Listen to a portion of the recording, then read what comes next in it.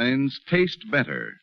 Better because only Roma selects from the world's greatest wine reserves for your pleasure. And now, Roma Wines, R-O-M-A. Roma Wines present Suspense. Tonight, Roma Wines bring you Mr. Hume Cronin in Make Mad the Guilty, a suspense play produced, edited, and directed for Roma Wines by William Spear. Suspense, radio's outstanding theater of thrills, is presented for your enjoyment by Roma Wines. That's R-O-M-A. Roma Wines, those better-tasting California wines enjoyed by more Americans than any other wine in the world. And tonight, Roma has great news for you. Big money-saving news that will let you serve Roma wine more often without increasing your budget for friendly entertaining for delightful everyday dining. Now, Roma Wines bring you Hume Cronin in a remarkable tale of Suspense.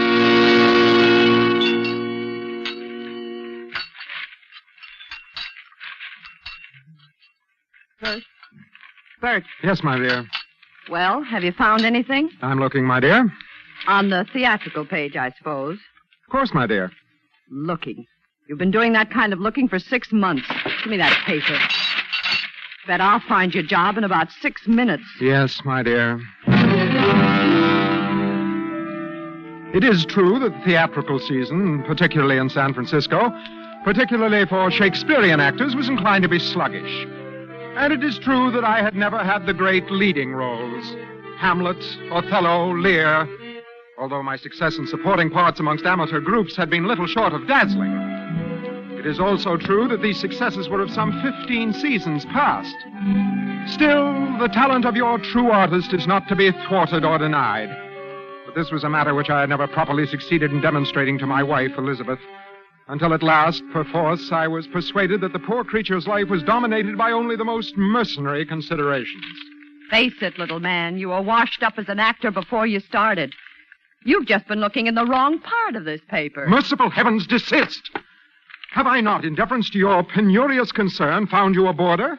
Young Longstreet? Him. A sublime specimen of lusty manhood. Don't try to change the subject. Yes, my dear. Oh, hey, here's something. Listen to this. Yes, my dear.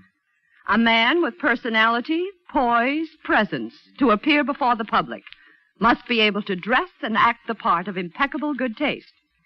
What do you think of that? Why, sounds most promising. All right, little man, the job is practically yours. What is the nature of the position? Floor walker at Burdock's department store. Floor walker? My dear, that's impossible. Listen, I'm through supporting you as of today, understand? Yes, my dear, but then... And you'll take the job and like it. Yes, my dear.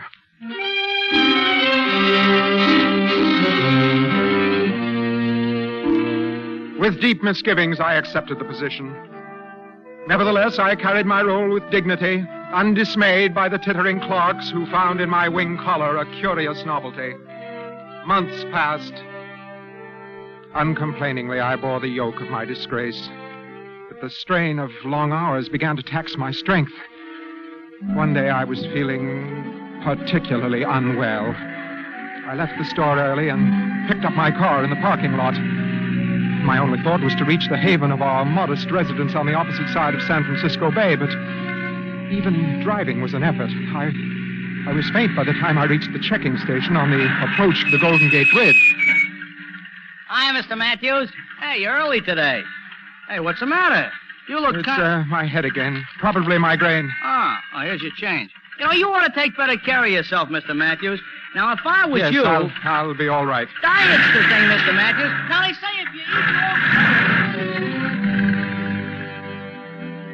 eat... As I drove slowly across the great high span of the bridge and on through the Marin County hills, I knew, by some sixth sense perhaps, that this would be the day.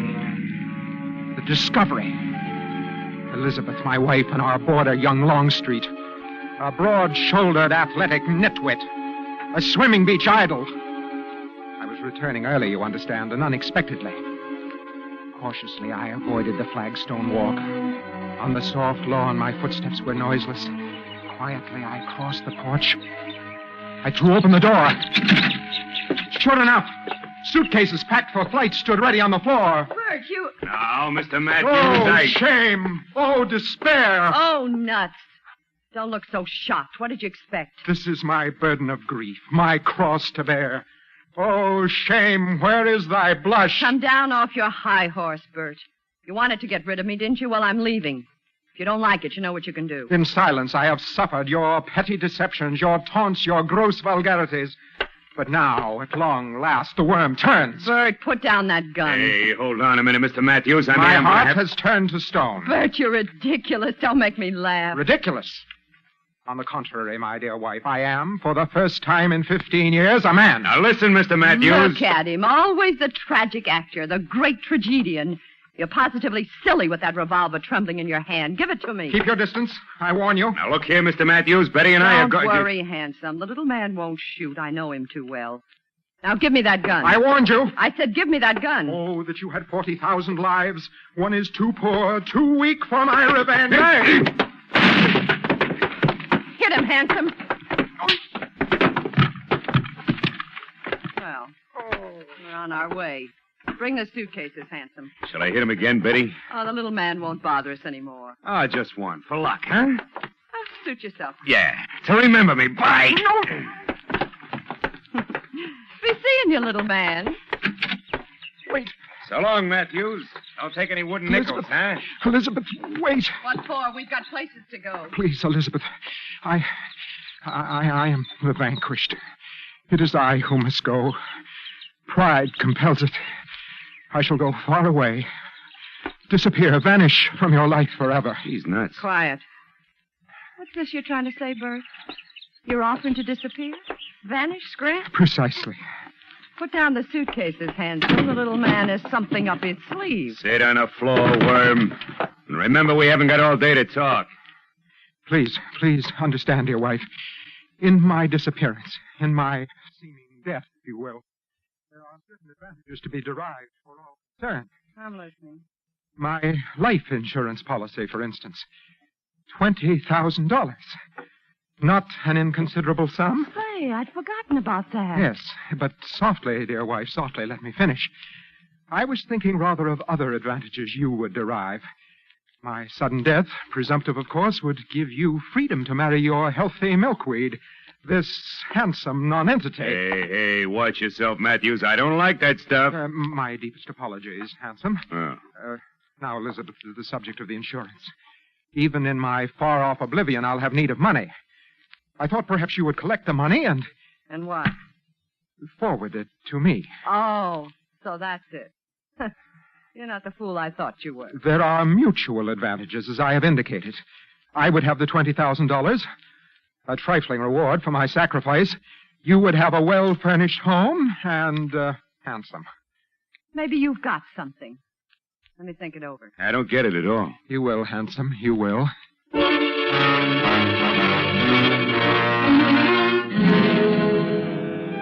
Elizabeth agreed, as I knew she would. She was, in fact, delighted.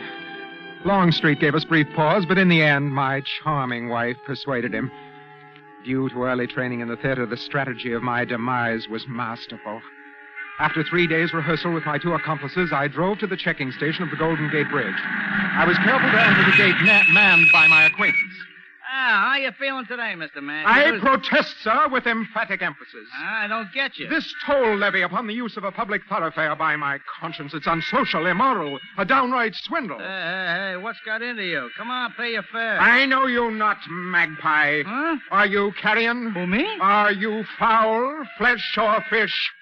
Here, vulture, your pound of flesh. Hey, look, Mr. Matthews. Hey, you better see a doctor.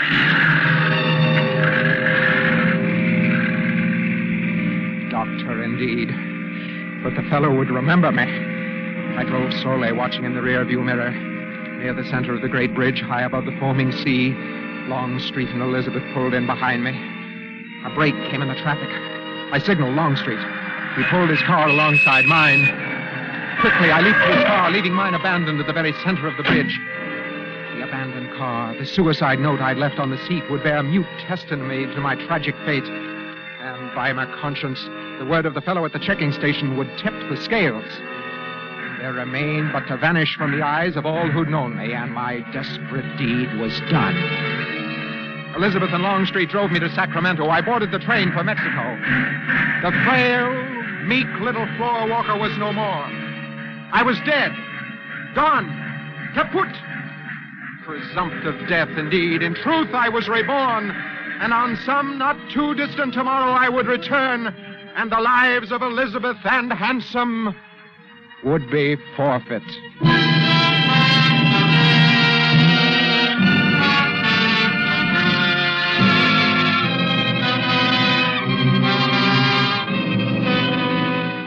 For suspense, Roma Wines are bringing you Hume Cronin in Make Mad the Guilty.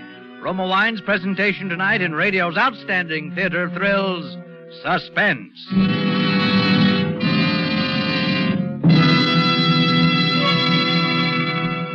Between the acts of suspense, this is Truman Bradley for Roma Wines. There's a big reason why more Americans enjoy Roma than any other wines. It's because Roma gives you an extra pleasure dividend in fuller bouquet, richer body, and better taste. And Roma gives you still another extra dividend. Now you can buy Roma wine at handsome savings. Now you can enjoy the delicious taste luxury of your favorite Roma wines and get extra change from a single dollar bill. Yes, you can now save up to 20% on finer tasting Roma wines. Take advantage of these big Roma savings. Buy Roma by the case. Enjoy delicious Roma wine more often with meals or when you entertain, and save money on every bottle. Ask for Roma, R-O-M-A, Roma wines, for extra good taste and extra cash savings. And now, Roma Wines bring back to our Hollywood soundstage Hume Cronin in Make Mad the Guilty, a tale well calculated to keep you in suspense.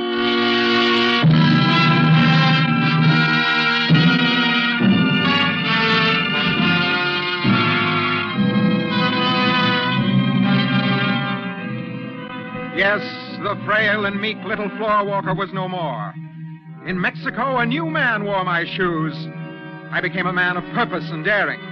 Through the art of makeup and disguise, I gave myself a villainous and frightful appearance, corresponding to my new character. I returned boldly to San Francisco with no fear of recognition. Thus was I privileged to read in the local papers of my own suicide and later of my wife's marriage to young Longstreet. Weeks passed. I learned Elizabeth had received the insurance money. I was well aware, of course, that she had no intention of giving me any part of it. The moment of final settlement had arrived. Late at night, as befits one returning from the grave, I rang the bell at the cottage I once called home. Oh! It is I, your lately deceased husband. Bert, you... Handsome! May the dead enter with the quick? Permit me to force my entry. Handsome! On my word, you're frightened. Oh, that ridiculous makeup you have on. Why do you have to go around like a scarecrow frightening people? Hey, what goes on here? Hurry, Bert's here. Ah, handsome. In nightshirt and armed with a kitchen knife. An heroic figure, to be sure. Matthews. Gosh, your face. The face of Lazarus, risen from the dead, transformed by the chemistry of death. Don't be funny, Bert. What do you want? The insurance money. $20,000. Are you surprised? Oh, you hadn't ought to come back, Matthews. A bargain is a bargain. Here's all the money I have in the house. Take it. Now, will you go? May I repeat, a bargain is a bargain. Don't stand there, stupid. What are you waiting for? Well, what do you want me to do, Benny? Shall I... The knife gleams in the hand of the shirt-tail killer. Hit him, Handsome. Now, Matthews, I mean, You've observed this automatic in my hand. Also observe as I remove the safety catch. I see your face grows pale. Now, wait a minute, Bert.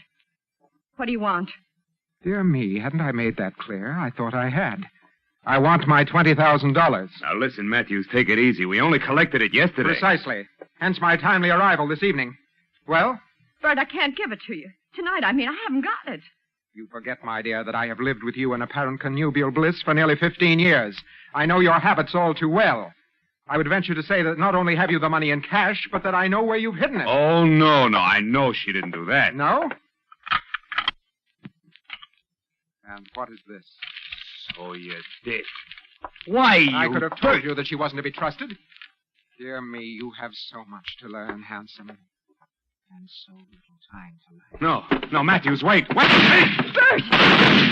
Bert, you killed him! Not I, dear wife. I, as you remember, have no existence. I am dead. But you... Bert! Good night. Parting is such sweet sorrow. Would I could stay to see you explain this whole thing to the police when it be morrow?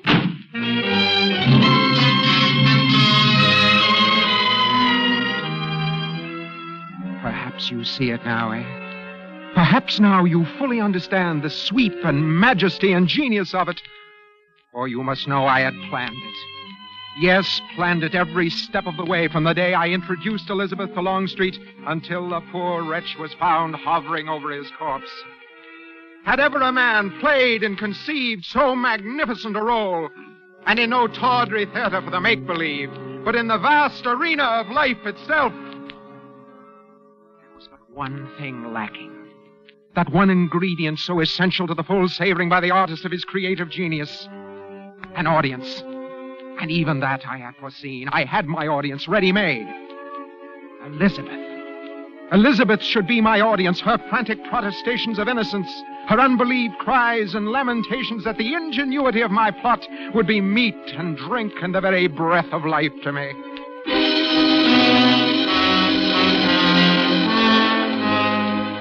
By a slight alteration of my appearance, I was able to attend her trial. Like a spectator at my own play, I could not have directed the performance better myself. Then this remarkable woman, with the murder weapon still figuratively reeking in her hand, has the temerity to tell this court and this jury that the crime was committed by a former husband who conveniently rose from the dead and then disappeared once more into limbo. No, ladies and gentlemen of the jury. She is guilty, and the state asks that you find her guilty, with full knowledge and consent to the penalty with which that guilt entails. The penalty of death. No, he's alive! He's alive!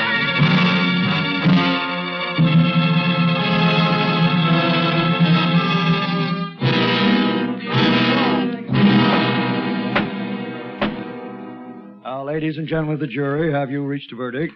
We have. I'll find you the defendant, Elizabeth Longstreet, guilty or not guilty. Guilty.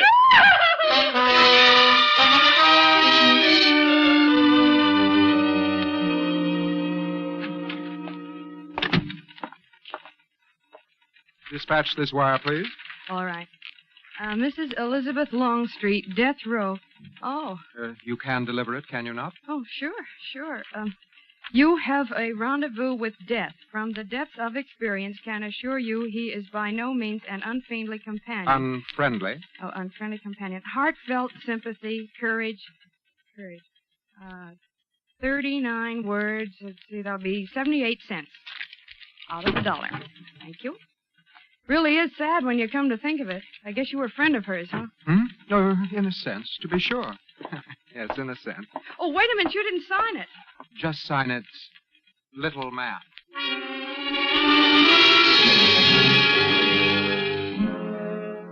The next day, I eagerly scanned the papers for the outburst that this sensational communication must certainly cause. But there was nothing. So I sent a letter, something a little more direct. I scanned the press anew. But still no sign. No single word to tell me how she had received it. What was it? A conspiracy of silence? I was like a player performing to a cold and empty house. Clearly, some stronger medicine was needed. Yes, sir? Ah, lilies. The symbol of purity and death. They are lovely, aren't they? Fresh cut this morning, Sweet too. poetry of flowers. A most delicate yet firm reminder of my unwavering concern. Do you wish to make a purchase, sir, or... decidedly. Give me all you have. I wish them sent by special messenger. The season is propitious. Yes, sir. Where to, sir? To Mrs. Elizabeth Longstreet, Tehachapi Prison, the death house. Mrs. Elizabeth? And would you mind writing a card? As you can see, my right hand has suffered a slight injury. Very well, sir. What do you wish me to write? Just say, from the little man who wasn't there. And sign it, Bert.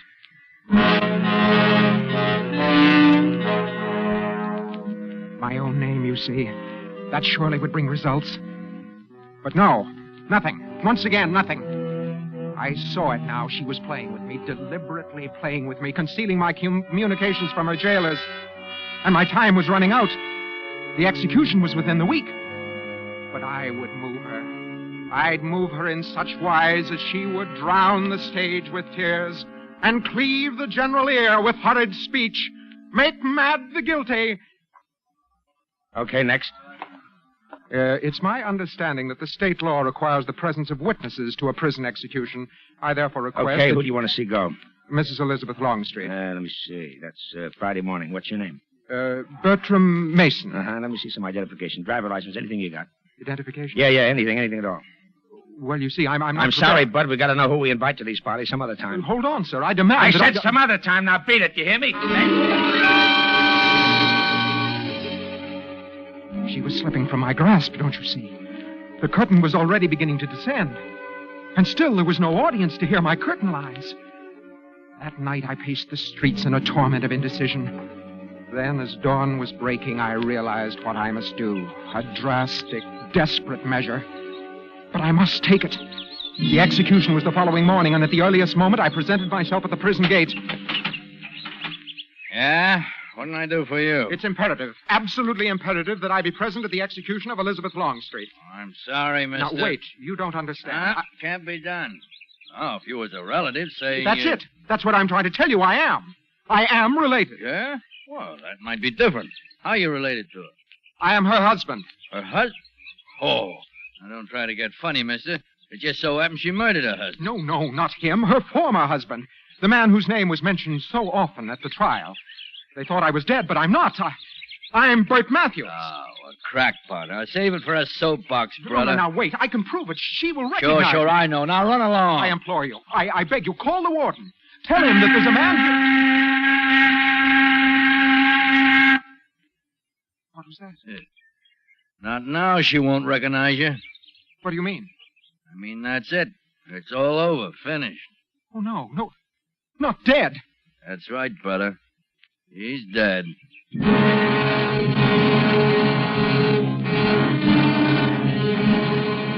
Suddenly my life was empty, and all my plans of triumph were as ashes in my mouth. Hers had been the triumph, not mine.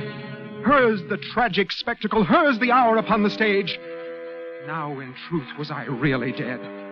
For who now would applaud my artistry? Who would believe my tale or even recognize my face? Only tragedy and death gain recognition. Yes. And therein was my answer. Therein at last would I breach the portals of undying fame, leaving behind me a manuscript setting forth the facts in full detail. I would actually die. The first man in history to die and come to life and die again since Lazarus.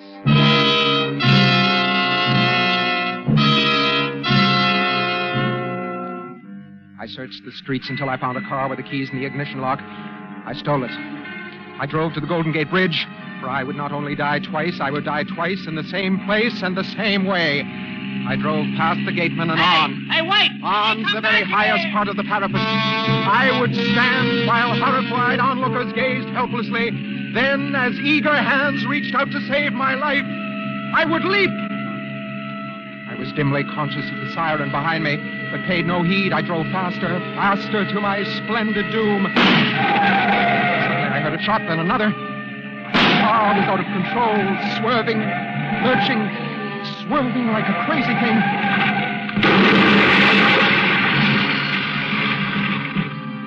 I think for a moment I lost consciousness.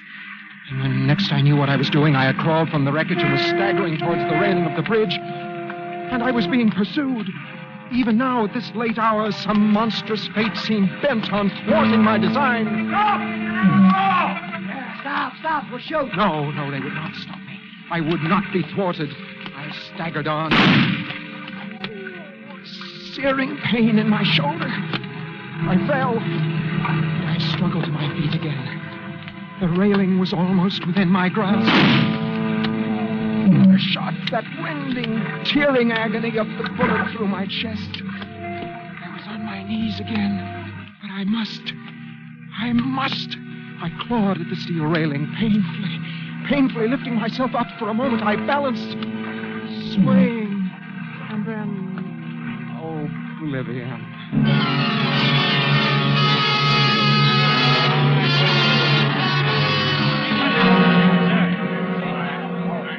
I heard their voices coming to me from a long way off, like voices of the dead. Stand back. Why, this guy's Playboy Evans. The same license number. Oh, I wonder why he ran. Yeah, it's tough, and he looks like such a harmless little guy.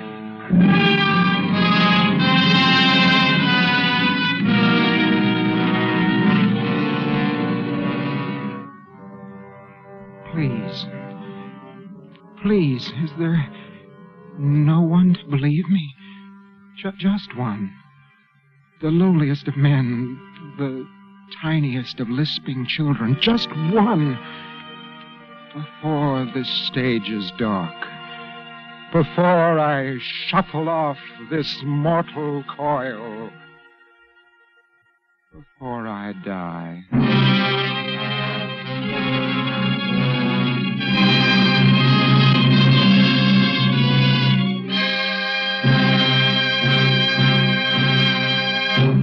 Suspense. Presented by Roma Wines, R-O-M-A, Roma, America's favorite wines.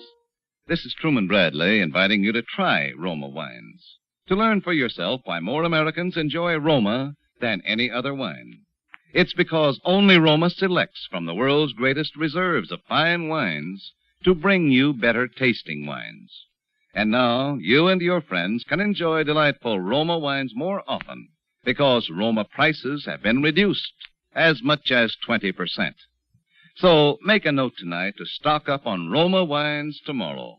Take advantage of Roma's new low prices to enjoy more of Roma's premium quality. Ask for Roma, R-O-M-A, the greatest name in wine and your best buy in good taste. This is Hume Cronin. It's been a great pleasure appearing for you on Suspense. I hope you enjoyed it as much as I did. And I know you'd like to hear about next week's Suspense show when Roma Wines will bring you June Havoc in the story of a girl whose fatal resemblance to a famous movie star leads to murder. I'll see you soon, I hope. Thank you. Good night.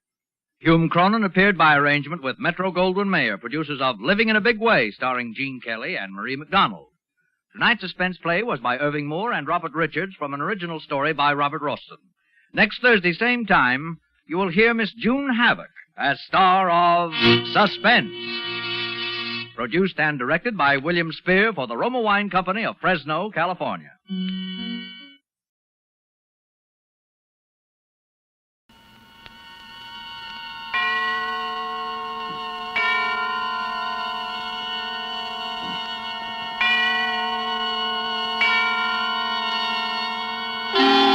Suspense.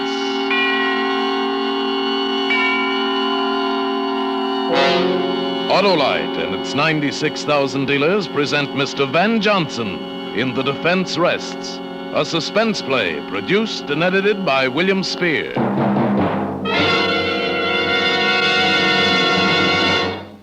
Hey, Harlow, much as I hate to mention this on radio, I was watching television the other night. Shh, Hap, we're on the air. Yeah, well, people gotta know this. I found out that cars, trucks, and buses equipped with ordinary spark plugs kick up a frightful fuss with TV pictures. Well, that's not true of Autolite resistor spark plugs. Wonder of wonders, these wide-gap whizzes cut down television cut-ups. They sure let your engine idle smoother, too, don't they? Yes, Autolite resistor spark plugs let your engine idle smoother, give better performance on leaner gas mixtures, actually save you gas, and they have 200% longer electrode life.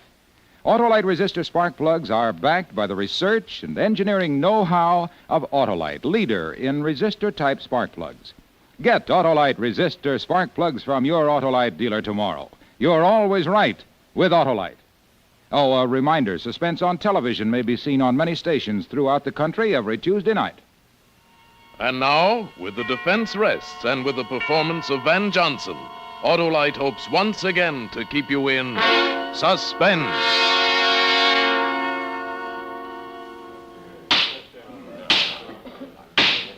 A People versus Robert Tasker. The defendant charged under the indictment with murder in the first degree. Is counsel for the defense prepared to proceed? I am, Your Honor. Very well, Mr. Krieger. Your Honor, if the court please, I think it's fitting that for a moment I should speak openly to Your Honor and to the jury on a matter which has a substantial bearing on this case. I refer to the rather unique relationship existing between myself and the defendant, Robert Tasker. It is true that in my interest in him and in his fate is far greater than the normal interest of a lawyer in his client. This interest might reasonably be described as fatherly. And yet I ask Your Honor and the gentlemen of the jury to think of me in all fairness and without bias, simply as a lawyer defending his client.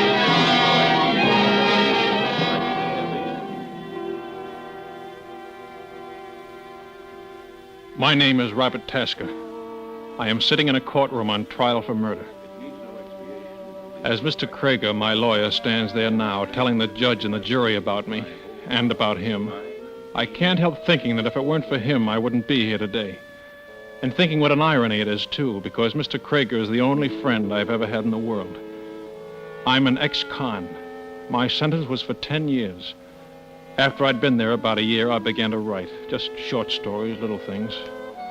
I had lots of time. Finally, I sent one to a magazine, and they published it. Mr. Krieger happened to read it. He wrote to me. Then he came to see me. He remembered my case. He said he'd try to help me. Then one day, I was called to the warden's office. Hello, Robert. Hello, Mr. Krieger. Robert, I've got some good news for you. I've got your parole. You're free. Well, you happy? Sure, it's just that I still don't quite believe it. It's official, Tasker. Here are your papers. Papers? Oh, that'll make everything easy, won't it, Warden? Passport to a brilliant future. Ex-con. Robert, I know it's going to be a little hard to adjust at first, but there's a job in my office. Thanks, Mr. Krieger, but I don't want charity, even from you. Oh, it isn't charity, Robert. I need a clerk in my office, or I wouldn't have offered you the job. You don't have to stay if you don't want to, but you'll be doing me a great favor if you try it. Well, I guess I owe you at least one favor. Well, Tasker, goodbye and good luck. Just remember that what's happened up here is water over the dam.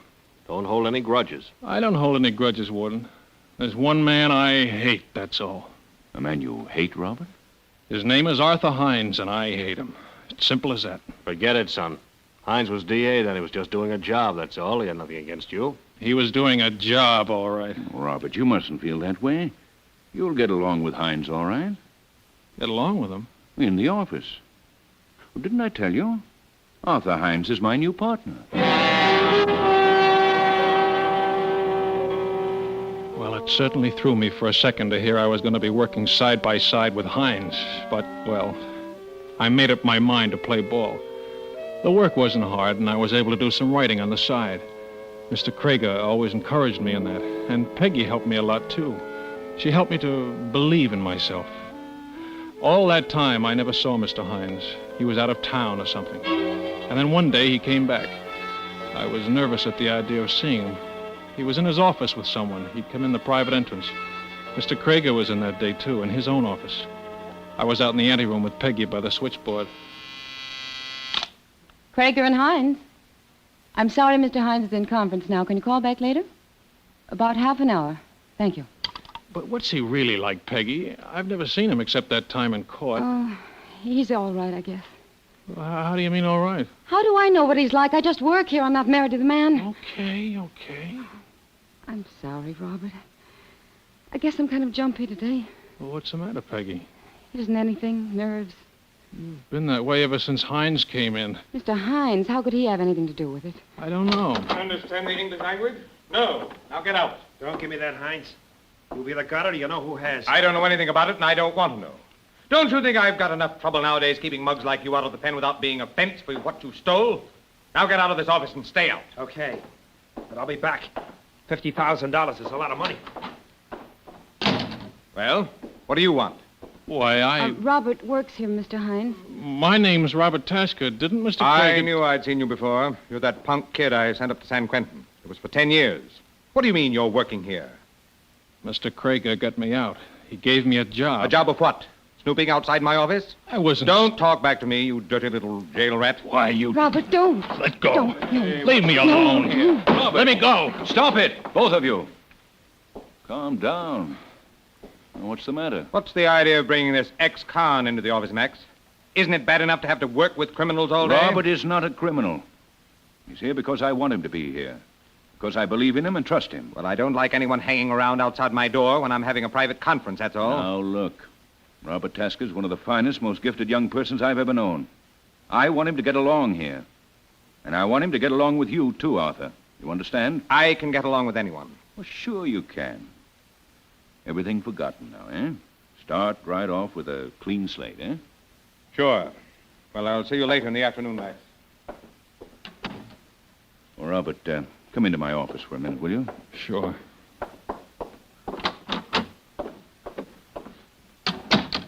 My boy, I'm terribly sorry. I don't know how to begin to apologize. Why should you apologize? I just don't like him. He doesn't like me. No, Robert, you're wrong there.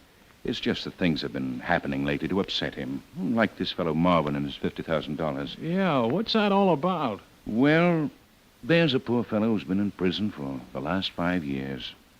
He claims he had quite a lot of money when he went in. He thinks Hines hijacked it on him, huh? Well, he says he left it with a pal of his, and later the pal was killed in a gunfight. Gallucci, you remember the case? Yeah, I remember something about it. Well, anyway, just before he died, Gallucci told somebody he'd left the money with Hines. That's how the story goes, anyway. But you know how these things travel on the grapevine. It's all nonsense, of course. That guy meant business just the same. Well, that probably explains the whole thing. Hines was a little scared. But don't let it worry you, Robert. You will stay, won't you? Well... Believe me, it's for the best. Well, okay. That's the spirit. And any other little troubles, you just bring them to me, will you? Thanks. Well, I guess I'd better relieve Peggy on the board. Keep your chin up, son. Sure. I'm sorry I kept you waiting, Peggy. That's all right. Well, what's the matter? Shh, please don't say anything. Peggy, what is it? Robert, I'm scared. Scared of what? Hines? Don't be silly. No, it's not him. Well, what is it? Rob, I shouldn't, but I've got to tell someone. Sure you have, but take it easy now. What is it? I've never told anyone before. Neither Mr. Hines nor Mr. Krager know. I'd die if they did. You wouldn't tell anyone, would you? Of course I won't. Come on, spill it. You saw that man who was in here, who was arguing with Mr. Hines about the $50,000. Yeah. Well, it's true. There is $50,000 somewhere. Yeah? Well, how do you know all this? I know. I'm scared. Robert, he's a killer. That guy? Well, I wouldn't be surprised, but how do you know? Because he's my brother.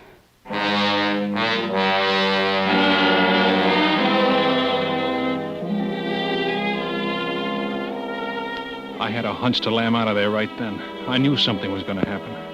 But I hated to run out on Peggy when she was in a jam and might need help. And I didn't want to let Mr. Krager down either. I promised I'd stay until I could get sort of a start on my own. And he was the only man in all my life that ever treated me like a person instead of a thing. So I stayed. I didn't have any more trouble with Hines. We didn't speak to each other much. There wasn't any need to. And he was out of town most of the time anyway. He was out of town until that day. The day that he died.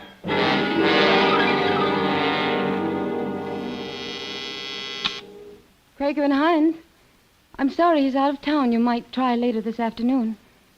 Yes, I'll tell Mr. Hines. Say, Peggy. Uh-huh. Do you know when Mr. Krager will be in? Well, he didn't say. He's still open. Harry. Where is he? Who? You know who? Hines. Oh, Harry, I told you not to come. I begged you not to. Sure. Always a little pal. Always a little... Hey, wait a minute. What does this guy know? I told him that you were my brother. But nobody else? Yeah, sure. Okay, what do I care?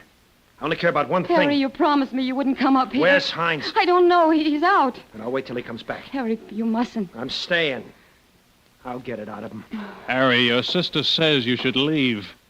You keep out of this, punk. I don't like that word, pal. Robert, listen, will you watch the board for a few minutes? Sure. It's lunchtime anyway. Harry, I've got some things I want to talk over with you privately. What things? About Hines and You know. Come on, we'll go downstairs to the grill in the lobby. You wouldn't be trying to ease me out of here, would you? No, honest, I've got to talk to you, Harry. Come on. Okay. Now, you listen, pal. Yeah? If Mr. Hines comes in, you tell him I was here. And you tell him he better come across. Or else. Is that all? That's enough, isn't it? He'll know what I mean. Sure.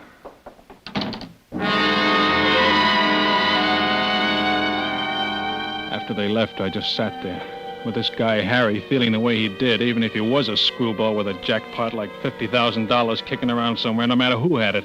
I knew it was a cinch there was going to be a blow-off. And I knew I was going to be right in the middle of it. I didn't know how then, but I knew I was. A guy with a record always is. And there wasn't a thing I could do about it. So I just sat there waiting for trouble to happen.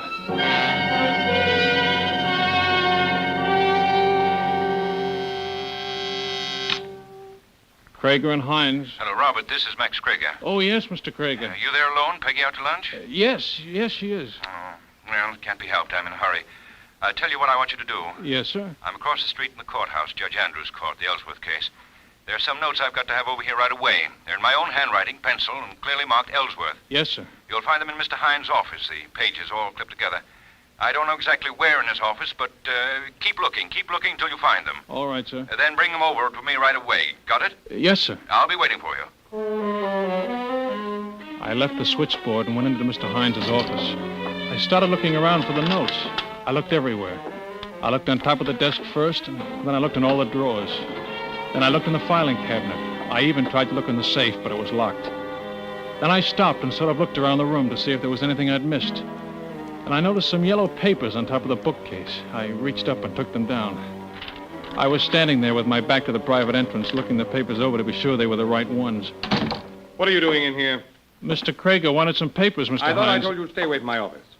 What are you snooping around here for? Mr. Krager told me to look in here for the... Yeah, there's something mighty funny going on around this office. There's nothing funny. Mr. Krager told me... I say there is. What's the switchboard girl doing sneaking around the lobby with Harry Marvin? They tried to avoid me, but I saw them. First, the switchboard girl turns out to have a crazy ex-convict for a boyfriend, and now... That's a lie. He's her brother. Her brother? Oh, so that's it. Oh, I shouldn't have said that, Mr. Hines. I don't know anything about it. Oh, you don't? Well, I do. I get it now. I knew there was something, and all of a sudden, I get it. Mr. Hines, there's nothing to get. So the girl and her brother go down to the lobby and set themselves an alibi because they know I'll suspect them and get you to do their dirty work for a nice fat cut. Please, Mr. Hines, don't talk that way. Well, you didn't find it, did you? And you won't. Now you get out of here, you little punk. I said don't talk that way. You dirty, thieving little butt. I told you not to talk that way.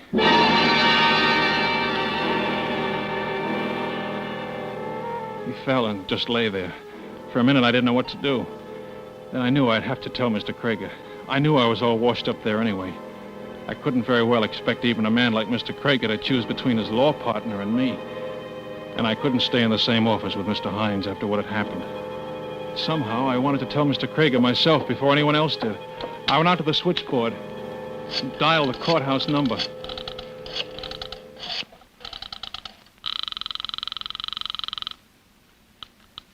Judge Andrews, Court Johnson speaking. I want to speak to Mr. Max Krager. This is his office calling. Well, I don't see him around here right now. The court's in recess. I know, but try to locate him, will you? It's important. Okay, hold the line. I sat there waiting for them to find Mr. Krager.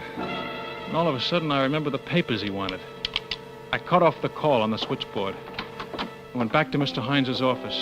He was just lying there, just as I'd left him. And yet there was something different. I went over and looked at him more closely.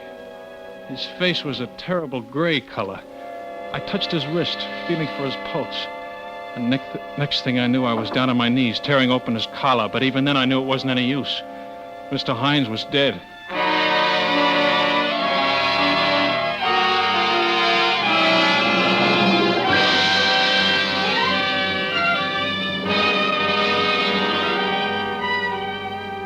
Autolite is bringing you Mr. Van Johnson in The Defense Rests.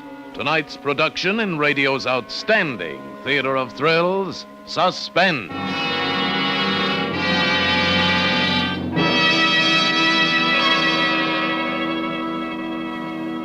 Hey, Hap, did I tell you about my hobby? Hobby? Yeah, I collect old-fashioned narrow-gap spark plugs that have been replaced with smooth-firing wide-gap Autolite resistor spark plugs. You got many of the old-fashioned plugs? Many. I've got millions. That's because millions of Autolite resistor spark plugs are in use today. And that means millions of masterful motorists are enjoying the bountiful benefits of these wide-gap wonders. Did you say benefits, Harlow? Yes, sir, Hap. The new wide-gap Autolite resistor spark plugs have 200% longer electrode life. And in addition, they give smoother idling and better performance on leaner gas mixtures, which means actual gas savings. Also, famous Autolite resistor spark plugs reduce spark plug interference with radio and television reception. Years of research and the engineering know-how of the leader in resistor-type spark plugs are behind the famous Autolite resistor spark plugs. Get a set today from your nearby Autolite dealer. Remember, you're always right with Autolite. And now, Autolite brings back to a Hollywood soundstage Van Johnson in The Defense Rests, a tale well calculated to keep you in suspense. I don't know how long I stood there in the room. It might have been hours. It might have been only a couple of minutes. I just stood there, my mind dazed, and yet at the same time racing through 1,000 half-formed plots and schemes of escape, of what I could say, of some way out. Then the switchboard began to buzz with an incoming call. It sort of brought me to my senses. More out of habit than anything else, I went out to answer it. Krager and Hines. Robert, you still there? Mr. Krager, Where are those notes? Haven't you found them yet? Yes, I found them all right. Well, bring them over here. I need them right away. Mr. Krager, Robert, what's the matter with you? I just killed Mr. Hines.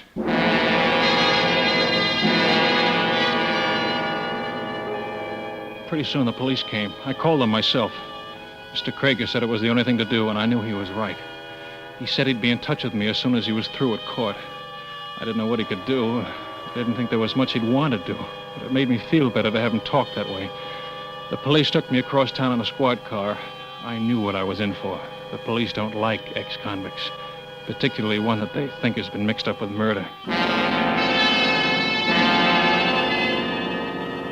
Yeah, you're just making it hard for yourself, Tasker. I've told you what happened. In a pig's eye you have. I don't have to talk if I don't want to. No? I'm waiting for Mr. Krager. I told you that. Krager? What do you think he's going to do for you? I don't know, but he told me he'd come down. Oh, sure, of course, he'll come down to give evidence against you. Ah, now, listen, Tasker.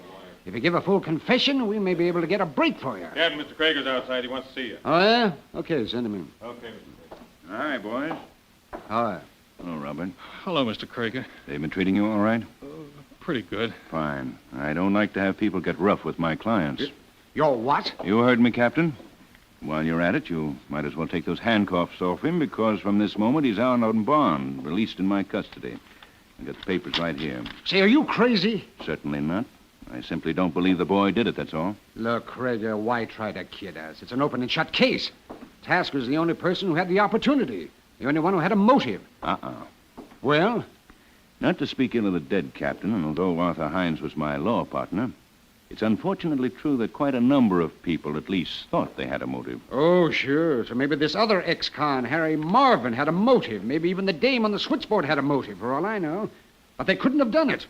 50 people saw them together downstairs in the lobby of the building at the time the murder was committed. Oh, you've talked to them, have you? Listen, this kid admits he had a quarrel with Hines. He always hated him anyway. He admits he hit him. So he picks the paperweight off the desk, smashes him over the head. Wait a minute. You didn't say anything about that, Robert. Oh, I didn't even know about it before. I didn't hit him with any paperweight. Oh, stop it, will you? The back of the man's head was bashed in with that paperweight, and this kid's fingerprints were all over it. Well, what's so funny? This is murder, mister. I'm sorry. But you'll find out if you ever try to bring this boy to trial for killing Arthur Hines with a paperweight. Listen, Krager, you're not going to make a chump out of me. This boy is going to be indicted for murder, he's going to be convicted of murder, and he's going to burn for murder.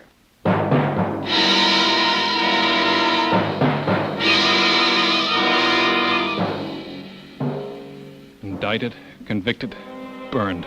3 promises. And the first one's already happened. The second one? Well, even I can see we don't stand much chance. And the third one, I just try not to think about. But there is Mr. Krager up before that jury, acting as though it was an absolute certainty that I'd be cleared. pleading for me as though I were the only guy in the world because, well, that's the kind of a guy he is.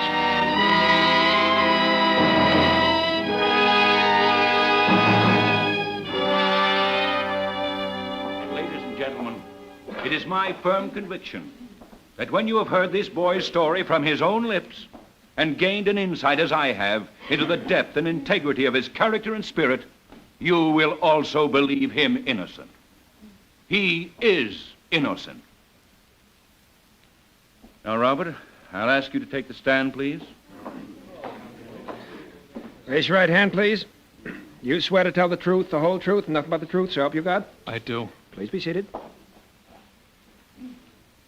Now, Robert, just for the record, will you tell the court your full name? Robert Loring Tasker. Your age? 24. Your mother and father are dead. You have no living relatives? No, no one. Now, before you begin your story, there are one or two extremely important points that I particularly wish to emphasize to the court. Now, tell me, Robert, how long was it between the time you quarreled with Mr. Hines and the time you went back into his office and found him dead? Not long. 6 or 7 minutes, perhaps. 6 or 7 minutes, eh? Long enough for someone to have entered Mr. Hines' office by the back entrance, struck him, and left again. Now, concerning this famous paperweight the prosecution has talked so much about, I have it here. Do you recognize it? Yes, it was always on Mr. Hines's desk. Now tell me, when you went in his office at my order to look for certain papers, you touched this paperweight, did you not? Yes, I touched just about everything on the desk. Exactly. In other words, your fingerprints would be found not only on this paperweight, but on practically everything else in the room. Yes, they would. In due course, Your Honor, we shall demonstrate that such is, in fact, precisely the case. Now, Robert, when Mr. Hines found you in his room, he was irate and highly suspicious, was he not? Yes, he was. In fact, he even suspected that there was some plot against him, involving Peggy, the switchboard girl, and a client of his named Harry Marvin. Yes, he did. You denied this, saying that, in fact, they were brother and sister. Yes. How is... Yes, that's right. You denied the charge of a plot, saying that Peggy and Harry Marvin were brother and sister. Then Mr. Hines went so far as to accuse you of stealing. Your Honor. Yes? Your Honor, there's something I've just thought about, some new evidence. I'd like a few minutes alone with my lawyer. Well, if counsel has no objection. Oh, Robert, what is it? It's just something that I think I ought to tell you in private. Oh, very well. If Your Honor, please, then... By all means. Perhaps you'd like to use my chambers. Thank you, Your Honor. Come along, Robert.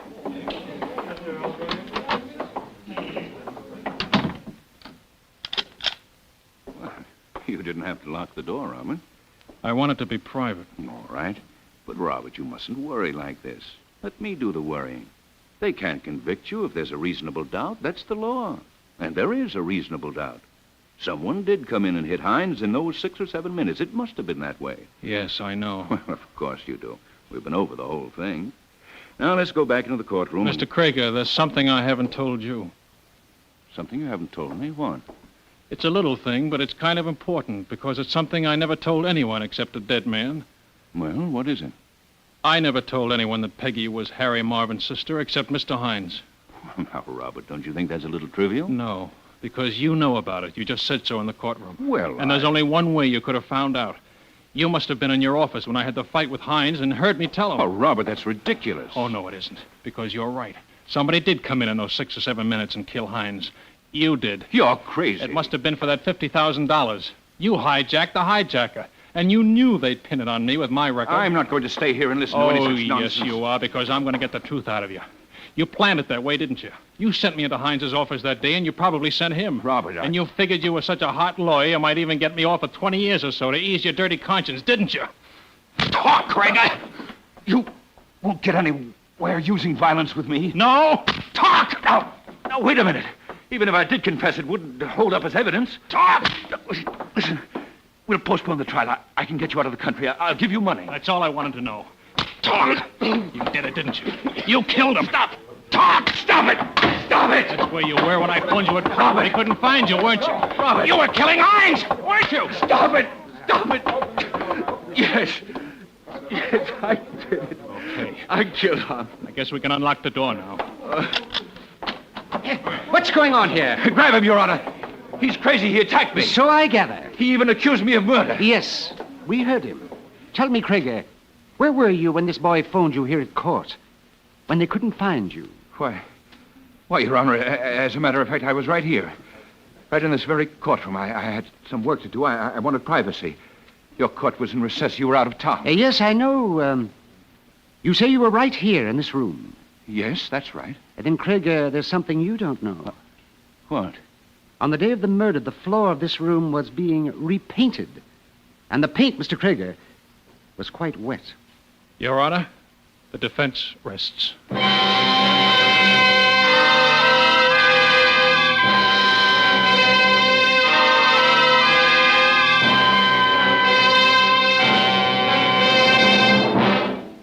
Suspense, presented by Autolite.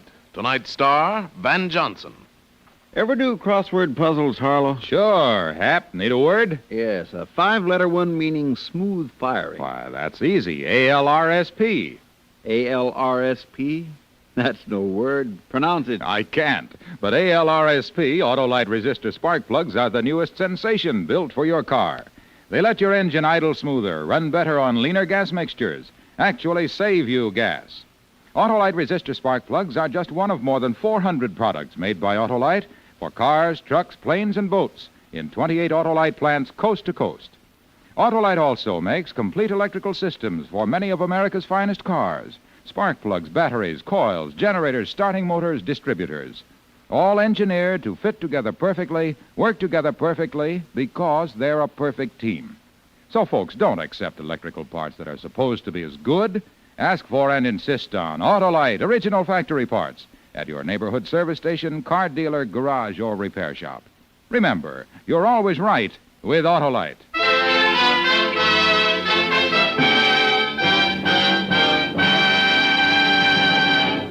Next Thursday, for Suspense, Edward Arnold will be our star.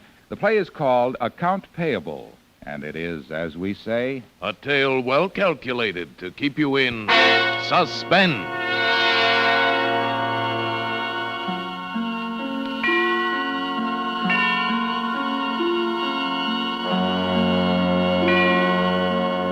Tonight's suspense play was produced and edited by William Spear and directed by Norman MacDonald. Music for Suspense is composed by Lucian Morawek and conducted by Lud Bluskin. The Defense Rests was written by Roland Brown, adapted for radio by Robert L. Richards. Van Johnson appeared by arrangement with Metro-Goldwyn-Mayer, producers of The Red Danube, starring Walter Pidgeon, Ethel Barrymore, and Peter Lawford. Don't forget, next Thursday, same time, Autolite will present Suspense, starring Edward Arnold.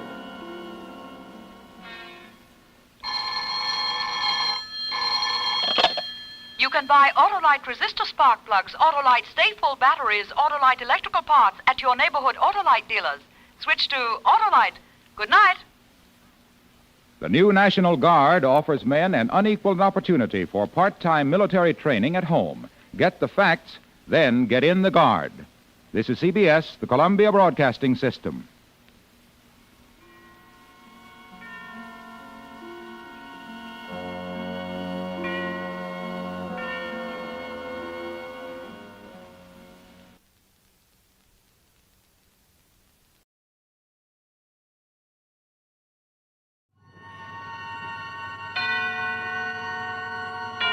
Suspense. And the producer of radio's outstanding theater of thrills, the master of mystery and adventure, William N. Robson.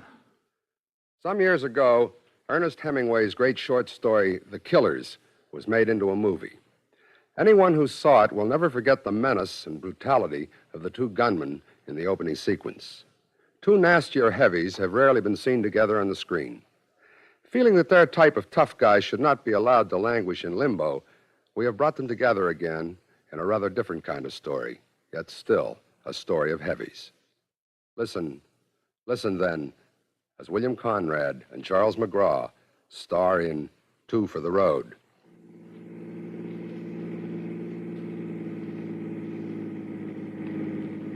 Where are we now, Joe? You been asleep? Yeah. Where are we now? I don't know for sure. Someplace in Arkansas, I think. Sure is a big country, ain't it? Yeah. Hey, you want me to drive? No, I'm all right. You get some more sleep, huh? I got enough. Sure you're all right? Maybe a little groggy. We'll stop in the next place for coffee, and you can take it from there. Okay. Hey, what time is it? Must be past midnight. You know, I keep wondering. Yeah, wondering what? If we're doing the right thing, cutting out like this. What else could we do? New York is dead. First Chicago, then New York. You think the coast will be any better? It's gotta be. There's plenty of action on the coast. I hope you're right. But all we got lined up is that job for Rocky. What about after? Well, we do the job good for Rocky, he'd take care of us. When we get there, you think? Well, we come nearly halfway in 24 hours. If we go right through, we ought to make it by tomorrow afternoon. Yeah, it don't seem possible. It's such a big country. If Rocky wasn't in such a hurry with that job, we could see some of it. Nothing between New York and the coast but scenery. Oh, there's Vegas. Yeah, but that's practically the coast. Yeah. You've seen one superhighway, you've seen them all. Yeah, cities, too. I was in Boston once for a tryout. Nothing. Truckhaven. Huh? Joint up ahead there. Let's stop for coffee, huh? Yeah, okay. You know what they say, if the truck drivers stop at a joint, the food's gotta be good. Well, I don't see any trucks, and all I want's coffee. I can't go wrong on coffee. This place might as well close up for the night. No cars parked outside, and no customers inside. Yeah, there's one. Look at that doll at the counter. Yeah, not bad. I wonder what she's doing out here all alone in the middle of the night. Waiting for a bus, maybe. Evening. Aye. 2 coffees, make mine black. Yeah, same here. 2 coffees. Hey, Mac, what's the matter with your TV? What? It's about the lousiest picture I ever saw. Best we can do. We ain't close enough to Little Rock, and we're too far from Memphis. Must drive you nuts all fuzzy like that. You get used to it. 45111, and one of our friendly operators will take your order. If you're outside the dining area, Hi. just call. Hello. Say, ain't I seen you fellas before? I don't know how. We ain't never been here before. Well, neither have I. I'm from Memphis. We went through Memphis this evening. Funny. I'm sure I seen you someplace. No, in New York, maybe. I never been east of Chattanooga. We never been west of Weehawken. Well, excuse me for butting in. Not at all. I got it all. Hey, Joe. She's not bad, not bad. Yeah, that seems better. Yeah, not all the time. What do you mean? Balut said if magic didn't get to him, I had to use a direct method. Tough. We was running a nice, clean operation. Yeah, I knew I'd seen you Don't before. remember how to make cement Where? Right there on the TV, ain't that you? What? I can't tell through all that snow. Hey, Charlie, look. How about that? It's an old Kenny of the plain clothes. Yeah. Well, that is you, ain't it? Sure looks like you. Yeah, it's us. Yeah, but do you mind reaching up and turning it off? It stinks even when you can see the picture. Gee, you're actors. Yeah. I always watch your program. Glad to know we got an audience in Arkansas. What you fellas doing way out here? Driving to the coast. Hollywood? Yeah, that's right. Hey, you want a lift? Sure. What? Why not? Well, we're driving right through. It wouldn't be very comfortable for Oh, I don't mind. I won't take up hardly any room at all. And I don't have any luggage, just this purse. Well, I don't know. I got a little money. I'll pay for my share of the gas. Well, it ain't that. It's just... Come on, Joe. Let's give the kid a lift, huh? Look, Charlie, haven't you heard about picking up strangers on the highway? You don't mean you're afraid of me. Well, no, but you gotta admit it's a little kook finding a girl out in the middle of nowhere without any baggage wanting to go to the coast. All right, it's like this. I'm running away from home. Why don't you run back? We don't want your husband gunning for us. Oh, no. I'm running away from my old man and my old lady. Tonight we had a big beef and I walked out. Got a ride out of Memphis as far as here. What's so funny? You worry about giving me a ride. I'm the one that's got the worries. This fellow that gave me a lift out of Memphis wanted me to pay for the ride. The price was too high. That's why I'm out here in the middle of nowhere. Oh. What a dirty, no good... But you guys don't look like that type. Well, we're not. So I trust you and I'll accept your invitation. Well, okay. You finished your coffee, Lothario? Oh, yeah, sure. All right, let's hit the road then.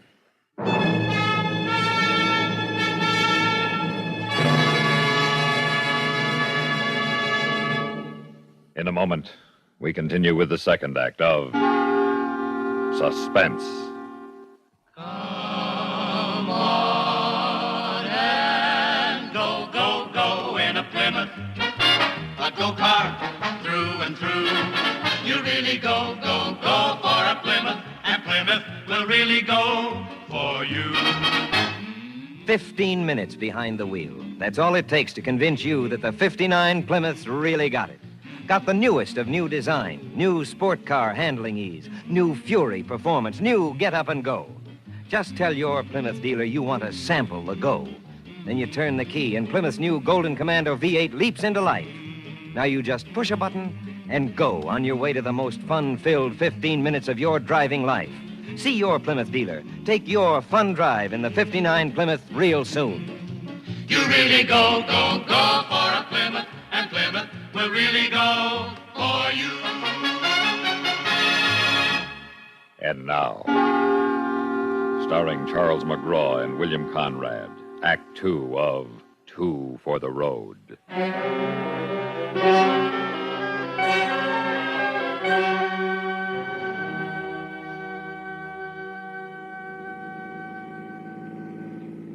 I can't get over it. What? Me on my way to Hollywood with two famous actors. Oh, we're not so famous. Not famous? Why, I bet the Plainclothesman is the most popular TV show in Memphis. Everybody knows Joe Harris and Charlie Bloom. You're Charlie, aren't you? That's right. And you're Joe. Yeah. How come you're going to Hollywood? They killed us. We're dead. Dad? Yeah, what Joe means is we got too big for the Plainclothesman, see?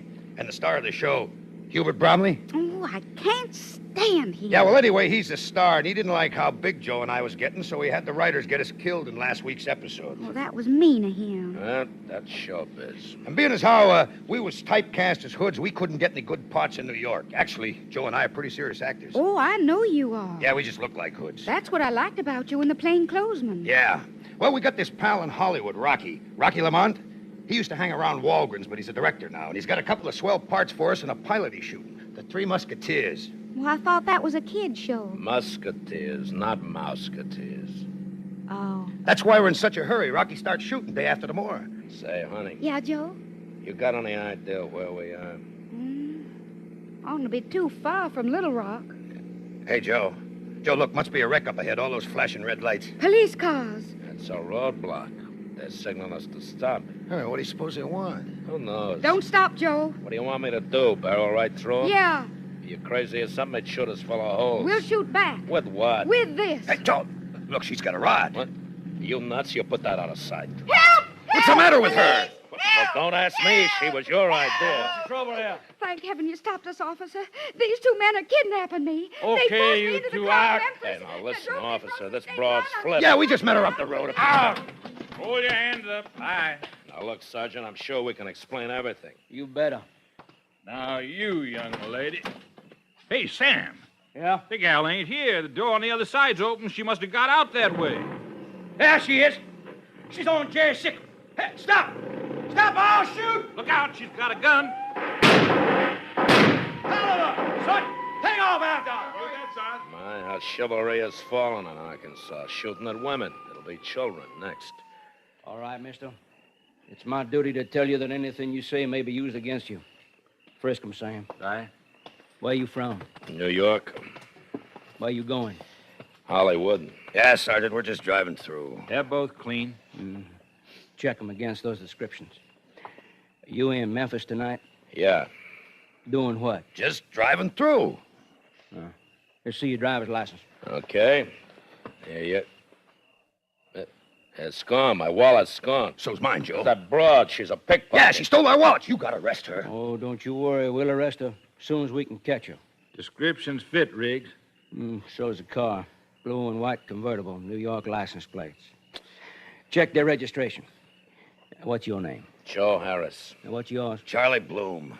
Whose car is it? Mine. The car's registered to Yusuf Horowitz. Now, come again. What's your name? Joe Harris. And that's your car. That's right. And how come it's registered to Yusuf Horowitz? You see, Joe Harris is short for Yusuf Horowitz. Why'd you steal the car? Look, I didn't steal the car. It's mine. All of it, it's paid up. That's my name, Yusuf Horowitz. Joe Harris is my stage name. That's right, officer.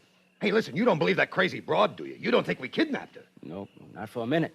I think she was in this here thing with you from the beginning. I think she drove the getaway car. Get away from what? The holdup of the Cotton State National Bank in Memphis this afternoon. What? Snap the cuffs on him, Sam. Yeah. Now, look here. You're making a terrible mistake. You haven't got any charges. Oh, yes, we have. Armed robbery and murder. That bank teller you shot died an hour ago.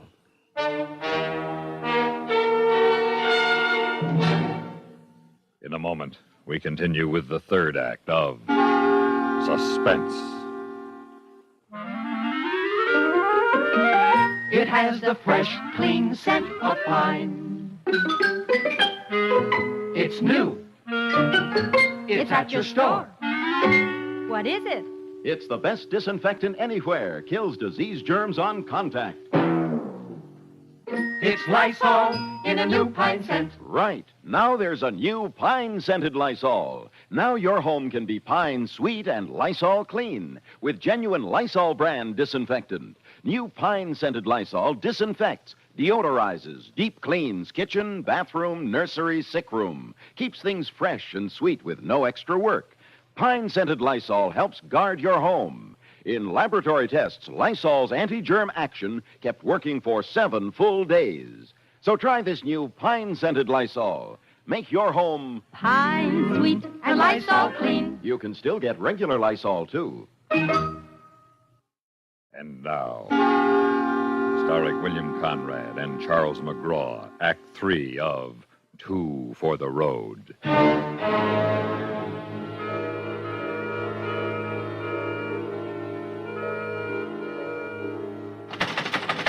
Hey, donkey!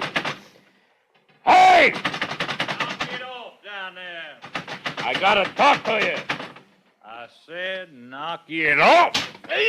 You got no right to rap him across the knuckles. I got any right I want to take. Now, listen. Where's the sheriff? I told you I want to talk to the sheriff. I know you did. What did you tell him? Maybe I did, maybe I didn't. Now, you can't keep us in jail like this. You're in, ain't you? Where's the sheriff?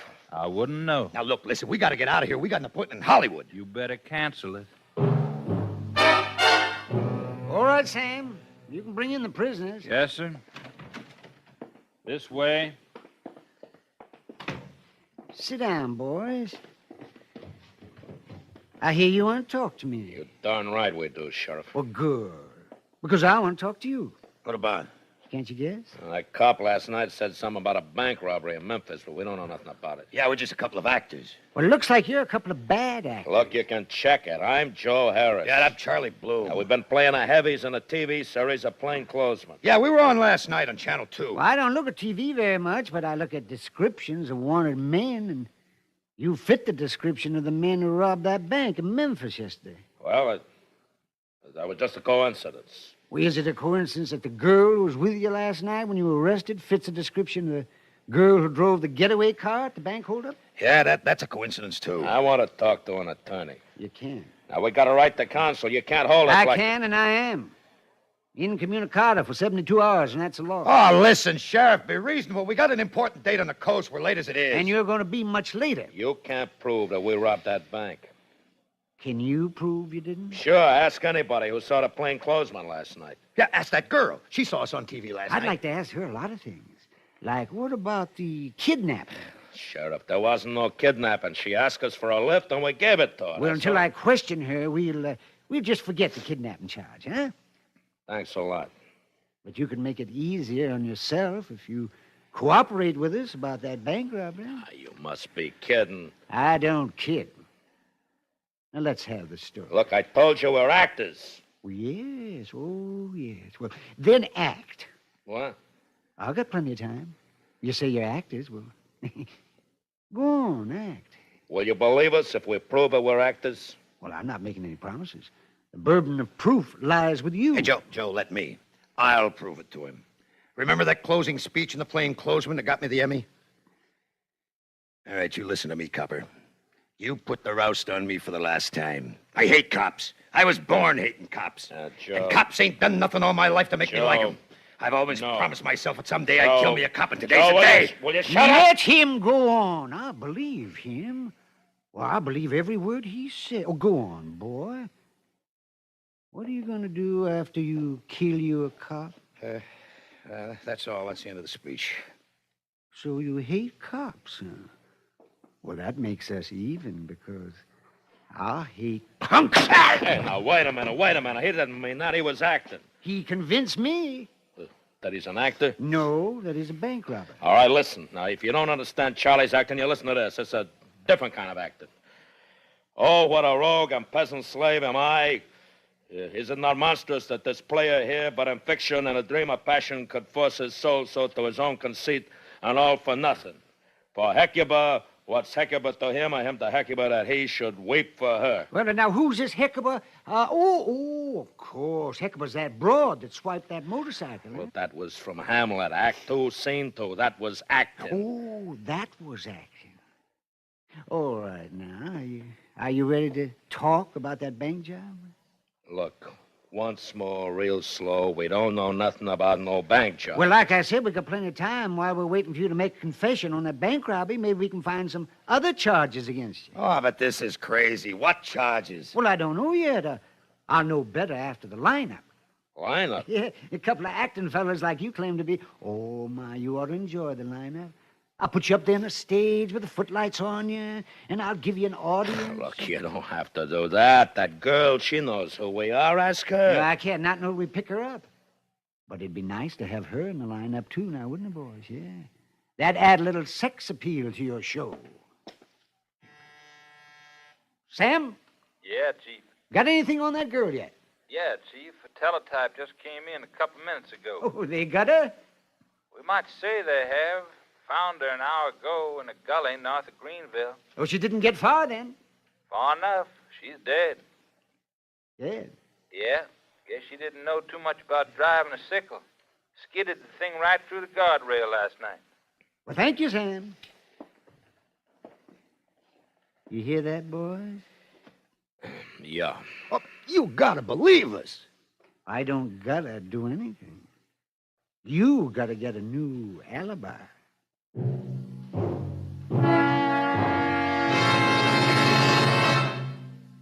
In a moment, we continue with the fourth act of Suspense. What bothers you most about a cold? For me, it's the choked up, congested feeling. In fact, science now says to clear away most cold miseries, clear away congestion. Sinus congestion that causes headaches, nasal congestion that shuts off breathing, throat phlegm with its choking discomfort, bronchial irritation that starts coughing. Yes, to clear away those cold miseries, clear away that congestion. And now, there's a specialized new medicine to do that. Fast, four-way liquid cough and cold medication. Taken as directed, with the first dose, feel sinus pressure and headache clear. Feel runny nose dry and open up. Breathe freely. Sore throat is soothed. Cough eased. Yes, four-way liquid clears away cold congestion and clears away worst cold miseries. Working through the bloodstream, it reaches all those congested areas. Because it's liquid, relief comes fast.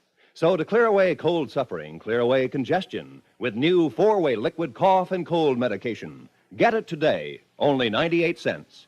And now, starring Charles McGraw and William Conrad, Act 4 of Two for the Road.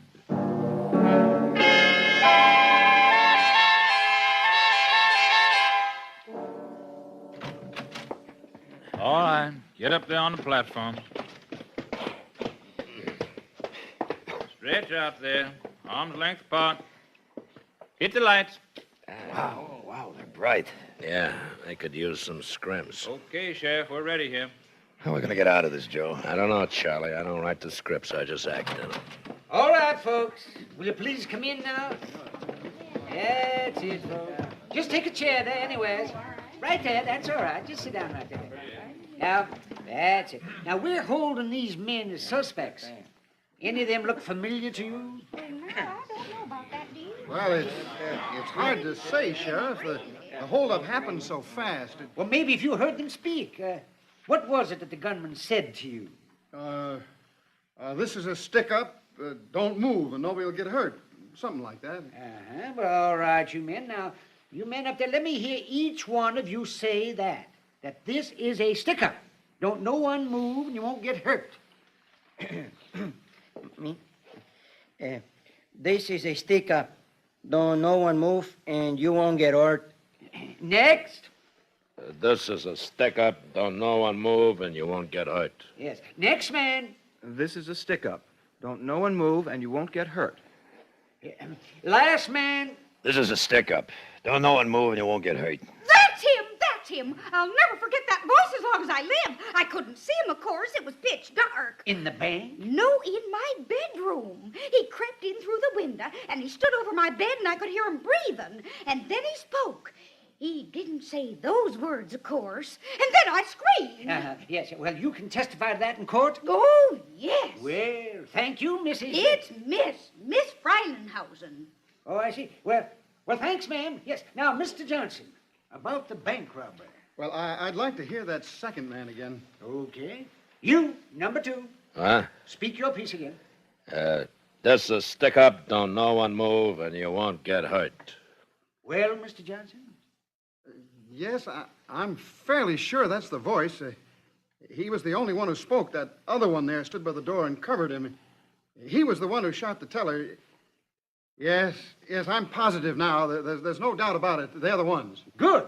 I want to thank you folks for doing your duty as citizens, taxpayers, and voters.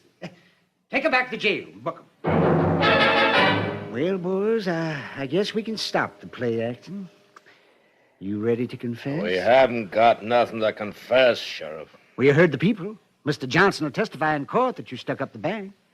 And we got you on a breaking, entering, and attempting. I wouldn't go near an old bag like that if I was alone with her in a desert. Of course, they seen us before, and they heard us before, every week on a TV set. I'm satisfied with their identification, and the court will be too.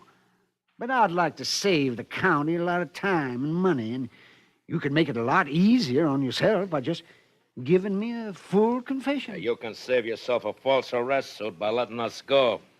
On your own say-so? No, you got our fingerprints. Why don't you send them to Washington? We don't need the help of the FBI in this county. We solve our own crime. Excuse me, Sheriff. Yes, Sam? They just brought in body of that girl. Here's her purse. Guess there's no doubt she was the one who drove the getaway car. She was carrying $2,500 of the bank's money in this purse. See? Sure. That's 1/3 of the stolen money. What'd you do with your cut, boy? Oh, knock it off. Hey, wait a minute. Look, Joe. What? Our wallets. Look, she had our wallets in her purse. What? Your hands off Yeah. that stuff. Well, look at them, Sheriff. You'll find our driver's licenses and all sorts of ID cards there. Sure. This is Joe Harris. Well, that won't prove a thing. You've been identified by the victims. Oh, but Sheriff.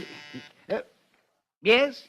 Your wife's outside, Sheriff. Well, tell her oh, no, that wouldn't do any good. I'm afraid not, sir. She's on her way in. Elmo, why didn't you tell me you were entertaining celebrities? Huh? Clarabelle Froilinghausen called me. Oh, poor thing. She's all confused when she was down here. She was sure she'd seen him somewhere before. And after she got home, she realized where? On TV.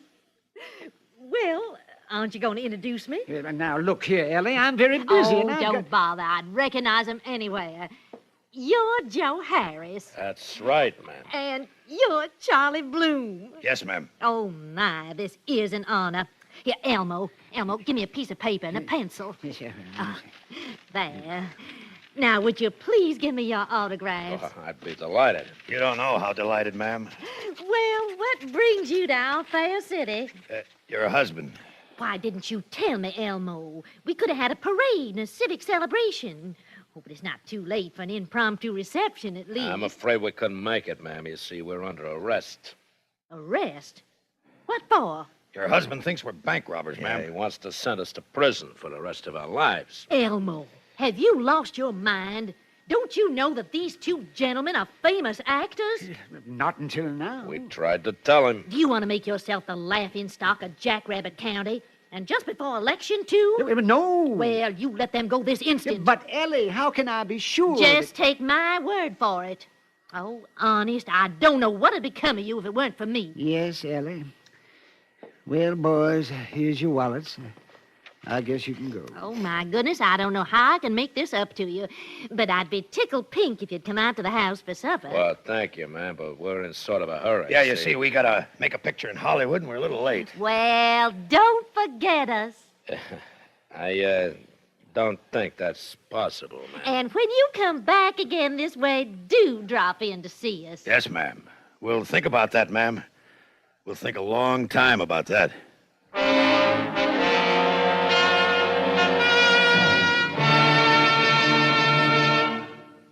Suspense, in which William Conrad and Charles McGraw starred in Two for the Road, written, produced, and directed by William N. Robeson.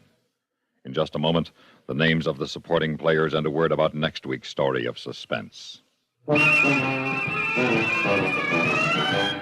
all leading filters, cigarettes, Kent Filter's best. Kent Filter's best. It makes good sense when you smoke Kent.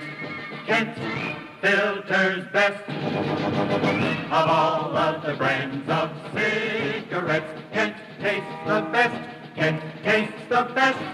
A richer taste than all the rest. Kent Filter's best.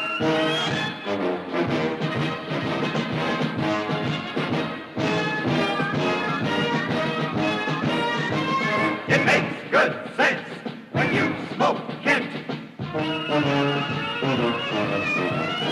Of all leading filter cigarettes, Kent Filter's best.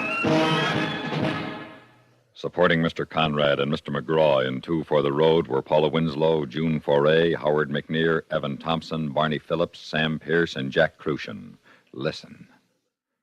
Listen again next week when we return with another tale well calculated to keep you in suspense. Every Sunday night, Mitch Miller stars on the CBS Radio Network.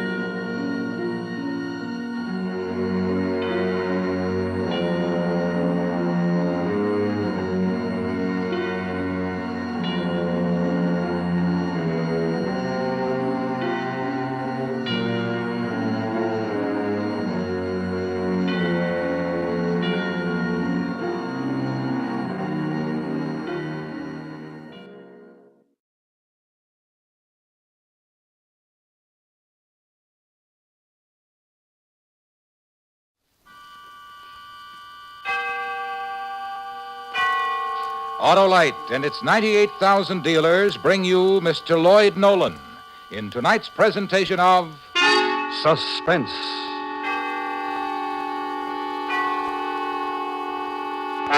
Tonight, Autolite presents a story based on fact. The documented report of a man who lost a jar which contained the destruction of a city.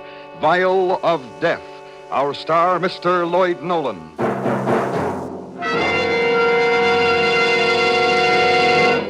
Hello, Harlow. Say, you know, today's my birthday. It is? Well, congratulations, Sheriff. Yep, and I've covered a good many miles in my day. And congratulations to every driver who uses those world-famous, sure-firing, fit and fabulous Autolite spark plugs. The spark plugs that are ignition engineered for the finest performance money can buy. Harlow, my car's slow in the pickup. Not performing up to par? Well, why not take that car into your Autolite spark plug dealer for a spring checkup?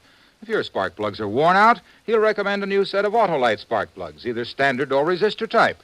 Then you'll be set for smooth driving days ahead. Well, how can I find his address? Just call Western Union by number and ask for Operator 25. She'll quickly tell you the location of your nearest Autolite spark plug dealer, the man with ignition-engineered Autolite spark plugs. And remember, from bumper to tail light, you're always right with Autolite.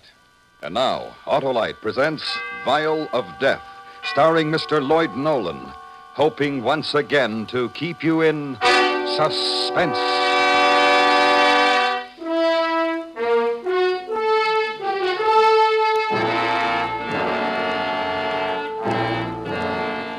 When it happened, you knew nothing about it. The events of that long, frightening night began about the time you were catching a bus or a streetcar toward home. Probably you had dinner that night, played with the children, then went to bed.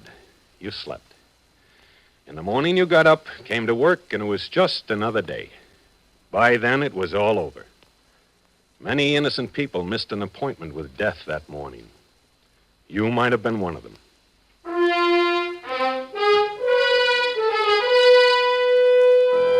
It was 5 o'clock on that particular night as I climbed the stairs of the downtown Central Station. I'm Lieutenant Joe Holloway, acting chief of detectives during the night watch.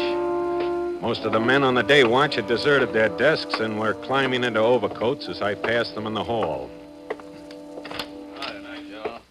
Evening, Lieutenant. Sam?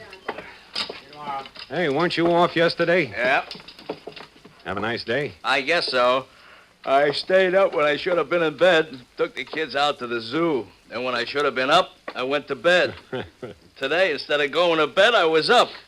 But to answer your question, Lieutenant, I enjoyed my day off, but I should have stayed in bed. Well, I guess I should spend more time with my kids, but I don't. Working nights 6 days a week, I never have time to see them. I can understand that, Lieutenant, but today... Yeah, I don't. Maybe next week. There, anything interesting on the hot shot sheet? Nah, nothing exciting. Hey, did Ruby come in yet? On a stakeout tonight. Oh. Well, might as well make out the watch for tomorrow. Evening papers come in yet? No. Excuse me. Is this the office of the chief of detectives? That's right. Lieutenant Holloway? Lieutenant? Yeah? This is Lieutenant Holloway, mister. Are you in charge here? That's right. I'm Professor Harold M. Froelich. The officer at the front desk told me to see you. What can I do for you, Professor Froelich? Well, I'm afraid I'm going to need your help, Lieutenant. You see, my car was stolen a few minutes ago. Oh, you want the auto theft division. It's right down the hall to your right. No. You see, I was on my way to the university at Brenton for some lab analysis, and I stopped at a drugstore just a few blocks from here to buy some pipe tobacco. Yeah? Well, when I came out of the drugstore, my car was gone, stolen. And I'd left my satchel in the car, too. It contained various instruments and a sizable amount of narcotics. Oh, I see. No, you don't. I'm not so concerned about the loss of my car nor the narcotics. Well, then, what are you concerned about, Professor Froelich? The vial. That's what worries me. What vial? There was a glass vial of bacteria in my satchel, too. You see, my work is developing antibacteriological techniques, protective methods against germ warfare. In this work, I use living microorganisms, bacteria, and the vial contained an extremely large amount of these bacteria. Oh, I see. Now, what kind of bacteria did the vial contain? Cholera bacteria. Cholera? Cholera? Yes. Enough to start a cholera epidemic throughout this city in a matter of hours, if the thief finds that vial and opens it. How contagious is it? Oh, if the slightest amount gets on the thief's hands or clothing, sooner or later he's certain to get it into his food or drinking water, in which case he would undoubtedly develop cholera and then could pass it on to others. Or, thinking the vial is worthless, he might throw it away on the street and break it. Or he could easily throw it into one of the reservoirs around the city, not knowing what it is. Do you understand, Lieutenant? Yeah, I understand. Animals and rodents present the greatest danger of all. If they become carriers, an epidemic is inevitable and almost impossible to curb. Wouldn't the bacteria die if they were exposed to air? No, they wouldn't become exposed even if the vial were broken. You see, the vial contains a peptone broth, a milky substance. The bacteria are in this peptone broth like bees in a honeycomb. It not only protects them, but it nourishes them as well. I see. Lieutenant Holloway, you must find my automobile before the thief has a chance to get at that vial.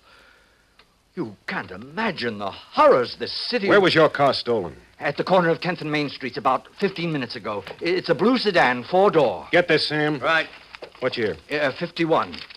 License number? 6N16837. What about the satchel? Black, usual doctor's bag with my initials on it in gold. HMF. Describe the vial. Oh, let me see. About 8 inches long, diameter 2 inches. A silver pressure cap with a lump on top. It can't be opened without pressing the top. The contents are milky fluid. It's about the size of a baby's feeding bottle. Sam, get Lieutenant Ruby off that stakeout right away. Tell him to meet me at 10th and Main. Okay. I'll put an APB on the car.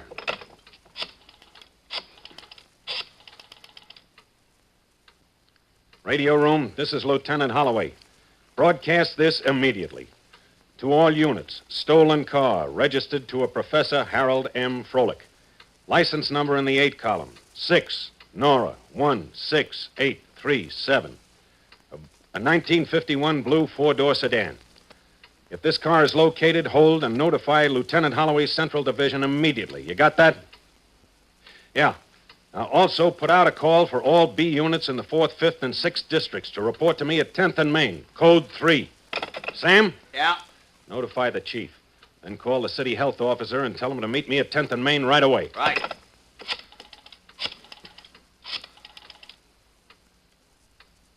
This is Holloway. Send every available man to 10th and Main, code 3. I'll be there in 5 minutes. We'll start a search of the neighborhood where your car was stolen. Maybe we'll find the car nearby, maybe not, but it's a start. Lieutenant. Yes, what? We must anticipate a cholera epidemic should the bacteria get loose. Serums, facilities, doctors. We'll take that up with the city health officer. And we must notify all hospitals and emergency wards to report immediately any case that appears with the symptoms of cholera. Then, if a case is reported, we will have something to work on. Yeah, we will indeed have something to work on. It was 7 o'clock that evening when 120 officers and reserves gathered at the intersection of 10th and Main, where Professor Froelich's car had been stolen. The curious was shuffled off, the press banned. Lieutenant Ruby reported for duty, and I briefed him. At 7:30, the city health officer arrived. Serums were ordered, the Red Cross alerted, doctors and nurses notified to be on call if an epidemic started. Hospitals have been told to notify us if a case appeared with symptoms of extreme intestinal pain, spasms, vomiting, and severe dehydration. Everything was done without attaching the word cholera to the operation. At 8:15, a break, just a small one. Professor Froelich's car was found 10 blocks away. This is it. This is my car. He didn't drive it far. Oh, I hope the satchel is still in it. Well, we'll soon know. There's nothing in the front seat. Key's still in it. Oh, Ruby, check the trunk. Right. Don't touch anything, Doctor. No. Maybe it's in the back seat. Oh, nothing. Find anything, Ruby? Nothing in the trunk, Joe. Well, I guess he took the satchel with him. I don't know why. Pawn it, probably. Ruby. Yeah. Get a latent fingerprint man down here to dust this car. Right. Tell him to hurry. Okay. Now what, Lieutenant? Now, we try to find that satchel. An hour passed. 2. No progress. The only fingerprints found on Professor Froelich's car were his own. Suspects were picked up, no make. The search for the satchel continued. Midnight, still no progress. I thought about the other parts of the city, quiet, asleep, unaware of the night and what it had produced. At 1:30, another break. One we'd hoped wouldn't come.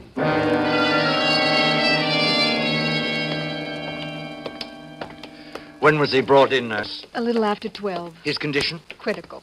Respiration very low. Severe dehydration. You're certain about the symptoms? Quite certain. Also, the lab confirmed presence of live Vibrios organisms. Who brought him in? It was an ambulance call.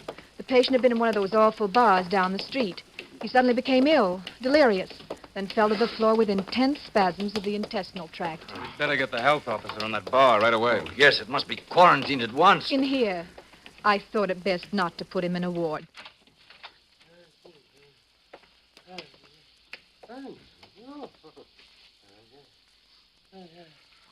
Well, Professor Froelich?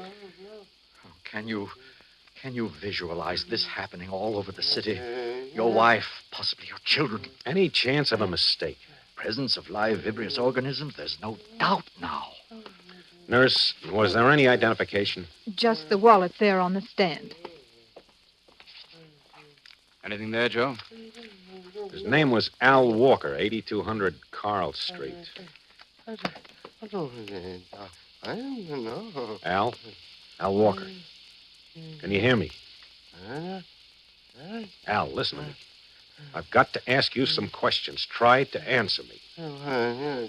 Al. Al, did you steal a car tonight? It's pretty weak, Joe. Al, can you hear me? Al? Look, Professor, can I do any harm now? Do if what I have... you must, Lieutenant Holloway, but hurry. He's almost... All right, Al. Al, listen to me. Answer me. Did you take a glass vial out of that car tonight? It was in a satchel, a glass jar in a black satchel. Al!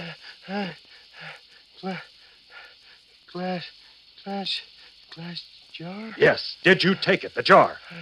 I can't breathe. Al! Did you take that satchel out of a car tonight? Oh, really, Lieutenant? Keep quiet, nurse. Can you hear me? What did you do with that glass jar that was in the bag? Did you open it? Milky stuff inside. Oh, no. He opened it. What's wrong with me? I can't breathe. Al, where is that glass jar now? Where? I said, threw it away. Where? Find out where. Where? Where did you throw it out? Where? I threw it.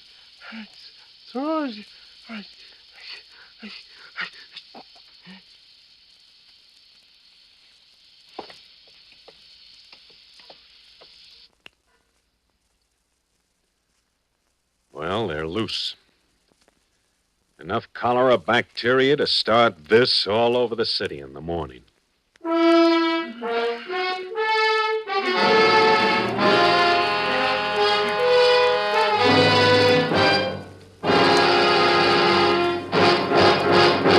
Autolite is bringing you Mr. Lloyd Nolan in Vial of Death. Tonight's presentation in radio's outstanding theater of thrills, Suspense.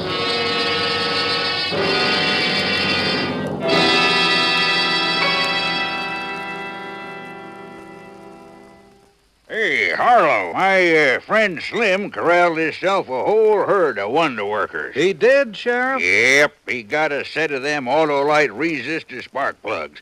Says they're the finest thing since Texas joined the Union.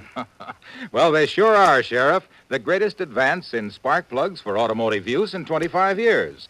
That built-in exclusive Autolite 10,000 ohm resistor makes possible such outstanding advantages as double spark plug life, smoother engine performance, and quick starts.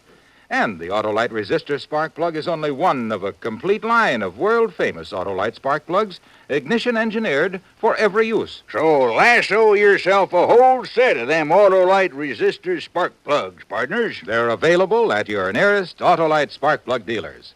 To locate him quickly, call Western Union by number and ask for Operator 25. And remember, from bumper to tail light, you're always right with Autolite.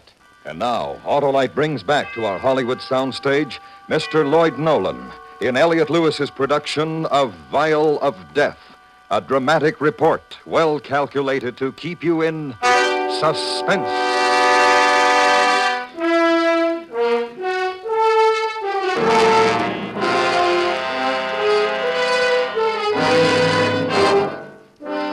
Al Walker was dead.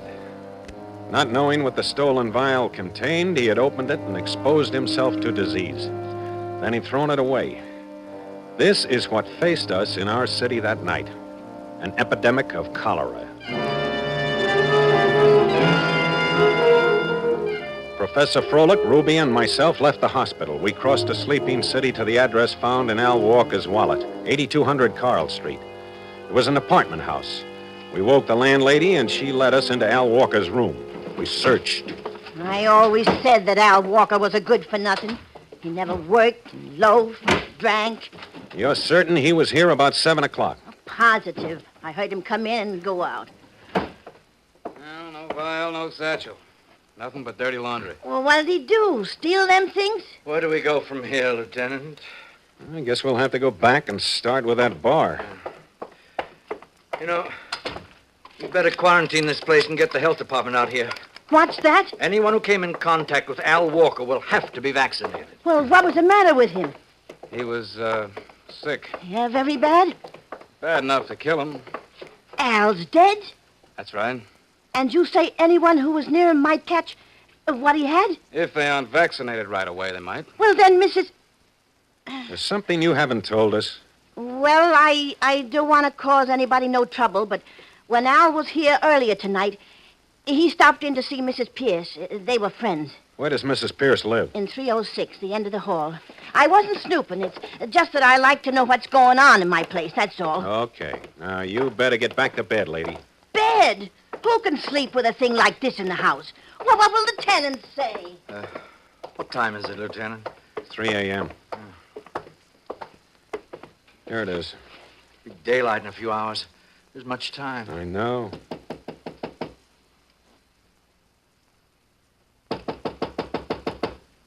Asleep? Wouldn't you be? Who is it? Police, open up. Police. Open up. Hold it, I ain't decent.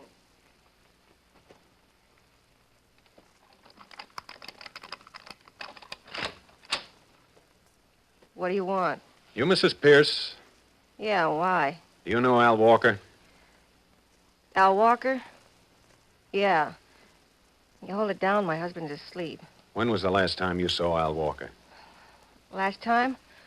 I couldn't say. A week ago, maybe. Evie, what's going on out there? Nothing, Klaus. Go back to bed. Who are these guys? The police. Hey, what's the matter? Now, look, it's very important. We've got to know if either one of you saw Al Walker last night. Al Walker? I told you no, we ain't seen him. Evie, you ain't been seeing that punk again, have you? I ain't seen him. I told you I wouldn't. Mrs. Pierce, last night Al Walker stole a car. When he left it, he took some things with him. Among them, a black satchel containing a small glass vial, a jar. This vial was filled with a milky substance. That milky substance would... Well, because of it, he's dead now. Dead? He died a few hours ago. Al? Dead? Anyone who came in contact with Al last night after he opened that vial can expect the same thing. Oh, no! You saw him. What? Yes. I thought you promised me you wouldn't see that punk no more. Shut up, you big ape. Mrs. Pierce, did Al have that vial when you saw him? Yes. What did he do with it? Well, he opened it here in this apartment. He opened it and smelled it. Oh, good Lord. He put the top back on because he said it smelled like rotten eggs. What was it? Will I get it, too? Will I get it? Hey, Ruby, call downtown. Tell them to get out here fast for vaccination. Right, Joe. Now, Mrs. Pierce, what did he do with the vial? Oh, he took all that stuff with him to a pawn shop at 3rd and Larkin. The old man there is a fence. Al takes all the stuff to him. Look, you stay here. The health department will be here pretty soon to vaccinate you. Don't try to leave the building. Am I going to be okay? I won't get it, will I? I don't think so. So you've been seeing that punk after all, after what I told you. Will you shut up? I hope you get it. Whatever it is, I hope you get it good. Serves you right. Come on, we'll try the pawn shop. 3:30 a.m. We pulled up in front of the pawn shop at 3rd and Larkin. The shades are down in the windows, but there's a light somewhere in the back.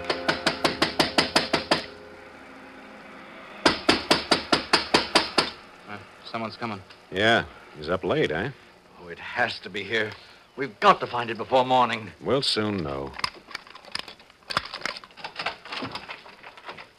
What do you want? Open up, police. Police? Open up. What for? I said open it or we'll break it down. Well, sure.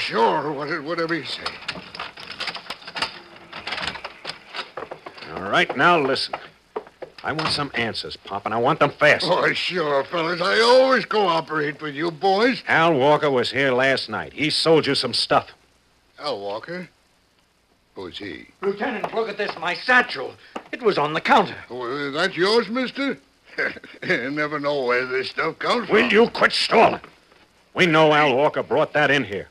And there was a glass vial in that satchel. Where's it now? I tell you, I don't... Pop! Al Walker's dead. Al? Dead? From what? From the contents of that vial. That milky stuff? Then you have seen it. Well, I did have. Where is it now? We threw it away. Wasn't worth anything, was Where'd it? you throw it? In the alley out back. All right, show us. Was it open? No, closed. I didn't know the stuff was solid. All right, Honest, I save didn't. it, Pop, will you? Yeah, out here. There. I threw it in that pile of junk.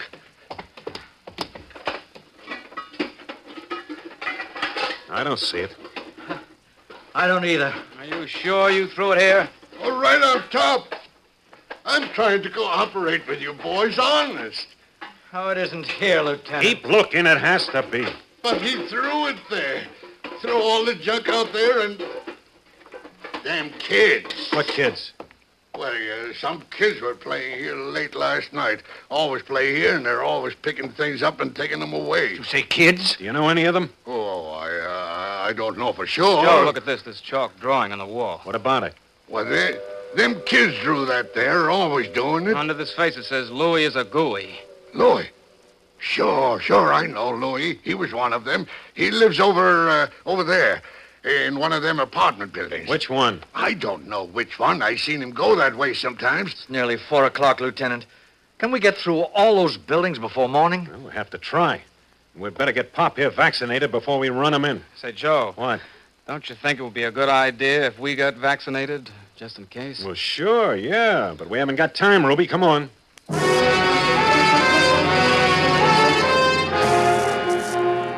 It was a big block covered with big apartment houses. An additional 60 men were called in, and we started checking from apartment to apartment asking for a kid named Louis and the glass vial. The people half asleep must have thought we were crazy. What they thought wasn't important. What they would wake up to in the morning was 5 o'clock, 6. It got light out. Then 6:30 and 7. It was a bright, beautiful, sunny morning. A few people began to appear along the streets. Buses and streetcars were running. The city was waking up. And still, we hadn't found Louis or the glass vial of cholera bacteria. We still had dozens of apartments to go through. If we don't find it pretty soon, Lieutenant, we've got to let the city know about it. Warn them to watch for the vial. No, not yet. Another hour, maybe. Here's the next one. Okay. Bacon. Yeah, smells good. Yeah? Police. Police? What's wrong? Do you have a child here named Louis? No Louis here. Why? Well, do you know of a boy by that name in the building? No, all my boys are good children. They done nothing wrong. Mama, Sybil's got my jar, and she won't give it to Tommy, me. don't bother me now. Who'll make Sybil give me my jar? Lieutenant. Yeah. Hey, Tommy, where's Sybil? Hey, you can't come in like that. Take us to Sybil, Tommy. She's in the bedroom. I'll show you. You stay here, lady. You got a lot of nerve telling me what to do in my own place. Where'd you get the jar, Tommy? I took it away from Louis. It's a pretty jar. I'm going to keep spiders in it. Here's the bedroom. There's Sybil in the crib. Joe, look. Mama says Sybil's cutting teeth. Easy does it. If she takes it out of her mouth and lets go of it, it'll fall on the floor. Oh, careful, Lieutenant. Don't frighten her. I got it. Don't drop it, Joe. Oh, don't worry. Oh, at last, thank goodness. There you are, Doctor. One glass vial containing 2 or 3 million cholera germs intact. What are you doing to my baby? I never heard of such a thing. Coming into a private home and beating my baby and making her cry. You get out of here. You hear me? Get out. All right, yes, ma'am. We're sorry.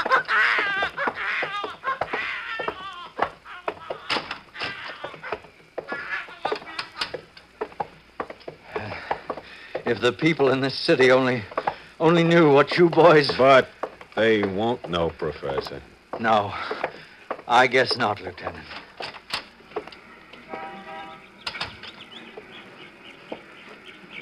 Well, Joe? Beautiful morning, Ruby. Yeah. It's gonna be a nice day. Yep.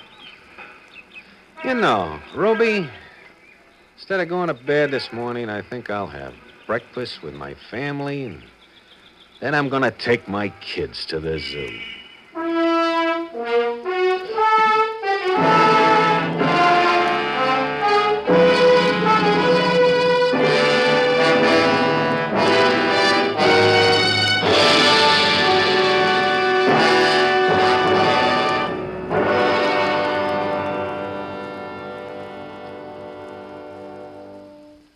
Suspense.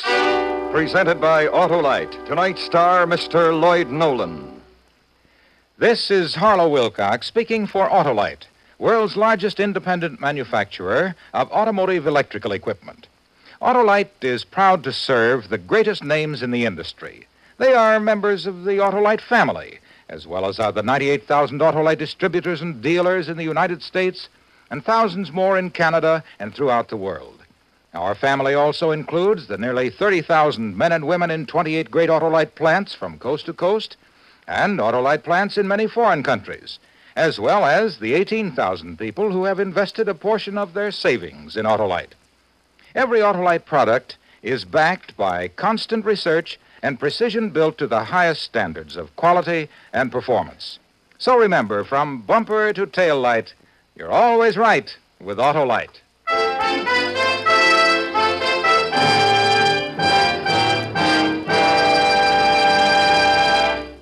Next week, a new and terrifying tale in the suspense tradition. The story of a man who overhears a murder plot and is discovered in his hiding place by the murderers. It's called Pigeon in the Cage. Our star, Mr. Dick Hames. That's next week on Suspense.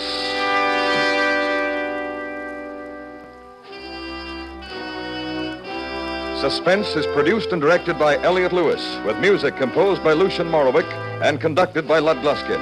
Vial of Death was written for Suspense by Augustus C. Bays. Featured in the cast were Joseph Kearns, Jerry Hausner, James McCallion, Truda Marson, Martha Wentworth, Charlotte Lawrence, Joseph Granby, Naomi Stevens, Clayton Post, and Jeffrey Silver.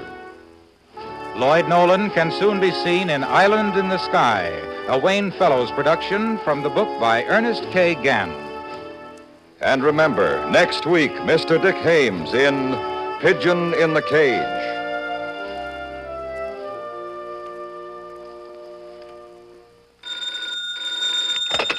You can buy Autolite resistor or standard type spark plugs, Autolite electrical parts, and Autolite Stay Full batteries at your neighborhood Autolite dealers.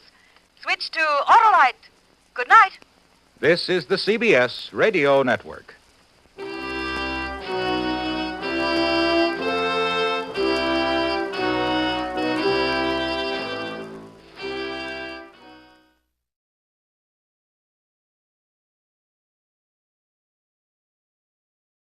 Yes, Roma wines taste better because only Roma selects from the world's greatest wine reserves for your pleasure. That's R-O-M-A, Roma wines. Those better-tasting California wines enjoyed by more Americans than any other wine. For friendly entertaining, for delightful dining. Yes, right now, a glassful would be very pleasant as Roma wines bring you Agnes Moorehead in a remarkable tale of suspense.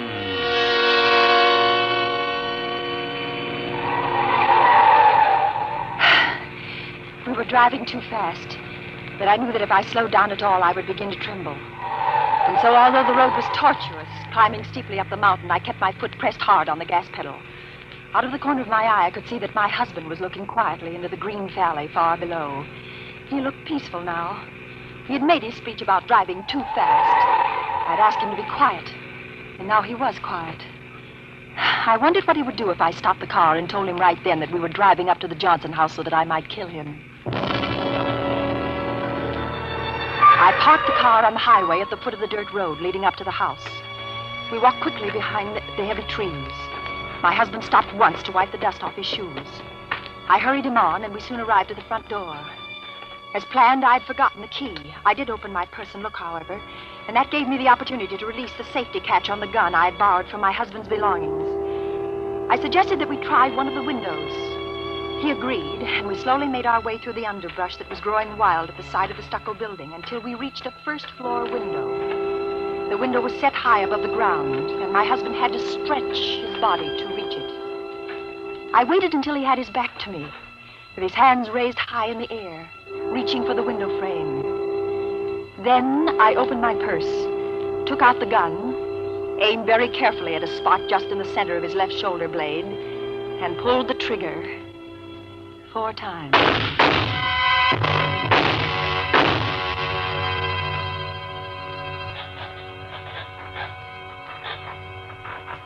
He didn't fall right away. He had his fingers over the window ledge, ready to unfasten the catch when the bullets hit him.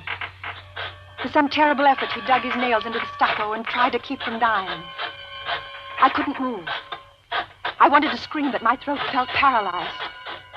He tried to turn his face and look at me, but he hadn't that much life left. At last, he said,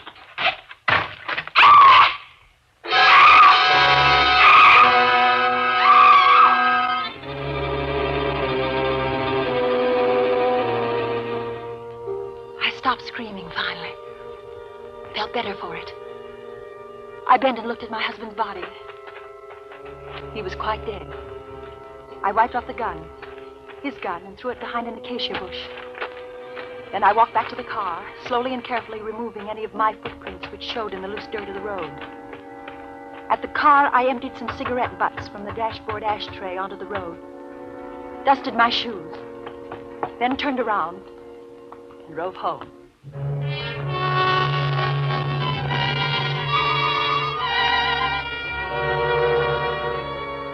I put the car in the garage, went in and had my shower, and lay down in the library to wait. A few minutes after the grandfather clock struck 11, the telephone rang. Hello? Miss Skinner? This is she. This is Jonathan Brown, Sheriff's Office. I have some bad news for you. My husband? Yes, ma'am. He's been killed. Miss Skinner? Hello, Miss Skinner. You all right? I waited quietly for a moment. Then I let the phone fall to the floor. I listened until I heard Jonathan Brown hang up. Then I replaced my telephone on its stand. Went into the kitchen for some ice, which I put in a large Turkish towel. I then arranged myself carefully and attractively on the living room divan. And waited again.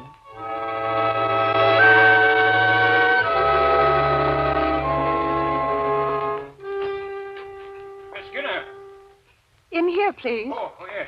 Thank you. You all right, Miss Skinner? That was a stupid thing for me to do, breaking the news that way, you know. I'm all right. Well, I came over as soon as you dropped the phone. Well, I felt faint suddenly. Well, no wonder. Tell me what happened, Mr. Brown, Jonathan Brown, Sheriff's Office. Mr. Brown, please sit down. Oh, thank you. Well, your husband was up at the Johnson house this afternoon, as well as we can figure. Up there on the side of the mountain, and he must have been trying to get into the window, and somehow, somebody, shot him. You sure you want me to tell you? I'm sorry. Go on, please. Well, we looked around the place, couldn't see anything. Though we found the, weapon, it was a gun, found in the brush near where he was, and no footprints or anything, except tire marks down the main highway and a bunch of cigarette butts where someone must have been sitting in the car, waiting, Those were my tire marks. You was up there? Well, I had an appointment to meet my husband this afternoon at the foot of the road leading up to the Johnson house. He had said that he'd had some business to attend to and would get a ride with this other person. He was very mysterious about it. Oh? I waited for an hour or more at the foot of the road. You were so clever to recognize the meaning of those cigarette stubs. Well, And when he didn't come, I thought perhaps I was mistaken about the appointment. And so I drove home. Oh, to think of it. Perhaps I'd gone up to the house, I might have saved my poor dear husband's life. They're not terrible shock, I know. I'm all right. I'm all right. I'll be all right. Well, now, don't you worry about a thing, Miss Skinner. The sheriff's office will round up the guilty party or parties and have them brought to trial, Yes, I'm sure.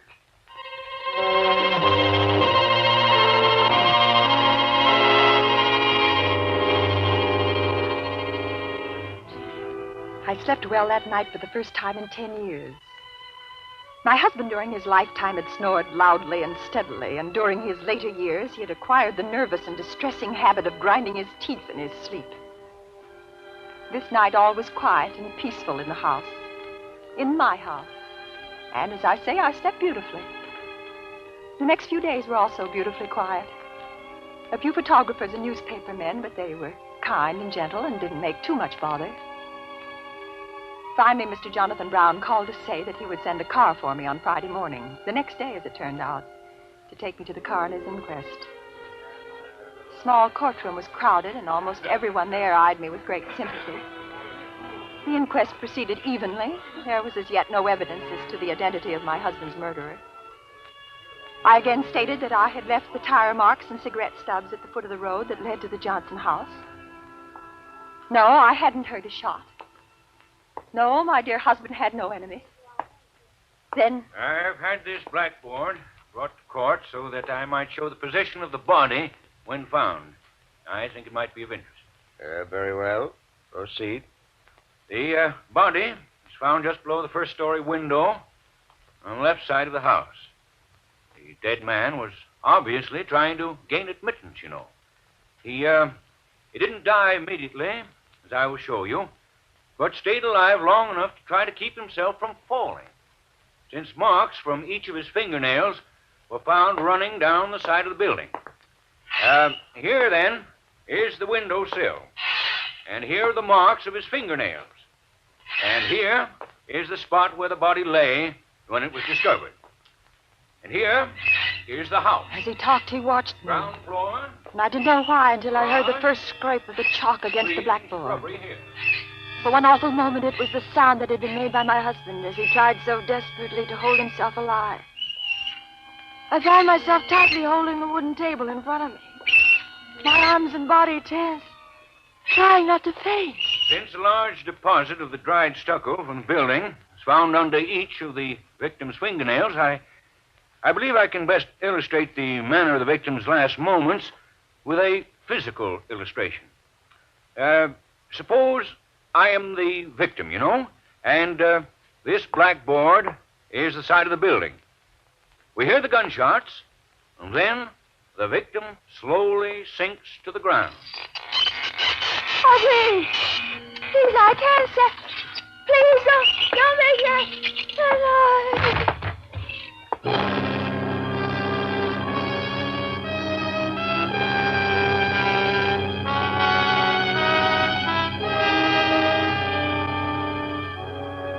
For suspense, Roma Wines are bringing you Agnes Moorehead in The 13th Sound.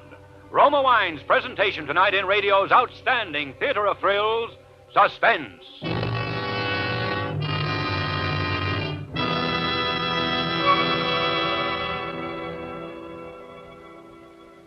Between the acts of Suspense, this is Ken Niles for Roma Wines. Tomorrow, on Valentine's Day, delight your Valentine with a gift that's smart, lavish, and in perfect taste. Say it with Roma Champagne, traditional wine of romance. Brilliant, bubbling Roma Champagne is an unforgettable token of your thoughtfulness.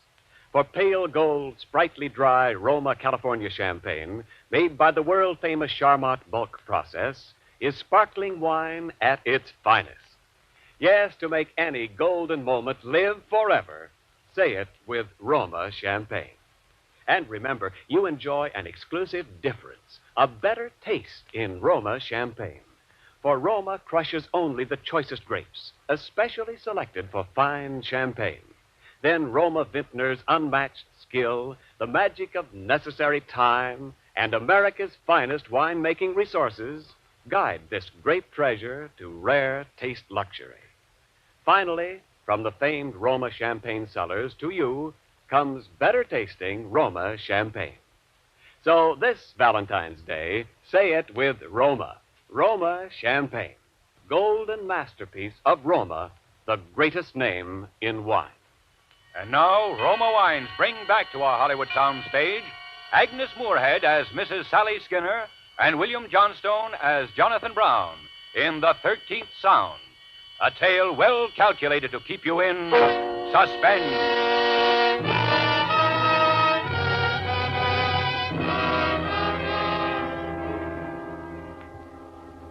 I must have been taken home from the inquest.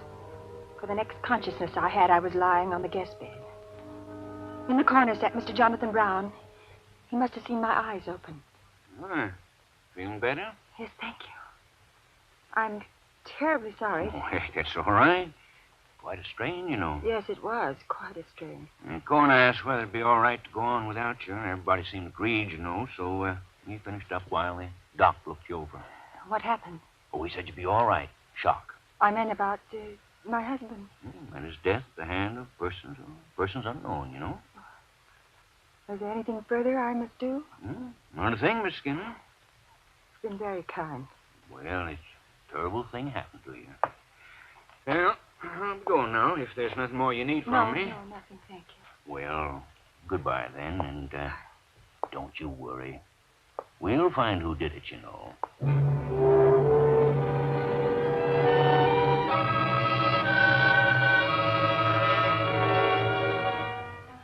After he had left, I had the time to be angry at myself for my behavior at the inquest.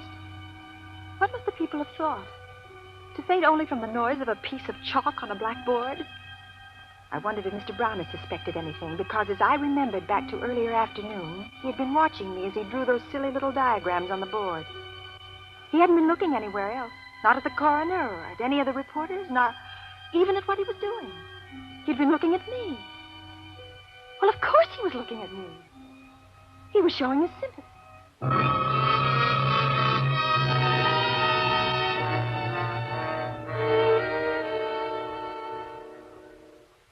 I slowly allowed myself to return to my former position in the community.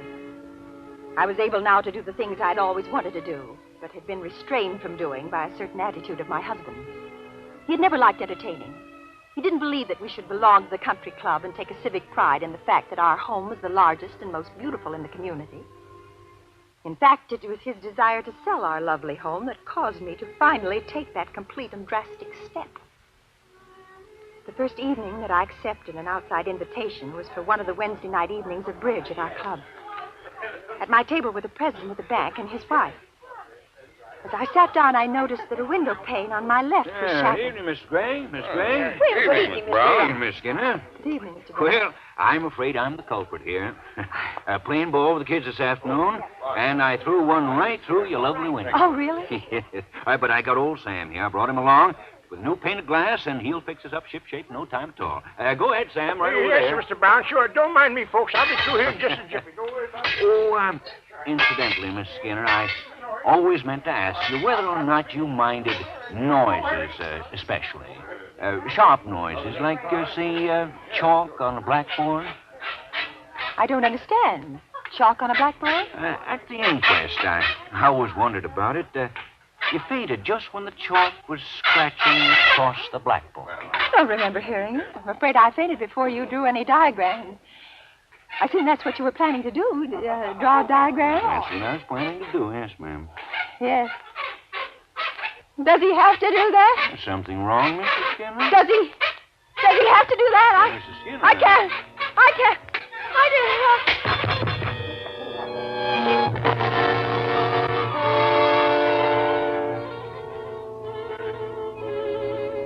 I stayed at home for the next few days.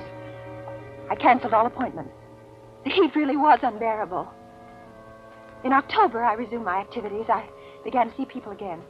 I grew especially interested in chamber music. Through my activity, I arranged a musical evening to be given by a group of which I was the second vice president. They planned the formation of a Philharmonic Society eventually. I went to the music hall alone, and I was studying my program when... Is this seat taken? Well, good evening, Mr. Brown. Well, Miss Skinner, good evening. Didn't recognize you, ma'am. Well, I was to be joined later. Well, I'll just sit here a moment, then. You know, I'm terribly sorry about the other night. It's really nothing at all for you to be sorry about. Very kind of you to say that, you know, but I do feel guilty as all sin, being the cause of you getting sick like that. Really, Mr. Brown, I wasn't sick at all. Well, Mr. Gregg told me I'd probably been affected by the heat. It was very close in the club that night, if you'll remember. Yes, well, it was. Well, just so I don't feel it was my fault, you know. No, I don't want you to feel that it was your fault. That's very kind of you, you know. If you don't mind, I'll stay here until whoever holds the seat gets here, all right? That's all right. We crave your indulgence and a certain open-mindedness for giving a fair chance to the first piece with which we are going to open our program this evening. The title of this piece is The 13th Sound. And the composer is young Julian Carrillo. This piece, because of the unorthodox nature of it, created a veritable furor in New York City some weeks ago on the occasion of its premiere. It's what you'd call, I guess, modern music. And the really unusual thing about it is that the instruments, instead of playing as they usually do in Mozart, Haydn, and such classical veins, play in quarter tones. Now, a quarter tone is somewhere in between the other tones, such as we are accustomed to hearing. So on this following piece, the instruments are not playing, as you would think, out of tune. This is the way it is supposed to sound. Thank you. So now the various members of the quartet will tune their various instruments into these quarter tones. And this is quite a short piece, but I know you're going to like it. Tune up, gentlemen.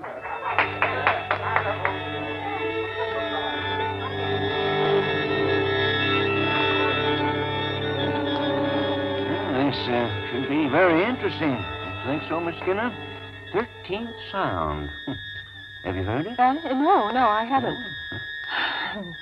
It's too hot again, Miss Skinner? It does get stuffy in here, you know. I'm not. It's hot in here. You're terribly peaked. You sure you're all I'm right? quite all right. Excuse me. Will you let me out? Will you please excuse me?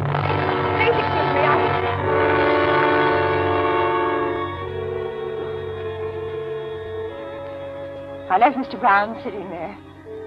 My man drove me home. I never liked modern music. I locked all the doors and I turned on all the lights. And then I did a foolish thing. I found a hammer and a piece of board. And I beat and beat and beat and beat on the board with a hammer as hard as I could. And finally the heavy, steady, safe pounding that I made drove the other sharp, shrill, awful noise from my mind. Then I turned out all the lights and opened the windows and went to sleep. I didn't sleep well, but I didn't stay awake either.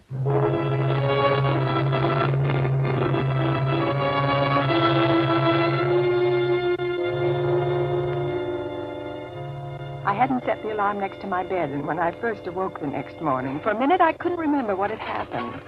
I felt drugged. I got out of bed and put on a lovely chartreuse brocade housecoat and started downstairs. The sun was shining outside. It was a beautiful day.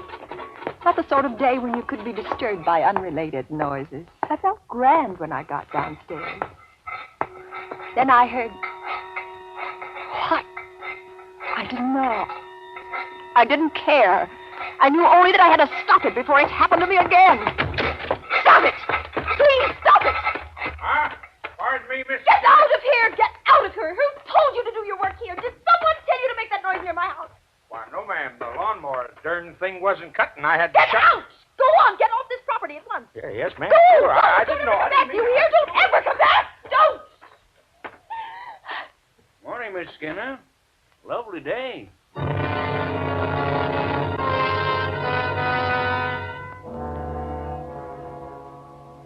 I turned and ran. Right back to my living room. I stood shivering there in the beam of sunlight.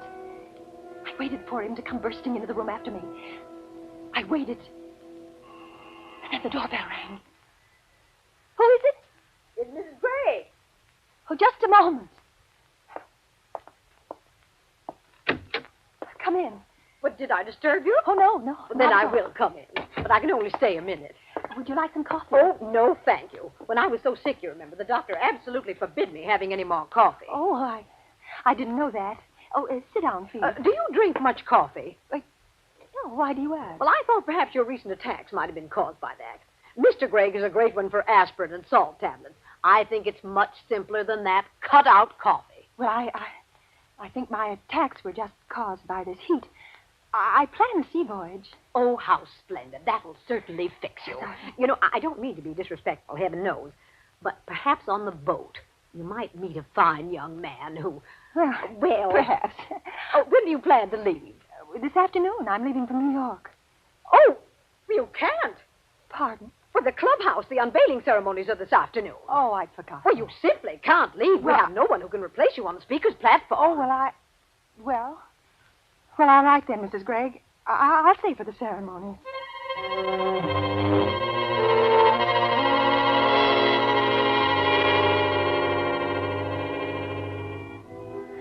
I drove to the new clubhouse with Mr. and Mrs. Gregg. The building was really very lovely. It was almost ready for occupancy. We were unveiling a heroic figure which graced the entranceway. Our speaker's platform was built alongside the figure, and quite a few of the members and their families were sitting on the wooden benches in the front patio, waiting for the ceremonies to begin. Isn't this exciting? Oh, yes, very. You ladies have done a marvelous job. Oh, thank you. What's that fellow doing up there? Where? See, up on the roof there, that workman. Oh, yes. Makes me nervous to see people at such heights. Awfully close to the edge. I guess he knows his business, I imagine. Yes, I suppose it... I'm very anxious to hear your little talk, Mrs. Skinner. Well, thank you. I think you've managed admirably since your unfortunate... Well, you understand. Yes, thank you. Well, I think we should get on with it, eh? Well, I believe it'll be only a few more minutes. What? What is it? What is it? Good heavens, look, that workman. He's going to fall. Can't someone catch him? He's hanging on the ledge. Some of the men are running up there now. But they've got to catch him. Oh, they will. They got to catch him. What? Oh. He's falling. Oh, turn your eyes, ladies. Turn your eyes. What? I did it! Why, nonsense, Mrs. Skinner. You had nothing to do with it. I did it! I killed him! Why, I not did hurt it! at all. I did it! I killed him! You're not well. I did Here. it! Listen to Let me! me take you home. Listen to me! Listen You'll to be me! all right. Listen to me! I killed him! Listen to me! Don't you understand? I killed him, Mr. Brown! Make him stop the noise! Did you hear it? I killed him! I killed him! I know, man. It's going to be all right, you know. You just come along with me.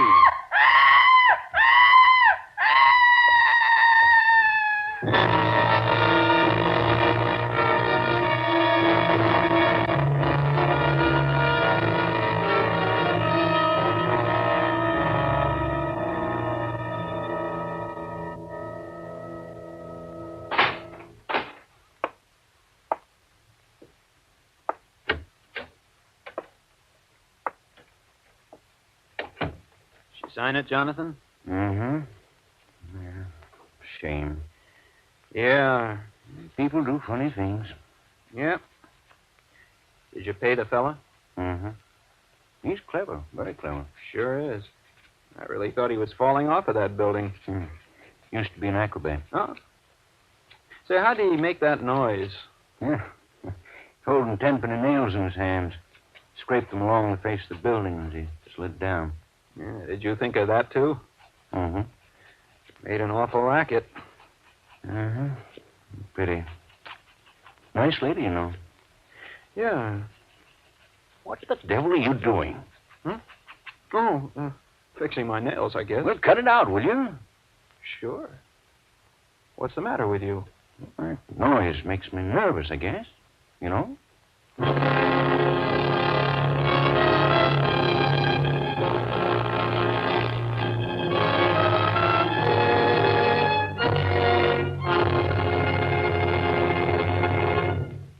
Suspense. Presented by Roma Wines. R-O-M-A. Roma, America's favorite wines. This is Ken Niles returning for a curtain call with a brilliant star of tonight's suspense play, Agnes Moorehead. Apparently, Agnes, you're not superstitious, accepting the lead in a play called The 13th Sound on February 13th. Superstitions are no phobia with me, Ken, but I do have one. What is it? I refuse to give a party for 13 people. Yes, but even a 13th guest is in luck, Agnes, when you serve Roma Port. Ruby red, fragrant, nectar-sweet Roma California Port adds warmth to the welcome for everyone.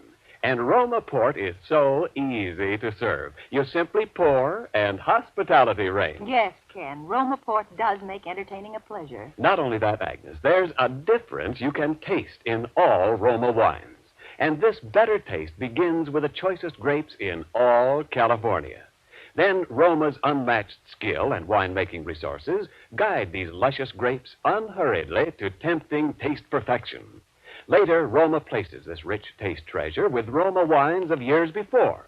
And finally, Roma selects from the world's greatest wine reserves for your pleasure. Well, it's easy to see why Roma wines taste better, Ken. Yes, Agnes, and here's the most conclusive proof of all. A gift basket of Roma wines for you and your guests to enjoy with the compliments of Roma, the greatest name in wine. I'm delighted, Ken. Thank you very much. And good night. Tonight's suspense play was written by Kathy and Elliot Lewis. Next Thursday, same time, you will hear Ann Baxter as star of Suspense. Produced and directed by William Spear for the Roma Wine Company of Fresno, California.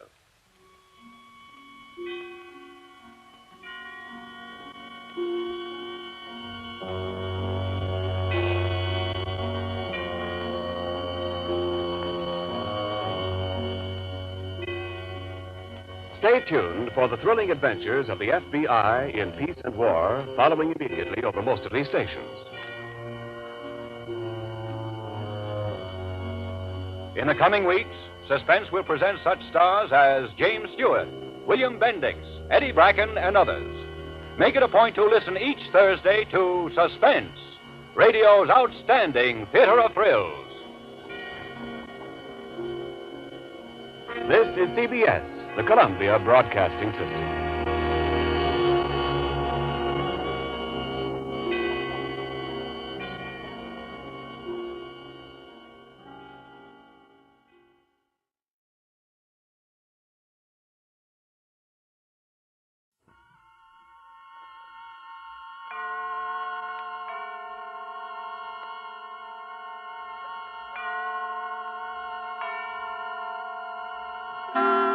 Suspense.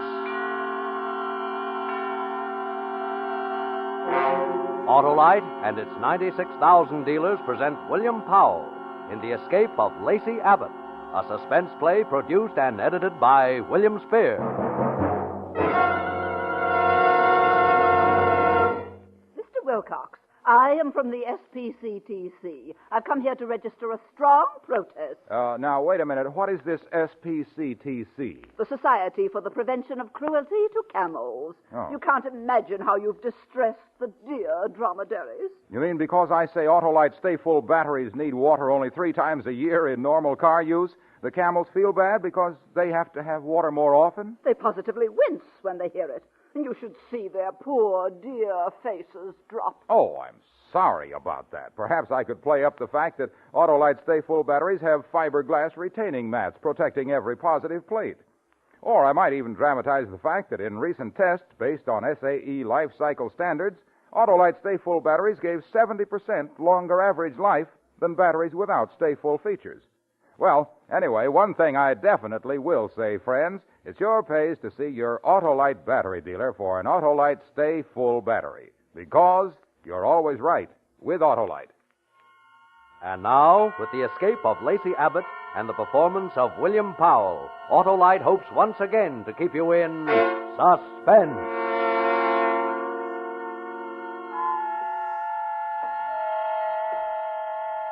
Hey, you. Yes, you. A position of authority. Come here. You can always tell by their voices. Sign out. Commanding.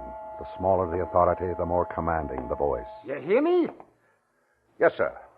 Sign out, you said. Here? Right below where you signed when you came in. Of course. A perfect forgery. I beg your pardon. Well, I mean, your signature is almost an exact copy. You object? I know, sir. You think you're talking to one of your lunatics upstairs? No. Sir. Always call me sir. Good day. Good day, Mr. Westland, sir.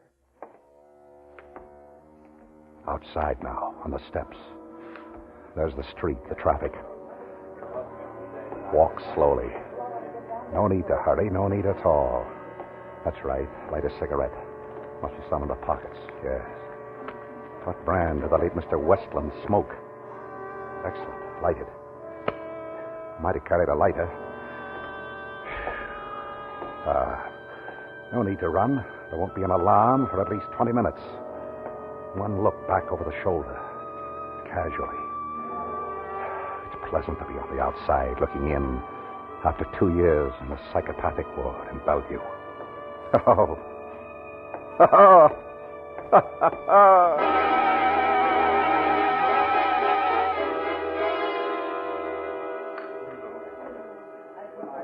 Well? This is a restaurant. Are you kidding? And you're a waitress, a lovely waitress. Look, do you or don't you want something to eat? I'd much rather look at you. Look, mister, I get off at 1 a.m., but right now the boss... I'm going to take you out of all this. Oh, sure. Furs, diamonds, warm against your skin. Hey, let go my hand. Your name is Fay, huh? Embroidered on your uniform. Fay. Fay, listen to me. Now, look, Romeo. Listen, this will be the biggest thrill of your life. I just escaped from Bellevue. What? I'm Lacey Abbott. I've been in the psychopathic ward in Bellevue for 2 years. You don't say. Nicholas Westland, my lawyer, came to see me. And when we were alone, I strangled him to death. Let me go. Stand still. I changed clothes with him. I signed his name on my way out. It'll be in the papers. I'm laughing. And I'll back to tonight's in a sanctuary mystery. I had a wife once, Kate. They say I killed her. So I must have killed her. Sure. You killed her. No, I didn't. Martin Avery killed her. Sure. Martin Avery killed her. You just sit there while I get a glass of water. I'll be back. We must see Mr. Avery. Oh, yes, definitely, Mr. Avery.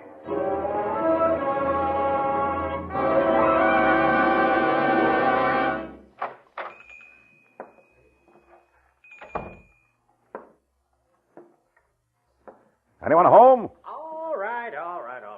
Hello, Pop. Now, what do you want? Got something you want to hawk? Don't bother me with it. Everybody's selling, nobody's buying. You got me wrong, Pop. I'm a buyer. I want to buy a .45 automatic. Got a permit? No? You from the police?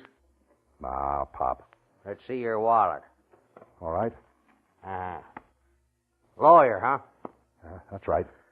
Okay. $15. Thanks, Pop. I won't forget this. And neither will a friend of mine.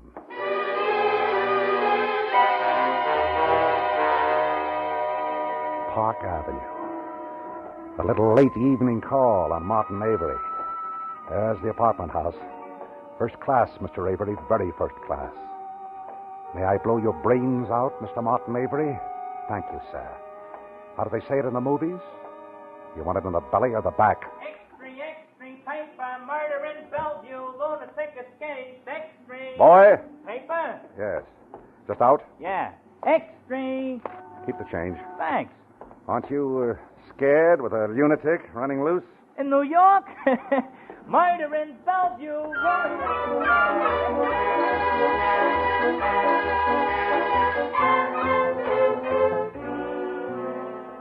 Door unlocked. How thoughtful. Lavish apartment, Mr. Martin Avery. Lush. Not like it used to be. All right, now, darling, you just go to bed. No need for you to stay up, but I've got work to do. Now, let me get these toys off the floor. Johnny had a big day. So you're not alone. Hi, darling. This must be the study, yes. Johnny, just about ready to talk, don't you? Come right in, Mr. Avery. Please do. That's Mama, da. Well, I have to come out and get you.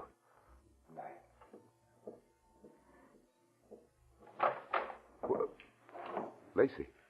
Shut the door. Quietly. Lacey. Shut it. You're in Bellevue. But you see, I'm not. They'll find you. Look. My picture on the front page. Lousy picture. I could go to work in a delicatessen on the East Side, live in a hole, never leave Manhattan. Who'd find me? They'd find you. They'll find you first.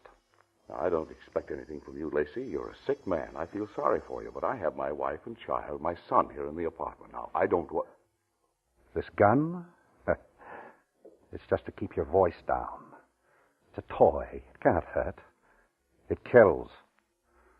Pull the drapes over the window. What? Cover the windows. Will there be any dawn? That's the question. If there is, you'll see it come up the way I had to see it for 2 years on thick, soft, blind walls. All right, now what do you want? I waited a long time for this, a long time. Put down the gun. Oh, wouldn't you like that? Wouldn't you just? All right. Now, after all, Lacey, we were friends once. You used to see better, Martin. What? Take another look at the paper. Westland? You killed Westland? You can always find another lawyer. Shouldn't upset you. He wasn't your lawyer. He was mine. Never liked you. Always liked me. He was trying to help you. He did. What do you want with me? Company. Company? That's what I missed most of all, Martin. Can you believe that? Company. 2 years. No one to talk to. Oh, the doctor, sure, but not really anyone. 2 years, Martin. I'm sorry, Lacey. How is everything? Going very well. I have to admire you, Martin, standing there looking into this 45. You're not even blinking. It takes nerve to face a madman. See, in the paper, that's what they call me, a madman, with a gun in his hand. You never know what a madman will do, Martin. It takes nerve to stand there looking at me like that. No expression, cold. They should put a drink in your hand and photograph you. Oh, yes, we could read the magazines in Bellevue. Those that wouldn't excite us, with the staples removed. But, Martin, you're not listening to me. You're watching the door. Relax, Martin. It's going to be a long night. Maybe you won't see the end of it. It depends. It depends on whether you say the things I want to hear, whether you do things I like. It's up to me. Yeah. I waited a long time. And now, it's up to me.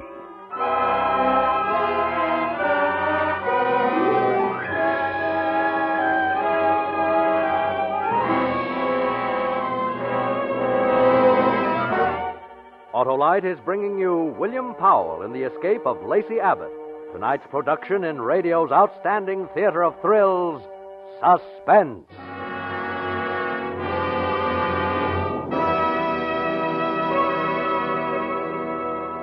Well, Mr. Wilcox, have you made up your mind? About camels, you mean? You bet I have. And? You can tell your camel friends that Harlow Wilcox will never again shame them with Autolite Stay Full batteries, the batteries that need water only 3 times a year in normal car use. Oh, they'll be overjoyed. You can undroop the dreary dromedaries by reporting that Wilcox will no longer imply that Autolite Stay Full batteries are ruining Camel's go-without-water reputation. How elated they'll be. From now on, I'll merely mention that Autolite Stay Full batteries have fiberglass retaining mats at every positive plate for longer battery life. Recent tests, in fact, based on SAE life cycle standards, show that Autolite Stay Full batteries give 70% longer average life than batteries without Stay Full features. So get an Autolite Stay Full battery, friends, at your Autolite battery dealers. Remember, you're always right with Autolite. And now, Autolite brings back to our Hollywood soundstage our star, William Powell, with John McIntyre in The Escape of Lacey Abbott, a tale well calculated to keep you in suspense.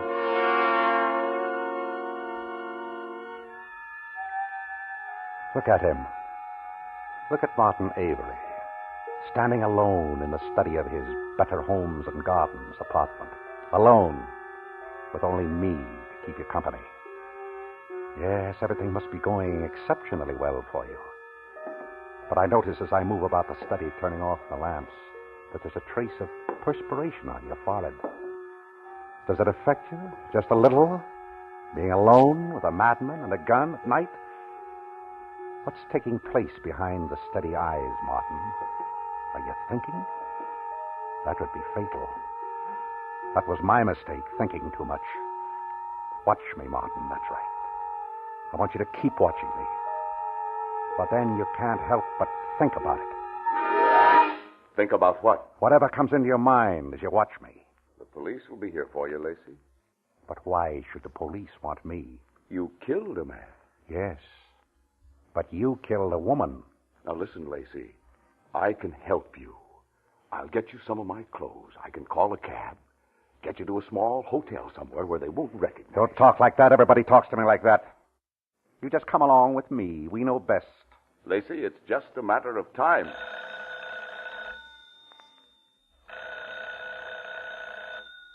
Answer it. Go on. But watch what you say. And hold it out here so I can hear it, too. Hello? Mr. Martin Avery? Yes, speaking.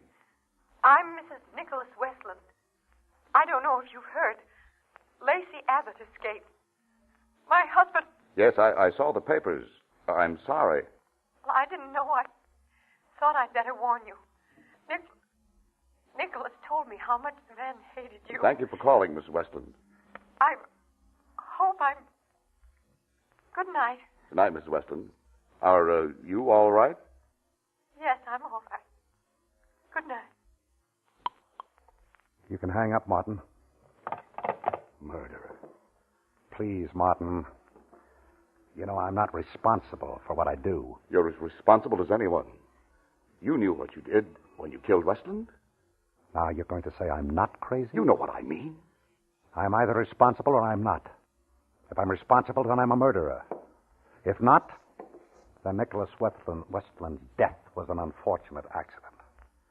But that was all taken care of in court 2 years ago. Remember? You testified against me. I told the truth. Did you? Yes.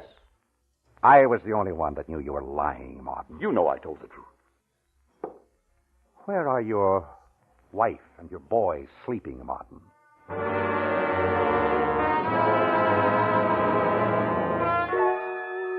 Oh, you're interested now. For the first time, there's something behind those cool eyes that I can see. Get at. What time is it? 11? 11 o'clock. 6 hours until dawn. We should find out quite a lot before then. Quite a lot.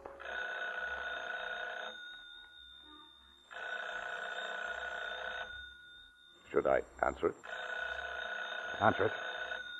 Hold the receiver up, that's right. Just like before, so that I can hear.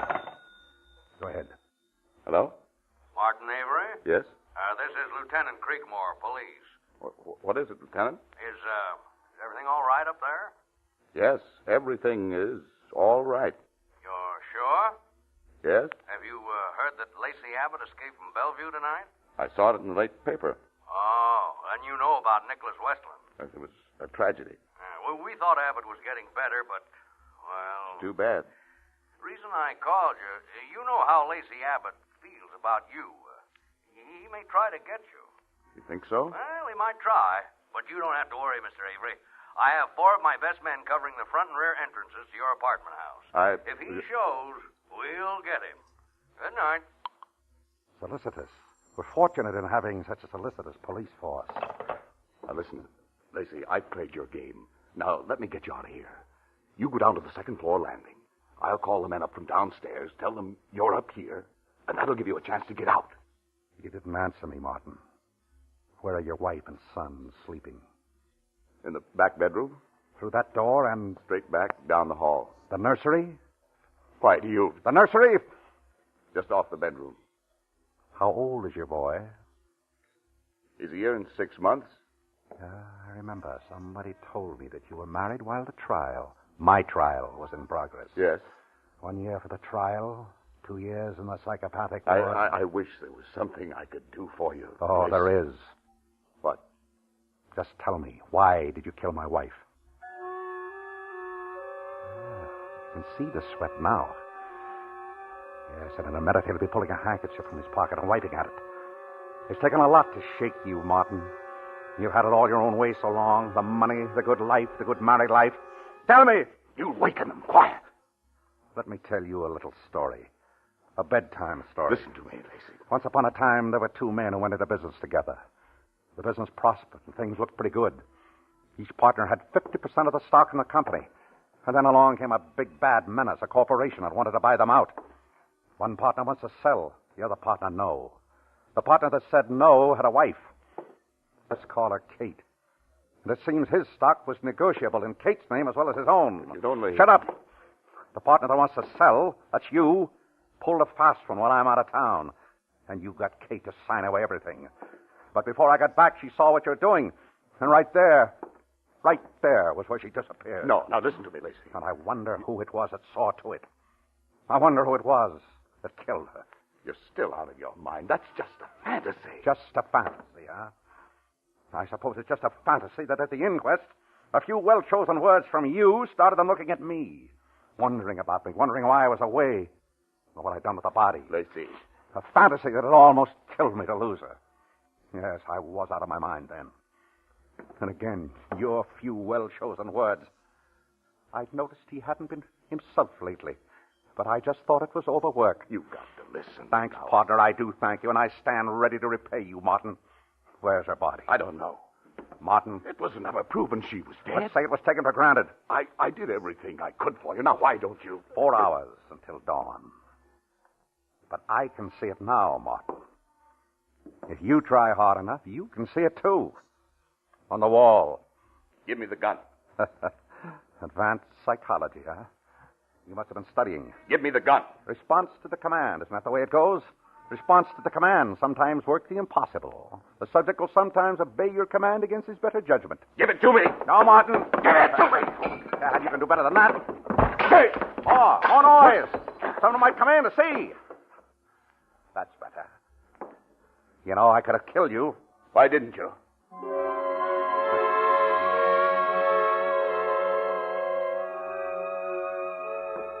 A brave man, Martin Avery. You can't take that away from him. That's why it takes thought. Watch me, Martin. I'm walking to the door. That's right. Don't miss a move. See, I'm locking the door. So there'll be no sudden intrusion. What would you do if I walked over to that door, unlocked it, walked out? First, I'd shoot you in the shoulder. Or the leg. And then maybe the other shoulder. I don't want you dead. Not right away. I'd never find out what I want to know. Lacey, can't you understand what you're doing? I never harmed you. I swear it. I swear it.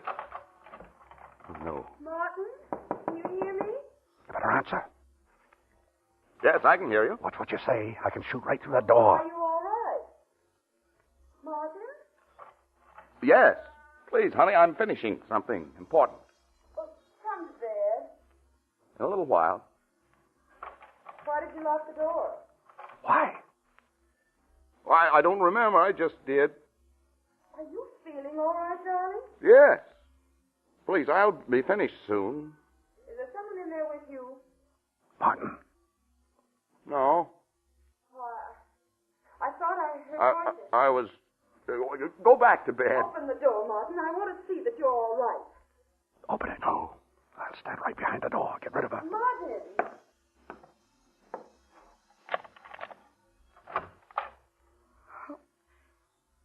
Is anything wrong? Oh, no, darling. Please go back to bed like a good girl. I'll be alone.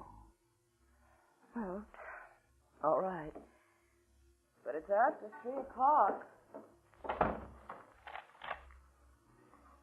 Sit at the desk, Martin. Let me see the light on your face. Are you happy with her? Yes, I see you are. How is she like Kate? Is she like Kate at all? Oh, but she's your wife, and she's Kate to you. Does the light trouble your eyes? It glares? Just a little light? But it glares white in the dark as you stare at it. Beyond that pool of light, everything is black, Martin. Black as it is in me. Black. Stare into the black. Now, what do you see? What do you see? I see her, too. Everywhere I look. Everywhere. The worldly hope men set their hearts upon turns ashes, or it prospers. And anon, like snow upon the desert's dusty face, lighting a little hour or two, is gone. Omer Khayyam, Martin. Ah, she's beautiful, Martin, your wife, beautiful. Leave the wise to talk. One thing is certain, that life flies. One thing is certain, and the rest is lies.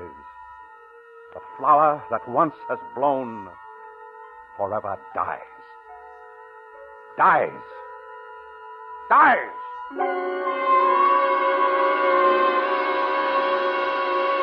You wouldn't do that. You couldn't. I could, Martin, I could. No, she had nothing to do. Say it.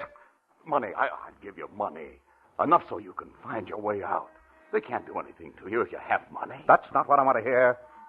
Where is Kate's body? I don't know. Tell me. I can't. Through the door and down the hall. No. Just off the bedroom. Not the boy. You can't, Lacey. Tell me. I can't. Lacey! Don't lock me in. Come back. Come back. You can't. Lacey! Anne!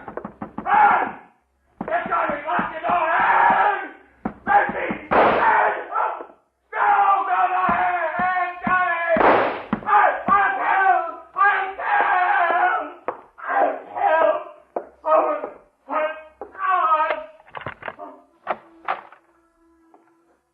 I'll death.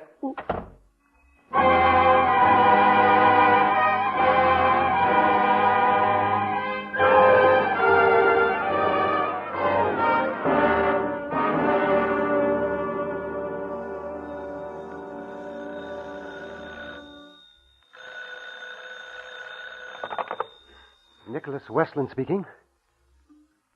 Yes. I know, Commissioner. And I'm glad you had the faith to play along with us.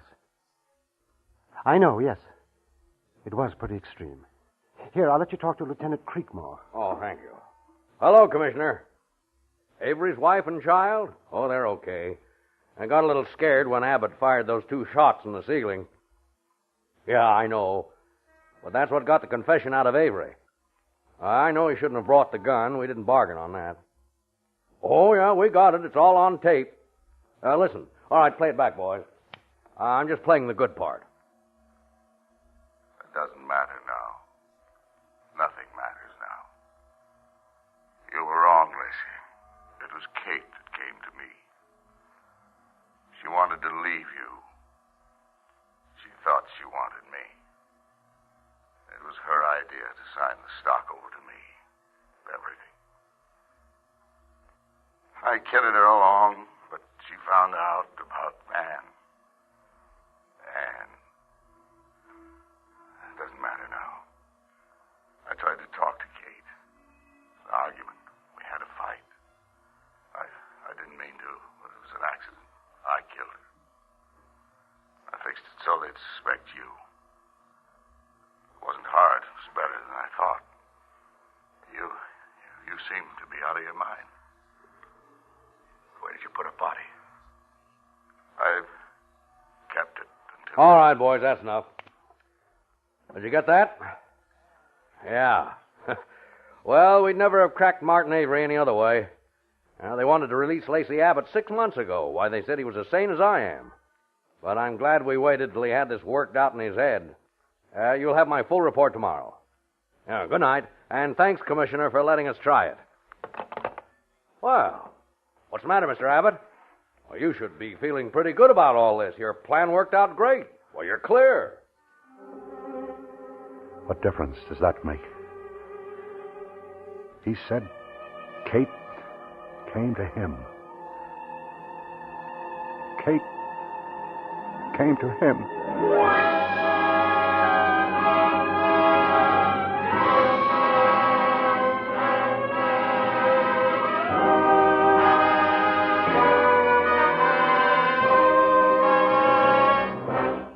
Suspense, presented by Autolite. Tonight's star, William Powell, with John McIntyre. Oh, Mr. Wilcox, you've made the camel kingdom ecstatic. And have you ever seen an ecstatic camel, Mr. Wilcox? No, I haven't. But if you like beautiful sights, take a look at this Autolite Stay Full battery. The battery that needs water only 3 times a year in normal car use. And it's only one of more than 400 outstanding products made by Autolite for cars, trucks, planes, and boats in 28 plants coast to coast. These include complete electrical systems used as original equipment on many makes of America's finest cars. Batteries, spark plugs, generators, coils, distributors, starting motors, and bullseye sealed beam headlights. All engineered to fit together perfectly, work together perfectly because they're a perfect team. So don't accept electrical parts supposed to be as good. Ask for and insist on Autolite, original factory parts at your neighborhood service station, car dealer, garage, or repair shop. Remember, you're always right with Autolite.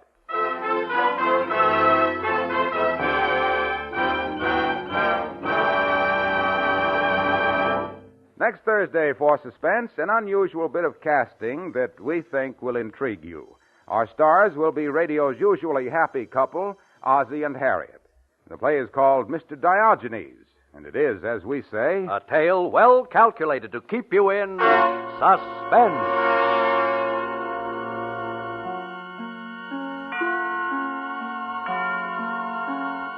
Tonight's suspense play was produced and edited by William Spear and directed by Norman MacDonald. Music for Suspense is composed by Lucien Moraweck and conducted by Lud Gluskin. The Escape of Lacey Abbott is an original radio play by Gilbert Thomas. William Powell appeared by arrangement with Metro-Goldwyn-Mayer, producers of East Side, West Side, starring Barbara Stanwyck, James Mason, Van Heflin, and Ava Gardner. In the coming weeks, you will hear such stars as Rosalind Russell and Marlena Dietrich. Don't forget, next Thursday, same time, Autolite will present Suspense, starring Ozzie and Harriet Nelson.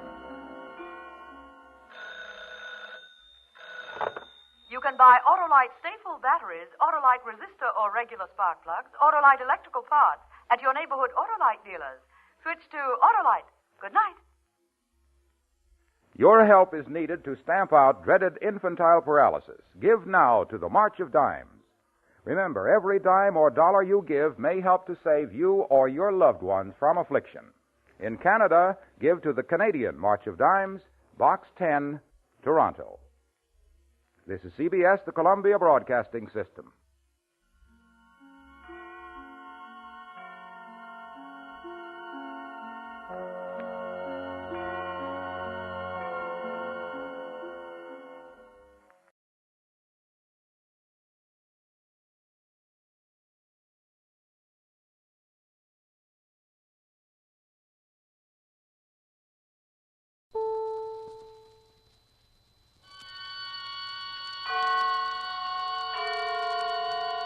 Suspense.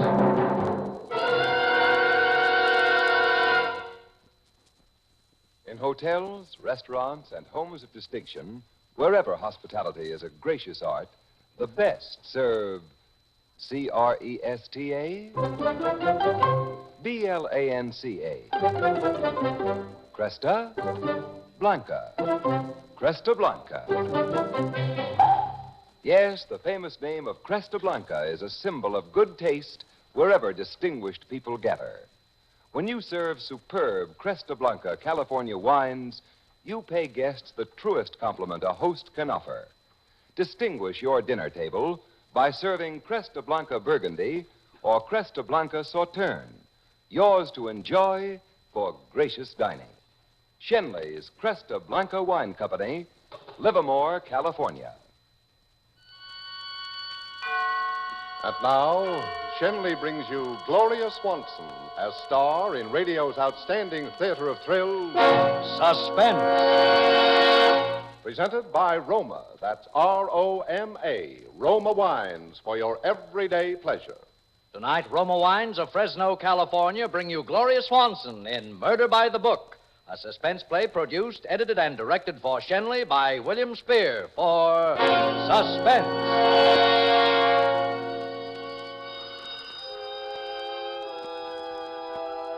I must have been asleep. At first I thought it was one of those dreams. And then I realized the phone was really ringing. I seemed to remember. It had rung before and I hadn't answered it. But maybe it had been only this once, ringing a long time. Because just as I got there, it stopped. Hello? Hello? I suppose I'd had one of my spells. I never could remember very well just after them. But I know I'd been working or trying to. It was my latest, and I thought it would be my best. It was about a woman who kills her husband.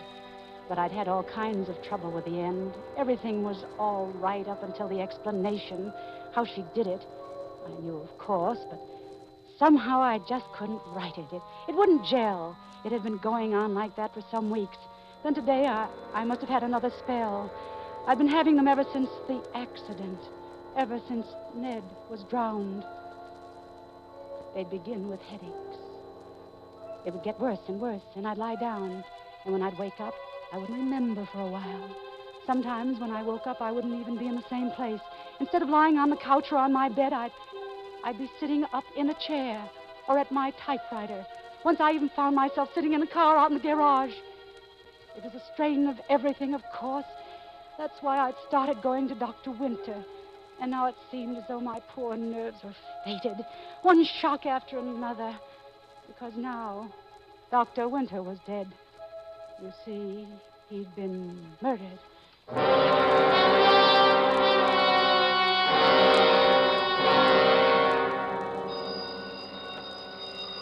Yes? Emily? Yes? This is Harry Bailey. Where have you been? Why, I've been right here, Harry. Well, why don't you answer your phone? I've been trying to get you all afternoon. Oh, I must have been asleep. Oh. How's the book coming? Oh, not very well, I'm afraid, Harry. Still stale. I guess so. I'm awfully sorry, Harry. I know I promised it to you weeks ago, but... Forget it. Those things happen. Listen, Emily, I've got a great little proposition for you. It'll make you some money, it'll get your mind off the book for a while, and it'll be worth $1 million worth of publicity for us. Oh, what's the catch? Well, I was talking to young Hayes. He practically runs the old man's newspaper chain for him now, you know.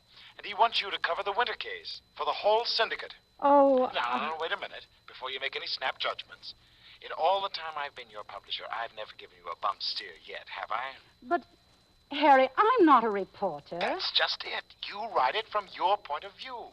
The way it looks to the country's foremost woman detective story writer. The clues, the evidence, how it all fits together.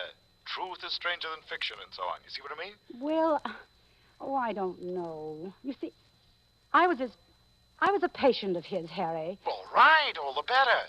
Famous man murdered in small resort town. Just so happens famous woman mystery writer lived in same small town. Even was murdered man's patient. Knows everybody by their first names, and so forth and so on.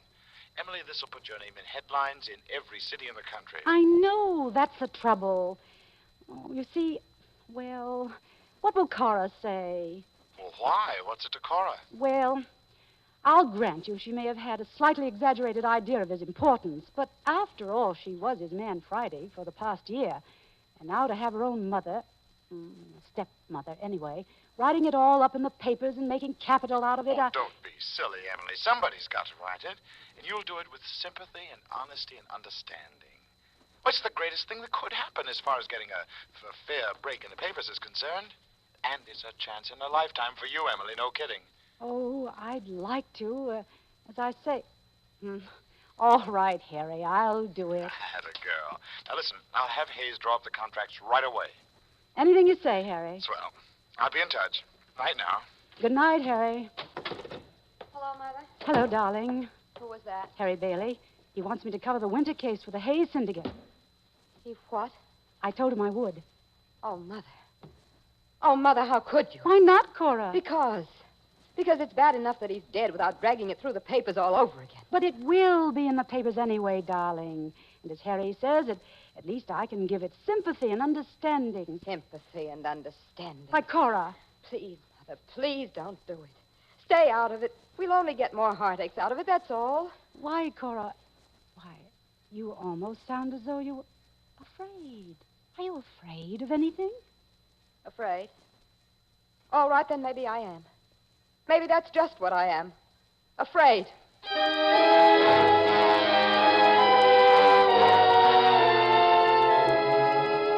I had never really understood Cora. She was Ned's child, not mine. I was only her stepmother. Not that we weren't the best of friends, but she'd always been a little strange. More like her mother, I imagine. And then the shock of losing Ned, and this on top of it. There were times when she seemed almost in a daze. It was hard to blame her. The next day, Harry phoned to say the contracts were all in order, and I was to report to Lieutenant Hahn of the Homicide Bureau, who would permit me to interview the girl they were holding for the murder, and in general act as my guide, philosopher, and friend. But upon appearing at his office, I found a gentleman with his hat on his head and his feet on his desk, who didn't bother to remove either, and merely stared at me. Something? I'm Emily Carlyle. I was told to report to you. You're Lieutenant Hahn? Uh-huh. I was told that you would sort of show me the ropes. Mm-hmm. I deduce from your attitude that you are not particularly pleased by the prospect. I cannot tell a lie. You deduce right. Well, isn't this nice? We're not going to get along. Oh, I wouldn't say that, Miss Carlyle, or is it Mrs.? Miss, my married name is Wales. I was married to Ned Wales, you know. Ah. Suppose we clear the air a little, Lieutenant. I take it the barrier between us is the old one of professional versus amateur, dealer in fact versus dealer in fiction, and you disapprove of fiction? No, I got nothing against detective stories or detective story writers. I even read them myself once in a while, for laughs. Well, that is encouraging. What? To find that you can not only read, but laugh. Okay. Then just what is the difficulty, Lieutenant? I don't like to see people tried in the newspapers. I have no intention of trying this girl. What's her name? Claire Ogilvy.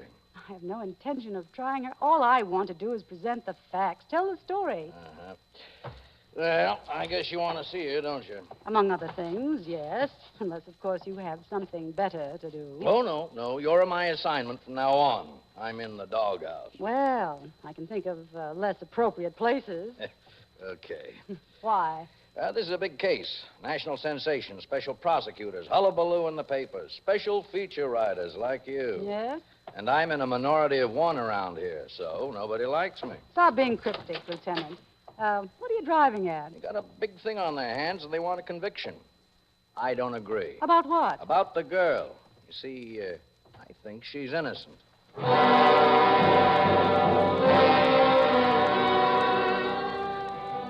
That was interesting.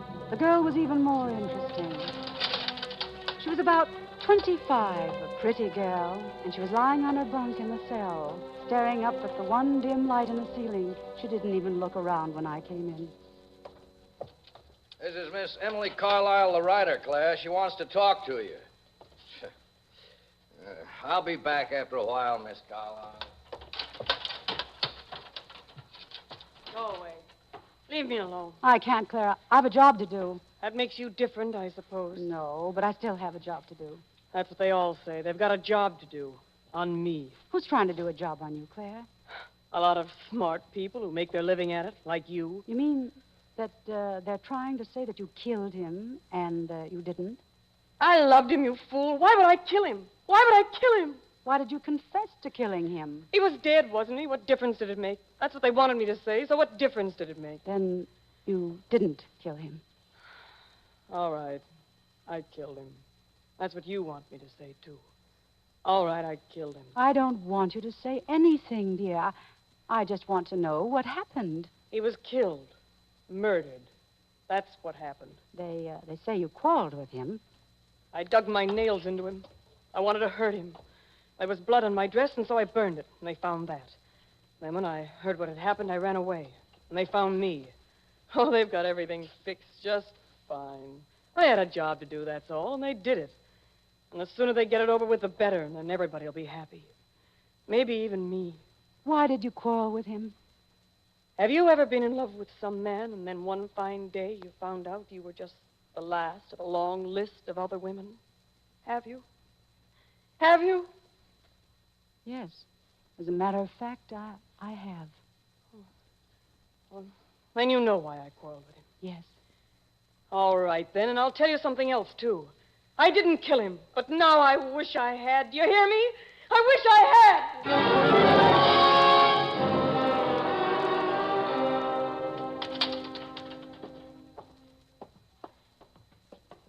Well, I suppose she told you she killed him and you believed it. First she said she had killed him, and then she said she hadn't. You didn't answer the second part. She indicated you have certain evidence. Okay. Come in here. The DA's got the original sample, but pictures should give you a rough idea. Oh, what's that? Piece of a dress that was found under the bed. They matched it to the dress she burned, more or less. And what's that plaster thing? Cast of tire marks. Did you read Dick Tracy? Oh, I've used plaster casts of tire marks myself in my books. But, they look a little vague. They are. You know something, Lieutenant? I'm inclined to agree with you. About what? About the girl. I think she is innocent. Oh, so you can write it from the whodunit angle, huh? Less asperity, Lieutenant, if you please, and a little more attention to detail. By the way, why is everyone so anxious to believe this particular girl did it? Because they think they can make it stick. Why look further? Because it's good for them. They make their reputations that way, just like your boss makes circulation. Let's face it. You and I know that what Dr. Winter was like. There must be a dozen girls in this town who have just as much reason for killing him as this one. What I said. As for the confession, she's obviously an hysteric. Any good alienist could break that down. Oh, said that, too? And as for this stuff, I don't know much about tires, but this dress pattern is as common as a cotton handkerchief. There must be 50 of them within a mile of where we're standing right now. Same goes for the tires. I've told them all that. Then there must be something wrong with your methods, Lieutenant. Now, what do we deduce from all this? I'll tell you what I deduce. What? There's a woman who's killed a man in this town. A murderess. A murderess that's still on the loose.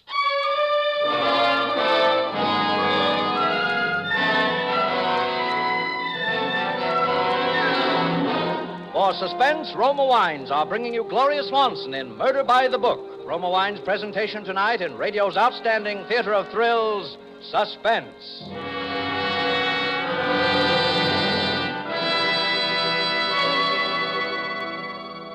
Suspense, radio's outstanding theater of thrills, is presented by Roma. That's R-O-M-A, Roma Wines. Those better-tasting wines from the world's largest reserves of fine wines. Vacation time is in full swing, and that means more time for baseball, tennis, golf, fishing, gardening. Whatever form of recreation you choose, here's a delightful way to cool off and refresh yourself. Just serve a tall, cool Roma wine and soda. Half-filled glasses with robust Roma California Burgundy, delicate Roma Sauterne, or any Roma wine. Fill up with ice and soda, sweeten to taste, then sip and be surprised. You'll agree with everybody that refreshingly delicious Roma wine and soda really is a treat that beats the heat. Treat your family to Roma wine and soda tomorrow. Serve Roma wine and soda whenever guests drop in, and all summer long. And for better taste, be sure you use America's favorite wine, Roma wine. R-O-M-A, Roma wine. And now, Roma Wines bring back to our New York soundstage Gloria Swanson as Emily Carlisle in Murder by the Book, a tale well calculated to keep you in suspense.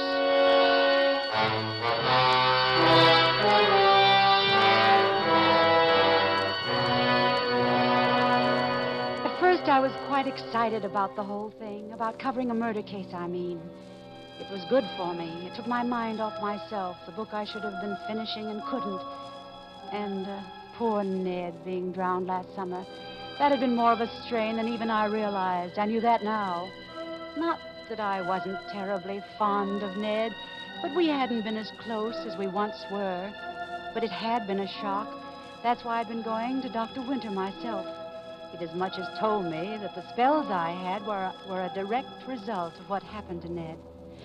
Oh, it shows you how tiny and yet how strange our little world can be here. Here I was, writing up the case of Dr. Winter's murder for the newspapers. Of course, right away I discovered that the evidence against the girl they were holding was all circumstantial, and Lieutenant Hahn got me prints of the pictures. The piece from the dress they said she was wearing and the tire marks. And I went out to do a little checking of my own. First, I went to Gorman's department store. Actually, it's the only real store for women's things in town. Well, Miss Carlisle, long time no see, eh? What can I do for you? I was wondering if you could identify a dress for me. A certain dress? A dress? Why, sure. What kind of a dress you have in mind? No, I don't want to buy one. I just want to find out about one. A particular dress. This dress that this picture was taken of. That's only a piece of it, of course. Oh, that? Yes. You've sold quite a few of them, haven't you? Say, I hear you're going to write up this winter case for the papers. That right, Miss Carlisle? Why, yes, I am. As a matter of fact, this dress... I know this dress, all right. We had them last spring, sold like hotcakes, 4 dozen of them. Did you keep any record of who you sold them to? Could I get a list? No. No complete record. Mostly cash sales, you know. Made up a partial list, that's all, a partial list. Well, that's what I want. That's better than nothing. Going into competition with the police department now, huh? No, I'm trying to help them, Mr. Gorman. If you'll give me... You better see them about that yourself, then. Lieutenant Hahn. Gave him the list 3 weeks ago. You better see him. Oh, I didn't know he had one. He never told me. Cops don't always tell everything they know, eh? You go see Lieutenant Hahn. He's the man you want to see, Lieutenant Hahn.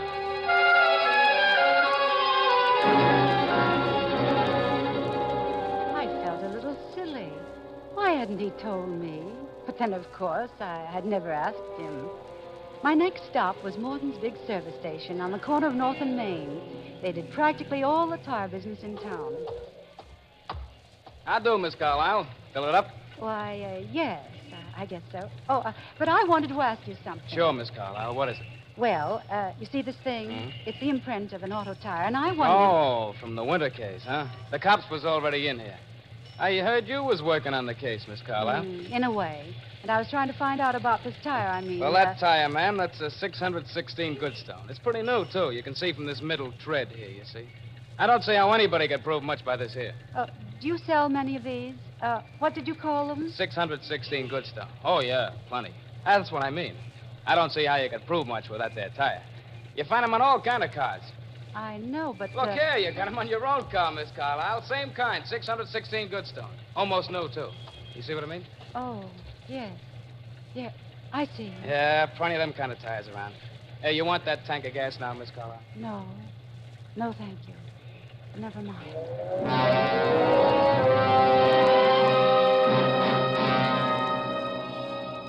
It's funny how you never notice things like tires if you're a woman anyway. They'd always handle things like that, and then afterwards Cora had done it. Cora. And of course, as the boy had said, there were hundreds of tires like it. Hundreds. Cora wasn't home yet, and I wandered around the house and tried to think, but I didn't get very far. I was afraid one of my headaches was coming on. I decided to try and write my first article. But when I sat down at the typewriter, I remembered I hadn't put the cover over it the last time, and it was all dusty. I went to the broom closet and rummaged around in the basket we keep there for old rags. I just started to dust off the typewriter when I noticed it. It's the rag I held in my hand. It wasn't just an ordinary rag. It was a piece of a dress. And it wasn't just an ordinary dress. It had a cute little red and white print pattern. The kind of a dress the police said was worn by the woman who had murdered Dr. Winter.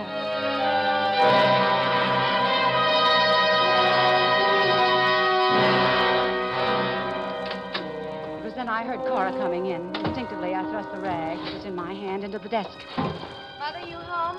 Oh, hello, darling. Been shopping? Oh, just a few odds and ends. What have you been doing? Oh, a little of this, a little of that. Cora, what about the car? Won't we be needing new tires pretty soon? Well, no, I had new ones put on all around only a little while ago. You remember? I'd forgotten. When was that? Oh, 6 weeks ago, anyway. Then it was before? For what?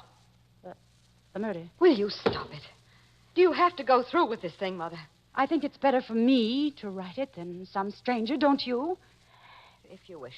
But it's so different from what happens in stories.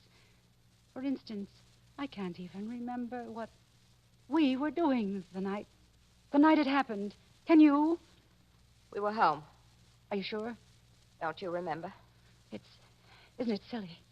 You had one of your headaches. I was in my room. You were in yours. Then I was asleep all evening. I suppose you were. But you don't know. You weren't with me. What a pity. I'll start supper. Oh, Cora. Yes? Whatever happened to that old print dress?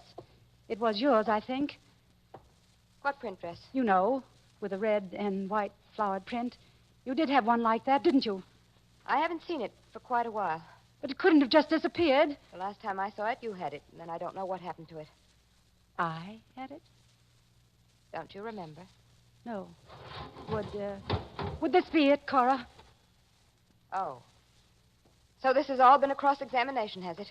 There were certain things I had to know, Cora. Well, I won't stand for it, do you hear? You can do anything you like about yourself, but I won't let you drag me into it. I won't. You were in love with him, too, weren't you, Cora?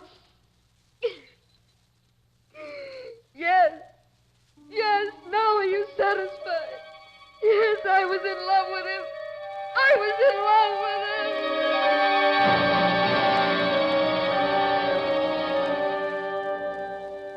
him. When I woke up, the sun was shining, and I was lying on the bed in Cora's room, and Cora was gone. I made some coffee, and then I went down to see Lieutenant Hahn. What's the matter, Miss Carlyle? You look sort of played out. I had rather a restless night. I've been thinking about this thing, Lieutenant. I've been thinking about it a lot. Been doing a little checking up, I hear. Yes, Lieutenant. Why didn't you tell me you had that list about the dresses? Was it because you knew that someone in my house had bought one of those dresses? You're speaking of your stepdaughter, Cora Wales. Yes. We did know it, of course, but we knew the same thing about a couple of dozen other women. It didn't make much difference. Oh. Got any new ideas? Look, Lieutenant, I've been writing a new book, or trying to, about a murder. A woman who kills her husband. I didn't know how to finish it. But now, look, it's all sort of mixed up in my mind, but you know the old theory about a murderer will always return to the scene of the crime? I don't get it. I know. Put it this way. If someone killed because the person they killed knew something, they'd have to kill anyone else who knew that same thing now, wouldn't they? You still going on the theory the Ogilvy girl's innocent? I know she's innocent. You know? That's pretty strong talk, Miss Carlyle. Well, call it woman's intuition. Call it whatever you like. I just know that there's someone... Look, Miss Carlyle, maybe I had you wrong yesterday. I can see you're not kidding about this thing. Not that I pretend to know what you're talking about, but if you've really got something, you better tell Papa. No, I can't. You say you think somebody's going to come back to the scene of the crime. I don't know. I don't know what I think. I just know that... Look, Miss Carlyle, I don't like it. You're upset and you're frightened. No. I want to help you. No, I have to do this my own way. Do what? I don't know. Well, I can't very well use a rubber hose to get it out of you. But I just want you to remember that whatever I do, it's part of my job. What? What's part of your job? To see that nobody else gets killed around here, including you.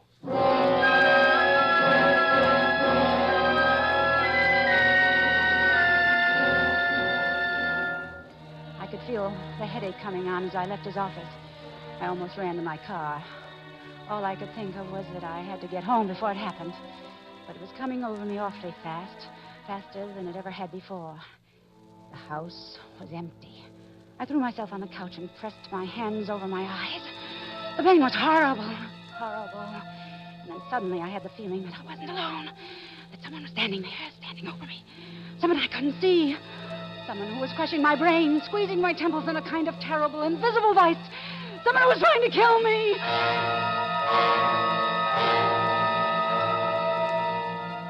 I was having a dream. Another of those horrible dreams. I was dreaming that I'd gone upstairs to Cora's room, and she was there packing her things. She didn't see me or hear me, and I crept into the room very softly.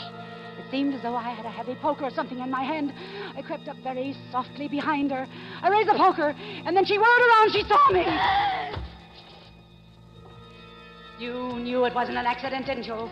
You knew he didn't just drown. You knew I killed your father. I pushed him. And when I went to Dr. Winter, he found out, too. Something buried in my subconscious, he said. And he made me tell him.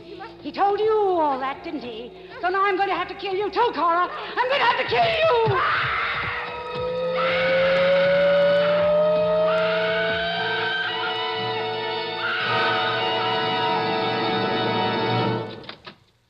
All right, Miss Carlyle, all right.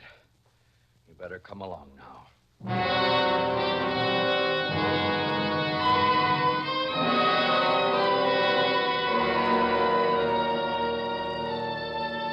I hear the doctors keep talking about schizophrenia. That's a double personality, you know. They seem to think I did all those things without even knowing it. Drowning Ned. Trying to kill Cora. That's what the spells were, they say. The other personality. Like Dr. Jekyll and Mr. Hyde.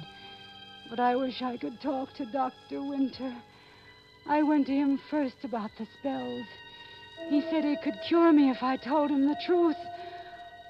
Only, of course, I can't talk to him now. He's dead. I killed him.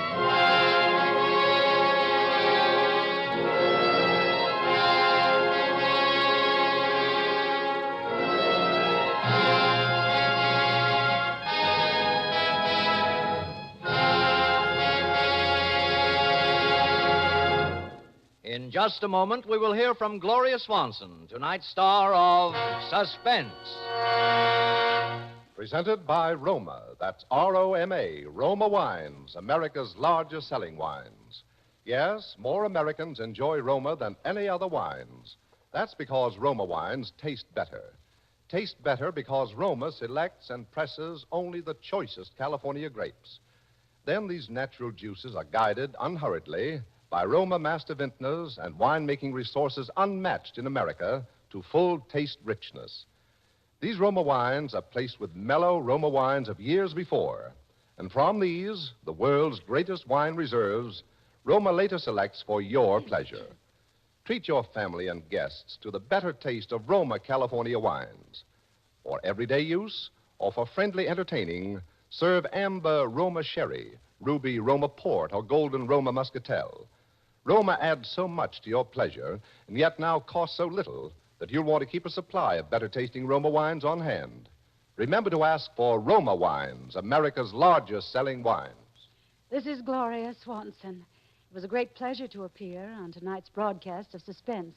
Next week, Suspense will originate from Hollywood, when Roma Wines will bring you Vincent Price. Good night. Tonight's suspense play was written by Robert L. Richards. Next Thursday, same time, you will hear Mr. Vincent Price as star of Suspense, produced fortunately by William Spear. This is CBS, the Columbia Broadcasting System.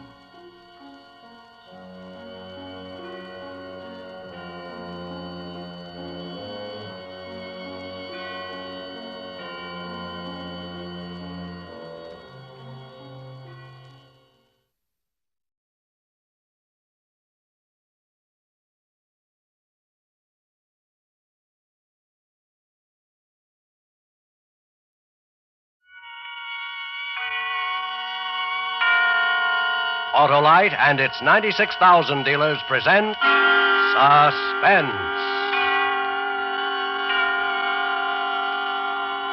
Tonight, Autolite brings you After the Movies, a suspense play starring Mr. Ray Milland. I'd been called to jury duty a couple of weeks before all this happened. It was one of those kind of sensational trials. And the judge told us jurors not to go out in any public places where we might be approached or influenced. So I'd been sticking pretty close to the hotel. So it was a real treat when they said we were free for a couple of days because the witness was sick. Of course, the movies is a public place, but Ann didn't think that would really count, and neither did I. We went to the early show across the street from the hotel and got out about 9:30. I thought she was darling. I didn't care so much for him, though. I didn't think she was too hot either. Say, what's the difference, really? The first movie I've seen since the trial started. How about some ice cream? We got those little cakes at home. Some ice cream might go nice with him. I don't know if I can go home. You mean this jury thing, Oh, you you're know. free for a couple of days. Isn't that what they told you? Not going to do any harm for you to sleep home tonight. I suppose not. What kind you want? What? Ice cream. Chocolate. Come on.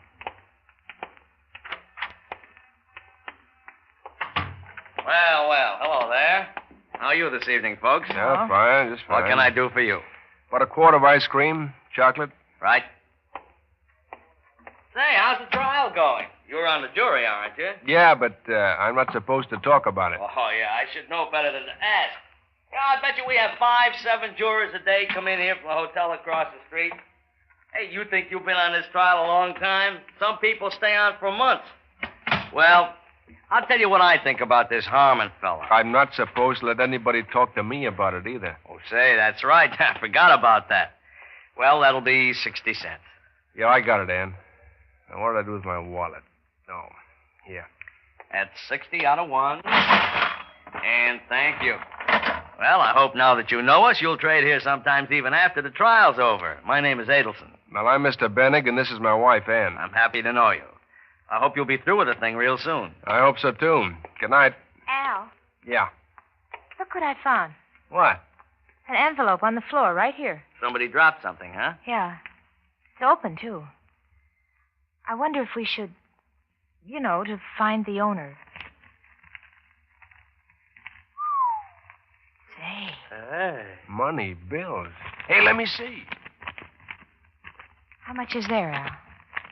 Al? How much, Al? $10,000. Huh? 10,000? Who dropped $10,000 on the floor of a drugstore? In just a moment, Mr. Ray Milland in the first act of After the Movies. Hello there, Harlow Wilcox. Why, it's Santa Claus. That's right. What are you doing here, Santa? Well, I thought you'd like to hear about Dasher, Dancer, Prancer, and Vixen. Your reindeer? No, my ignition-engineered Autolite spark plugs. On a sleigh? Oh, well, I turned in my sleigh for a sky sedan, and since I replaced my worn-out reindeer... spark plugs with ignition-engineered Autolite spark plugs, why, I've been getting... I know. Smoother performance, fast starts, gas savings. Ignition-engineered Autolite spark plugs, are world famous for quality and dependability. How right you are, Harlow. Now I know what you mean when you say... Ignition-engineered Autolite spark plugs are designed by the same Autolite engineers who designed the coil, distributor, and all the other important parts of the complete ignition systems used as original factory equipment on leading makes of America's finest cars. That's why Autolite spark plugs work as a perfect team with your car's ignition system. Well, hang up a big stocking, Harlow. You've been a good boy to tell me about ignition-engineered Autolite spark plugs. Glad to do it, Santa. And whether you choose the resistor type or the standard type, you'll be right. Because you're always right with Autolite. And now with After the Movies and the performance of Mr. Ray Milland, Autolite hopes once again to keep you in suspense.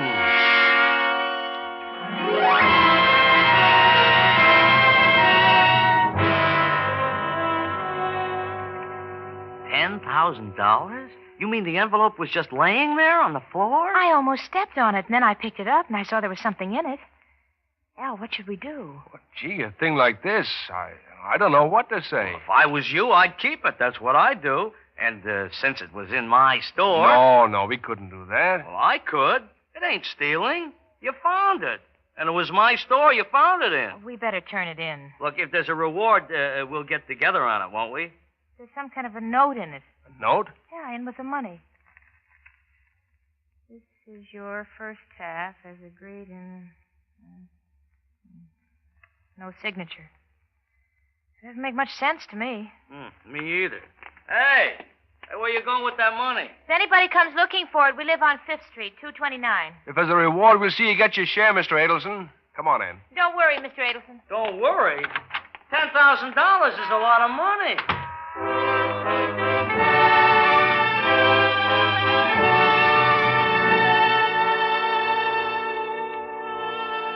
I said there was nothing to worry about, but I wasn't feeling quite as breezy as I sounded.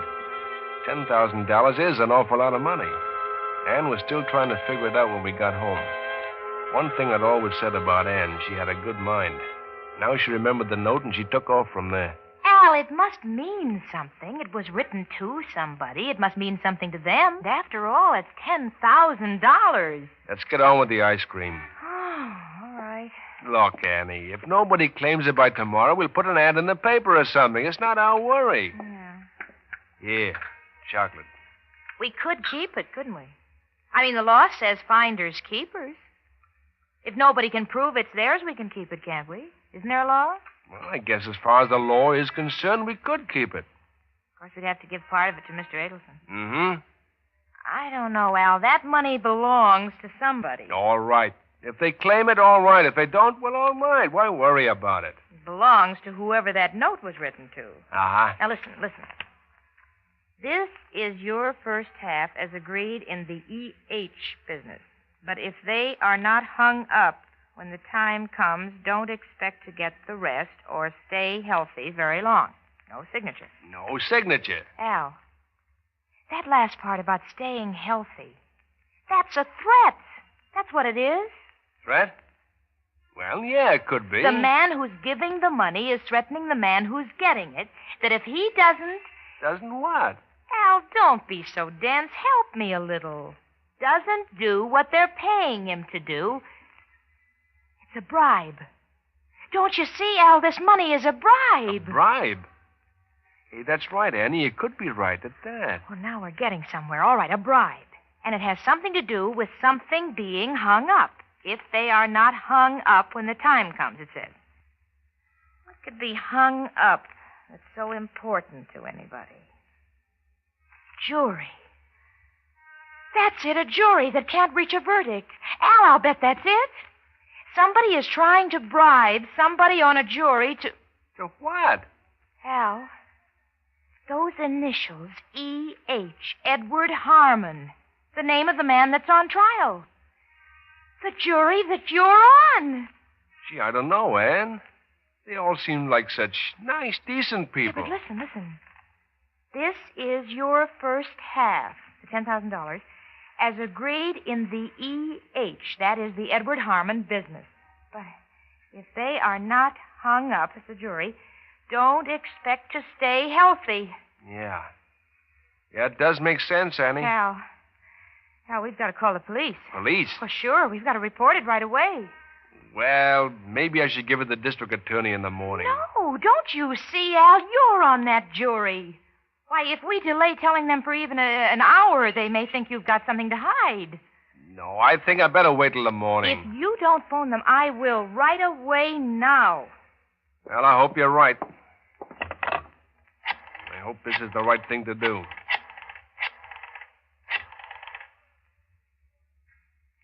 My name is Albert H. Bennig. That's right. I live at 229 Fifth Street. Yeah.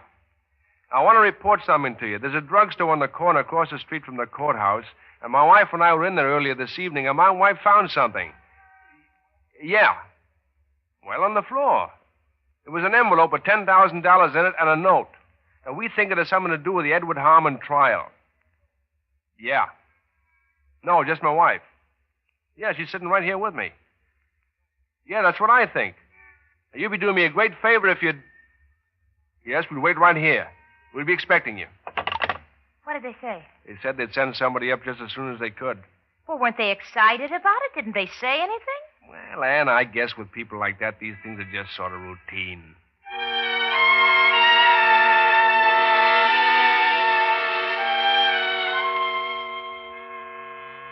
That must be them now, Al. I'll go. I must say they took their time about it. Oh, good evening, gentlemen. Come in. Thanks. You're Mr. Bennig, Albert H. Bennig? That's right. This is my wife. How do you do? No, how do you do? I sort of expected to see someone in uniform. I should have known, I suppose. Uniform? Yes, you gentlemen are from the police, aren't you? No. No, we're not. Oh? You expecting the police, lady? Yes, we were. Better not take too much time, Johnny. I think you people got something that belongs to us. Something you found in the drugstore in the corner. Oh. We lost it there. Druggist told us you had it. Well, we did find something, yes. 10 grand and 500 in a white envelope. Well, I guess it's theirs, all right, Ann. Yes, but... But what?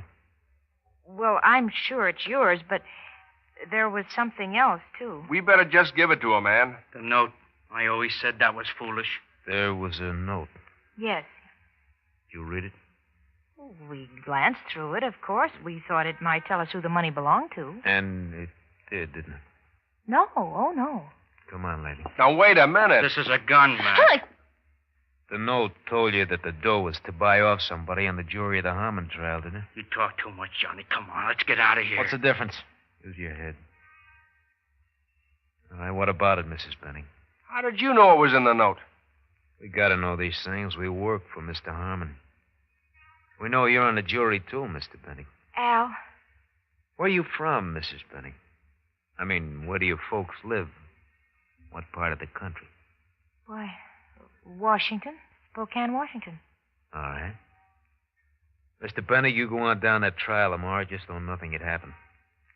Anybody asks you about your wife, you tell them she's gone on a little visit to her folks in Spokane. Visit to my folks. The case will go to the jury on Friday. If everything goes like it should, your wife will be back here safe and sound first thing Monday morning. Oh, good Lord. But you can't do a thing like this. You Be can't. reasonable, Mrs. Pennick. We gotta. You people know too much about this thing. Well, we wouldn't say anything. I promise. I swear it. Now, how can we take a chance like that? Harmon is up for murder. Better get your things together, Mrs. Pennick. Go with us, Sam. We ain't got all night, though. I'll take the money, Mr. Pennick, before I forget it. Thanks. I hope you understand our position. What are you going to do? Well, obviously, the money went to the wrong party. So we got to use another method. If everything goes like it should on that jury, your wife will be okay. But if it doesn't... You can't. You can't do that. Oh, but we can. Saves us a lot of money, too. And, Mr. Pennick, not a word to the authorities. Your wife would make a cute corpse.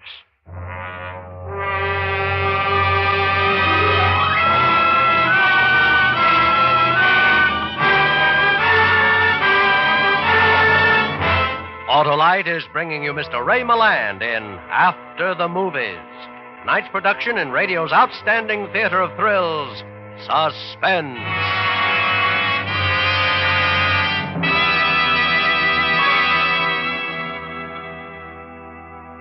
Hey, Santa Claus, no kidding. Did you really name your Autolite spark plugs after your reindeer? I certainly did, Harlow. How come? Well, for one thing, those reindeer were always unexcelled for fast starts, smooth performance, and gas savings. And so are those ignition-engineered Autolite spark plugs.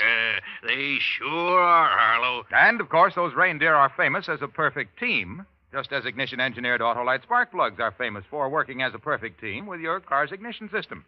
Because, you see, they're designed by the same Autolite engineers who designed the complete ignition systems, used as original factory equipment on many leading makes of America's finest cars. Well, that's why you say they're ignition engineered, eh, Harlow? Sure, Santa. So, folks, see your friendly Autolite spark plug dealer and have him replace worn-out spark plugs with ignition-engineered Autolite spark plugs. And whether you choose the standard type or the resistor type, remember, you're always right with Autolite. And now, Autolite brings back to our Hollywood soundstage Mr. Ray Milland in Elliot Lewis's production of After the Movies, a tale well calculated to keep you in suspense.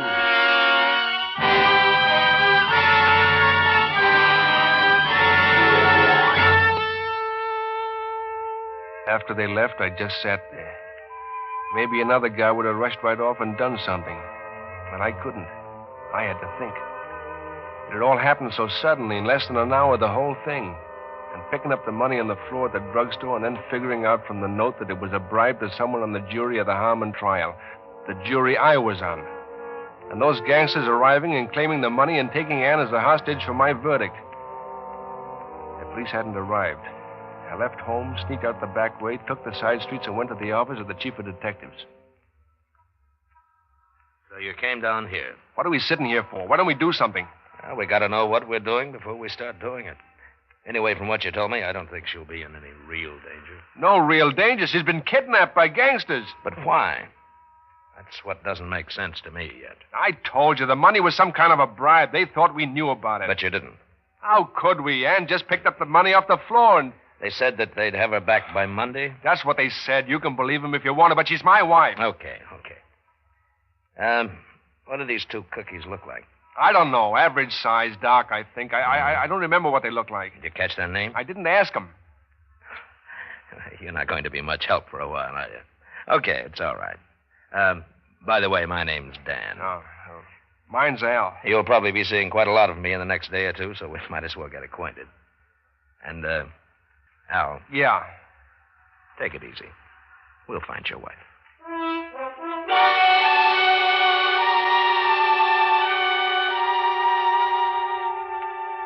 His being friendly like that made me feel a lot better. but we still weren't doing anything. First, you got out a lot of pictures, and I had to go through all those, but of course I couldn't recognize anybody, and then he started making phone calls. That didn't make much sense to me either, except that he figured they might have a stolen car, and he was trying to check on it. Finally, he called a police car, and we drove back toward the courthouse. It was 12 o'clock, but Mr. Adelson hadn't left the store. He was anxious enough to talk, but it didn't look as though he was going to get us any place. I tell you, Lieutenant, it was right there on the floor. Right there. Yeah, but when you talked to these two men. Oh, yes. Well, I talked to them. The one, that is. And he said he'd lost an envelope, he thought, in my store. And I said, yes, we'd found it, and Mr. Bennick had it. So you talked to them. What did Yeah. they look like? Well, now, how can I know what they look like when they called me on the telephone? Okay. I guess that's all, Mr. Adelson. I'm sorry, Lieutenant. I wish I could help That's you. perfectly all right. But if there's anything else that you We'll think call of- you. Hey, Mr. Bennick. Yeah. Did you tell him about the note? Note? Yeah, the note that was in with the money. So there was a note. Sure. In with the money. Wasn't it, Mr. Bennick? Well, what about it, Al? Well, I'm sorry. I guess I forgot.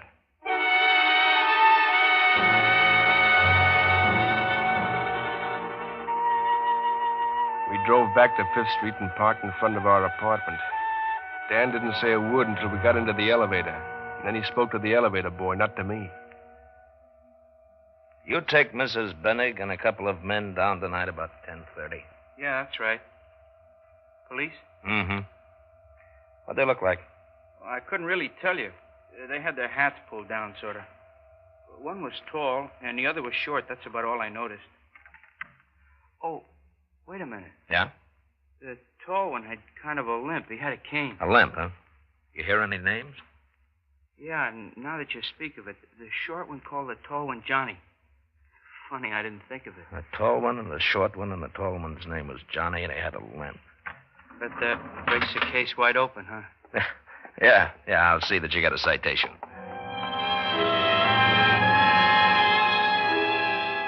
We got off at my floor, and I opened up the apartment, and we went in. And he still didn't say anything. He prowled around the apartment, poking into bureaus and closets, but not saying a word. Then he came out in the living room and sat down in the big armchair and looked straight at me. All right, Al. What about the note? Well, I'm sorry, Dan. I didn't think it was important. You're not sore, are you? Me? What have I got to be sore about? It's your wife. Yeah. And I'm sorry. Now, what about the note? Well, all it said was something like, this is the first half as we agreed and no signature. Have you got it? No. They took it when they took the money. And you couldn't remember that one was a tall guy and the other was a short guy and that the tall guy's name was Johnny? But I was all upset. I didn't even know if I heard his name. Are you trying to protect her, Al? No. I've told you everything I can. Okay, forget it. Now, let's see. A bribe. That means that somebody wants something or is on the spot. The fix will be on by Monday, they say. Now, who is there in this town that employs gunsels that would have a deal worth that much dough set for next Monday? Oh, there could be a million deals like that. Quiet, let me think a minute, will you? Johnny, a cane, and a short guy. It's on the tip of my tongue. And it wasn't so long ago, either. Sure. Why didn't I think of it? Think of what? Bill Quinlan, the defense lawyer in the Harmon case. Those are his boys. Had him up a dozen times. He always comes and gets them off. The Harmon trial? Yeah, this Harmon is up on a murder rap. A bank robbery, a guard was killed. His lawyer is Bill Quinlan. Quinlan's bribed more juries than I got hairs on my head, if you could ever prove it.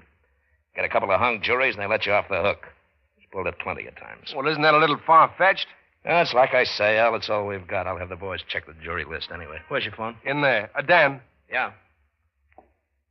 Dan, I'm on that jury. You what? Well, don't you see? If I opened my mouth, they'd kill her. They told me so. So that's it. I didn't dare tell you, Dan. I hoped you'd find her Why, without... you long-legged, thick-headed idiot. Don't you think I've been in this business long enough to know it a little better than you do? Don't you think I know how to give people protection when I have to? Do you think we go around trying to get people killed?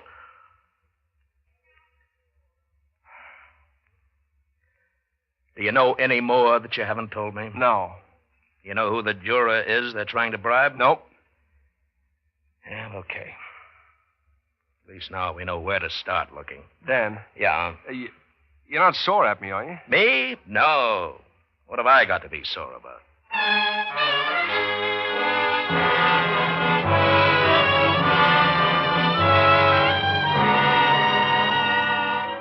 knew where to start looking, but it wasn't as easy as that. I was still on the jury, of course, and they didn't dare make a move against Harmon because of Ann. The case went to the jury Friday, and there was still no word of her. And, of course, I had to vote not guilty. They understood that. But as it turned out, the vote was 8-4, so it didn't really matter. With a hung jury, Harmon was scheduled for a new trial anyway. By now, it was Monday, the day Ann was supposed to return. But there was no word. What if they'd found out the police knew I was on the jury? It was nearly midnight when Dan came to the apartment.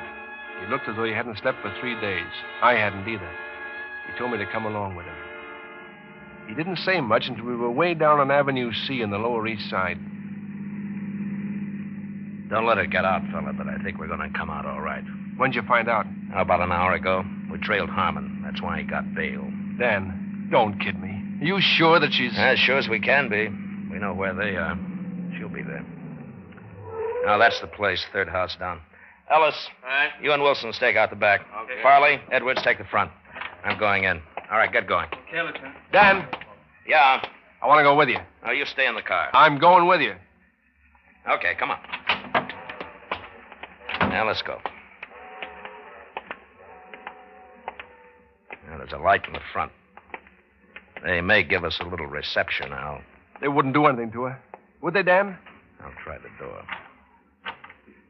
Yeah, it's locked. Can we bust it open? I got a skeleton.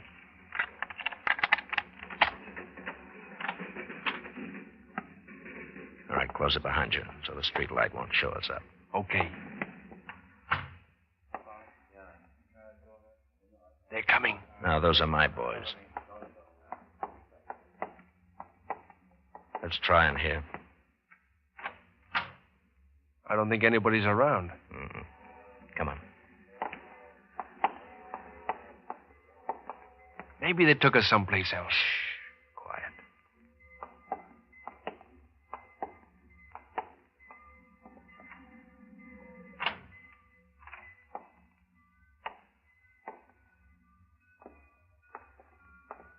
No, Al. You better stay out. Why? What is it?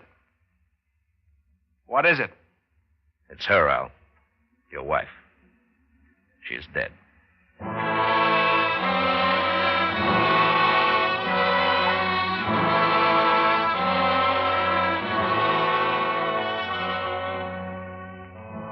She was dead. And the next day, there was the funeral. A lot of friends came around and shook hands and looked at me sad. And I stood by where she was lying with all the flowers around her. This wasn't the way it was supposed to work out. Dan came, too. For a long time, he stood there, looking at her and my friends and me. You called them, didn't you? I called him? Yeah. You called them, and she thought you were calling the police. That's why the police never showed up.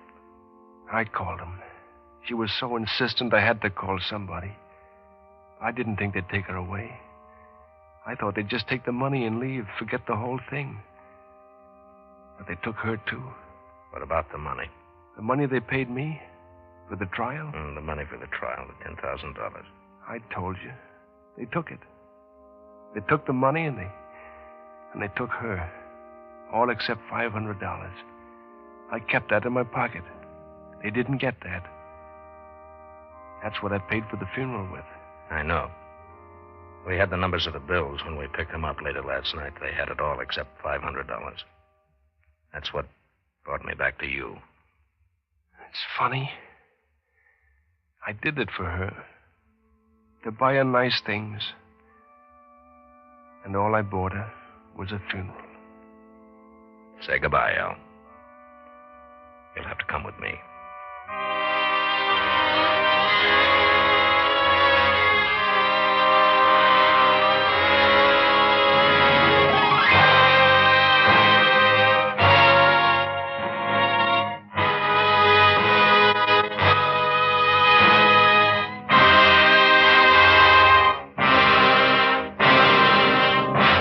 Suspense, presented by Autolite. Tonight's star, Mr. Ray Milland. At my workshop, we make toys for all the little girls and boys.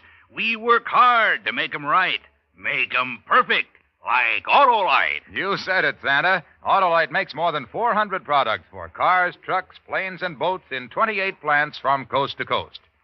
These include complete ignition systems used as original factory equipment on many makes of America's finest cars.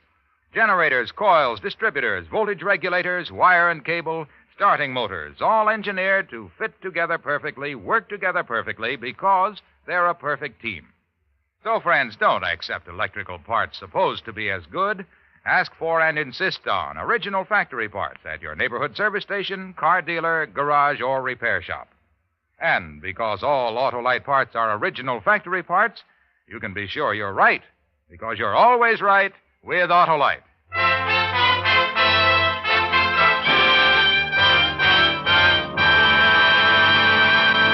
Next week on Suspense, Mr. Alan Ladd as star of A Killing in Abilene. And in weeks to come, you will hear such famous stars as Dennis Day, Cornell Wilde, and Ginger Rogers, all appearing in tales well calculated to keep you in suspense. Suspense is produced and directed by Elliott Lewis, with music composed by Lucien Morawek and conducted by Lud Gluskin. Parts of this program were transcribed. After the Movies was written for Suspense by Jack Finney and was adapted by Robert L. Richards and David Ellis. Ray Milland appeared by arrangement with Metro-Goldwyn-Mayer, producers of the Technicolor picture King Solomon's Mines, with Deborah Carr, Stuart Granger, and Richard Carlson. And remember, next week on Suspense, Mr. Alan Ladd in A Killing in Abilene. You can buy world-famous Autolite resistor-type or standard-type spark plugs, Autolite safe-full batteries, Autolite electrical parts at your neighborhood Autolite dealers. Switch to Autolite. Good night. This is CBS, the Columbia Broadcasting System.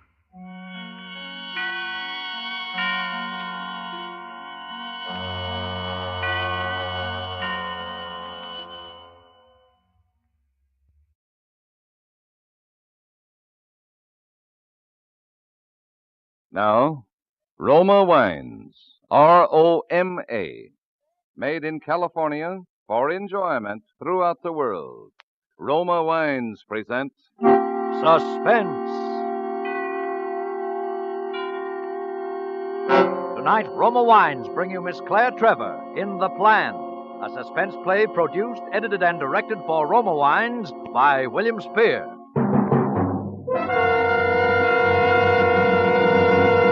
Suspense, radio's outstanding theater of thrills, is presented for your enjoyment by Roma Wines. That's R-O-M-A, Roma Wines. Those excellent California wines that can add so much pleasantness to the way you live, to your happiness in entertaining guests, to your enjoyment of everyday meals.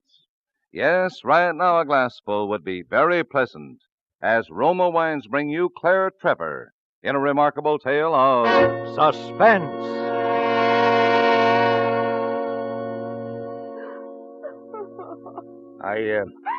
I know this has been a terrible shock to you, Mrs. Anderson, but there's a few questions we have to ask you. You understand why that can't wait. My husband. Where is he? I'm so worried about him. We just located him through the sheriff's office, Mrs. Anderson. They're bringing him over. Is he all right? He's more worried about you than you are about him. Have they told him what happened? Did they have to, Mrs. Anderson? Well, they don't think he did it, do they? Well, they mustn't think that. We don't know quite what to think. I suppose there's no doubt about the cause of death, is there, Doc? No doubt whatsoever. This is the gun that was used. Mm-hmm. You recognize this gun, Mrs. Anderson? Yes, it's a dueling pistol. One of a brace that belongs over the fireplace in the trophy room. Funny they're being loaded. There was a reason for it. Well, you mind telling me what the reason was? I'd better start at the beginning. Yeah, I think you better. Well, Harvey, my husband, and I have only been married a short time, as you probably know. Yeah, in a town this size, you can't help knowing most of the vital statistics. Especially about old Judge Collins' daughter, eh, Lieutenant? Yeah, Doc. As I remember, folks hereabout didn't know much about Mr. Anderson. No, and neither did I. All I know was that he was good and kind. And I felt so alone after my father's death. Oh, I know what you're thinking, but Harvey didn't kill that man. I know that. Oh, I wish he were here. I feel so helpless facing this alone. You're among friends, my dear. Yes. You're so very kind, Doctor. And you too, Lieutenant. It's just that, well, if they question Harvey, he might say anything trying to protect me. You sure you aren't trying to protect him, Mrs. Anderson? I told you, I'll have to start at the beginning. It was only last night that the phone call came. Harvey and I were sleeping here in this bedroom. At first, I couldn't imagine what had happened. A call at that hour.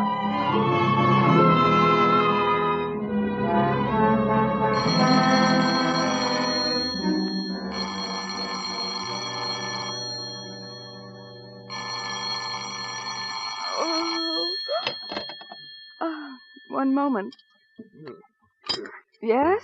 Pittsburgh calling Mr. Harvey Anderson. Oh, this is she. Mr. Harvey Anderson. Oh, Mr. Anderson. What is it, Helen? One moment. Harvey, it's a long-distance call from Pittsburgh. Pittsburgh? Yes, so late. Do we know anybody in Pittsburgh? Here, give me the phone. Hello? Yes, all right, operator. I can't imagine who... Hello? Yes? Al! Oh, how are you? Yes. Well, what are you doing in Pittsburgh? Who's Al, Harvey? Yes? Oh, no, Al. Tomorrow? No. Well, very well. Tomorrow. Well, now, who's Al, and who does he think he is calling us up at 3 o'clock in the morning? What's wrong, Harvey? Bad news? Who's Al? My brother. Brother? My brother. Harvey, I never knew you had a... You never told me. The Lord said unto Cain, Where is thy brother? And Cain said, I know not, am I my brother's keeper? Makes sense, And the Lord though. answered, The blood of thy brother crieth to me from the ground. Yes, and Eve probably took after him with a fig tree rolling pin. I'm not being facetious, Helen. I don't know how to explain it. It's just not easy to speak about it. Well, obviously. No, it's not a joke. But was it? I'll show you. It'll be easier that way than talking about it. Well, where are you going? To get the papers. What papers? The papers that explain about my brother. They're locked in the safe in the trophy room.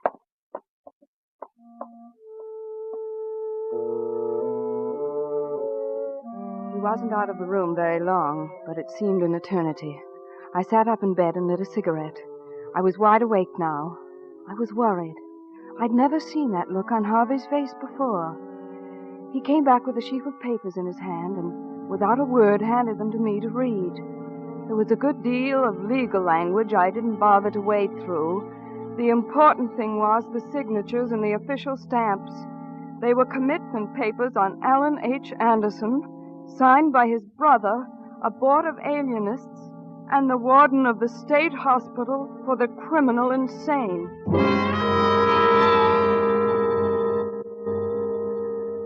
You understand what those papers mean? Yes. Yes, I do, Harvey. Oh, my poor darling. No, you mustn't take that view of it. I can speak of it now as if it had happened to another person not even related to me. I would prefer to do that if we're going to discuss it. How long He since... escaped 4 years ago. And is he still... He was never violent all the time, just that once. He killed a woman, his wife. You can see, Helen, why you never knew I had a brother. Criminal insanity in one's immediate family is pleasant neither to reflect on nor to discuss. I suppose I shouldn't have played along with him as long as I have. How do you mean, dear? I had a good deal of money 4 years ago at the time of the escape, and Brother Al's had every cent of it. I promised I'd never hear from him again, but I guess blackmail gets into the blood. What are we going to do? Do?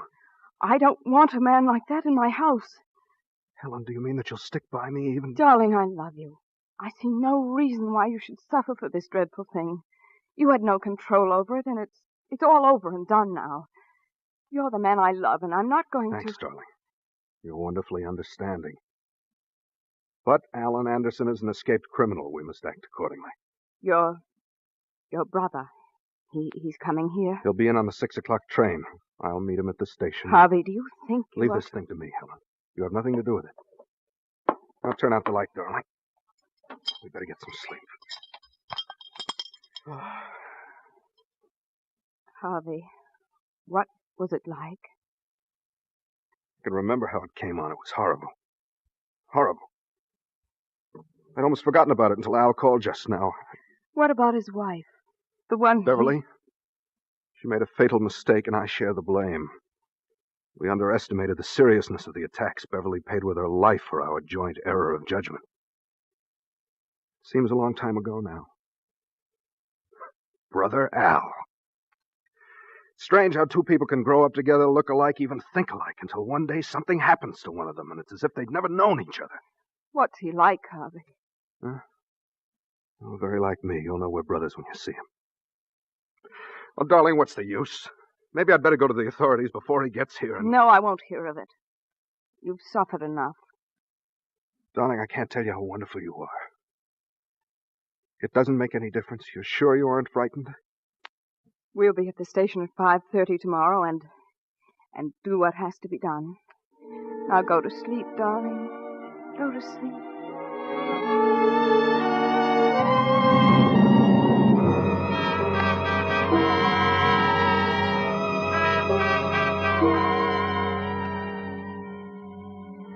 I suppose if you want really to forget something, you can. And even the direct stirrings of premonition can be subdued by a good hard day of housework. I was helping Matilda, and for some reason I worked with even more concentration and good spirits than usual. But somehow the doorbell intruded on that concentration, disturbed the protective veil for a moment, I guess. I seldom use the door slot, but now I did. I felt silly peeking out. Hello, ma'am. Oh, why, hello, Rutherford. Matilda, it's Rutherford. Excuse me, coming around the front, ma'am. Tried knocking on the back, but nobody answered. Oh, that's all right, Rutherford. Matilda was running the vacuum for me. We didn't hear. You're early, aren't you? It's only 2:30. Oh, I told Tilly to expect me at 3, because I figured the train would be late and darn if we didn't come in on time. Oh, well, Matilda will be right out. Oh, I like Tilly, Miss Anderson. It's mighty nice of you to give her the afternoon off, and my run makes the town in the daytime. Well, it's not often, Rutherford. I don't mind. You must be tired. Your Pullmans are awfully crowded these days, aren't they? Oh, yes, ma'am. Oh, yeah, I know what I want to tell you. I saw a man riding on the Belforte. It's not my car. I was just passing through. Lordy, ma'am, he looked just like your husband. And before I saw it wasn't, I said, "Hello, Mr. Anderson." He said, "Hello." And I said, "You ain't Mr. Anderson." And he said, "I am." Lord, ma'am, he looked near enough like Mr. Anderson to be his brother. His brother. Spitting image. I think it might have been his brother, Rutherford. You don't say. Hello, you. Ready, Tilly? I'm ready. Come along. Bye, Miss Anderson. Bye, Miss Anderson. Oh, goodbye. Rutherford, did you say this man came in with you on the 2:30? Huh? Oh, yes, sir. He's here in town, then. Something wrong, ma'am? No, I... You coming there, man? Oh, yeah. Well, goodbye, Miss Anderson. Bye. The 2:30. Matilda! Matilda! Oh.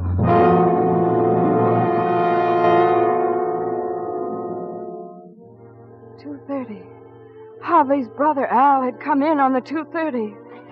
At all costs, I must not be alone in the house when he arrived. And here he'd be arriving in 3 hours before we were ready for him. At any moment now. I bolted the door, picked up the phone, and started to dial the number of Harvey's office. My hand was shaking so that I fumbled the dial and had to start again.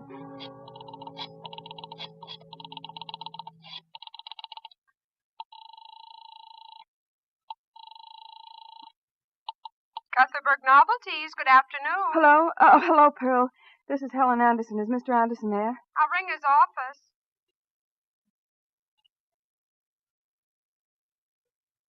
He don't answer, honey. I guess he didn't get back from lunch yet. At 3 o'clock? Oh, don't be silly. Try him again. Well, honey, he's not in there, but I'll tell him you called. Well, look, connect me with Mr. Guthbert's office. It's important. All right, just a sec.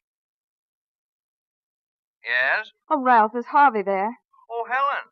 Why, no, I haven't seen him since lunch. Well, look, Ralph, the minute he gets in or you hear from him, tell him to call home at once. It's important. Sure, Helen. Anything I can do? No, Ralph, thanks. It's just a family matter. Well, if I see him, I'll tell him. Oh, Ralph, on second thought, I better tell you what it is. Hello? Hello, are you still on the line? Hello?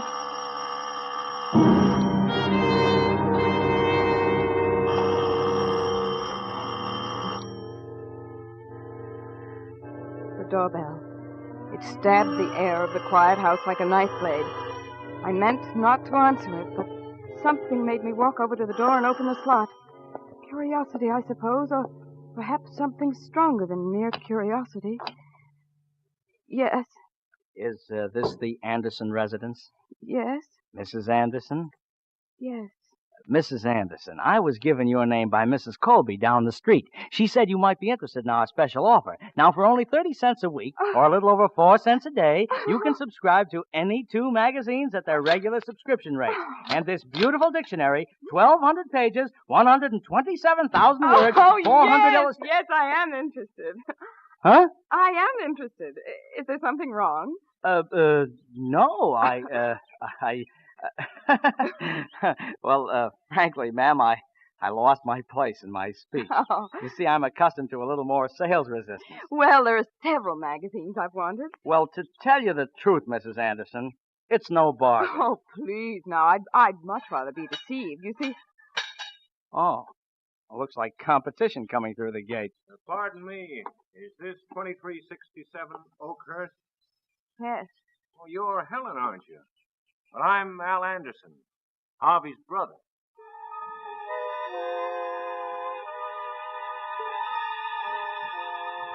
Well, I guess I'd better be going. Oh, no. Oh, that's all right. I can stop back. No, but the magazine... Oh, I cover the same territory tomorrow. Well, goodbye, ma'am. Pardon me, sir. So, you're my brother Harvey's wife, eh? Yes, Didn't Harvey tell you I was coming? Oh, yes, he did. I'm glad to meet you. Well, aren't you going to invite me in? Oh, yes. Yes. Come in.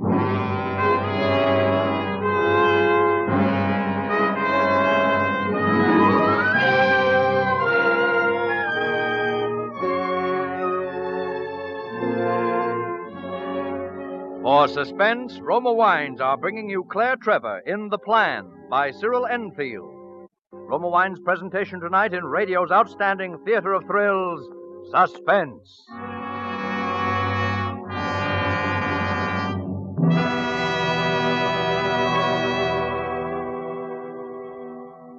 Between the acts of suspense, this is Truman Bradley for Roma Wines with an entertaining suggestion for the ladies.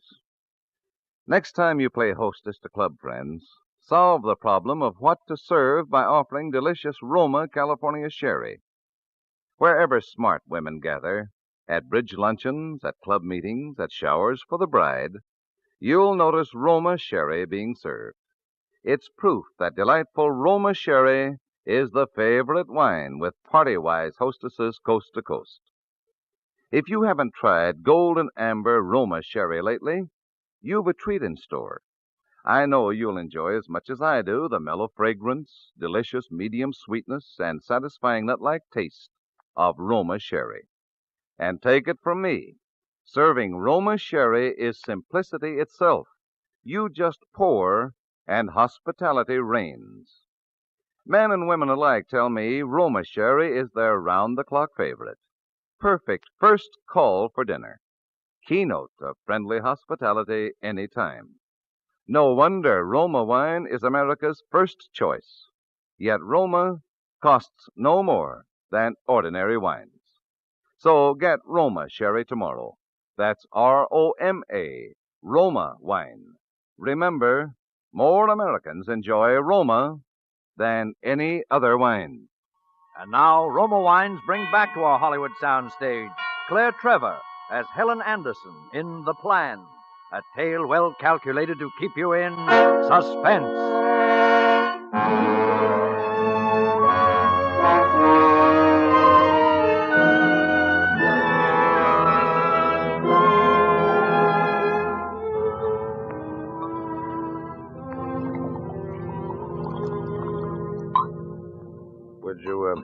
you like some water, Mrs. Anderson? Oh, thank you. If you'd rather rest. No, I'll go on. I led him into the front hall, and as he walked behind me to the living room, I can't tell you, it was as if I had my back turned on death. Just reaching the front room took a lifetime. We sat facing each other, and I tried to answer his questions, but I didn't seem to be able to talk. It was a terrible self-feeding panic, and I watched myself provoke the very situation I wanted to avoid. Because he grew more and more restless as I failed to answer him with grace or sense. I saw the corners of his mouth start working, his jaw and fingers tense. I told him I'd phone Harvey, and I fled out to the hall and up the stairs to the second floor. There was a phone in Father's old trophy room. We used it for a den. I called Pearl, Harvey's secretary, but the line was busy. Then I saw the brace of dueling pistols. I think I decided then that I'd protect myself in any way that I could. I took the ammunition from the case, loaded the pistols, and put them on the mantel. Then the perfectly simple solution of leaving the house by the back way came to me. Uh-huh. I might be able to find Harvey and bring him back before... Yeah, I was going to ask why you... If I had only thought of it sooner. Of course, I had to get downstairs first, past the archway that opened on the living room where he sat. I walked out into the corridor. Just over to the head of the stairway, I told myself softly. Down the steps, and around and out through the back. Ellen! Ellen! I pulled back from the head of the staircase just as he appeared at the bottom. Ellen? You up there? I ran back along the hallway into the trophy room and shut the door behind me. I heard his footsteps coming upward. Ellen? Ellen! I heard him opening doors along the hallway. First he'd knock, then open the front bedroom, the guest bedroom, the second floor sitting room, and then... Ellen? I was afraid to answer, and afraid not to answer. If he came into that room, I was afraid that... Ellen! Yes? I'm sorry. I wondered where you were. You didn't come back to the drawing room. May I come in? Oh, yes, I haven't been able to reach Harvey. I've been trying everywhere. Oh, yes, my brother. My beloved brother. We must reach him by all means. Oh, I've tried. Forget it. This room is a lot cozier than the front room. Couldn't we talk here? If you wish. The front room's too big.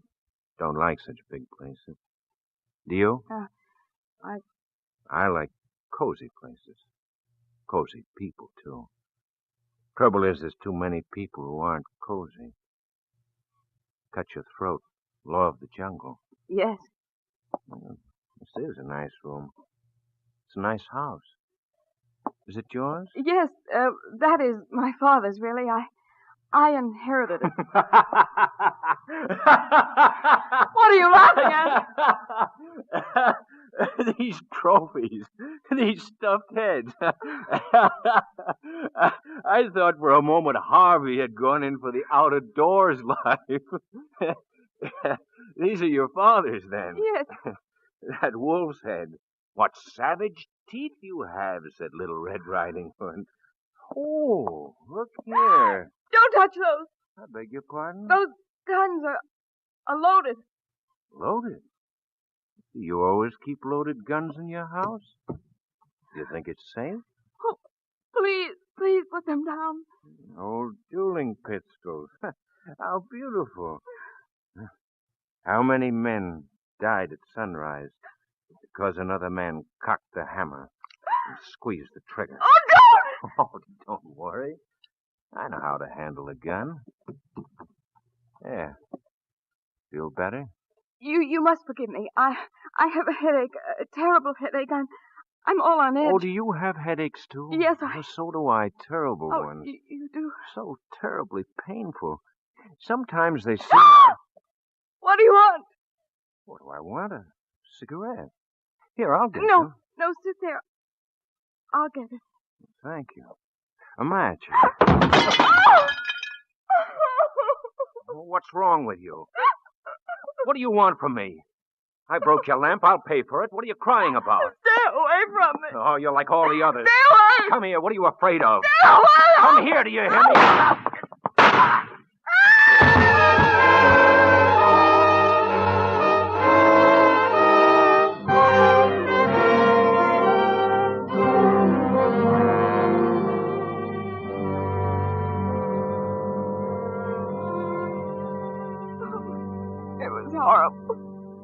horrible. Now, take it easy, Mrs. Anderson. I must have stood there screaming, just screaming, looking at him. Then I just stood quiet, and then you people came. Well, I'm sorry, Mrs. Anderson. Shucks, I'm terribly sorry.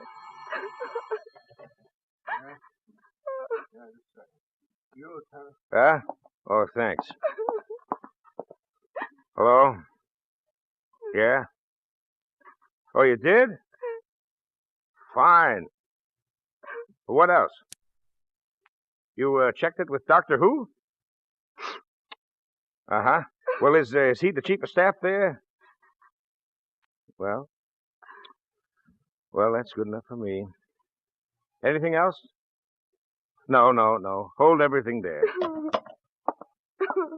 Well, Mrs. Anderson, the identification of the body was checked through by telephone with State Hospital. Yes, sure enough, the papers on him belong to an Alan Anderson who's been a fugitive from the state for the past 4 years. Oh, shucks, Mrs. Anderson, don't cry like that.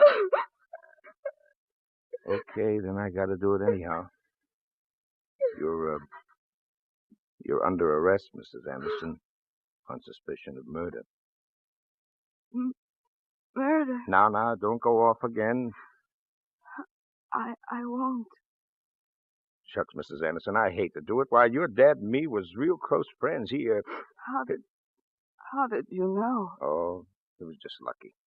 I mean, you did a real job of storytelling, Mrs. Anderson. Real fine. Never told a single lie. I thought... I know. You thought when we found him dead with your husband's old identification on him that your husband would be free finally and forever. Well, I wish it worked out that way, Helen, for your dad's sake. You know everything. Yeah. Yeah, your husband was the real Alan Anderson. Alan H. for Harvey Anderson. 6 years ago, he murdered his first wife and beat the rap on an insanity plea. When he escaped, he came to our nice little town in Pennsylvania, married our favorite and most respectable daughter after a whirlwind courtship. I guess she didn't find out much about him. I'm sorry, Mrs. Anderson. I really am. You needn't be, Lieutenant. If Harvey's going to be taken away, I don't care what happens to me. It was a good plan, though. Yes, sir, I'll have to hand it to you. You could have pleaded self-defense against an escaped lunatic. Brother Albert looked enough like your husband. You and he would identify the dead man, and we'd wire the authorities out west that they could close their books on the fugitive. That was the plan, wasn't it, Mrs. Anderson? Yes, that was the plan. But how? How did you know? Well, I guess it was the strain. Strain? On your husband. I guess it was a relapse. You see, when we picked him up on Elm Street, stark, staring, babbling everything. Oh, no. Oh, I'm sorry, Mrs. Anderson. Shucks, I really am. But I didn't do it to avoid a scandal. I want that understood. I love him. I don't care what he is. I'm just sorry this business has made him ill again. That wasn't a part of the plan. Yeah? Guess there's always something missing in a plan for murder. I wouldn't know. You see, Lieutenant, this is my first experience of this sort of thing. Well, Mrs. Anderson, are you ready to go? Yes, I'm quite ready. Poor Harvey. Poor darling.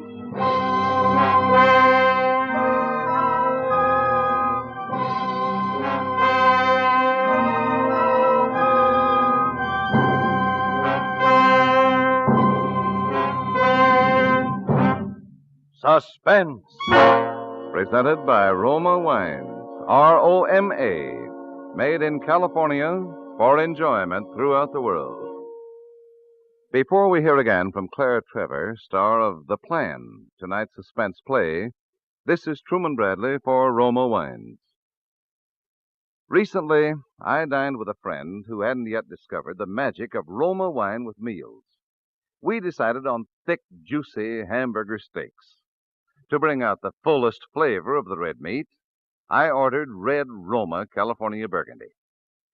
Well, my friend's face lighted up at the first sip of that good Roma Burgundy. Roma Burgundy, he said, made every bite of hamburger tastier, more flavorful, and he vowed Roma Burgundy would be adding taste enjoyment to his meals from then on. Yes, Roma Burgundy adds tantalizing taste appeal to any meal. Prove it yourself. Tomorrow, serve delicious Roma Burgundy with a sizzling chop, savory piping hot spaghetti, or with whatever you're having for dinner. You'll agree that Roma wine deserves a regular place on your table. Get Roma wine tomorrow. For unvarying goodness at reasonable cost, insist on Roma, R-O-M-A, Roma wines, America's first choice. This is Claire Trevor. It's always one of the season's most stimulating experiences to have an appearance on Suspense. Next Thursday, a young man who's been making a very rapid climb up the ladder to stardom will do a suspense play about a gangster who marries into money and murder. Dane Clark. Claire Trevor appeared through courtesy of RKO and will soon be seen in their production, Crack Up. Next Thursday, same time, Roma Wines will bring you Dane Clark as star of Suspense, radio's outstanding theater of thrill. Produced by William Spear for the Roma Wine Company of Fresno, California.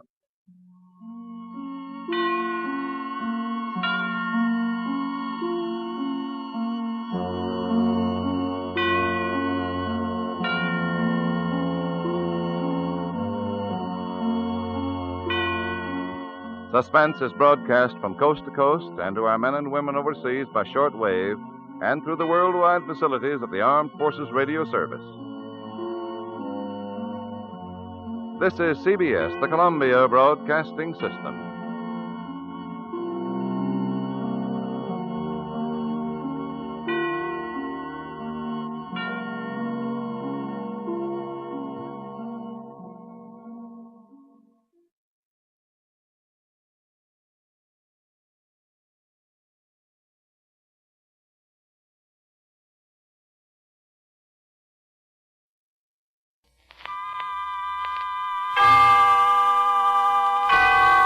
Autolite and its 96,000 dealers bring you the brilliant young motion picture star, Mr. Richard Basehart, in tonight's presentation of Suspense.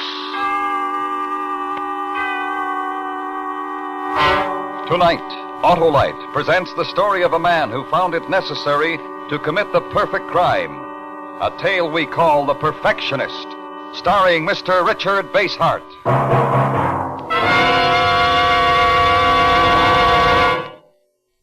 Hip, hip, hooray! Hip, hip, hooray! Hey, Harlow, why the cheers? For the team, Hap. What team, Harlow? Why, the team under your car's hood. The Autolite Electrical System, the family team of precision-made units, including the generator, battery, coil, distributor, starting motor, and all the other important parts of the complete Autolite Electrical System used as original factory equipment on many leading makes of our finest cars, trucks, and tractors. Does this team play full-time, Harlow? It works full-time, Hap. Every time you press the starting switch, every second your engine is running, and whenever you use your horn, lights, or radio. That Autolite Electrical System is a real winner, eh, Harlow? You bet, Hap, with all units related by Autolite engineering design and manufacturing skill to give you the smoothest performance money can buy. So, friends, when your Autolite-equipped car needs replacement parts, take a tip from me and insist on Autolite original factory parts. And remember, from bumper to tail light, you're always right with Autolite. And now, with The Perfectionist and the performance of Mr. Richard Basehart, Autolite hopes once again to keep you in suspense.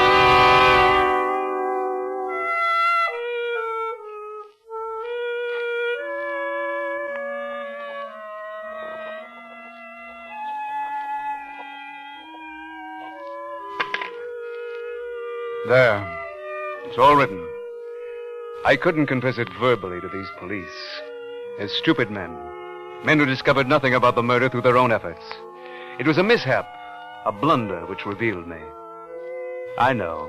I killed him. When it comes to murder, few know it as I do. Few could have planned as I planned. Few could have put the body in such a trunk as I designed. A perfect trunk for transporting the body. Perfect. I'm a perfectionist. And that is my failing. I have been, in my perfection, destroyed by imperfect men.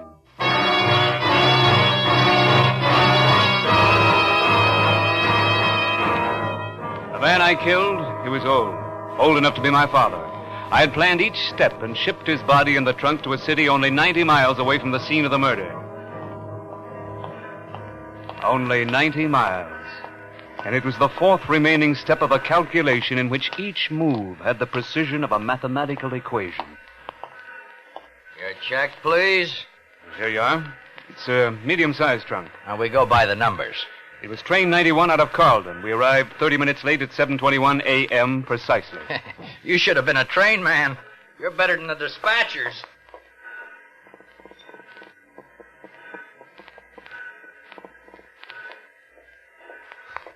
Gee, I'm sorry, mister, but I think we sent your trunk out by mistake. You... what? Oh, we'll get it back. It happens sometimes. You idiot. You stupid idiot. Oh, wait a second. I don't have to take... Yes. You're quite right. And I apologize. When was it delivered? Yesterday. Has anyone phoned about it? Has anyone called? Complaining of the error? No. Well, perhaps they don't realize they have the wrong trunk. Perhaps they haven't opened it yet. Do you think that's possible? Do you think they might not have called because the trunk is still closed? It's the only reason. People really beef when they get the wrong trunk. They scream like wounded eagles. Well, give me their name and address. Oh, I'll look it up in the book. Yeah, here it is. Name's Granick. Yes, thank you. Whoa. Ain't you going to write it down? I don't have to write it down. Oh, well, see you.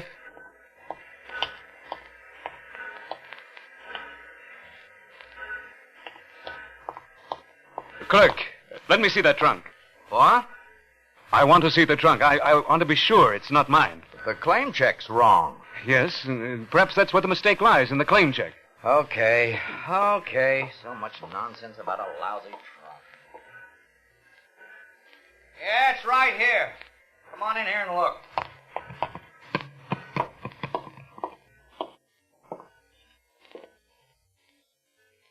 Yes. This is my trunk. You sure? You have skeleton keys. Open it. If it's your trunk, you got a key. I lost my key. Here's $10. Open it. Okay.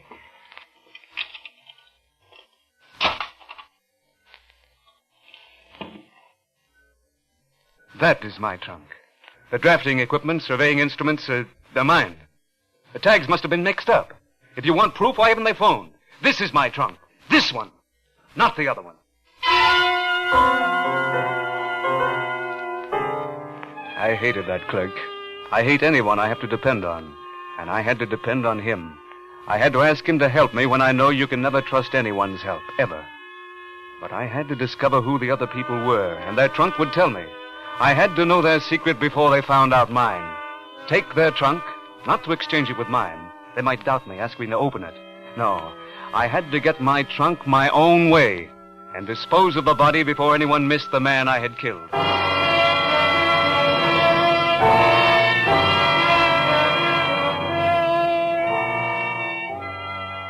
Their name was Granick, and some letters in their trunk told me he had been a cripple for 3 years, paralyzed from the waist down.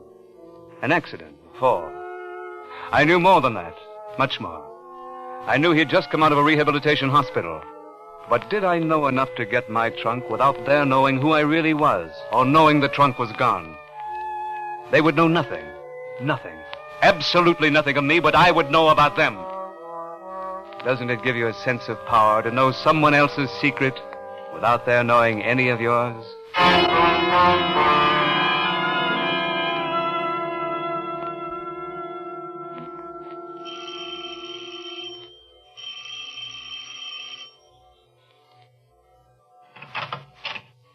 Yes? How do you do, Mrs. Granick? Yes. My name is Christensen. Is your husband around? My husband is in the living room. I know. You're going to say he can't come to the door. I know of his accident. What did you say your name was? Christensen. Chris, I know your husband has a great problem. He must. Anyone handicapped like that must have. You have no right to say anything like that. No. Didn't they call you from the office? Didn't they tell you I was coming here? Who is it, Betty? It's just If they didn't call you, then you must listen to me. It's to your benefit to listen before I see him. Betty! In a minute, dear. See, we're a non-profit organization devoted solely to evaluating the attitudes of the crippled, how they're functioning, how much help they need, how dependent they are on others, on their loved ones. You know what I mean, Mrs. Granick? Surely you must know how terribly dependent such victims become with an inability to help themselves, a refusal, or rather a refusal to see what they're doing to the lives of their loved ones. Isn't that so, Mrs. Granick? Do you want me to tell him who you are? You can tell him I'm from the hospital, a routine interview checkup, a follow-through checkup. Come in, Mr. Christensen.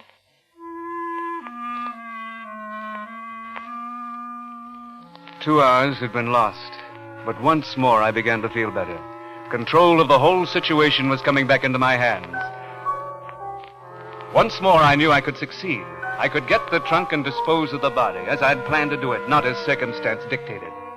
And because I had control again, I was able to listen to this wasting hulk of a man, this William Granick, as he regaled me with his memories. But the trunk.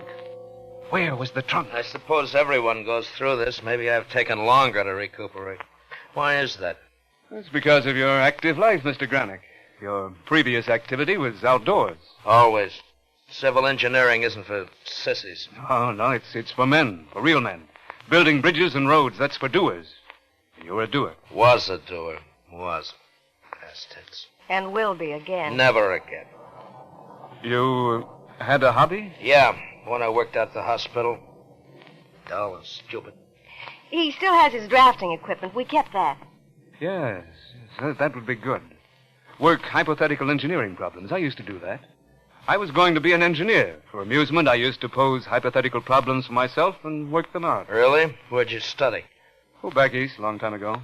It couldn't be too long. It was very long. But you're a young man. You, about your civil engineering. The drafting equipment, surveying instruments. I lost interest.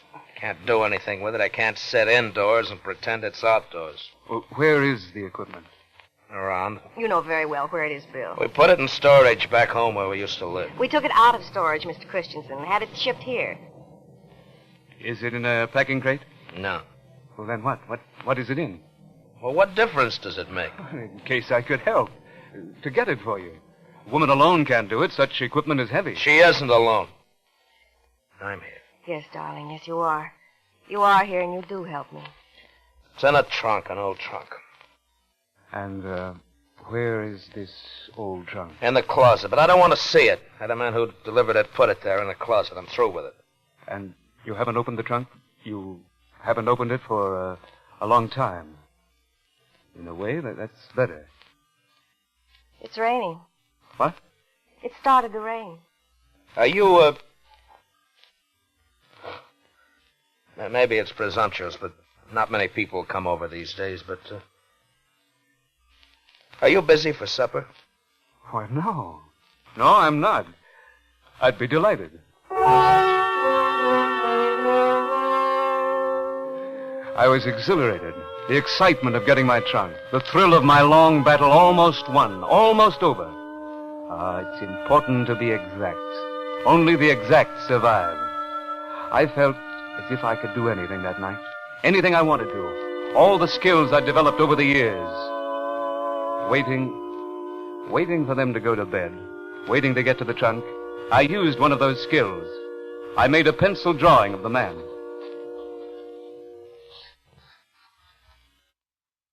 All right, turn your head. A bit this way. Like this? There, that's it.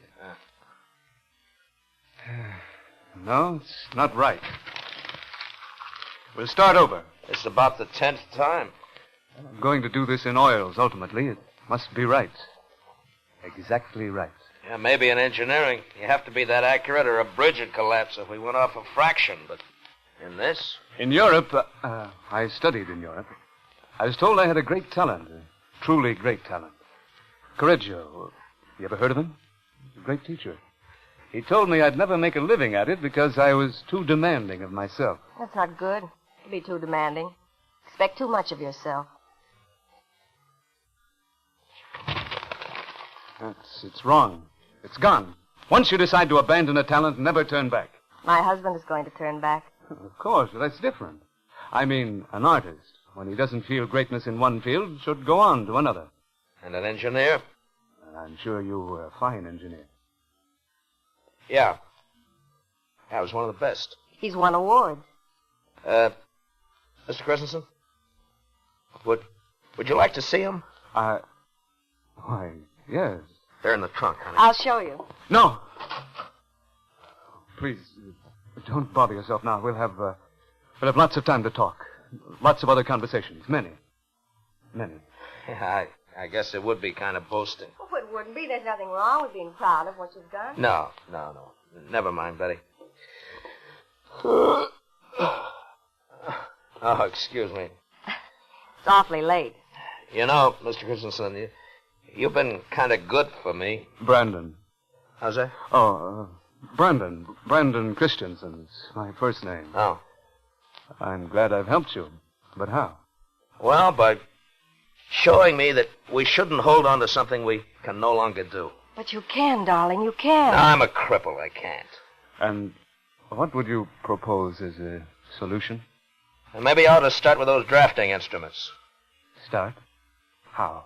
Maybe sell them. Maybe get them out of the trunk tomorrow morning and sell them. Yeah. Well, I better get to bed. Good night, Mr. Christensen. See him out, Betty. I can manage the crutches. Would you mind if I finished filling in my report here? No, certainly not. Go right ahead. Thank you. I'll see myself to the door, Mrs. Garnick. Well, good night, Mr. Christensen. Yes. Good night.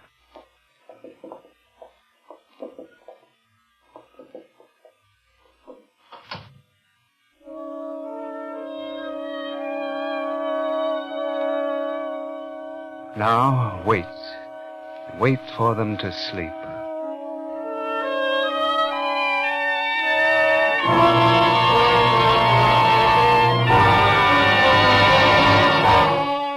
Autolite is bringing you Mr. Richard Basehart in The Perfectionist, in tonight's production in radio's outstanding theater of thrills, Suspense.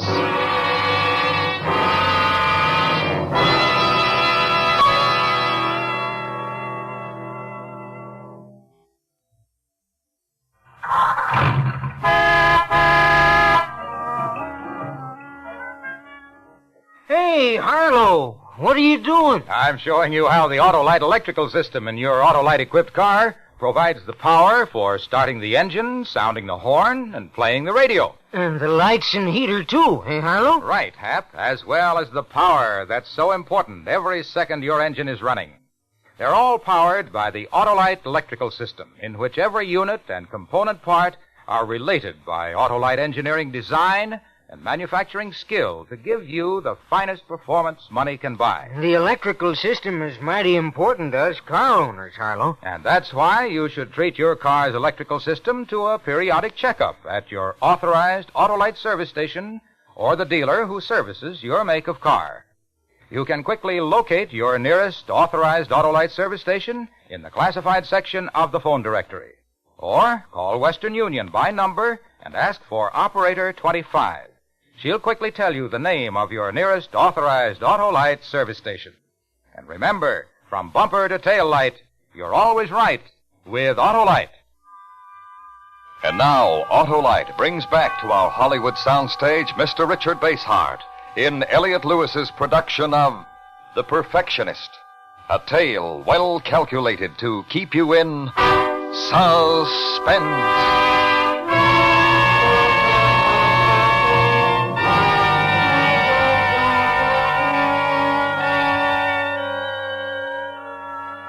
I waited until the house was silent, motionless, staring, listening.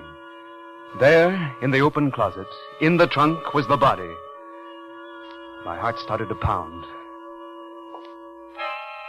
I advanced toward it in the dark. I felt wonderful. Here, so near completion. Here, in the dark. In a moment, I would have it open.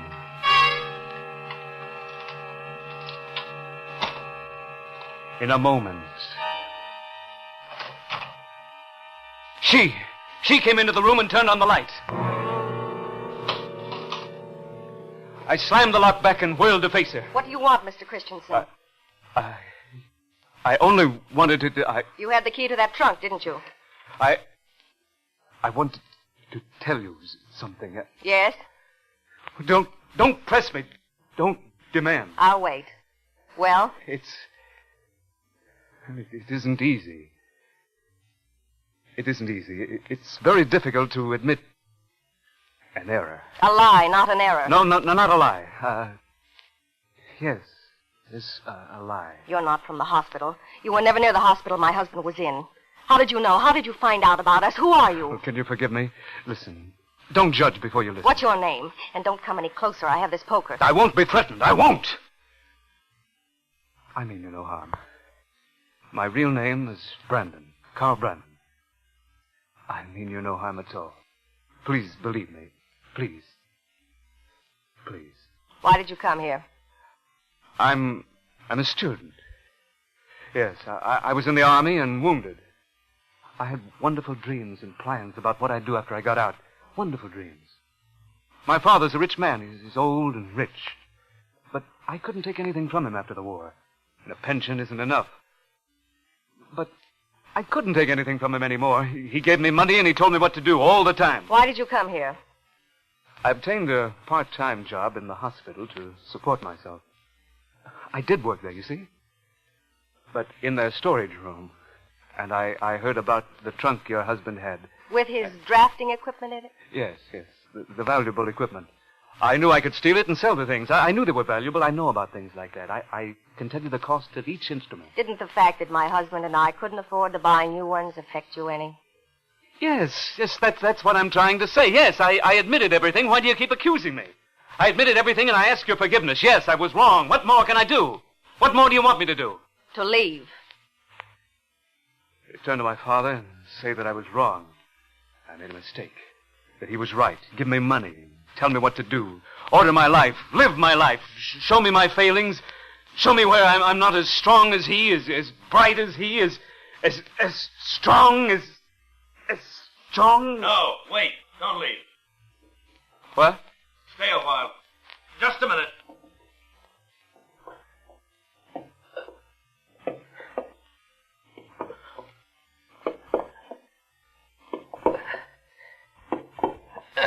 Sit down, Mr. Brandon. Go on. That's it.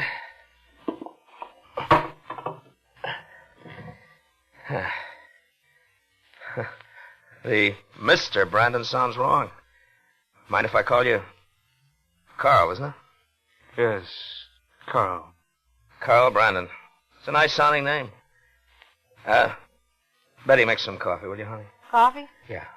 How do you like it, Carl? Just plain black coffee. The way they drink it in the Army, huh? The Army? Oh, yes, always. I was in myself.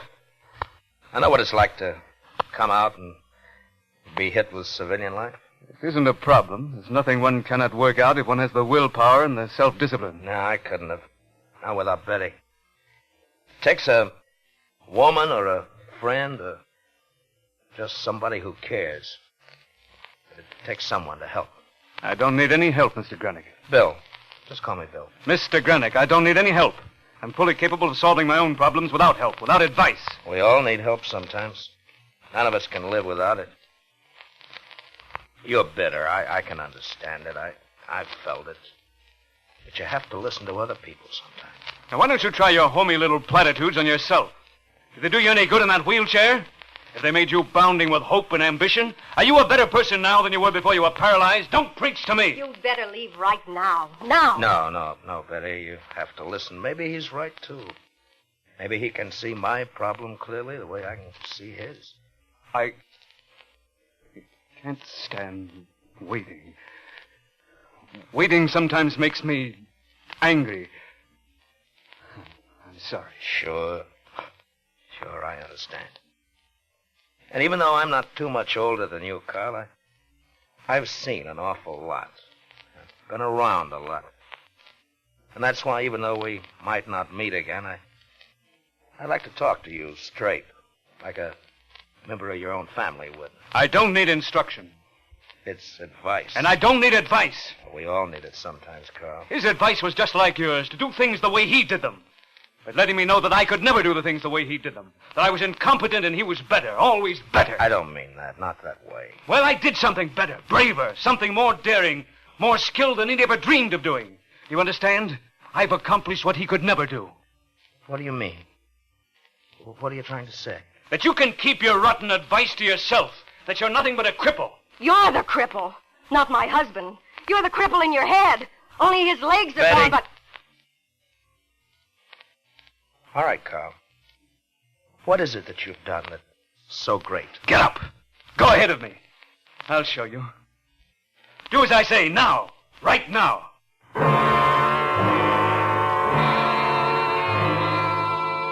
I knew then.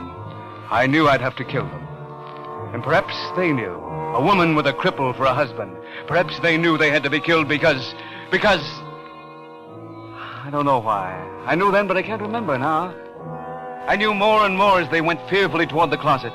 Afraid to make a move to attack me. Afraid because he was a cripple and she was powerless. And I opened the closet door. My excitement was so great, I hardly remember each step. I'm not lying, I barely remember. I turned the key in the lock. Each move was precise, not a motion wasted, not one action misplaced. For this was my victory against everything that stood in my way. Not to argue, not to discuss, but to kill. To kill perfectly, quickly. Kill what stands in my way. Kill the Greenics. Kill the man in the trunk, the man who looked like my father. And I swung it wide.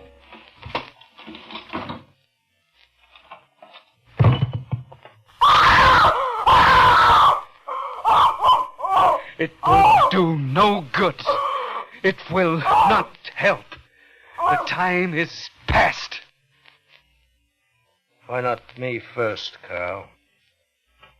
You afraid of me? Afraid of a cripple? Why didn't I think? Why didn't I calculate? Why, for the first time in my life, an act of passion, without thinking, I leaped at him, like an animal, like a beast. Have you ever fought a man whose legs are useless? Have you ever felt the arm of a man who uses his arms to sit and go and move and rise? They're steel. And they went to my throat, and I struggled in a dream. I can even feel them now. This wasn't the way. Where was my triumph? My victory? Where was my glory?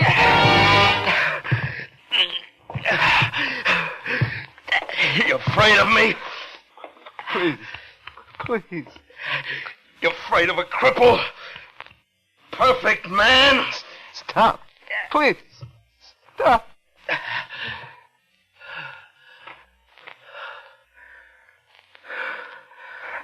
I didn't mean it. I'm sorry. I didn't mean it. Bill? Call the police first, Betty. Then come back and help me up.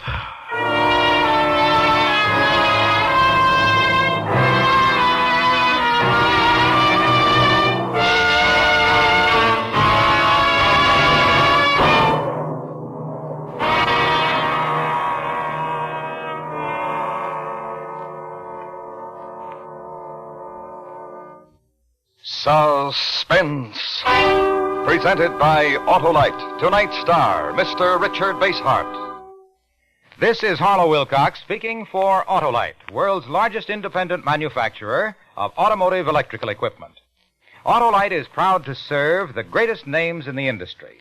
That's why, during the early months of '52, the Autolite family will join together in saluting the leading car manufacturers who install Autolite products as original equipment. Our Autolite family is made up of the nearly 30,000 men and women in 28 great Autolite plants from coast to coast. Our family also includes more than 18,000 people who have invested a portion of their savings in Autolite, as well as 96,000 Autolite distributors and dealers in the United States and thousands more in Canada and throughout the world. Our Autolite family will salute the Dodge Division of Chrysler Corporation on the next Autolite Suspense television program. Check the day and time of Suspense on television so that you will be sure to see this program. And be with us next week for another thrilling suspense program on radio.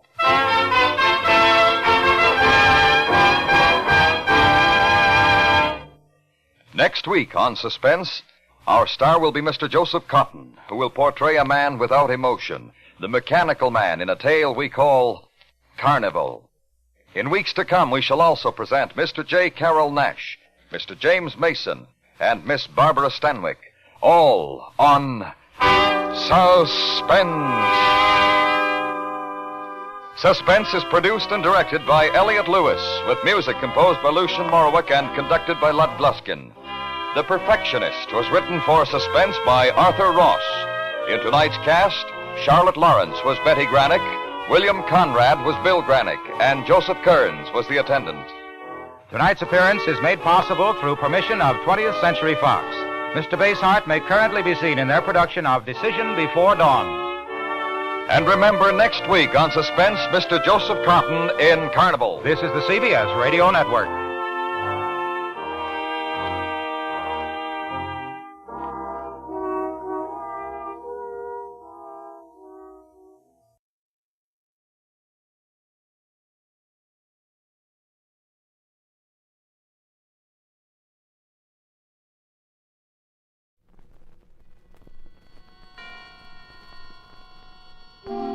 Suspense.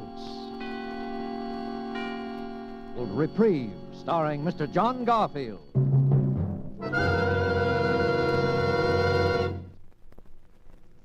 This morning, my lawyer, Mr. Gurley, said he was trying to get me a reprieve, so I looked it up in a dictionary I got.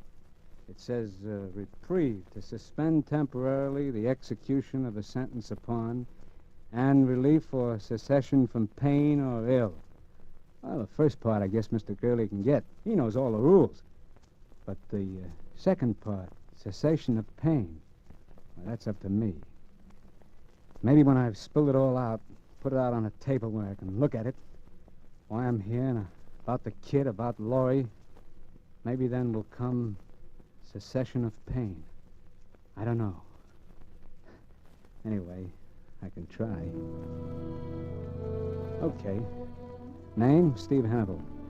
My old lady had to name me something, so I guess she read the name Stephen on a book, if she could read, which I doubt. Age 34. Health, excellent. But wait up.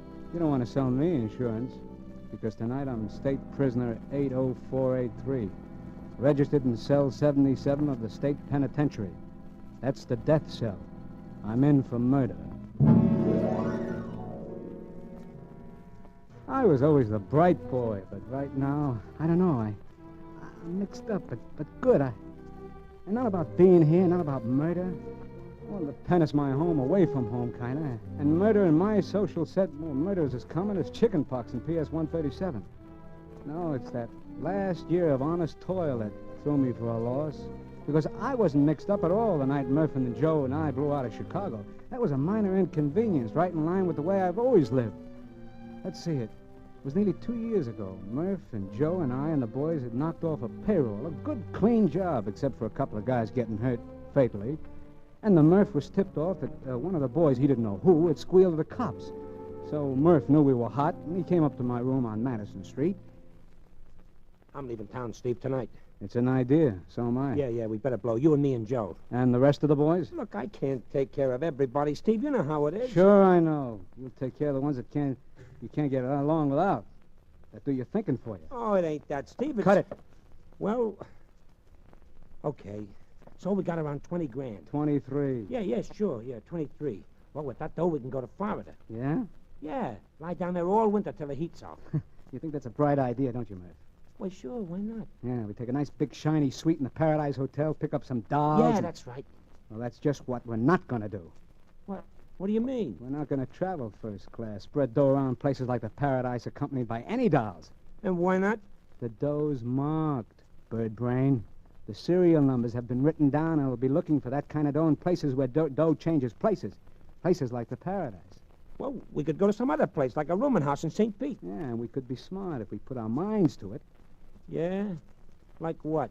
Like putting that package of dough out of circulation in a safety deposit box.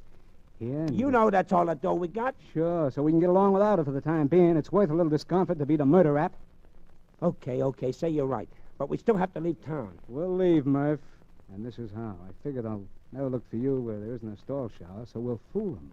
We'll ride the rails.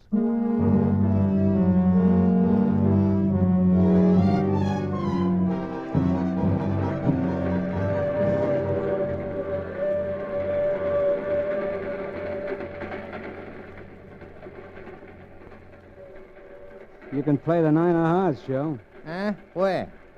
Oh, yeah. Yeah, I was going to. You were. You never saw her, huh? What a guy. Outsmarts himself in solitaire. Ooh. Hey, it's cold in this boxcar, Steve. Yeah, just pick up a phone, Murph. Tell the management. They'll give you more heat. All right. I just said it was cold. At a time like this, be glad it's cold. Joe. Mustn't cheat. I wasn't cheating. Oh, new game. Where you slip the card under when you can't play it, huh? Well, so what if I'm cheating? It's my skin, ain't it? You're absolutely right. Well, I wonder how many of the boys have been picked up. I couldn't take care of everybody, Steve. None of them been picked up. Why should they be? Oh, boy, there's that 3 I've been looking for. None of them been picked up, huh?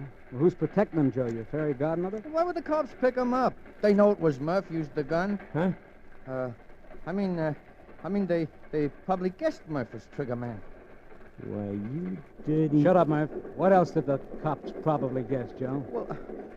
Well, how would I know, Steve? Well, honest, I only thought that Talk, Joe. What else did they guess? About me? Oh, nothing about you, Steve. Honest, they... Spill it. They knew Murph was trigger man and that he took the dough, no one else. Honest, Steve, I didn't tell them anyone else who was on the job. I thought if they picked up Murph, then you and me could... Hey, Steve, stop Murph. Get back, Murph. Let him finish. Go on, finish. I didn't squeal on you, Steve. You gotta believe me. Steve, Steve, stop Murph. Don't let him do it. Steve, no!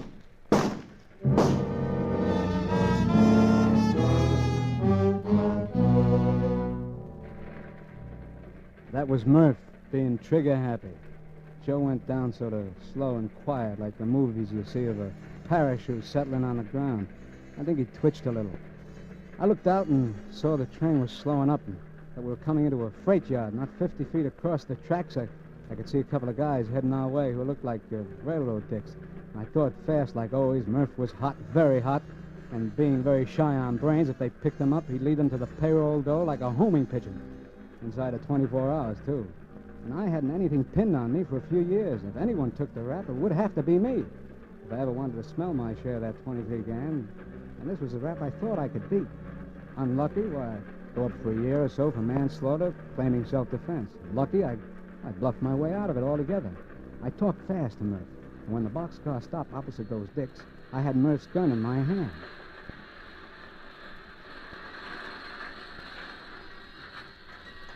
How many of you guys in there? 3, mister. Well, pile out, boys. It's the end of the... Hey. What's the matter, Whitey? One of those guys has a gun. What are you doing with the gun, brother? Huh? I don't know. And what's wrong with the other guy? He shot him. I was over there at the other end minding my own business, and those 2 guys were yelling at each other, and Okay, drop that gun, mister. I'm coming in.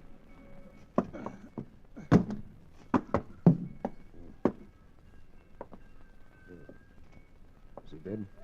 Dead as a mackerel. All right, mister. Tell me about it. I don't know what happened. It was his gun, or it just went off. Yeah? Did you see it?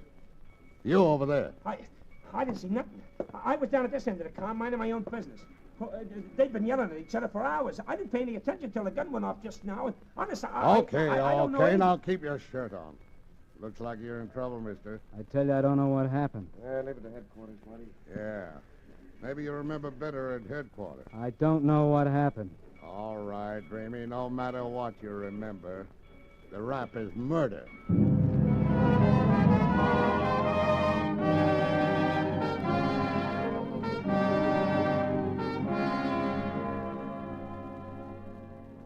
I've been in worse spots. The charge was murder. First degree.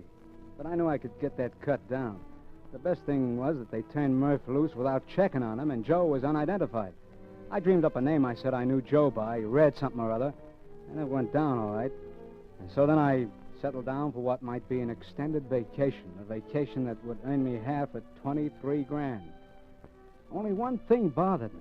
It seems the town we picked to kill Joe in was going through one of those, reform spasms, and the papers were really lathered up about it. And my case was made to order for them. A crime they could get holy about without stepping on any local toes.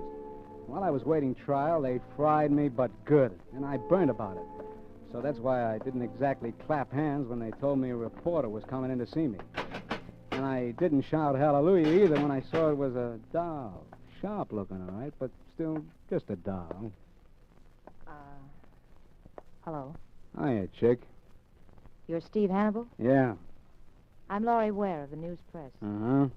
I'd like to get your story. Look, sister, your job is writing. If you can't do it alone, you shouldn't have had the job. I mean your side of the story. Oh, it's nice of you to take an interest. Please, I wish you'd listen to me. Go peddle your paper somewhere else. Please. Don't you understand English? Look, I don't blame you for being suspicious of me. You see, I know the papers haven't been fair to you. I know they've been trying your case before it comes to trial. So, it happens every day. And I feel sure there's more to this case than has been told. I have a feeling You gotta be careful of those feelings, baby. I got a hunch you didn't do it. That maybe you were framed. So what if I was? Well, I don't know how much I can do. Except I know that if you have a story, I can get it printed. And that'll make the difference? I don't know. At least when it comes to picking your jury, there'll be some people in this town who haven't made up their minds. Oh, something in that. Well? Okay. I'll tell you the real McCoy truth. Oh, that's wonderful, Steve. I'll take it down. Well, there isn't much to tell. It was just what the papers call an innocent bystander. I was asleep when it happened. And how many men were in the boxcar? Before I got to sleep, there were about 6 or 7. When the shots woke me up, I saw 2 guys jump off, and we were moving pretty slow. And because the train was coming into the yard, you see. But at the inquest, the police said you were holding the gun. Sure I was. The cops yelled at me, and I saw I was holding it. Someone had planted it on me while I was half asleep, and when the old boy in the corner there, he said I'd done it. Yes. Yeah, he said that you were fighting with the other... Yeah, I know. I'd been fighting with Red. I don't think he meant to frame me. He just got me, mixed up with one of the guys who scrammed. That's it, Steve. That's what, baby? If you'd done it, you would have jumped off. You wouldn't just stand there waiting to be arrested with a gun in your hand. Or you would have thrown the gun out. Well, they'll claim I didn't have time, but, it's an angle. And I'll pound it, Steve. I'll get you a lawyer. Yeah. I guess I'll need one. You'll need all the help you can get.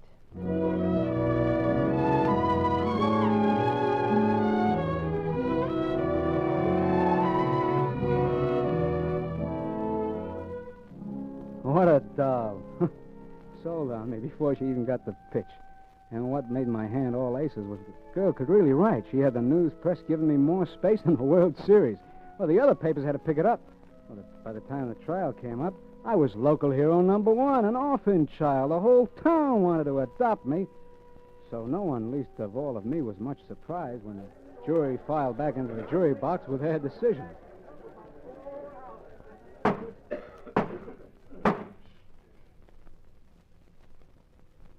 Have the gentlemen of the jury reached a verdict?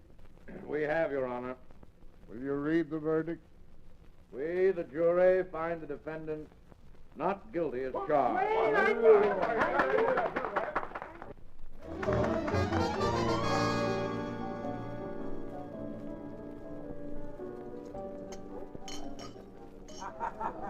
Oh, Steve.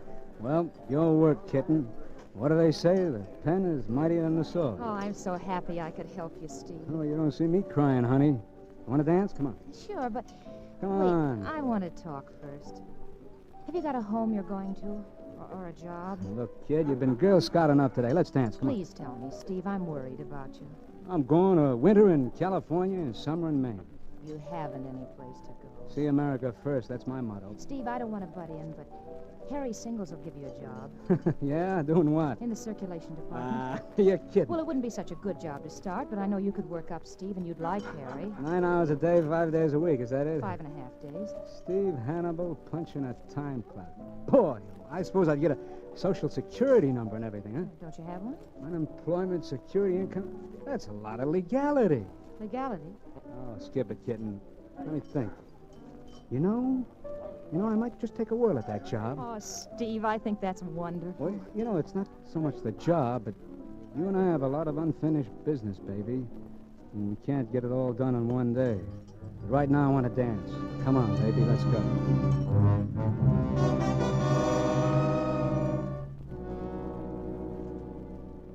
That was the old brain working again. You see, I had counted on drifting until it was safe to join up with Murph. I didn't know where he'd be gone, but I figured I'd be able to find him when the heat was off. But when Laurie said job, it was a kind of new angle. I could stay right here in town, pull down enough money to get by, and maybe even a little on the side. Well, it was the safest spot I could possibly be for the time being. I went down to the newspaper office with Laurie the next morning and was hired. First time in my life such a thing ever happened to me. Harry Singles was a sharp guy for any racket, and working with him, I got so I didn't mind it. Of course, the hours were very regular, all daytime, and I had to put on a clean shirt now and then. But I always had that 23 grand to think about. And the kid Laurie, well, I couldn't have squired a better doll in Chicago, New York, or any place. Only sometimes she made me nervous. Let's not go out tonight, huh, Steve? Let's stay here in my place. I'll cook something. I don't know. It doesn't seem right. What doesn't seem right? Seeing a doll with class and an apron, I can't get used to it. You will eventually. After all, you're used to being a working man now. Well, don't be too sure, baby. Ah, Steve, you know you love it. I don't know. Sometimes I get the itch to move on. Forget the itch, Steve. A rolling stone gathers no moss, you know. Yeah, so they tell me. But I saw some moss once, and I still wonder, what does a stone want with moss anyway?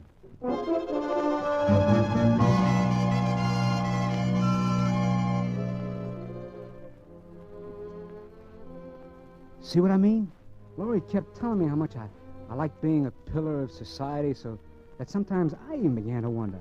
And then Harry started shoving raises at me and titles, and, well, inside of no time, I was a district manager.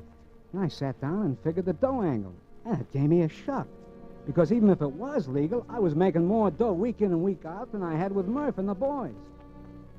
Well, the Chicago stick-up stayed hot, and I didn't hear from Murph, so I let it all ride and kept working. Along about then, the papers were in a lather again, all about reform. And the town was just crawling with rackets, and Laurie was working on the stories. One night, Laurie was typing a story in her room, and I was in the living room waiting for her to finish. And... I'll be with you in a minute, Steve. One more paragraph. And that's finished for tonight? Yeah, finished for tonight. I got something to show you. Come in here. Okay, kitten. What is it? Buying hats again? It's a letter I got in the mail, right here on the desk. Oh, the local wolves are moving in, huh? Much more exciting. Read it. Lay off or we'll measure you for a coffin. You have 24 hours to quit your job. First time I ever got anything like that. Want to read my answer? Your answer? Yeah, my article for tomorrow morning. I've written all about the note and why it was sent to me. Yeah? Well, what do you figure? Well, there's an out-of-town mobster who's moved in on the local rackets, and he's making a good thing of it. I found out about him 3 days ago, and I've really tracked him down. Yeah? Who is he? Well, here he goes with the name of Dude Ringler, but I knew that was an alias. I finally find out that he's a former big-time operator from Chicago, wanted there for a lot of things, including murder. Yeah? I'm going to print it in the paper, and he'll be picked up just about the time the papers hit the street. Oh, you told the cops, huh? No, not yet. I thought you could go down with me. And what's the guy's name in Chicago? I don't know all of it. He headed up a gang there. They call him Murph.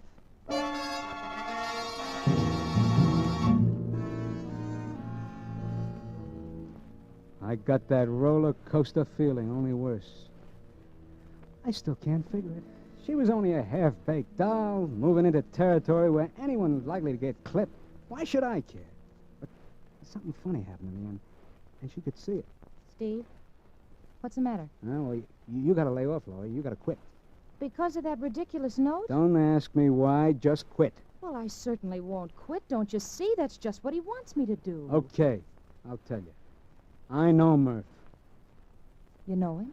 Yeah, and he's trigger-happy. He's a rattlesnake in pants. Well, then that's all the more reason, Steve. Now, listen to me. I don't know why I'm doing this. I never missed figuring percentages before in my life, but I'm going to tell you something.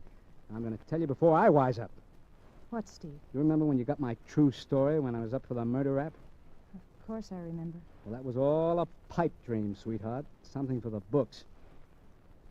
You lied to me? You did kill Red? His name wasn't Red. He was a slimy little punk from a mob that I ran with named Joe Tonelli. Mob? And he wasn't killed by me. He was killed by the other guy who was in the car. He was killed by Murph. I covered for Murph because he was hot. Steve. Then... Listen. Steve, they want you for those jobs, too. They... Well, shut up. I'm listening. What? What is it, Steve? I thought I heard some in the other room and the door closed. You're just imagining it, Steve. Yeah, I guess I am. Yeah, this being a squealer takes my skin off. Oh, Steve. But you got the story, baby. Short and sweet. Now you can do what you want with it. Quit your job and live, or turn me in, too.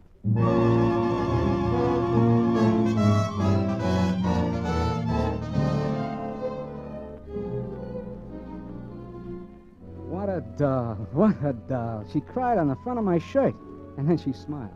And she called Harry Singles with me sitting there and told him she quit. She told him she was getting married the next morning to me. And well, I played along. Then I left her. After telling her to button her lip and keep the door locked, I started to go find Murph to check on that 23 grand and put him wise so he'd lay low. I could see that he still needed me to think for him. But there was something wrong, something very wrong. I felt like I was kind of cracking up, so I let it ride until the morning. I was climbing the stairs to pick up Gloria at 9 on the dot, and for some reason I was feeling pretty good. Open up, chick. It's me. Open.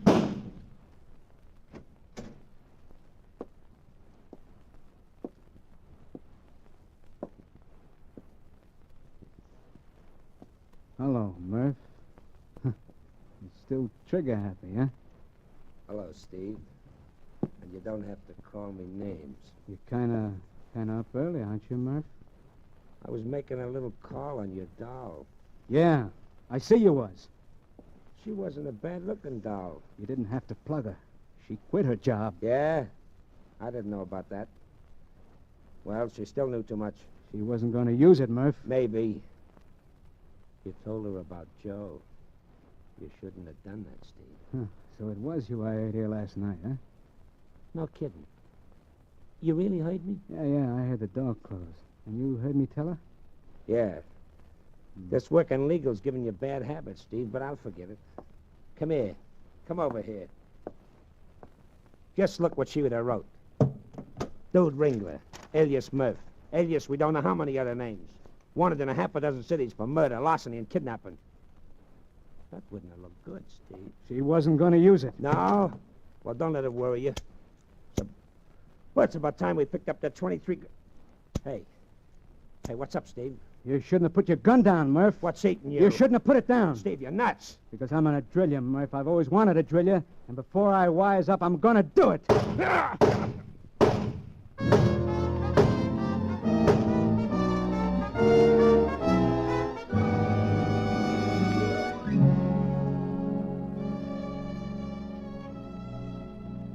That time, the neighbors heard it. I didn't care. I kept pumping lead. When they came in, I was standing over Murph, holding the gun. The same gun he'd used to kill the kid. So the cops got me for both of them. Both of them. And for Joe and the payroll job, too. They really thought they hit the jackpot with me. I didn't give them any argument. It wasn't any use. But, you see what I mean? I'm mixed up. I've always been a sharp guy. I could have beat the game. Murph was right when he knocked off the kid. She did know too much. Well, it's the way things work out in our set. And why should I get the case of highs over a doll getting drilled? I can't figure it out. And, well, now I'm trimming my fingernails, waiting for Mr. Gurley to get a reprieve. And I'm all mixed up about that, too. Because in the dictionary, it's a word that's got two meanings. And the way I feel, they don't mesh. They kind of cancel each other out. to suspend temporarily the execution of sentence upon and relief or cessation of pain or ill. Well, any time now.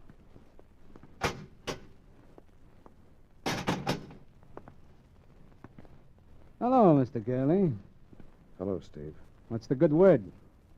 Oh, boy, Turn your collar around, Mr. Gurley, if you're going to talk that way. Spill it. wasn't any use, Steve. No reprieve. I'm sorry. So I got till 6 a.m. No reprieve. No reprieve? I wouldn't say that, Mr. Gurley. I draw definition number 2. I get cessation of pain.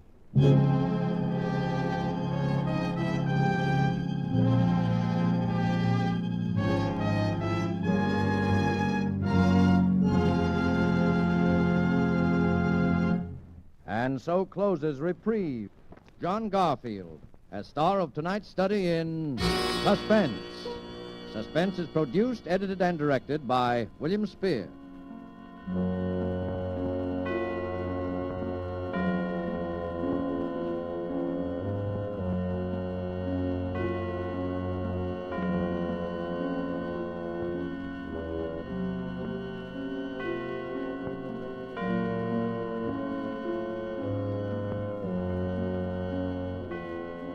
This is the Armed Forces Radio Service.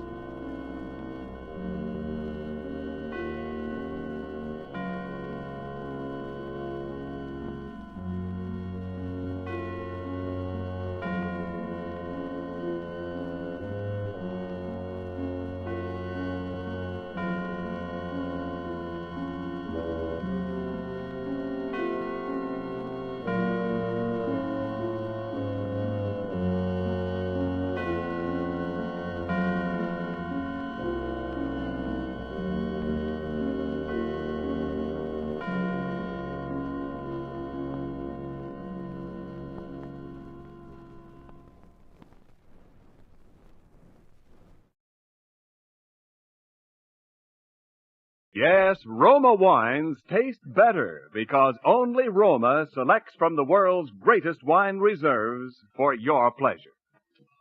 And now, Roma Wines, R-O-M-A, Roma Wines, present Suspense.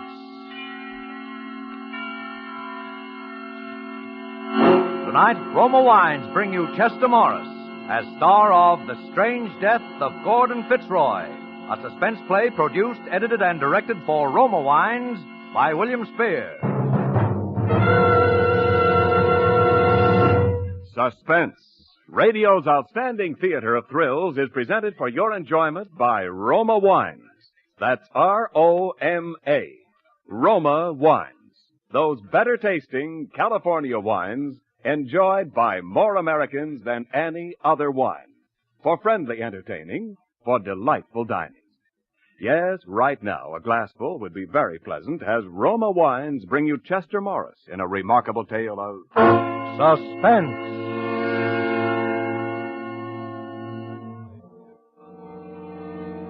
I saw it once, in a mirror, in the police emergency hospital. I never saw it again. When they sent me up, I smashed the mirror in my cell the first day.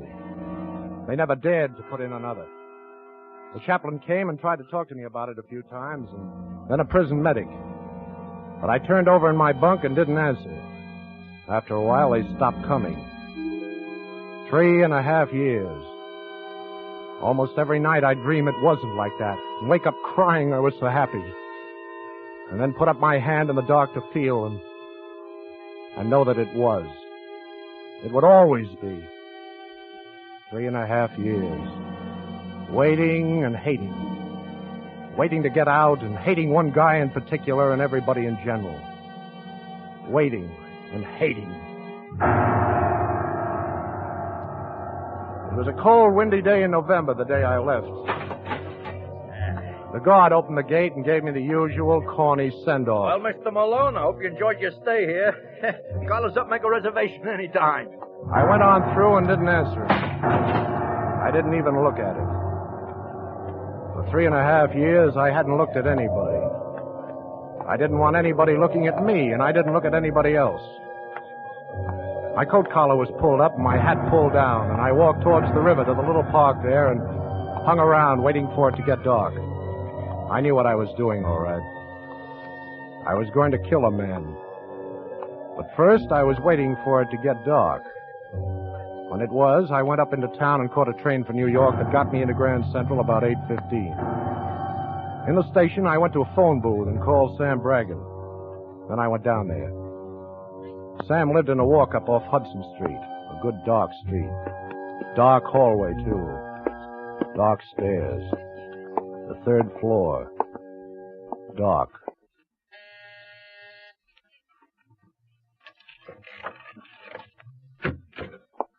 Who is it?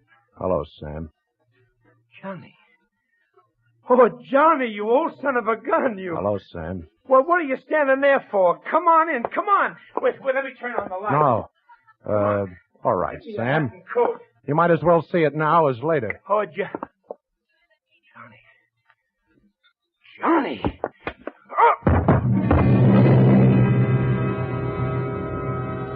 I shouldn't have hit him, but I couldn't stop myself when I saw that look of horror and pity that I knew I'd always see from now on when anybody saw my face. My awful, scarred, twisted nightmare of a face. My face.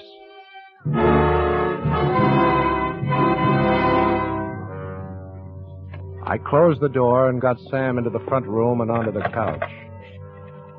And then I got the phone and called Fran's old number because I couldn't stop myself from that either. Hello? Is Miss Thompson there, Miss Frances Thompson? No, she ain't. Well, is her mother there? No, they gone away. Do you know where I can get in touch with her? No, I don't. Well, do you know if they're coming back sometime? I hadn't expected anything different. I don't know why it should have made me so mad. When I turned around, Sam was just beginning to come out of it over on the couch. Oh, you. Yeah. Remember? You had no call to do that, Johnny. I know. I'm sorry. You ought to be. I said I'm sorry. I guess I've been so long where I wanted to and couldn't that I took out the whole 3.5 years on the first guy I could. I'm sorry. Yeah, I'm sorry too, Johnny. You want to talk about it? Turn out the lights, Sam. Sure. Okay. Thanks. Where's Fran? Fran? You remember Fran. Oh, yeah. You and her. Well, where is she? Gee, Johnny, I don't know. Don't kid me. She's with Gordy Fitzroy, isn't she? Isn't she? I swear, Johnny, I swear I don't know what Fran's been doing. I ain't heard nothing of Fran for a couple of years. All right, I'll find out. Didn't she come to see you up there? Yeah, at first she did. But I didn't see her. They got lights on you when you see people up there, Sam. I only want to see Fran in the dark. Yeah, sure. Where's Gordy Fitzroy? I don't know, Johnny. He's still around, isn't he? Oh, sure. I hear he's got another place uptown. Yeah, I bet. What's the angle, Johnny? You sure you didn't hear nothing? To tell you the truth, Johnny, it was so long since you was in touch. I heard you got a 3 to 5, and that's about all. Okay. I'll tell you the rest. Is it how that happened? Yeah, it's how that happened. You remember the gang around here in the old days? You, Sam, Gordy Fitzroy, and Fran and me that always ran together when we were kids.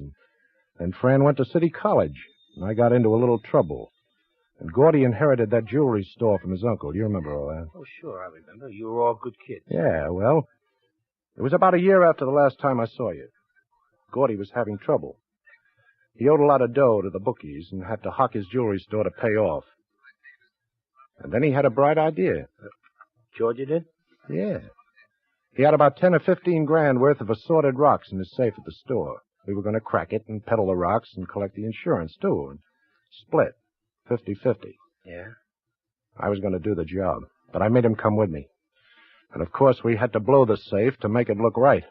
Yeah, sure. Well, something went wrong. I used too much soup or something, and it blew in my face. In my face. Oh, so that's how. Yeah. Only that wasn't all. When I came out of it, Gordy was still there, but he'd ratted on me to save his own skin. There were cops all over the place, and Gordy was telling them how he'd caught me in the act of blowing his safe and knocked me cold or something. And the cops couldn't make up their minds between patting him on the back and kicking me in the belly. We're doing plenty of both. Oh, he was quite a little hero there, Gordy was. Gee, Johnny. He did that? He did better than that. He even testified at my trial. Even Fran believed him, I guess. She said she didn't, but I don't know. So I got 3 to 5, and lucky at that. I was all bandages then. I didn't know how bad it really was till after the trial. And then they took him off. I only saw it once, Sam. I never dared look at it again. Gee. What are you going to do, Johnny? What do you think? Yeah, but look, that's bad, Johnny. Why, they'd pin it on you before you got off at the subway. Mm-hmm. Not the way I'm going to do it. You got a way to do it? Yeah. I got a way.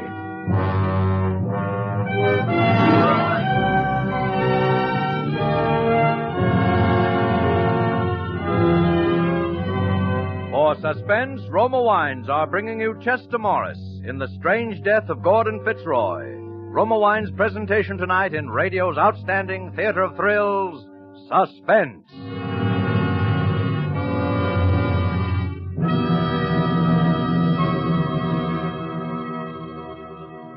Between the acts of Suspense, this is Ken Niles for Roma Wines. Today was a memorable Thanksgiving. And here's a tip on how to give tempting first meal flavor to your Thanksgiving dinner leftovers. Serve those leftovers with delicious Roma California wine. For both robust Roma Burgundy and glorious Roma Sauterne have tantalizing taste harmonies with food that bring out all the subtle, hidden flavors in any meat or fowl, hot or cold. Yes, better tasting Roma wines make simple turkey hash an epicure's delight. And Roma wines do taste better, for Roma starts with California's choicest grapes. Roma's skill and America's finest winemaking resources guide this great treasure to tempting taste perfection. Then Roma selects at peak taste richness from the world's greatest wine reserves for your pleasure. And here's a holiday tip. Take advantage of present low Roma prices. Tomorrow, buy Roma by the case and save. That's R-O-M-A. Roma, America's favorite wine. And now, Roma Wines bring back to our Hollywood soundstage Chester Morris as Johnny Malone in The Strange Death of Gordon Fitzroy, a tale well calculated to keep you in suspense.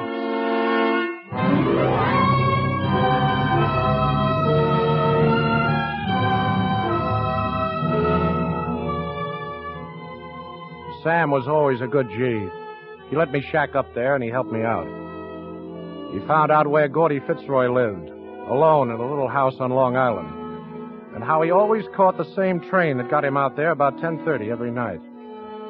He made the contact with the guy that was going to fix me up the package, too. It was about a week later that I went around to collect it. It was a little basement watch repair shop off Avenue C. At least, that was the guy's front. He was a dried-up little guy with thick glasses, and he was working over some kind of a clock. Yeah? You want something? I'm Pete Jones. Pete Jones? Yeah. You got something for me, haven't you? I don't know. I'd have to look. Sam Bragan sent me. I don't know no Sam Bragan. I don't go by names in here.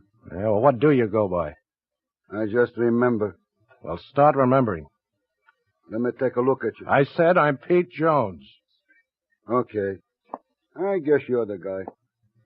Where'll I put up the sign? What sign? We gotta go on back. I don't want no one coming in while we're gone. Come on.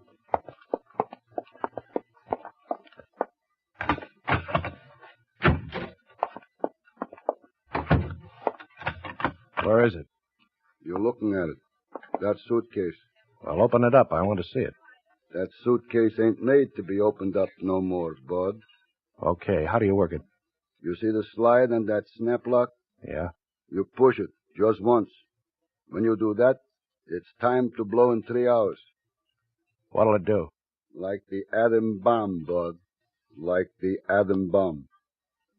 Listen, you ain't mixed up in any kind of politics, are you? Like that Christian Front gang or anything? No. 'Cause I don't do that kind of work. Dangerous. This is strictly business. Personal. Okay. You know what this job is going to cost you? 1 C was what I was told. No. 2 C's. Is that the way you always do business? Materials are going up. Well, I'll give you 1.5 and a working over. Now, what'll it be? I'll take the 1.5. 3 hours, you said. Yeah, 3 hours. Now, here's your dough. And this thing better work right. If it don't give satisfaction, wise guy, bring it back.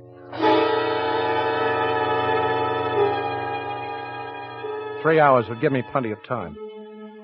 I went out to Gordy Fitzroy's house in Long Island the next night, about 9:30, an hour before he'd get home. The place was dark like it should have been. I went around back where there was a kitchen window. I jimmied it and stepped inside with my suitcase full of trouble. For a minute, I stood and listened and almost thought I heard something. Nerves, I guess. Imagination.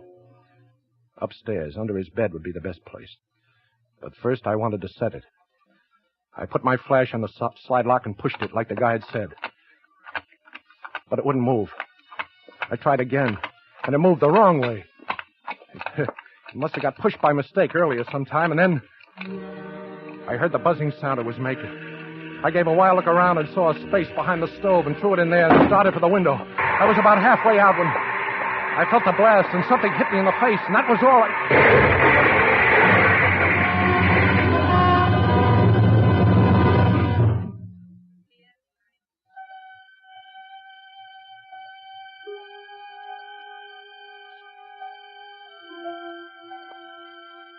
It was funny, but I came to sitting in a chair. Just sitting there, in a room I'd never seen before. It was dark, just a little light coming in from the street.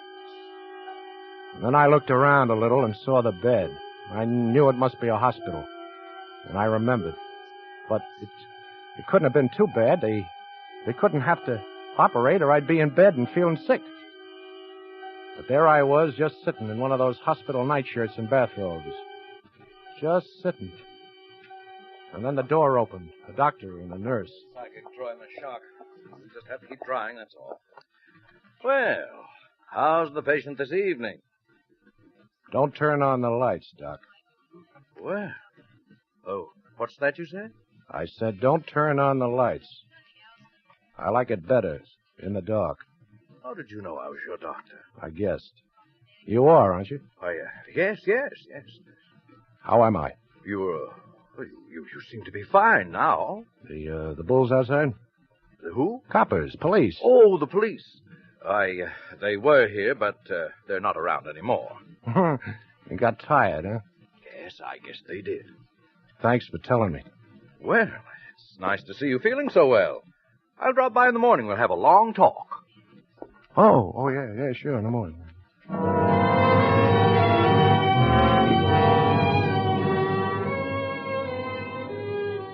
There were socks and shirts in the bureau. There were shoes and a suit and a hat and overcoat in the closet. They weren't mine, but what did I care? Because the cops must have quit watching me for the night, and that meant I could break out of here. There was no time for any fancy suitcase jobs now. If I was going to get Gordy Fitzroy before the cops got me, I had to go after him and give it to him, face to face. I put on the duds and got out into the hall and down a back stairway and out through the basement without anybody even seeing me. I knew where I could get a gun, and I got it. And then all of a sudden, I was thinking about Fran. I knew I was washed up. I knew they'd get me for what I was going to do to Gordy, but before that, I wanted to see her. I just wanted to see her. I took a chance that the old dame on the phone might have been brushing me off the other night, and I went into a booth and dialed the number.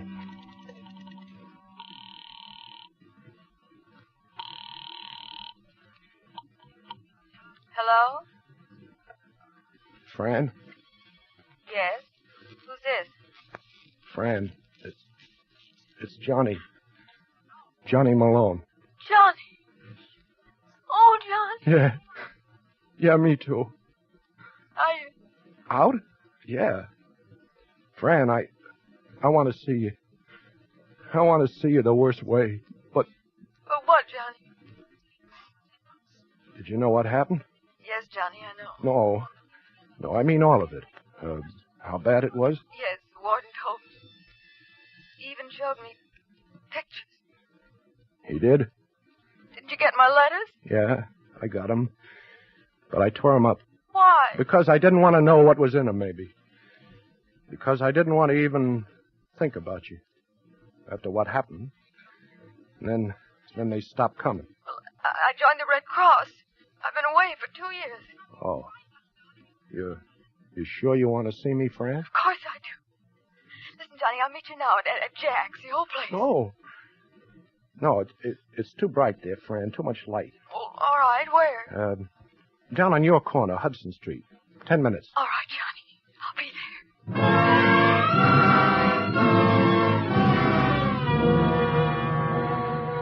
I waited in the shadows in the doorway.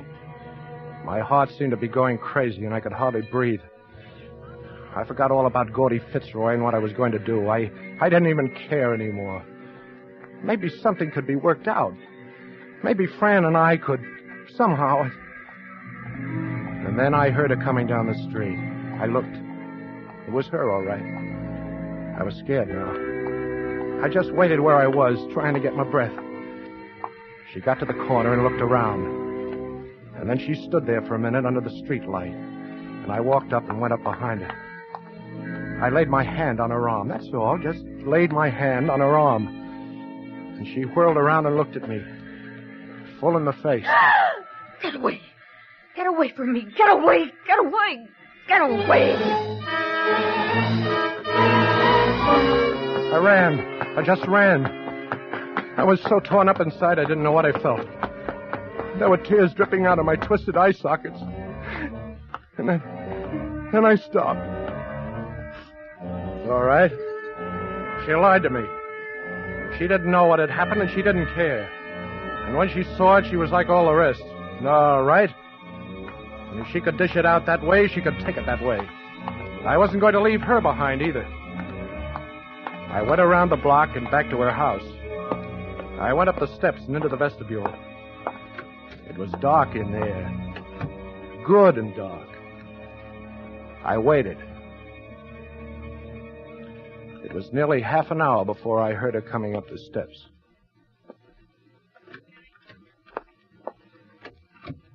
Hello, Fran. Johnny. Oh, Johnny, why are you hiding here in the dark? Why did you do it? I waited and waited, and you never even showed up, and I was... Cut it out. You had your chance, Fran. And now it's this.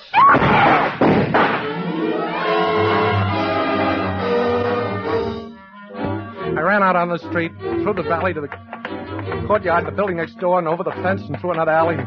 I was on the next street. There was a cab coming, and I hailed him. Where to, mister? Just drive uptown. I'll tell you where later. Okay. The next on the list was Gordon Fitzroy. There was no use calling the house on Long Island. I know I'd blown that sky high. But I had to find him before morning. I tried to think. There must be somebody who'd know where he was. Staying in town now, probably. A cabbie. Sure, one of the cabbies up around where his store was ought to know. I tapped on the glass behind the driver. He slid it back without looking around. You know where you want to go now? Listen, is there a cab stand up around 53rd and Lex? There sure is. Well, that's where I want to go. Okay, you're taking me right home. Yeah? That's your stand? Sure. I just happened to get a fare down here tonight. Well, then maybe you're just the guy I want to talk to. Me? About what? There's There's a jewelry store up around there named Fitzroy's. Yeah, that's right. Gordon Fitzroy. Yeah, an old pal of mine. You know him? Yeah, I've drove him a few times. You don't know where I can get hold of him, do you? I mean, where he's living now? No, I don't, Bud. Tell you the truth, I ain't seen him around lately. I think his partner runs the business mostly now. Oh, he's got a partner, huh? Oh, yeah. Know his name? Let me see now. It's right on a store there. Begins with a Z. Zellman. That's it, Zellman. First name Fred, I think. Well, you can stop right here. I want to make a phone call. Wait for me. Okay.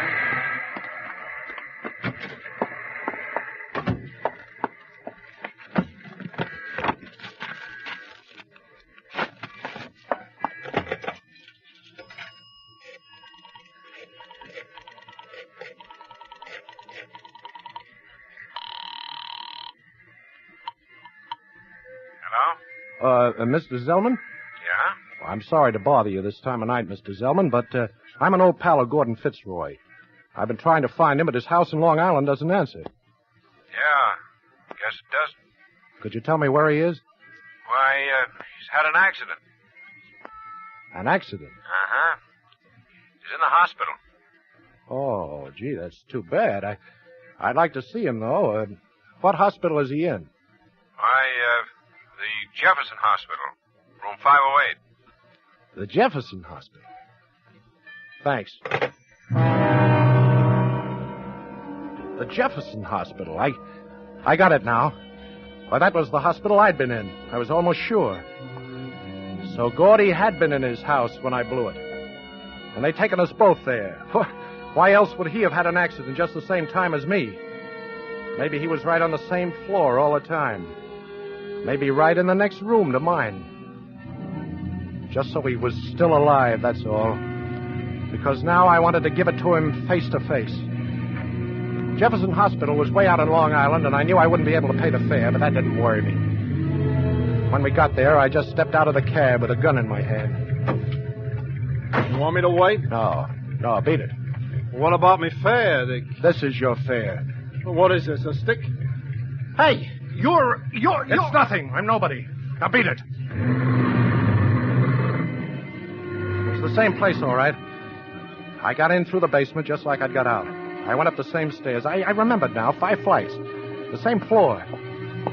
Only this time there was an old dame, a nurse, sitting there at the desk. I had my gun out and down at my side before I even spoke to her. Well, where did you come from? I want to see the guy in 508. I'm sorry, but visiting hours... I know all about that. Take me to 508.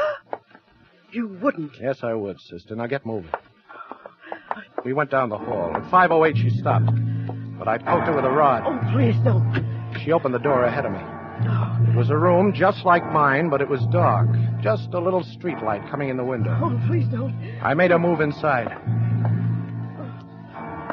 And then I slugged her. I looked around. I couldn't see much yet, but the bed was empty. I moved on into the room, and then I saw him, standing in a door. But somebody must have tipped him off. He was dressed. He had a gun in his hand. I fired, but nothing happened. It was glass. Somebody had snapped on the lights. I whirled around looking for him, and then I saw him. But in a mirror. It was me. Me with his face. His face.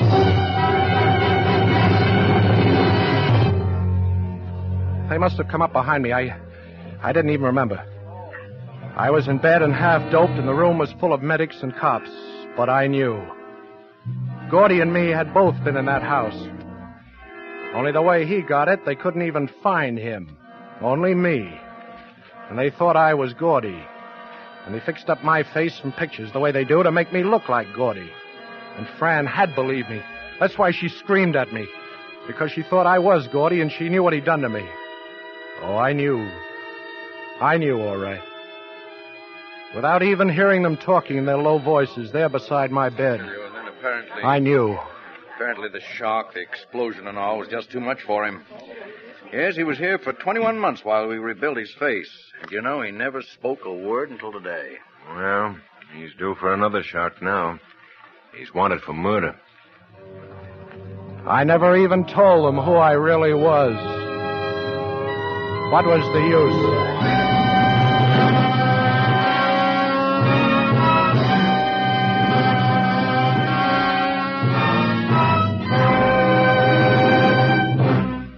Suspense. Presented by Roma Wines, R-O-M-A, Roma, America's favorite wines. This is Ken Niles bringing back to our suspense microphone the star of the evening, Chester Morris. Tell me, Chester, after so convincing a performance as a first-rate heel, don't you find it difficult to resume being the really nice guy we know you are? Oh, not at all, Ken. You know, I just whisper abracadabra, and the villain in me disappears. Well, I might have known, since you're one of Hollywood's most accomplished amateur magicians. Thank you. Would you make me disappear if I asked, how's tricks? Oh, now, Ken, I'd like to, but I don't know any tricks that good. Well, Chester, here's a trick you ought to know. What's that? It's a trick in taste magic, and the only props you need are glasses and delicious Roma California sherry. Then, when guests drop in, you simply pour, and presto, hospitality reigns. Well, that's a trick anyone can master, Ken, with Roma sherry. Right, Chester, for Roma sherry is the keynote of gracious entertaining, the popular first call for dinner. That's because Roma sherry is better tasting. In fact, all Roma wines taste better, because Roma starts with choicest grapes, skillfully and unhurriedly guiding this grape treasure with America's finest winemaking resources to tempting taste perfection. Then, at the moment of peak taste richness, Roma selects from the world's greatest wine reserves for your pleasure. No wonder more Americans enjoy Roma than any other wine. Well, you're right, Ken. No wonder. And Chester, so you may practice this taste magic at home and delight your guests, here from Roma is a gift basket of Roma wine. Well, thank you, Ken, and thanks to Roma. And now, before I return to my top hats and rabbits, Ken, who will I be hearing on Suspense this time next week? You'll be hearing Robert Taylor. Next week is sort of an anniversary show for us. Roma will be beginning its 4th year of presenting Suspense. It was Cary Grant who was our first star, and each year on our anniversary, Cary has appeared. This year, however, he'll be away from town. We'll present him later. Next week, it'll be Bob Taylor. Wonderful. And what kind of a story will Bob do, Ken? Well, it'll be a suspense play that involves him in a Christmas story with some of the eeriest and most inexplicable twists imaginable. It'll take all the magician in you to explain it away. Well, I'll certainly be listening. Chester Morris will soon be seen in the Columbia picture Inside Story. Tonight's suspense play was written by Bruce Cassidy and Robert L. Richards. Next Thursday, same time, you will hear Mr. Robert Taylor as star of Suspense. Produced and directed by William Spear for the Roma Wine Company of Fresno, California. This is CBS, the Columbia Broadcasting System.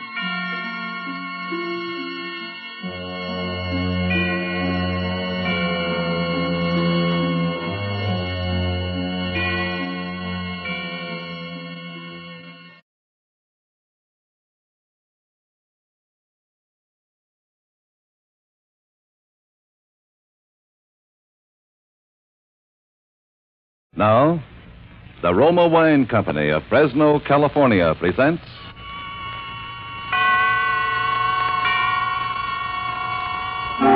Suspense.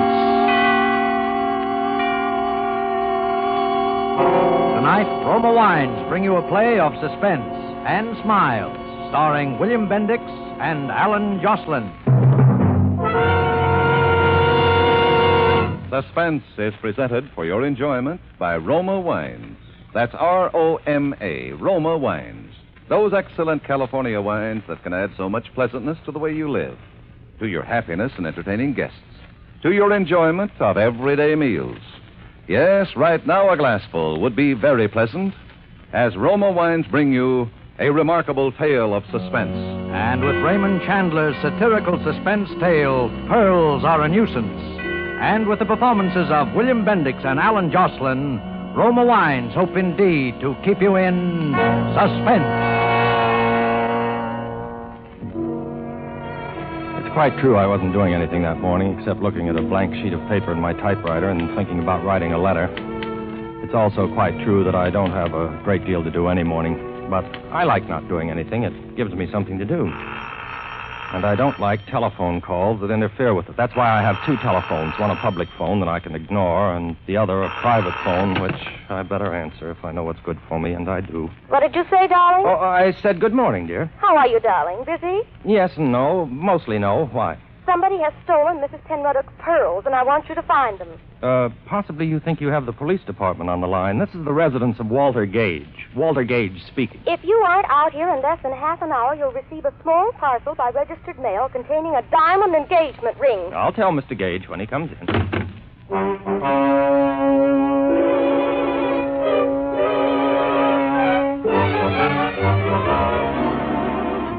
No, I went naturally. I even hurried. Ellen's voice has that effect on me. I think it's the way she says... Walter, darling. Yes, Ellen.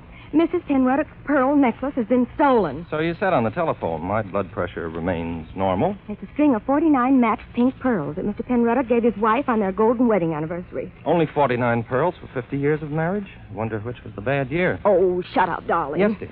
The worst part of it is the pearls are false. False? Oh, evidently, they're all bad years. Don't be silly, Walter. The pearls were real enough when Mr. Penruddock gave them to her. The fact is, she sold them and had copies made. Those copies have been stolen. You've got to get them back, Walter. Well, what does it matter if they're false? Well, she's terrified that the thief will blackmail her when he finds out they're only imitations. If Mr. Penruddock ever hears that she sold originals... I begin to see what might be described as daylight. But where do I start looking for these baubles from which your elderly employer is so loath to be separated? Because I know who stole them. The chauffeur we had here a few months, Walter. A horrid big bruiser named Henry Eichelberger. He left suddenly the day before yesterday for no reason at all, without a word. I'm sure he stole the pearls. How big did you say he is? About 6 feet. Well, in that case... 3. 3? 6'3"? 3. I'm sure he didn't take them, dear, couldn't have. He tried to kiss me once, Walter. Oh, he did. Tried to kiss you, huh? Where is this big slab of meat, darling? Here's the address he gave me when he first came here to work. Sounds like an unpleasant neighborhood. Not half as unpleasant as it'll be for Eichelberger when I arrive. Tried to kiss you, did he? The pearls are the important thing, Walter. And be careful. He's 6'3", remember? I find it difficult to forget.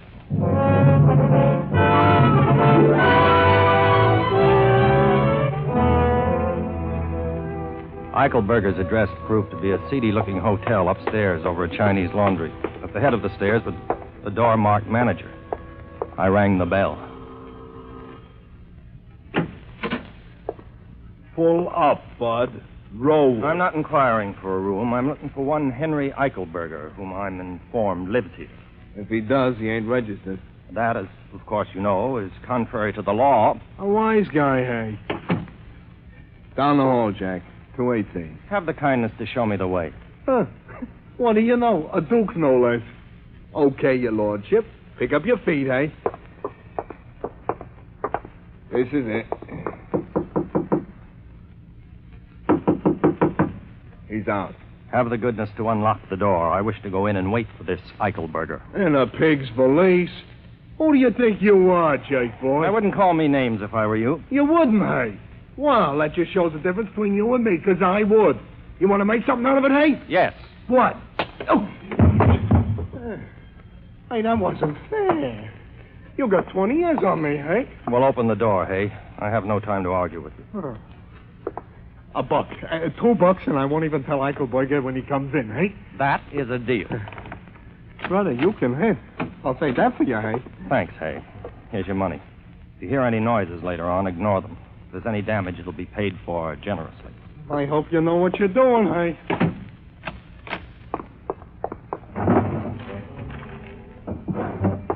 I searched all the likely places where he might have hidden the necklace, and then I searched all the unlikely places. No necklace. Then I heard approaching footsteps.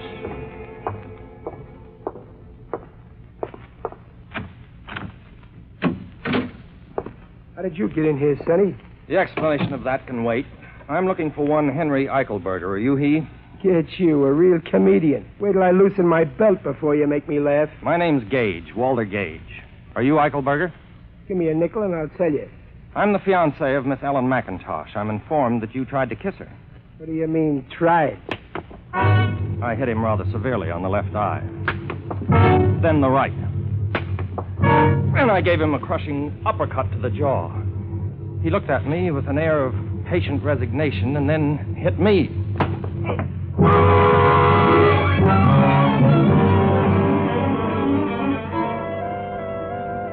I bent over and took hold of the room with both hands and spun it.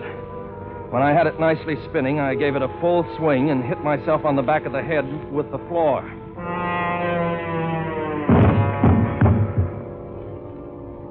I believe I lost consciousness at about this point. At any rate, I was no longer aware of the time of day.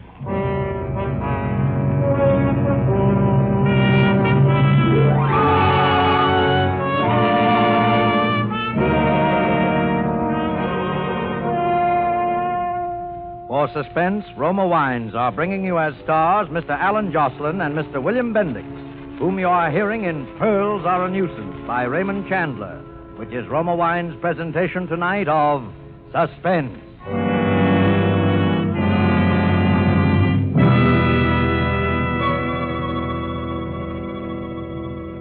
Between the acts of suspense, this is Truman Bradley for Roma Wines. We quote now a brief word from the famous hostess, Elsa Maxwell. The delicious flavor of tender broiled chicken, the succulence of spring lamb garnished with mint leaves, deserves the matchless flavor complement of Roma California Sauterne. This delicate wine, pale gold in color, delightful in bouquet, is a delicious flavor mate with fish or fowl. Yes, just as the musical conductor blends the tones of different instruments, so the knowing hostess can combine the flavors of food with wine. Each glassful of Roma Sauterne is alight with Roma's rich heritage in winemaking. Here is a masterpiece of the wine grower's age-old skill. And all Roma wines, you'll find, are always unvaryingly good. The result of carefully selected grapes, picked at the peak of perfection in sunny California's choicest vineyards, and gently pressed. Then the natural juices are stored and guided with the ancient skill of Roma wineries to full goodness. Roma wines do not vary, are always high in quality, yet cost only pennies a glass. More Americans enjoy Roma than any other wines. R-O-M-A, Roma Wines. And now Roma Wines bring back to our Hollywood soundstage William Bendix as J. Henry Eichelberger and Alan Jocelyn as Walter Gage in Pearls Are a Nuisance, a muscular drama replete with situations well calculated to keep you in suspense.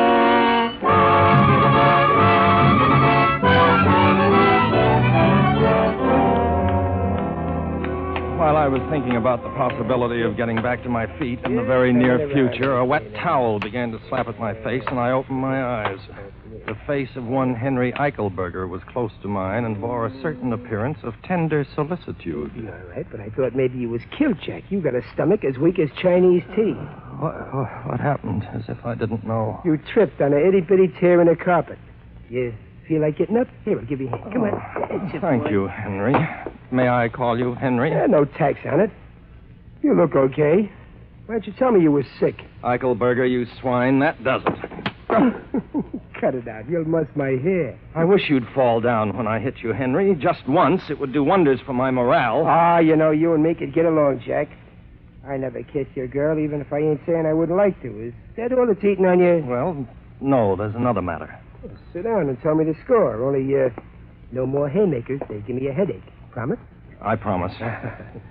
Tell me, why did you leave the employ of Mrs. Penroddock?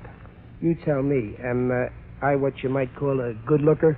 Well, Henry... Don't soap me. No, then. I wouldn't call you handsome exactly, but unquestionably you ate your spinach as a child, if that's a consolation. Get you, a real comedian. Wait till I loosen my belt. Look, suppose you fell for a doll with stars in her hair. A guy like me that looks like a taxi going down the street with both doors open. Then suppose you get a job where you see this doll all the time and every day. What would you do, Jack? Me, I just quit the job. Ellen? Yeah. Henry, I'd like to shake your hand. Go ahead. Now, there's one more thing. One rather insignificant detail. I'm empowered to arrange for the return of Mrs. Penroddock's pearls. $50 reward and no embarrassing questions. You got nerve, Jack. So you think I stole some marbles and I'm sitting around here waiting for a flock of dicks to swarm me? The police have not been told, Henry, and you may not be aware, but the pearls are false. False? You mean they're false? Exactly. And you think I'd bother myself to hook some phonies? You mean you didn't steal the necklace, Henry? Now, look. If they was ringers, I wouldn't be bothered. And if they was real, I wouldn't be holed up in no cheap flop in L.A. waiting for a couple of carloads of Johns to put the sneeze on me, would I? That's exactly what I thought, Henry. Well, as long as you didn't steal them, how'd you like the job of helping me recover them?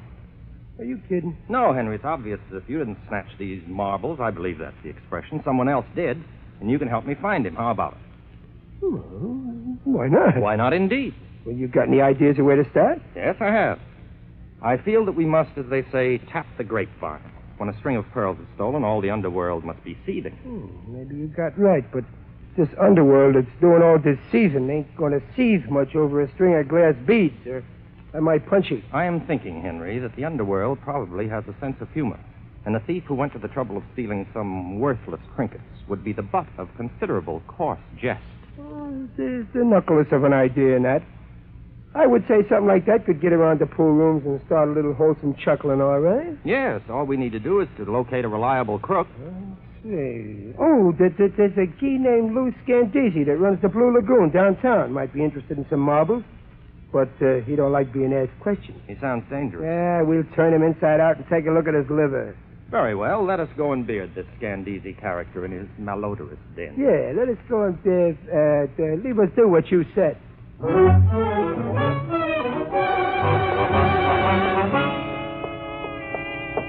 Mr. Scandisi's Blue Lagoon wasn't difficult to find. It was a rather soiled establishment bathed in an unpleasant blue light. Henry and I went through a small, dim dining room to a door marked private. You Scandisi? Who wanted to know? Me and my friend here want to talk to you. So? Talk. I'm listening. It's about some pearls. 49. Is that right, Walter? Quite right, Henry. A pearl necklace that somebody hoisted.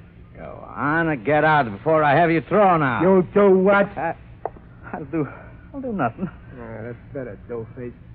What about them pearls? Well, I don't think I heard about it. Try to remember. Maybe if I pulled off one of your ears, it might help. Henry, you seem to be doing all the work. Do you think that's quite fair? Well, okay, you work 'em over. These fat guys brew something lovely. Oh, take it easy. I ain't heard nothing. You guys insurance men, huh? Now you're cooking with helium, doughface. Well, what insurance company you boys work for? Give him our card, Walter. This is my personal card. It has my phone number on it. Yeah. Okay. You may be surprised. You may get a call. What do you think, Walter? You think this muzzler is leveling with us? I dare say he wouldn't be above telling us an untruth. Get you a real comedian. Wait till I loosen my belt. You giving us the straight goods, Scandisi? Straight goods, absolute. We'll cooperate. I bet you get a call. Okay. So long, Scandisi. And keep your schnozzle clean if you don't want to be looking for it under your desk, hey? And that goes for your cat, too, Scandisi, hey. Well, what now? I think we've done an adequate day's work, Henry. The procedure would seem to be for me to go home and wait for the telephone to ring, bearing glad tidings from the underworld. What about me? I would suggest that you wend your way homeward also. Here's my private number. Call me in the morning. Okay. See you tomorrow.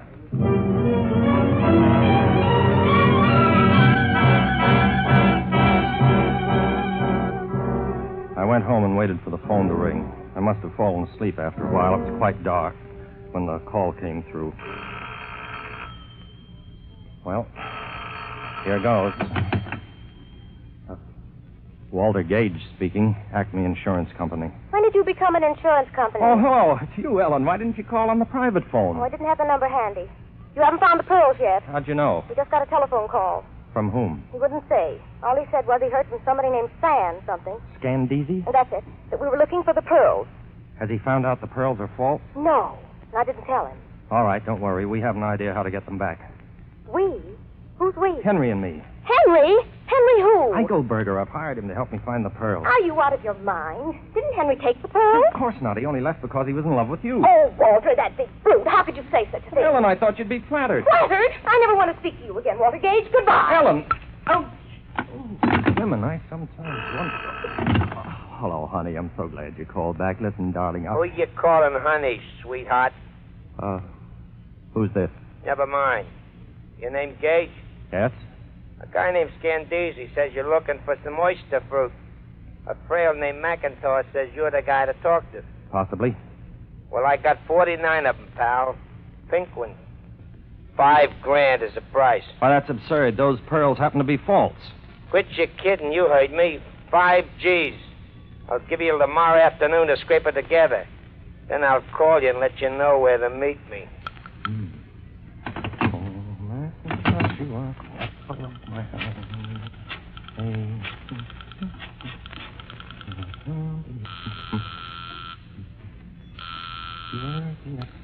Hello? Ellen, this is Walter. I told you I never wanted to speak to you again. All right, I won't speak to you. Just tell me the name of the man who sold Mrs. Penroddick's pearls for her. Gallimore, Roger Gallimore. He has a jewelry company downtown. Thank you. Walter! How do you like it, darling?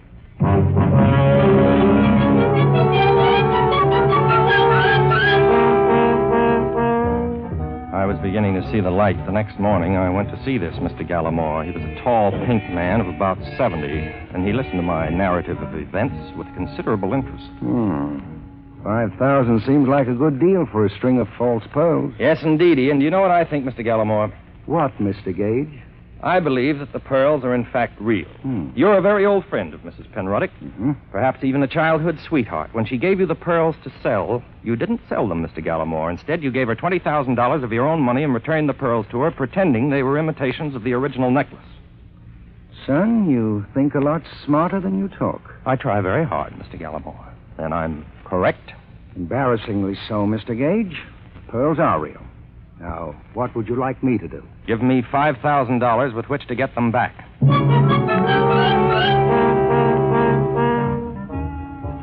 Mr. Gallimore felt much better after he'd had a glass of water, and some hours later I managed to convince him that I knew approximately what I was doing. He gave me a check for $5,000. This check, Henry. You mean he gave it to you? 5,000 fish, just like that? You have said it. Well, I'll be a Mickey Finn at a woman's club lunch. Kid, you got something with that daisy chain chatter of yours. Thank you, Henry. At any rate, all that remains now is for the phone to ring. Aha. You can say that again. Very well. Aha. Hello? Gage? Yes, who's this? Guess. You got the dough? It's in my pocket at this exact moment. If I have any assurance of honorable treatment, I'm prepared to go through with it. Oh, you get the marbles, okay? We're in this business a long time, and we can't afford the wealth. If we did it, it'd get around, and nobody would play with us. I understand. What are your instructions? Tonight at 8 sharp, you'll be at Pacific Palisades. You got that? Yes. At the end of the dirt road, corner of Sunset and Corona Del Mar. Be there at 8 sharp. And come alone, and no guns. No funny business, no smart work, and no slip-up, nobody get hurt. That's the way we do business. Very well. Oh, one last thing. Where did you get my phone number from, Scandisi? Who else? 8 o'clock, then. And no tricks. That is very interesting. What? The telephone? Yeah. Hooray for Alexander Graham, what's his name? But what did the guy say? Yes. Yeah. It's all arranged, Henry. I'm to meet them tonight, all by myself, and give them the money. All by yourself, huh? Get you a real comedian. Wait till I loosen my belt. They'll take the dough and leave you laying there bleeding all over yourself, and they'll still have the marbles. I ought to go with you. Henry, it's my duty, and I must brave these monsters in human guise, alone and unattended. Of course, I do have a big car, and you could hide on the floor under a rug. It's a cinch. But maybe... Walter, the only thing wrong with you, as far as I can see, is you got holes in your head. All I'm trying to do is keep you from getting another one. I'm going with you.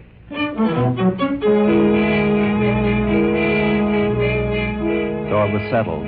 Henry was to go with me. That afternoon, I stopped at the bank where I cashed Mr. Gallimore's check and changed it into $100 bills. 3,500. You counted as though it were your own. 5,000. 5,000? 5,000. And now a roll of quarters, please. Roll of quarters, please. Well, there seems to be an echo in here. Leave them in the wrapper. Ooh, quite heavy, aren't they? Yes, aren't they?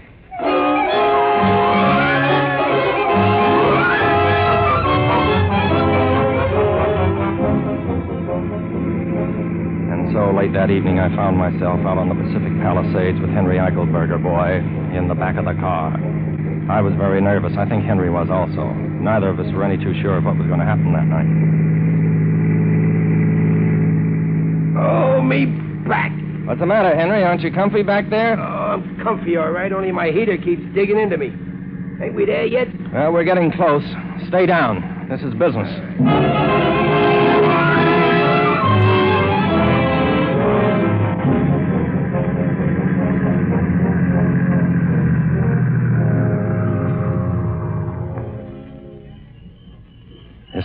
the line, Henry. Be careful. They're probably watching me. Okay. What's that? Oh, that's me, Walter. My gun is breaking my back. Well, stop sitting on it. I did. Anything stirring? No, keep quiet. I'll make like a little mousey.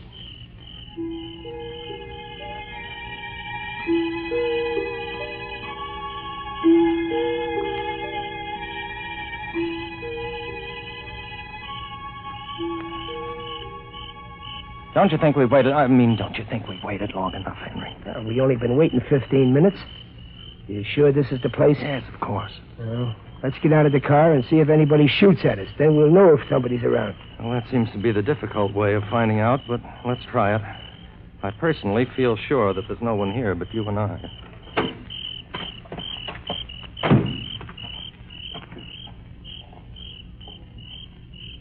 Suckered. You know what happened, Walter? What do you think, Henry? It was just a tryout, that's all. Tomorrow this guy calls you again on the phone and he says sorry, but they had to be careful and they'll try again tonight maybe. Maybe out in San Fernando Valley. And the price is now $10,000 on account of their extra trouble. I ought to go back and twist that Scandisi so he spends the rest of his life looking up his left pants leg. Well, Henry, what's the next move? Well, beat it home, I guess. Anyhow, I won't need this gun anymore. My back is sore enough from it.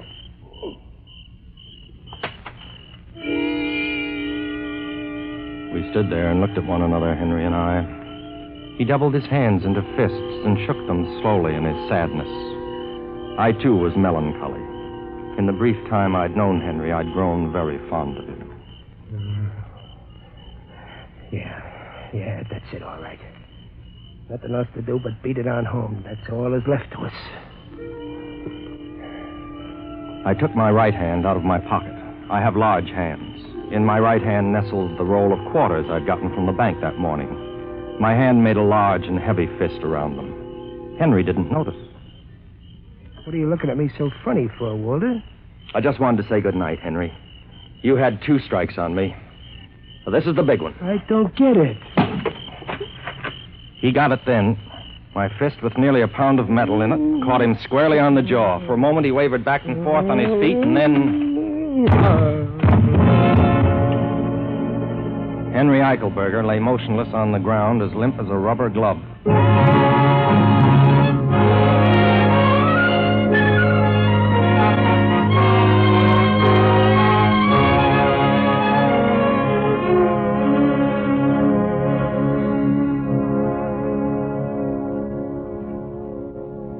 I found the pearls twined around his ankle inside his left sock. Well, Henry, I said, although he couldn't hear me, you're a gentleman, even if you are a thief. You could have taken the money a dozen times today. You could have taken it a little while ago when you still had the gun. But even that repelled you. You threw the gun away, and we were man to man. But still you hesitated. In fact, Henry, I said, for a successful thief, you hesitated just a little too long. But as a sporting man, I can only think more highly of you. Goodbye, Henry, and good luck, I said. I put a $100 bill in his chubby little fist and withdrew. End of story.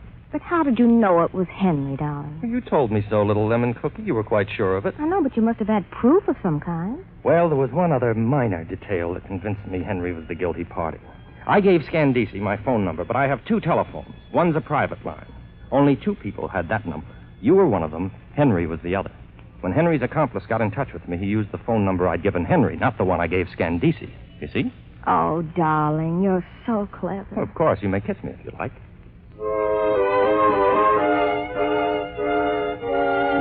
A few months after Ellen and I were married, we received a letter postmarked Honolulu. It was from Henry. My dear Walter, I have only just received the joyous tidings that you and Ellen are embarked upon the happy tide of holy matrimony. I am so glad for you. I often think of you, Walter, particularly with an overwhelming curiosity as to what it was you struck me with that night. Ah, well, I dare say it can only be conjecture on my part now. A hammer, perhaps. That I allowed my jaw to be exposed to your weapon while I stood there meditating as to whether to take your 5,000 then or wait for 10 the following evening was a human error of judgment. At any rate, I entertain no feelings of ill will toward you. On the contrary, I am indebted to you greatly. The ease with which you talked Mr. Gallimore out of $5,000 has changed my life. I have been taking English lessons myself, and am now practicing on a wealthy widow woman, not without financial success. Ah, toujours le sport. Devotedly, Henry. P.S. Was it perchance an anvil, I wonder? You know, Henry wasn't such a bad fellow. All I really disliked him for was his barbaric English. Now he's changed that. Maybe I should have married him. What do you think, Walter? Oh, gets you. A real comedian. Wait till I loosen my belt. And so closes Pearls Are a Nuisance, in which Roma Wines have brought you William Bendix and Alan Jocelyn as co-stars of tonight's study in Suspense.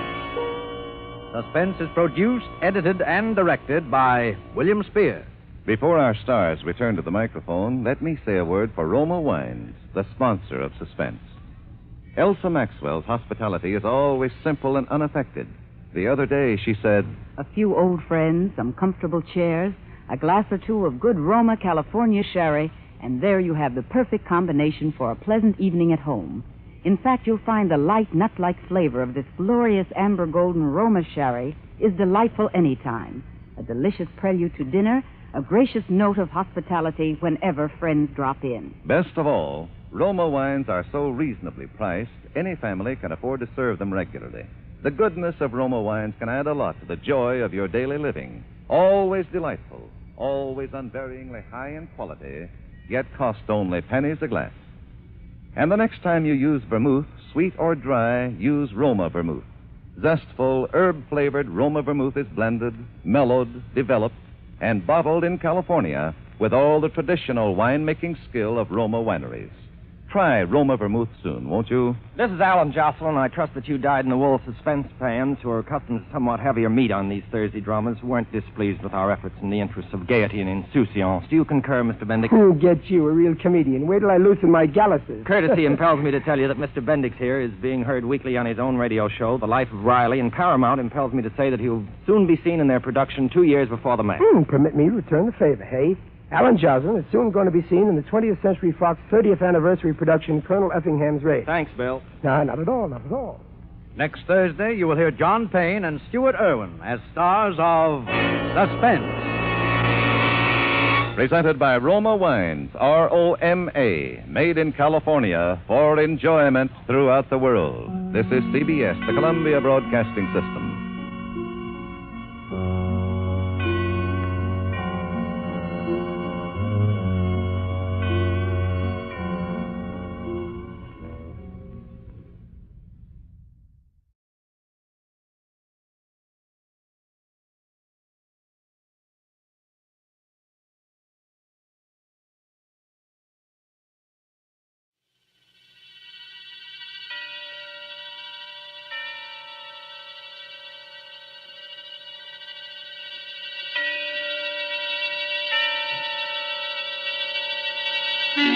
Suspense.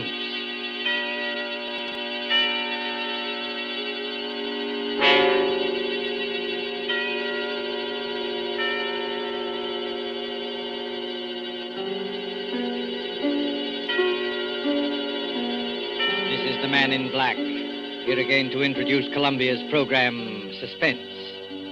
Heading our starring Hollywood cast this evening is Mr. Paul Lucas, and with him are Miss Heather Angel and Mr. Bramwell Fletcher. Story by John Dixon Carr, dealing with strange, very strange happenings in a London curio shop, and called Mr. Markham, Antique Dealer, is tonight's tale of suspense. If you've been with us on these Tuesday nights, you will know that suspense is compounded of mystery and suspicion and dangerous adventure. In this series are tales calculated to intrigue you, stir your nerves, to offer you a precarious situation, and then withhold the solution till the last possible moment. And so, with the performances of Heather Angel, Bramwell Fletcher, of Paul Lucas as Mr. Markham, Antique Dealer, we again hope to keep you in suspense.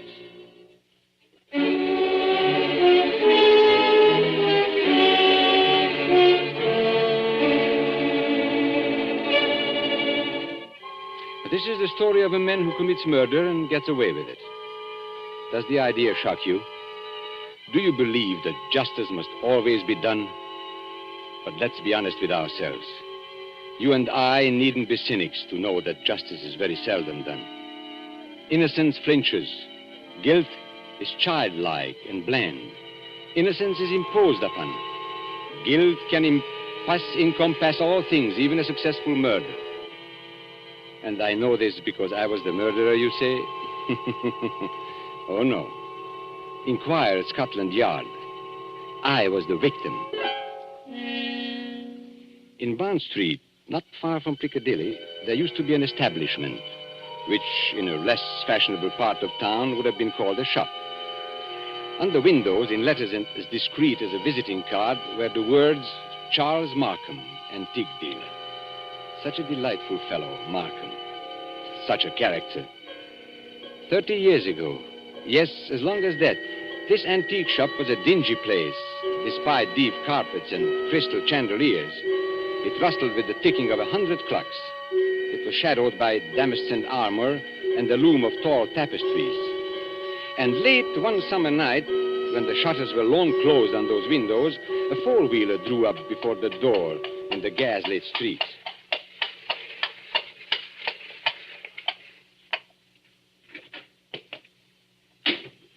That's all, cabby. You needn't wait. Very good, miss. Good night. Good night.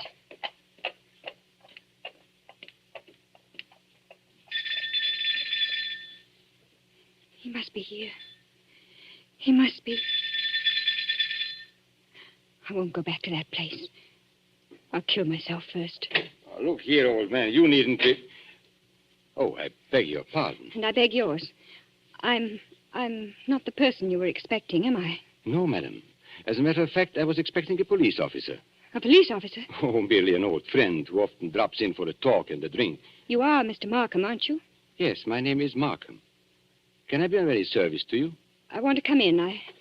I want to buy a present for somebody. Now, really, madam, this is hardly the time. Yes, I know it's late, but... It's nearly 1 o'clock, madam. Surely tomorrow morning will be... That'll be too late.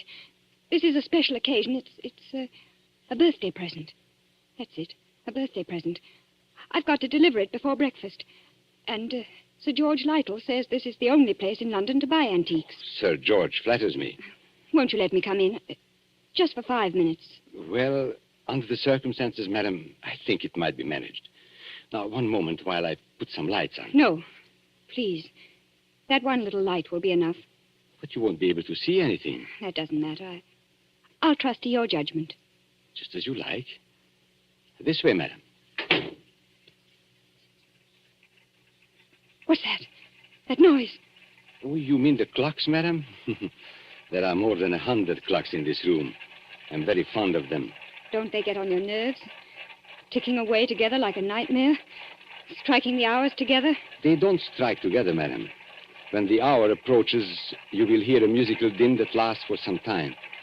Might I interest you perhaps in a clock? No. I hate them. Now, all the same, this grandfather clock might amuse you. What about it? Observe the signature. Johannes Carver, Londini, Facet A.D., 1752. You could see better, madam, if you raised that veil. I'll keep my veil down, thanks. Just as you please. But look at the clock. I open the glass face like this. Then I push the second hand forward like this, and...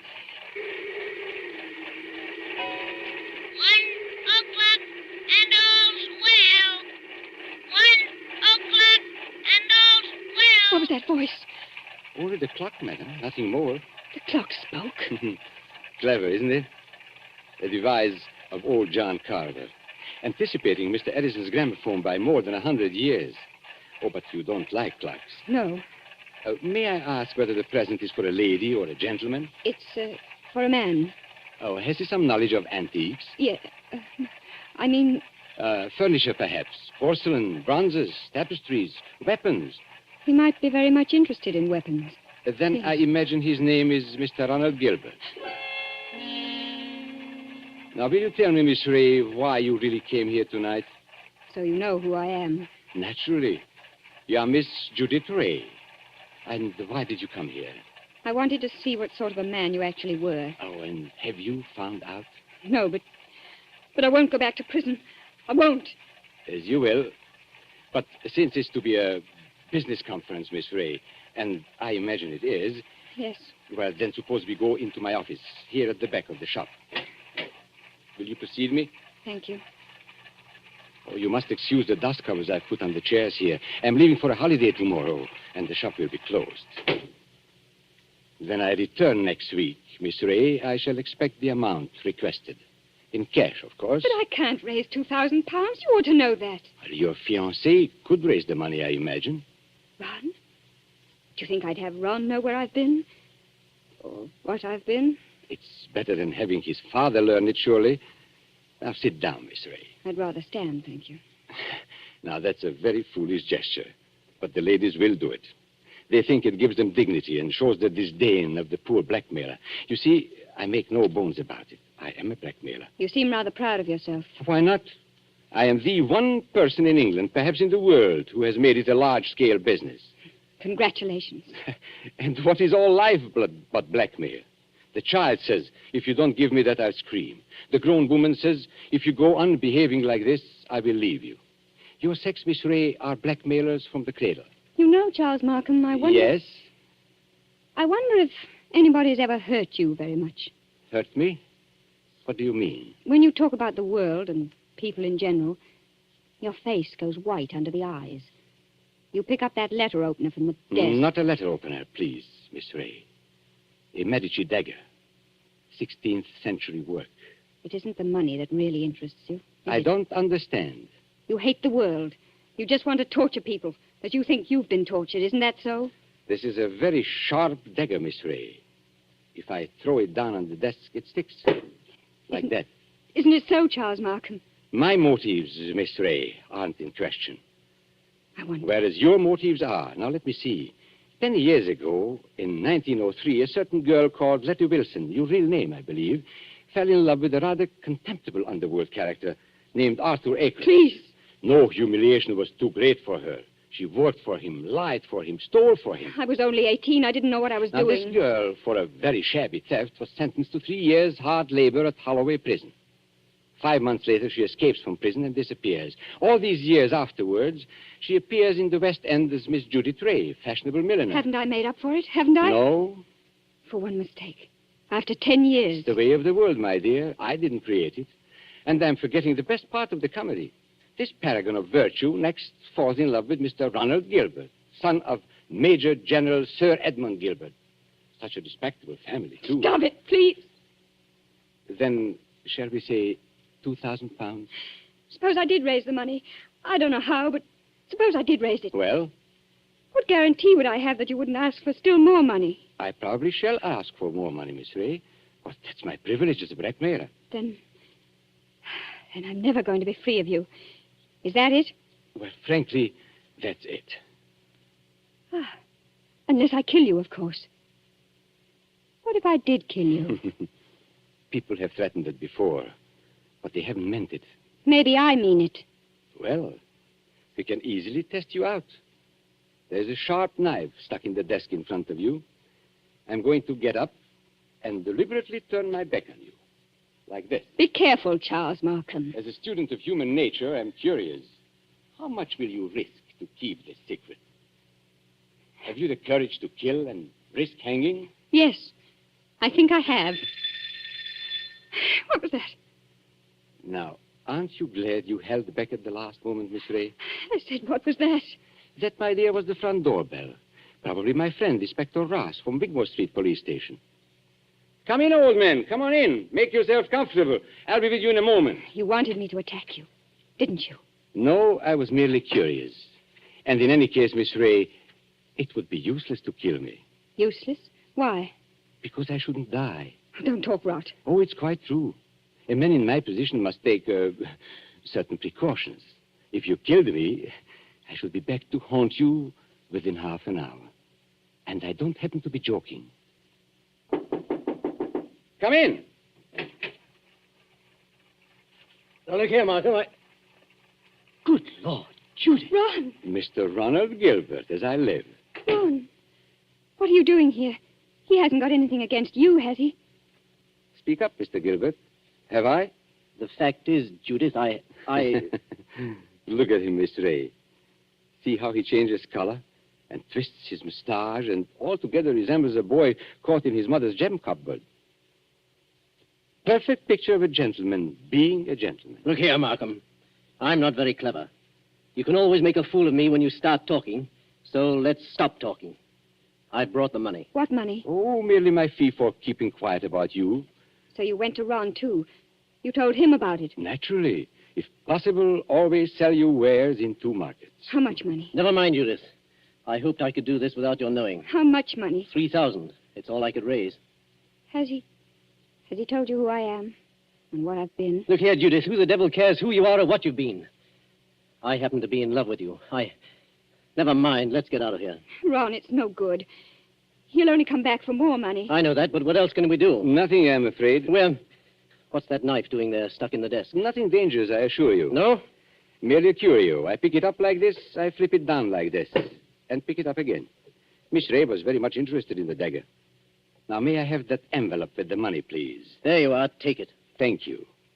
As I explained to Miss Ray, I'm leaving tomorrow for a holiday, hence the general disarray and the dust covers on the chairs. But before my departure, I'm glad we could settle this affair, as you would say, like gentlemen. Before we clear out of here, Markham, there's just one favor I'd like to ask. Well, of course, old man, ask away. This is your job, I suppose.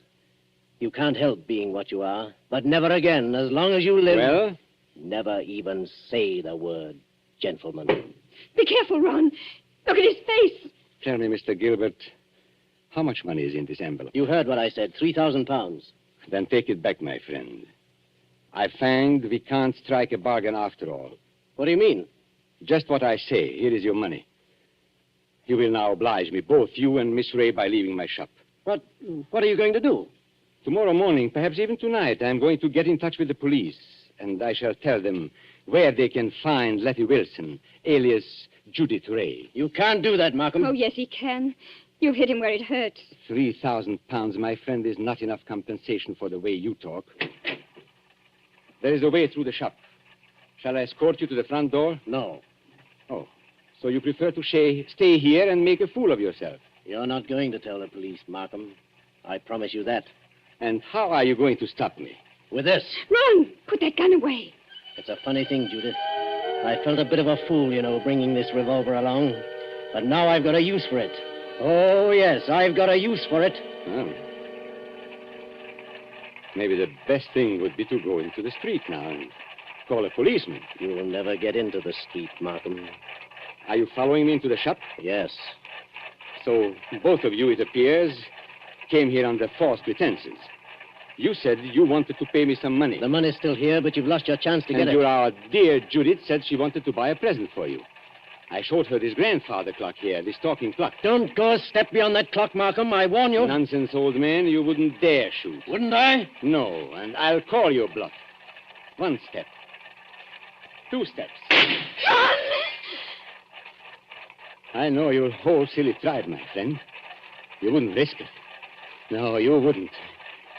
What's happening to me? Don't try and grab onto the clock, Markham. It won't save you. You wouldn't risk your life. You wouldn't risk your family position. You wouldn't. 1:15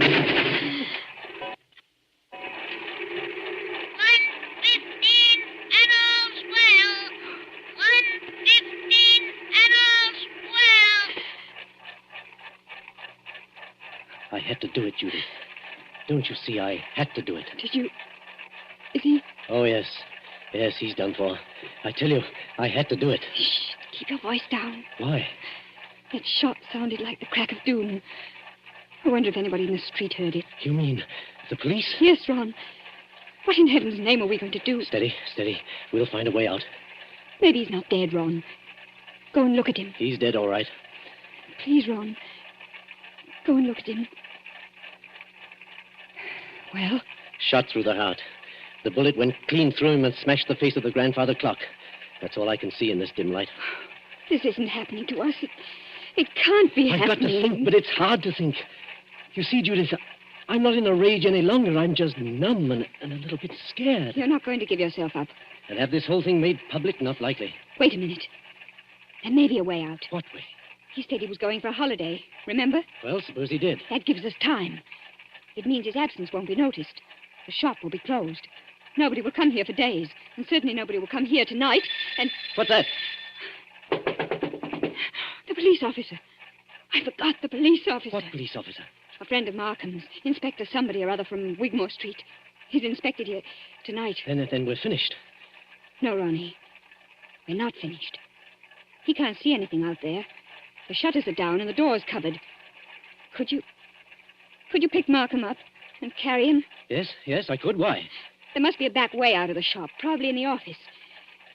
Hurry, Ron. I don't like to touch him. Hurry, Ron, please. He's as heavy as a sack of meal.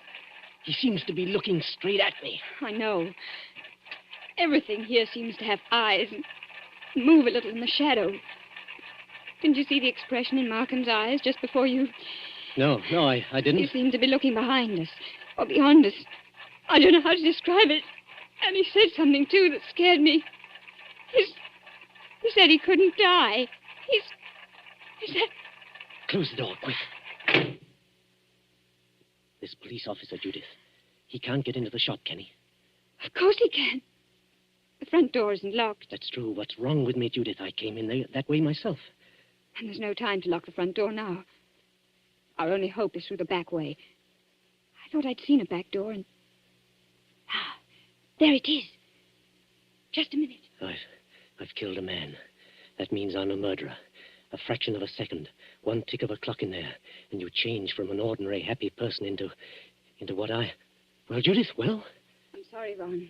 The door's locked. Isn't there a key? No. Maybe in his pockets on a key ring. There isn't time, Ron. I think I heard the front door open. Our visitor's coming in. I've got it. The dust covers. What? Those white cloths that fit over the chairs. Look at them. What on earth are you talking about? We used to play a game when we were kids. Somebody sits in a big chair. You know, you fit the dust cover over him and nobody can tell he's sitting there. Don't you see, Judith? That's how we can hide Markham's body. It might work if there's time. There's got to be time. Take the big cover off that chair, the wing chair. All right. Maybe there's a chance. I'll fit him into it. Arms along the chair arms. Feet pushed back. Now, put the cover back again and pull it round down his feet. Don't let it touch his chest. The blood will show through. There, that's got it. You can't see anything now, can you? No, but, Ron. Well? What did you do with the gun? The gun? The gun you shot Markham with. Oh. Well, Judith, I put it down on the floor when I picked up his body. Out in the other room? Yes, I'm afraid so. And it's too late now, Judith. The police are here. What are you going to say? I don't know. Trust your wits and try and brazen it out. Yes? Come in. Good evening, Miss Ray. And good evening, Mr. Gilbert. Charles Markham? You're Charles Markham? Correct, Miss Ray. But why should that surprise you? Why do you look as though you were seeing a ghost? Because we are seeing a ghost. If you're Charles Markham, whose body is... Judith, be careful. Body, Miss Ray. Did you say body? Miss Ray's upset. She doesn't know what she's talking about. If you killed me, I should be back to haunt you within half an hour. That's what he said. I tell you, Miss Ray isn't herself. She had bad news today. A relative of hers died. I've been trying to make her feel better. Indeed. Do you think it would make her feel better to bring her here? I don't understand. My dear sir, you are very welcome. But the situation is surely a little odd. I come in here and find you two looking as guilty as a pair of murderers in my private office in the middle of the night. There's nothing odd about that. I wanted to buy Judith something. At 1 o'clock in the morning? Yes. Why not? Well, may I ask how you managed to get in? The front door was open. We just walked in. If you wish to buy something, why not stay in the showroom? Why come to my office? Well, hang it all. You don't think we wanted to steal anything, do you? Well, that thought did occur to me. You see, there was nobody else here. There's nobody here, Mr. Markham. Not a living soul. Then you didn't meet, by any chance, my brother? Your brother? Yes, my brother Robert. You couldn't have mistaken him if you had seen him. He looks so much like me that few people can tell us apart. Oh, so that's it. Poor Robert often deputizes for me. He's learned to act like me, think like me, and talk like me. But he doesn't like the work very much. Of course, you know what my work really is. Is this part of the game? Are you trying to play cat and mouse? Robert is an idealist.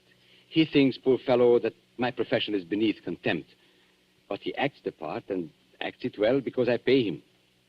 And I find it useful to have a double who will run risks for me. What have you done with his body? We haven't done anything with him. If you've killed Robert, my friend, you've committed a totally useless murder. You don't see him here, do you? No, but I see his handiwork. Meaning what? I've warned him many times about throwing a knife down on a polished desktop. Those scratches on the desk are fresh scratches. Of course, if you give me your word of honor that he's not here... Of course, he's not here. Well, in that case, all we can do is sit down and make ourselves comfortable. Will you sit there, Mr. Gilbert? And you, Miss Ray, in that wing chair by the window. What's wrong, Miss Ray? Why don't you sit down? Because I prefer to stand, thank you. Then perhaps you won't mind if I sit in the wing chair. It's a very comfortable one. My brother always says... Don't sit down there for the love Oh. So that's it. Yes, that's it. It is rather a thick chair. I press against the dust cover and blood comes through. I lift the bottom of the dust cover and... What's the use of going on with this? I killed him. You admit that? Yes, I admit it. But Judith had nothing to do with this. I swear she hadn't. My telephone, you notice, is against the wall. I shall have to turn my back to you when I ring. Ring? Where? Wigmore Street Police Station. Oh, no. Give him a chance. Please give him a chance. Hello? Hello, operator. I want Regent 0586. I won't let them take you on. I won't. It's no good, Judith. I killed a man. I meant to kill him. That's all there is to it. A very sensible attitude, my friend. And if the lady has any idea of flying at me with that knife, just notice what I've got here. A .32 revolver, one chamber fired, picked up off the floor in that room where... Hello? Hello, Wigmore Street Police Station. For the last time, Hello? Mr. Markham, won't you give him a chance? Be quiet, Miss Ray. May I speak to Inspector Ross, please? Inspector Ross speaking. Oh, isn't that Mr. Markham? Got it in one, Inspector. Charles Markham here. I understand you were going to drop in and see me tonight. Well, I intended to, Mr. Markham, but I'm afraid I can't make it now. Oh, why not? Anything wrong? Only a robbery in Davies Street, but it's likely to be a long job. Sorry I can't get there. Well, that's perfectly all right, Inspector, because actually I rang up to make sure you wouldn't come here tonight. You see, I've got a lot of work to do, and I'm leaving for Eastbourne early tomorrow morning. Let's make it some other time, shall we? Oh, glad to, Mr. Markham. No crimes being committed up your way, I suppose? No, Inspector. It's as quiet as the grave. I've never known a more peaceful night. Goodbye. Why did you do that? Now, please, don't excite yourself, Miss Ray. Didn't you hear what I told the inspector? Yes, but is this some more trickery? Trickery? How can it be? I don't know. That's what I'm asking you. I should call it generous when I let my poor brother's death go unavenged. You're not doing this without a reason. Naturally not. But has it occurred to you, either of you, that I might not want my business dealings revealed in court? What are you driving at? And has it also occurred to you that a man's double, who looks exactly like him and shares all his secrets, may become a danger rather than an asset? He knows too much, he wants too much, and so... I think I understand. You're glad he's dead. Not glad, my dear. You shocked my brotherly feelings, but definitely relieved. Look here, you can't get away with this. Get away with it, sir? Aren't you forgetting that you are the murderer? Then what are you going to do? No, it is very simple. We three, in an unholy partnership, will dispose of Robert's body. Or would you rather hang? He's got us, Ron. There's no other way. But how can we dispose of the body? This seems worse than killing him. It's filthy, cold-blooded... Practical necessity. And as for disposing of the body, nothing is easier. We shall simply gather the...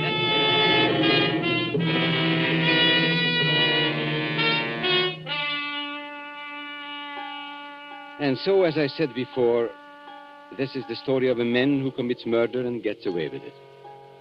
Now, Ronald Gilbert looks back across the years and is still firmly convinced of his own guilt. But, of course, Gilbert never shot anybody. I was the man who committed the murder. Don't you remember? The bullet that killed my brother is supposed to have passed through his body and smashed the face of the grandfather clock. But that's an impossibility. The face of a grandfather clock is much higher than the heart of a man.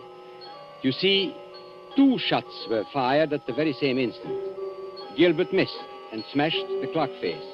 I fired from the door of the office and did not miss. That was why my brother looked past those two. I went out by the back door, locked it, and reappeared at the front afterwards. It was not Robert Markham who died. I am Robert Markham. It was Charles who died that night.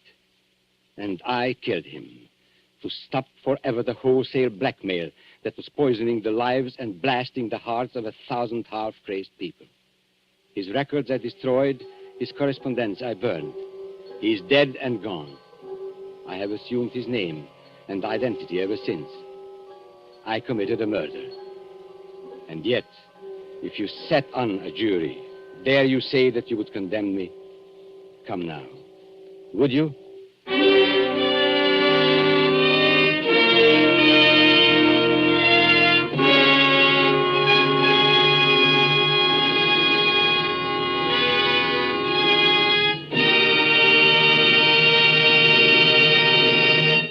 And so closes Mr. Markham, Antique Dealer, starring Paul Lucas with Heather Angel and Bramwell Fletcher.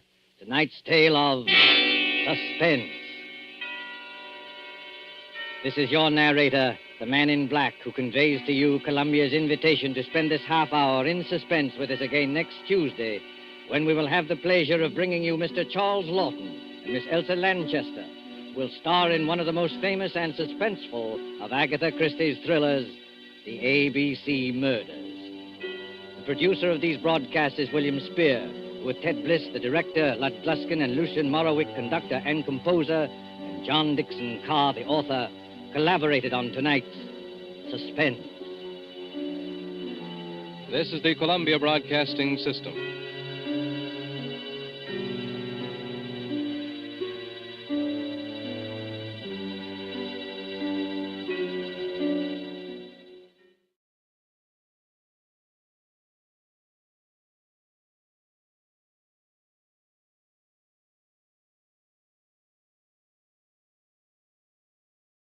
Now, Roma Wines, R-O-M-A, made in California for enjoyment throughout the world.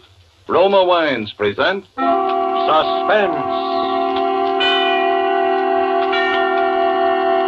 Tonight, Roma Wines bring you Mr. Joseph Cotton as star of The Pasteboard Box, a suspense play produced, edited, and directed for Roma Wines by William Spear.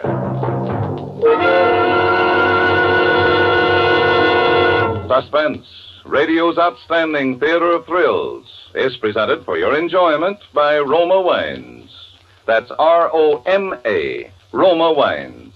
Those excellent California wines that can add so much pleasantness to the way you live, to your happiness in entertaining guests, to your enjoyment of everyday meals. Yes, right now a glassful would be very pleasant, as Roma Wines bring you Mr. Joseph Cotton in a remarkable tale of suspense.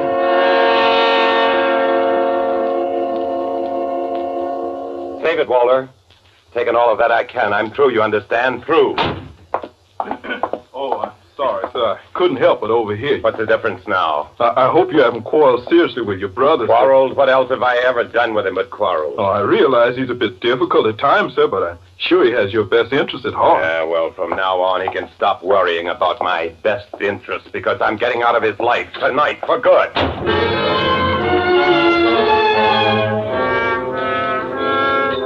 Grabbed my hat and coat and rushed out of the house looking wild-eyed and distracted. I caught a taxi right in front of the door and told him to go to the 23rd Street ferry.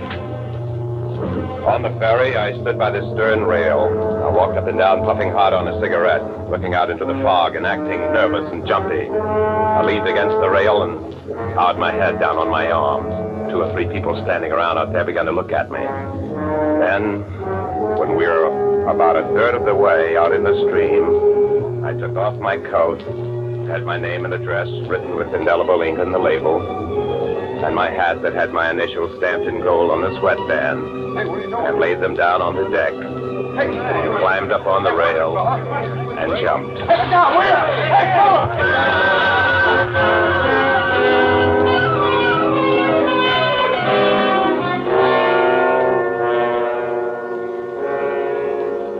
It was as easy as that. A fight with my brother that was loud enough so the houseman couldn't help but hear it. A jump off the 23rd Street ferry, leaving plenty of identification behind. An easy swim back to shore where I had planted my dry clothes. And a phone call to the news to report my own suicide. It was just as easy as that. On Friday afternoon, I waited across the street until I saw Williams, the houseman, leaving for his usual weekend. And then I let myself in the front door and walked back to the study. Come in, Williams. I thought you'd gone. Hello, Walter. Jack. What's the matter, Walter? You look as though you'd seen a ghost. Jack, well, haven't you seen the papers? I thought you were dead. Yeah, I changed my mind. Jack, how could you? How could you have done such a thing? I didn't. I just went swimming, that's all. Don't tell anyone I'm here. Yes? This is Mr. Parcell. Yes, I told you once it was broken. Well, I'm sure I don't know. I know certainly I didn't break it. Yes, it's still in the box. Well, I'll send you to pieces if you like. Well, that's a little late, I'm afraid. Well, it doesn't matter anyway. It's the principle of the thing. Besides, I'm going out of town. Yes. Yes, I suppose there'll be someone here to receive it. All right. All right. Silly. Goldfish bowl. What? Oh, you know, I ordered a larger one, and it arrived this morning, all smashed up, and they were arguing about sending me a new one. There it is in that big square box. You can see for yourself it's smashed. That's certainly like you, Walter. At the last minute, you worrying about a $2 goldfish bowl. What do you mean, the last minute? Well, you just said over the phone you were going out of town. Yes? What's the idea? Well, Jack, I was terribly upset when I heard that, I thought... I'll bet. Where are you going? Well, I hadn't quite made up my mind. I just wanted to get away. Taking quite a lot of luggage for just a little trip out of town, aren't you, Walter? Clearing the papers out of your desk, too, huh? Well, I simply thought I could get a little work done while I was away. Or were you thinking of staying away for a while because somebody might ask questions about why I jumped in the river and the answers might make you look like a heel? Why, of course not. Such an idea never entered my head. You always were yellow. You'd run away from anything. Jack, that's quite enough. That's right. Those are the truest words you ever spoke. And I wouldn't bother about packing luggage anymore if I were you. What? Why not? Because where you're going, you won't need any luggage. What do you mean? This is what I mean. Jack! Don't you're choking. You're choking.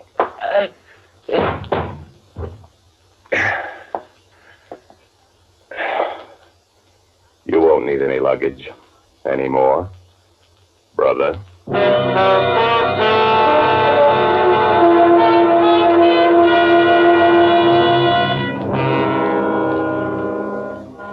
It's like Cain felt about Abel, I suppose.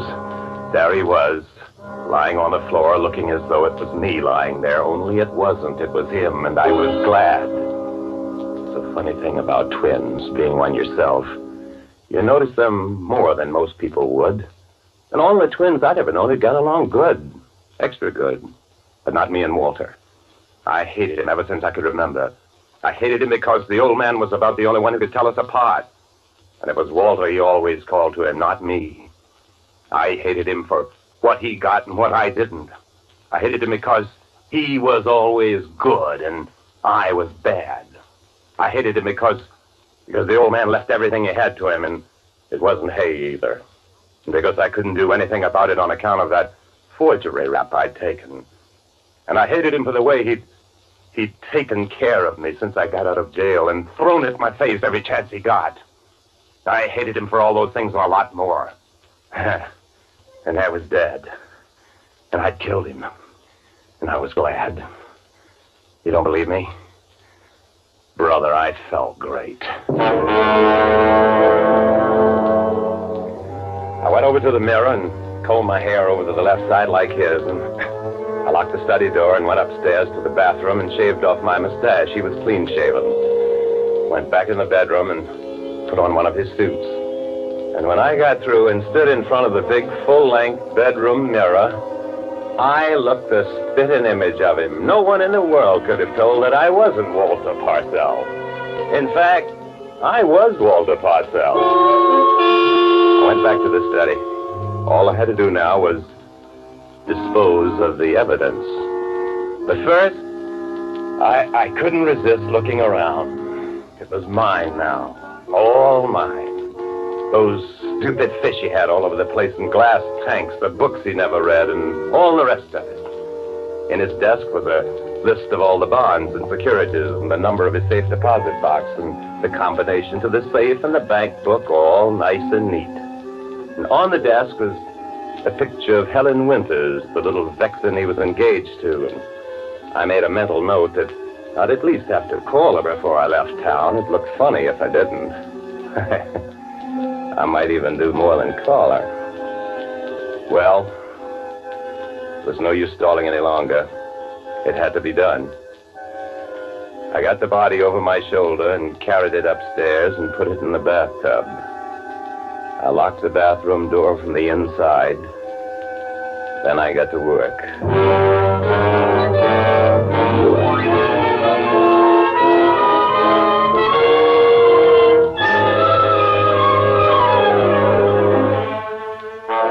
For suspense, Roma Wines are bringing you as star Joseph Cotton in The Pasteboard Box by Joe Grenzebach. Roma Wines' presentation tonight in radio's outstanding theater of thrills, Suspense.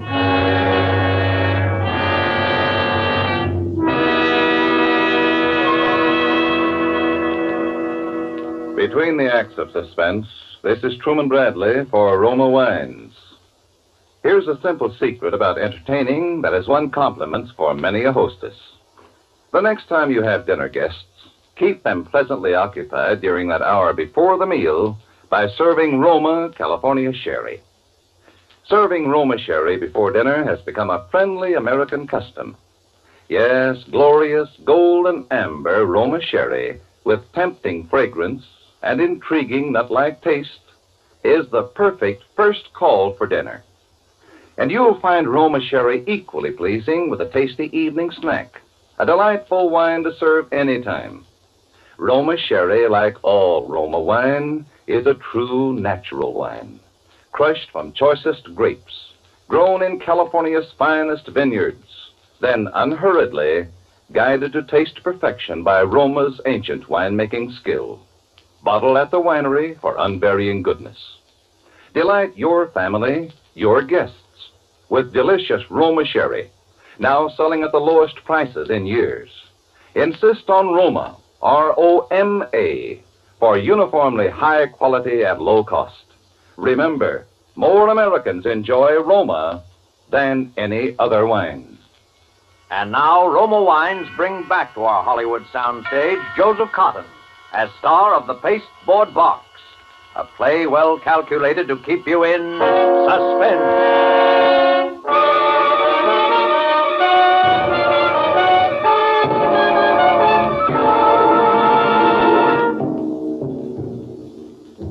It was early morning before I was able to leave the house. I walked to the nearest subway with a suitcase, a heavy suitcase, because it was also weighted down inside with old furnace grates and sash weights. I got off the subway at Dyckman Street and took the Dyckman Street ferry to Jersey. About halfway across, the suitcase that I had on the rail, as though it was something to lean on, just sort of slipped out of my hands into the river. I looked mad and then foolish, and the people that saw it snickered behind their hands. Well, that was that. About an hour later, the same thing happened on a 42nd Street ferry, and the mortal remains of Walter Parcell were gone. All but his head. At first, I hadn't known what to do with that head. It wouldn't fit into either of the suitcases, no matter what I did. And then I thought of that box. That big pasteboard box that the goldfish bowl had come in. It was still sitting there in the corner of the desk. I weighted it and wrapped up the outside in the paper it had come in and started out again. The 14th Street ferry this time. I had it balanced up there on the rail just like I'd had the others, and then... Hey, look out! Hey, it's all right, mister. I got it. I let go. Oh, I've got it. What? What's the matter? I thought you dropped it. Oh, no, here it is. Hey, that was close, all right. Another second and it would have been gone for good. Yeah, it's been gone for good, all right. Walking across 14th Street on the way back from the ferry, people were pushing behind me, and the next thing I knew, I was in a department store. I was walking down one of the aisles just to keep moving and not to attract attention when it hit me right between the eyes. There was another box, a box just like mine.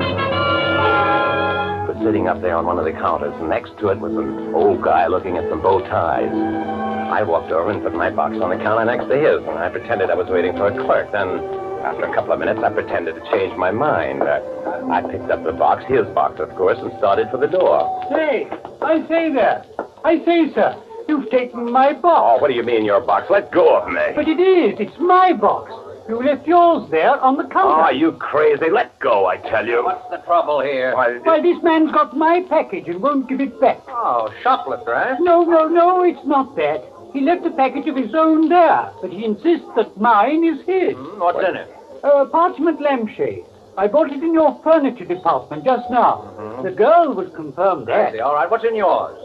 Mine? Yes, what's in your box? Why, Well, we'll open it up and see. No, you can't. The only way to tell, open them both up. You think this is your package? No, wait, I made a mistake. It isn't, Here, now give me mine. Now, just a minute. Give it to me. Just a minute. Give it to me. Oh, give it to him. It's his. I saw him put it there. Very well. Thank you. Why, he acted like a madman. Maybe I did act like a madman. I guess I did because I was pretty close to panic when I got out of that store. I started walking. I just walked. I don't know how or for how long or what, but all I could think of was, what'll I do now? What'll I do with it? What'll I do with it? I didn't snap out of it until I found myself a half block from home, and not knowing how I got there, all I knew was I still had that box and I had to get rid of it. Then I saw the sewer. A corner sewer with a big wide opening. I crossed over to it as though I were going to step on the curve. Stumbled. I gave it a good kick. Slid in and I heard it fall. Oh.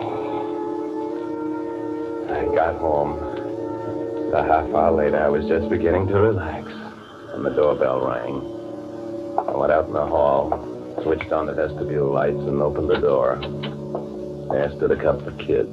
Yes, this is yours, ain't it, mister?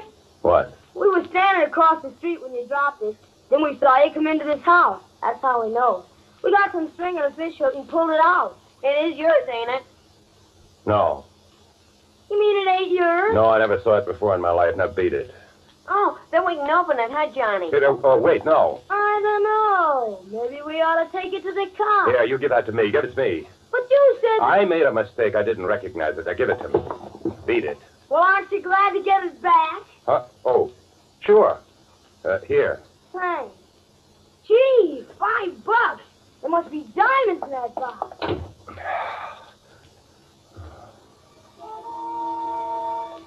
It was back.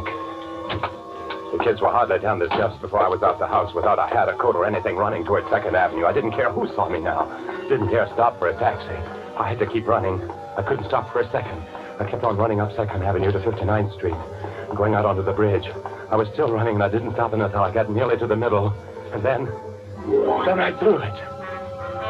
Out over the railing as far as I could. I watched it arc down and saw the pipe splash in the darkness as it hit the water a couple of 100 feet below. It was gone.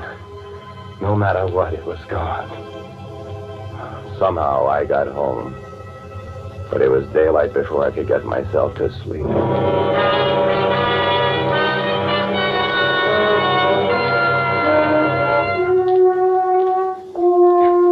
Monday morning, I felt better. Got up fairly early and went down to study and make my plans. Seeing the picture of Helen Winters on the desk reminded me I ought to call her. If Walter left town without even calling the girl he was supposed to marry, it wouldn't look so good.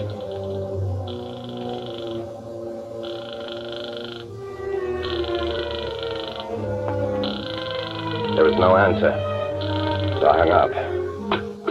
Then I rang for Williams, the house man. Yes, sir? Oh, Williams, I'm sorry to tell you this, but I'm going to have to let you go.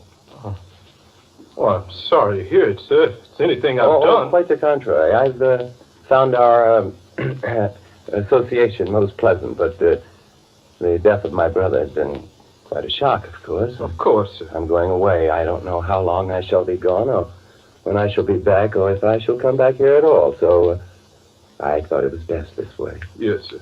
When will you be leaving, sir? Within a few days. There's no hurry, but I wanted you to be able to make your own plans. I'm making arrangements this afternoon to sell the house and the furniture, and the associations here are painful, you understand. I understand, sir. My brother Jack had his faults, of course. We all do. I know how you feel, sir. But after all, Williams, he was my brother. Yes, sir.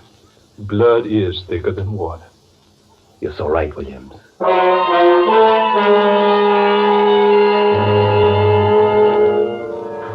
That first performance left me feeling pretty satisfied. The next one wasn't so easy. But for things to look right, it had to be done. So after breakfast, I went down to police headquarters.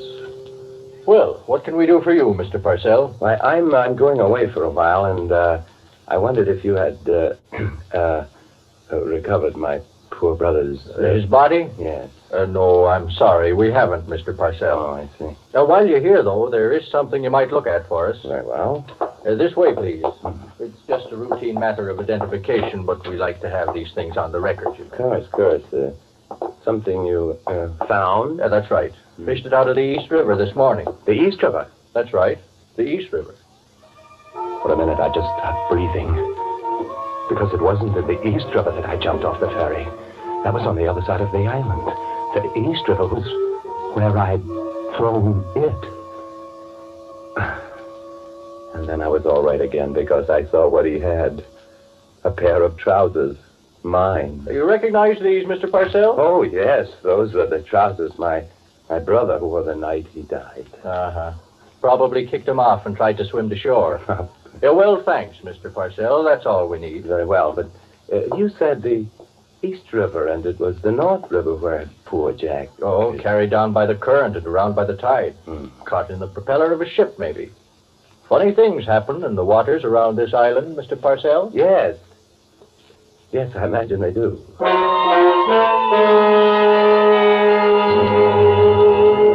So, that was all right, too. When I got out of headquarters, I went across the street to a pay station and phoned Helen Winters again.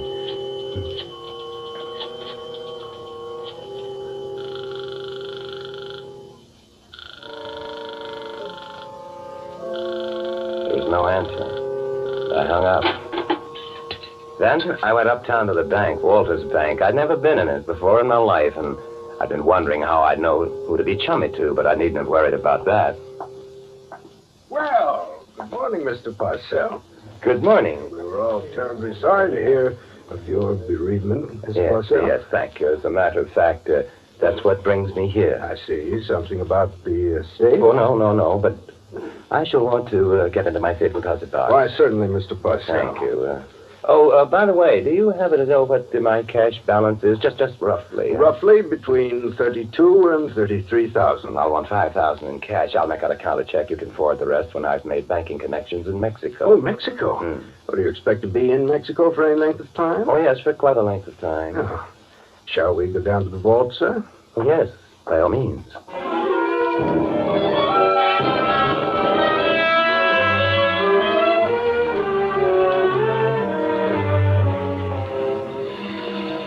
When I got out of the bank, it was raining, but I didn't care. I liked it. I was walking on air anyway, and I decided to walk home that way. It's nearly 30 blocks that I was soaking wet when I got there, but what's a little rain to a guy with $100,000 in his pocket? The front door wasn't locked. In I went and hung up my hat and coat in the hall and was wondering whether to have a nice hot bath before calling Helen Winters.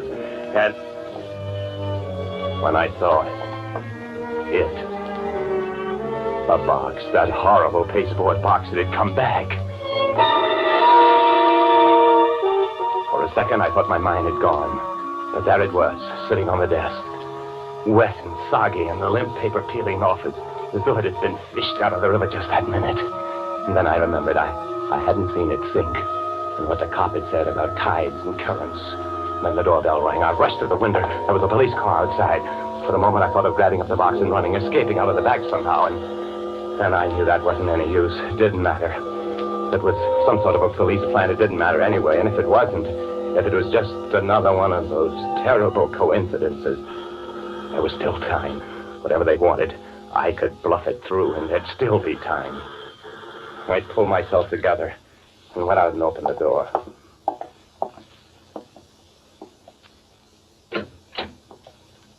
Yes? We're from headquarters. Yes. You're Walter Parcell? Walter Parcell? They thought I was Walter Parcell. They didn't even know he was dead. That was all right. There was still time. I said, are you Walter Parcell? Yes, I'm Walter Parcell. You know a young woman named Helen Winters? Oh, Helen Winters, of course. She's my fiancée. And I'm afraid you're going to have to come along with us, Mr. Parcell. With you, why? Helen Winters has been murdered. And I might as well tell you now that anything you say will be used against you. The evidence is pretty conclusive. That you murdered her. I didn't. I couldn't. We found her this morning in the coroner report. She was killed Friday night. You were seen entering the place that night, and you were seen leaving. A gun that we traced to you was found in an ash can a block away. Now, what do you expect us to believe, Mr. Parcell? Wait a minute. There's a mistake. There's been a terrible mistake. I'm not Walter Parcell. I'm his brother. I'm his brother, Jack. The one who committed suicide? Yes. Only I didn't. I changed my mind. I swam back to shore. I came back here, and I found Walter. He was dead. He killed himself. And now I know why. Don't you see? Because he murdered the girl. You didn't report it. Where's the body? The body? Yes, the body. No, that's it. Now, look. Everyone knew I quarreled with Walter, and so I thought they'd pin it on me. I thought they'd say I killed him. So I disposed of the body. Then I took his place. We're twins, don't you see? Mr. Parcell, I've been in this business a long time, and I've heard some beauties. But I never had a man ask me to believe one like that. It's true. I swear it's true. All right, then where's the body? I threw it in the river with the weight. I thought so. Come on. Now, wait a minute. Come on. I can prove it. I can prove it. Yeah, how? Because I've still got his head. His head? That would prove it, wouldn't it? Or wouldn't it? It certainly would. Come on. I'll show you. Here in that box, see? I'd open it. Sure. I threw it in the river, and it got back here somehow. It's still wet, see? That doesn't look like anybody's head to me, Mr. Parcell. To me, it looks like just an ordinary goldfish bowl.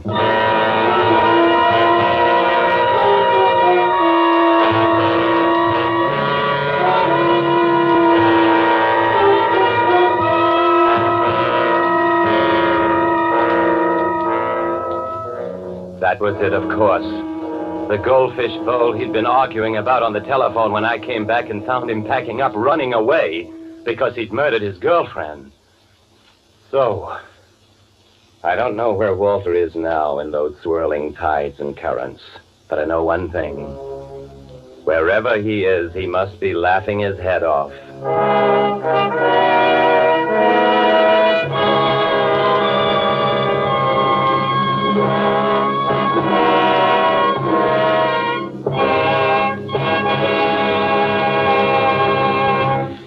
Suspense. Presented by Roma Wines. R-O-M-A. Made in California for enjoyment throughout the world.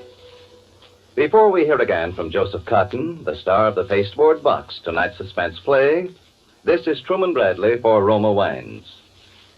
Each day, more Americans are switching to Roma and discovering what a wonderful help Roma wine is in making simple home entertainment successful. The reason? Taste. Superb taste. for only pennies a glass. And, says famous hostess Elsa Maxwell, there's a Roma California wine to delight everyone. Rich, ruby red Roma port, mellow, nut-like Roma sherry, smooth, golden Roma muscatel, and flame-bright Roma Tokay. I give my guests their choice and share with them Roma's goodness. Each of these fine Roma wines may be served with cake, fruit, nuts, or other tasty snacks when guests drop in. Many prefer these wines with dessert. You'll find them delightful anytime. Get Roma wine tomorrow. You'll be amazed how little such taste luxury costs. For Roma wine, famed for uniformly fine quality, is now selling at the lowest prices in years. Insist on Roma, R-O-M-A, Roma wine, made in California for enjoyment throughout the world. This is Joseph Cotton. I've enjoyed my appearance on Suspense as I always do. Next Thursday, a unique actress whom all of us here in Hollywood love and admire, as you do, will be the leading lady on Suspense, Dame May Whitty. Miss Whitty will appear as a kindly lady whose advertisement requesting genteel part-time employment involves her in a predicament which threatens first her freedom and then her very life. I'm sure we'll all want to make it a point to listen. And by the way, if you feel that the character I played tonight was a little, what shall we say, extreme, please forgive me. I've never played twins before, and I guess I just lost my head. Joseph Cotton appeared through the courtesy of David O. Selznick, in whose production Duel in the Sun he will soon be seen. Next Thursday, same time, Roma Wines will bring you Dame May Whitty as star of Suspense, radio's outstanding theater of thrills. Produced by William Spear for the Roma Wine Company of Fresno, California.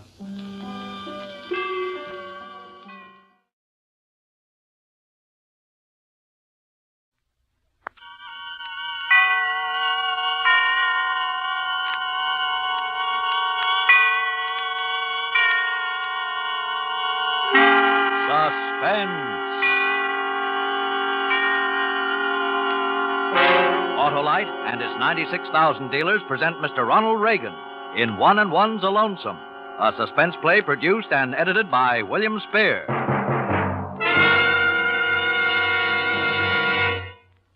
Extraordinary, extraordinary. Autolite spark plugs, I presume, Remingchester? No, the Australian platypus, Wilcox. Simply extraordinary. Why, it's not half as extraordinary as Wide Gap Autolite resistor spark plugs, the newest addition to the complete line of regular transport, aviation, resistor, marine, and model spark plugs, ignition engineered by Autolite. You should have been on my big Australian platypus hunt. Remingchester, have you ever hunted for special money savings advantages? Well, you can find them in the Wide Gap Autolite resistor spark plugs. You see, because of the built-in 10,000 ohm exclusive Autolite resistor, which makes a wider gap setting practical, you get double life under equal conditions compared to spark plugs without the built-in resistor. Greater gas saving, too, smoother performance, and faster starts in cold weather. Evidently, platypuses do not interest you. Oh, yes, they do. But I'm fascinated with the Wide Gap Autolite resistor spark plug. So, friends, see your friendly Autolite spark plug dealer tomorrow. Have him replace worn-out spark plugs with ignition-engineered Autolite spark plugs. Whether you choose the resistor type or the regular type, you'll be right, because you're always right with Autolite. And now, with One and One's a Lonesome and the performance of Ronald Reagan, Autolite hopes once again to keep you in suspense.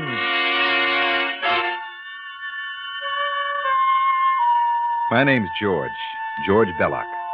Right now I'm on a trip. Not alone. No, I've got company. She's a few days behind me, but we're getting off at the same stop. Her name's Marie, but don't let that tag fool you. She's as U.S. as the American League. I haven't seen her since yesterday, and I don't know what she's wearing.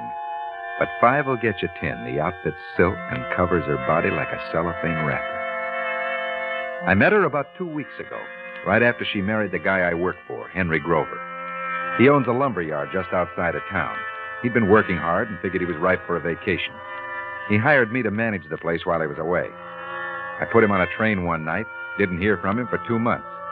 I was sorry to hear from him then. I'd put a few improvements in, and the take was making me forget I ever had any money troubles. I got a postcard saying he'd met a nice babe and married her. I tossed off a couple of drinks in honor of the occasion and relaxed.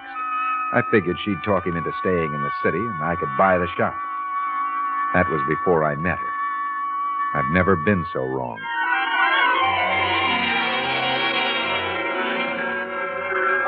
There he is, Marie, honey. Hello there, George. Welcome home, Henry. It's good to see you again, boy. Well, here she is. Marie, this is George Bellick. George has been managing the office for me. Hello, manager. Hi. Here, Henry, let me help you with those bags. Oh, thanks. How's business? I've told Marie all about the place and some of the things I got in mind. Pretty good. Guess you'll be building that new house now, huh, Henry? Oh, not this year. Thinking about painting the old one, though. I have a few ideas, too, you know. And pretty good ones, too. You know, I wouldn't be surprised if the place didn't pick up and make some money. I wouldn't be surprised. I don't suppose you'll be staying on now Henry's back, will you, George? Huh? Well, of course he'll be staying. I don't know. I haven't thought much about it.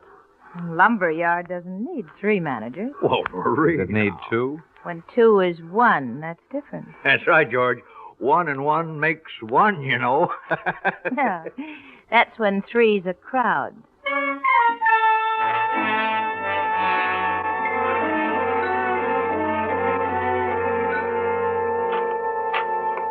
Oh, you.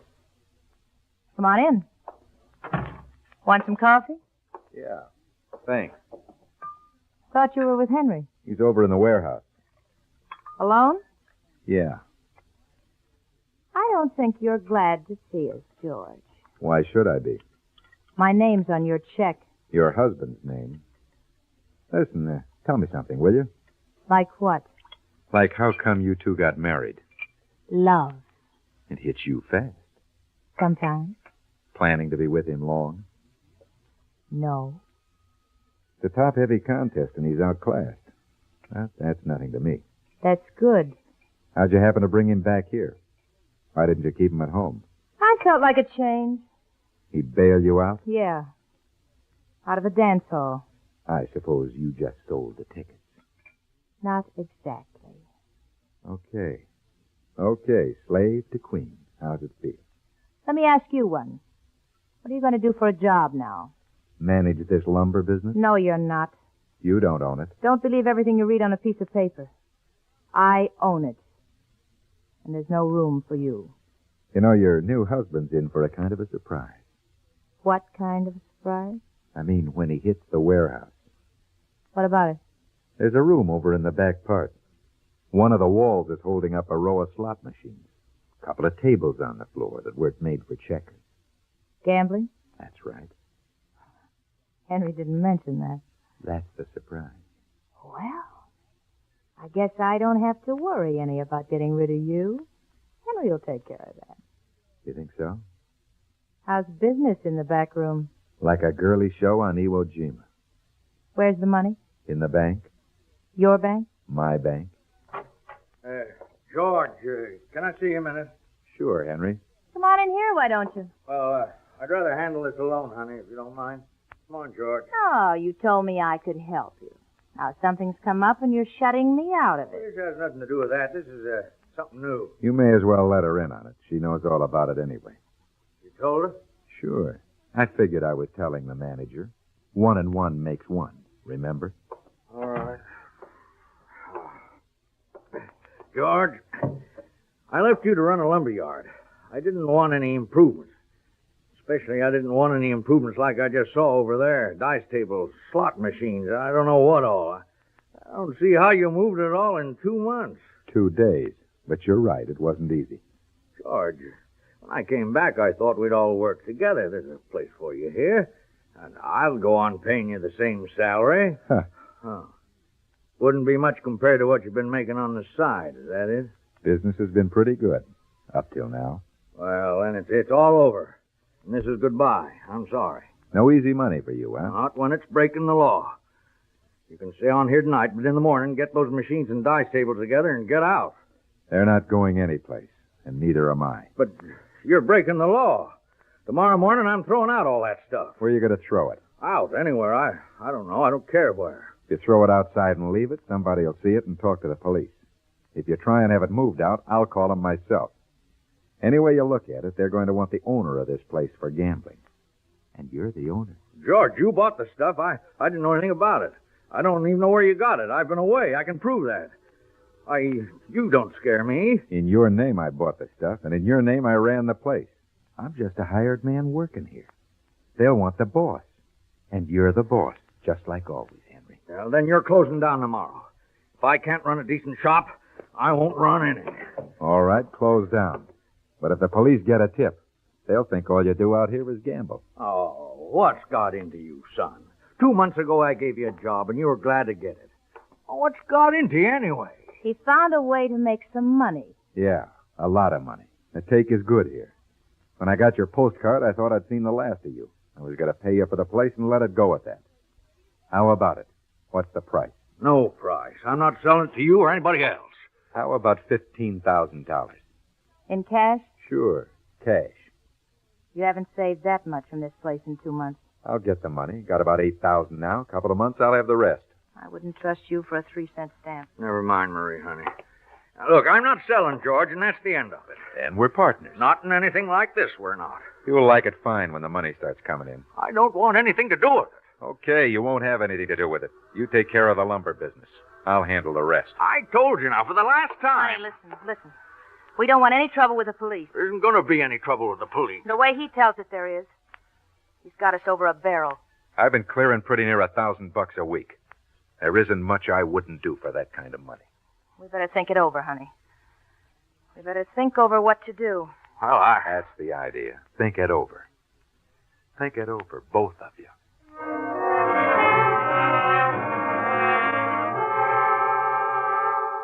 The minute I saw her, I knew that was the way I was going to have to play it. I knew I wouldn't get far with him. But with her, it was different. There wasn't much I wouldn't do for that kind of money. There wasn't anything she wouldn't do. I knew I'd planted the seed, and I knew how it'd grow. I knew how she'd go to work on him that night, almost as though I'd been in the room. Henry, what are you going to do about George? Oh, I don't know, honey. He's a good man. He must be in with bad crowd, that's all. Yeah, that's likely. He's played the angles so long they're round. I like George. That's why I hired him. If he's in with the wrong bunch, oh, that's all right. He'll come out of it. You going to let him go on gambling? I don't know what to say. You said yourself he had Henry, you could take him up on it. On what? This proposition. At least for a while. Oh, but You could pretend to. Oh, no, I don't like that. Anyway, where would that get you? It'd get you a 50-50 cut on $1,000 a week in the meantime. No, Marie, I don't want it. I don't want any part of it. You heard what he said. He said he'd do anything for that kind of money. Oh, he didn't mean anything. No. I know what I'd do. I'd put a bullet in his head. Oh, now, Marie, don't talk that way. That isn't even funny. What are you going to do? Let him take over your business right out from under your nose? He's a gambler and a thief. Henry, if you called him on it, if you had it out with him and he started anything, it'd be self-defense. Why, no jury in the world would hold you on it. What are you talking about? I'm telling you. Don't be silly. I'm certainly not going to do anything like that. All right, don't. See what happens. I wish I knew what was going to happen. Well, I'll tell you. You want to know? Oh, just let me try to think, can't you? Think. What do you suppose he's thinking about? Well, he said... I know what he said. Listen to me, Henry. It's him or you. Don't you see that? Three's a crowd. That's what he's thinking about. Murder.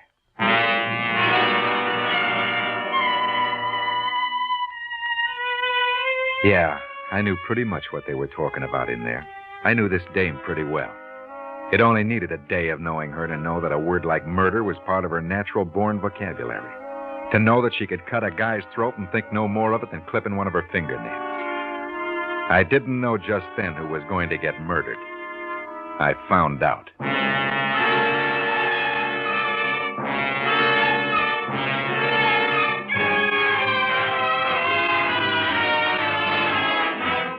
Autolite is bringing you Ronald Reagan in One and One's a Lonesome. Tonight's production in radio's outstanding theater of thrills, Suspense.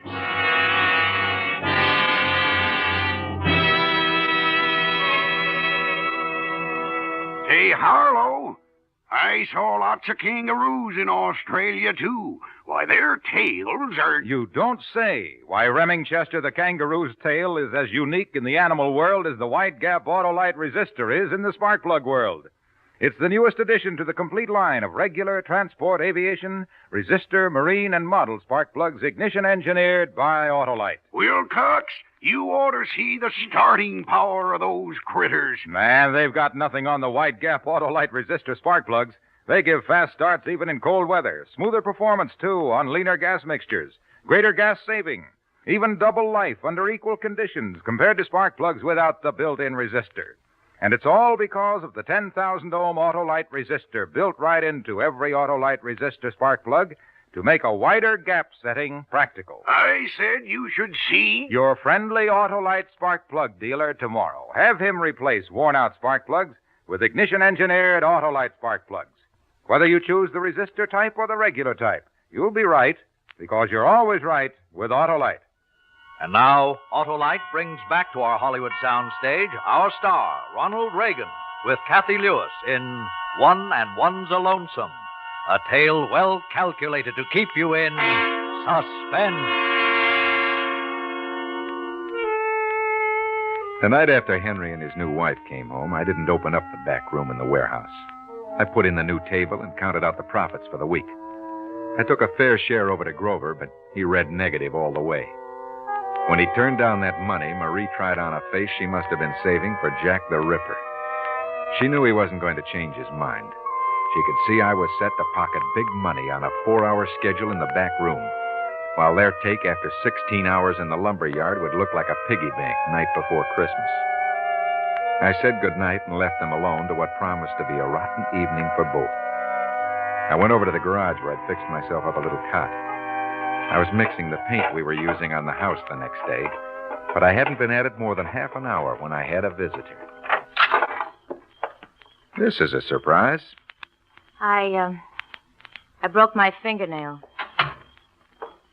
Thought you might have a nail clipper. See it? Isn't it pretty? Yeah? Do you have one? What? A nail clipper? On your keychain, maybe? Sure, here. Wait, let me do it for you. Long and pointed, like a pussycat. They can scratch, too. Like 'em? Sure. There you are. What'll I do with the victim? Keep it for a souvenir. Do you mind my coming to see you? Not if your husband doesn't. He doesn't know I'm here. He will if he thinks real hard. I don't care. I wanted to see you. Need more light? No, this is fine. Henry's not strong, you know. Well, he wasn't wearing a lion skin when you married him. It all happened so fast, and I wanted to get out of that dance hall. Oh, yeah, the dance hall. Well, that's the price of love. Or have you changed your mind? Yeah, I changed my mind. That's easy to do when it's all over. Is it all over? You married him. He's not strong. Maybe something will happen to him. Not likely. Nothing ever has. I did. Don't you like me? Huh? I like you. I like it here. I don't want to leave. I don't want to go anywhere. I don't want my head turning into a home for your husband's bullets. This, paint you're using tomorrow? Yeah. Your healthy husband and I. Using ladders? No, we'll swing a couple of platforms on pulleys with ropes. Why? Want to learn to paint? No, thanks. I'm worried about Henry up on one of those things. He's not as strong as you are. Yeah, I know. Happen to fall off, he might be hurt. If he fell on the cement drive, might break his neck. That's right. Do the ropes ever break? Not often enough to make the odds good for betting. Could you make them break? Huh? Could you fix the ropes so they'd break when he got to the top? Not on your life. I'm happy with my little racket. I'm not taking any chances killing anybody. Then he'll kill you. Take your choice. How long do you think he'll watch that money going into your pocket? How long do you think he'll take that gambling? Keep talking. It'll be accidental, no murder at all. When he's dead, I get the warehouse and the house. You get me. What's in it for you? You are? As simple as that. And I'll take a cut on those backroom profits. Go on. Henry's been talking about painting the house. I got the idea when he told me about a fellow doing the same thing who fell and was killed. If anything like that ever happened to him, he said, I wouldn't have to worry. Everything was taken care of. Why do you cut me in? I told you. Because I like you. And because you couldn't cut me out. Can you fix the rope so it'll break when you want it to? No. But I could fix it so it would break. There'd have to be somebody else here, a witness, to see it was an accident. I already thought of that. A friend of his, Jim Brandon. You figured every angle, haven't you? You'll get your chance. Okay. The rope will break. Get it fixed up tonight? Okay. Where'll you leave it? There'll be 2 platforms, one for me, one for him. I'll take them both over to the house tonight before I go to bed. Put the one for Henry by the office. Put yours by the house. Yeah? I don't want you to be around tomorrow when Henry and Brandon set him up. That way nobody can say that you had anything to do with it. Don't worry. We won't have any trouble. We better not. I'm risking a lot for you. I won't forget it, baby. Don't. This is what the movies call love. You like it? I'm getting to like it. It's easy learning. I hope I won't have to forget. I'll worry about that.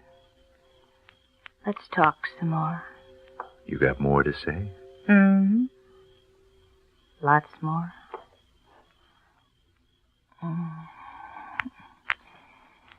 Things are going to be different around here after tomorrow. Yeah, that's right. Just you and me and the backroom gold mine. Think we'll make you happy? I'm willing to take a chance. I better be getting back to the house. Sure. It's Grover's last night. Good night, Georgie. Don't disappoint me. Is that hard? Well, I had gloves with me when I came in here. You did. Here they are. Oh. Well? I think I'll keep them. What's the idea? I want a souvenir. I'm not going anywhere. Maybe I'll tuck them under my pillow. This is what the movies call love.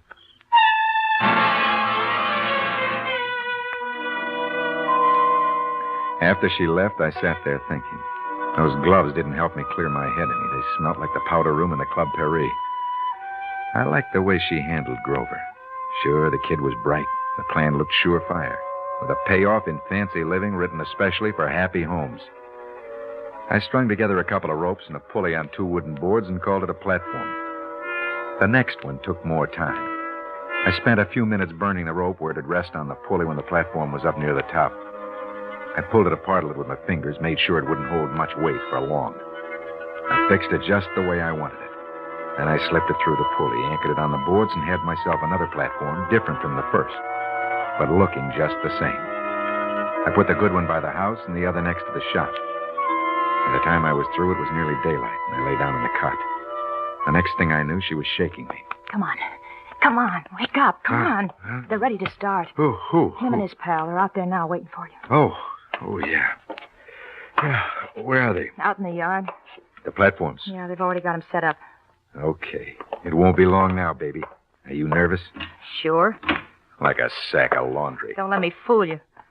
I'm scared when the time comes it won't work. Forget it. That rope won't hold 100 pounds 5 minutes. And anything that hits that concrete will be dead before you catch your breath. How did you fix the rope? I burned it. Nobody will notice it. I pulled it apart a little. It's just enough to hold it together while he's getting to the top. We'll let Brandon pull you both up. Nobody has to pull us both up. We can lift our own. There's a rope from the pulley that'll hoist her lower. Okay. Come on. A few minutes, and you'll be the new owner around here. And I'll be talking about Mary and my boss. Yeah. That's right, George. A few minutes, things will be swell. Which one of them picked up the rope by the shop? Brandon, his pal. Then it's on the right side of the drive. That's the bad one. Are you sure? Sure. That's the one for Henry. Wonder how long it takes to fall 3 stories. 3, maybe 4 seconds? I don't know. When the rope breaks, you count it. I'll be busy trying to look surprised. I want Brandon to go into town telling everybody about the accident we had out here. Don't overdo it. You're no actor. I'll keep my eyes on you, baby. That's a good idea. Matter of fact, I'm going to make a habit from that. Hi, George. You bring the paint? Oh, yeah, Henry. Right here. Oh, you know Jim Brandon, don't you? Yeah, we met. Hiya, George. Hello, Mr. Grover. Hello. Well, might as well get going. With all this waiting around, I've kind of lost the mood for painting. It's like gambling, Henry. Once you begin, you feel like you never belong anywhere else. Yeah, George, I got a couple of things I want to talk to you Not about. now, Henry. You've been talking about nobody being ready to paint. Now we're all ready, so let's paint. All right. But when we finish, George, come over to the house. I want to talk with you. Sure, Henry. Maybe I was a little hasty last night. Right after we get through, I'll be waiting for you. George must think he's a pretty fast painter. Gonna be all finished in the house before you get down over the platform, Henry. Well, we'll see about that. I've done my share of painting, too. You'll have to jump some to beat me, George. I guess you're right. You two gonna stand there all day? That's right, Mrs. Grover. Neither of them can paint well enough to make this old place look any better. Oh, I don't know. I was telling Henry this morning, it's time he bought a new house for his pretty new wife. Oh, thank you, Mr. Brandon. But as long as we have this house and the paint's right here, we may as well go ahead and paint, don't you think? Oh, sure. Oh, you're right, honey. Well, come on, George. Let's get going. Can I help you, Henry? No, thanks. We can pull ourselves up, can't we, George? Yeah, that's right. Come on, let's stand over here out of the way, Mr. Brandon. I want to watch. Yeah, sure thing. You ever seen house painting before? Oh, yeah. Never anything quite like this. Yeah? Well, they're pretty good at it. Hey, this is kind of a rickety contraption. Is it gonna hold? Oh, sure. Matter, George? You having trouble? No, just watching. Well, now you've seen how it's done.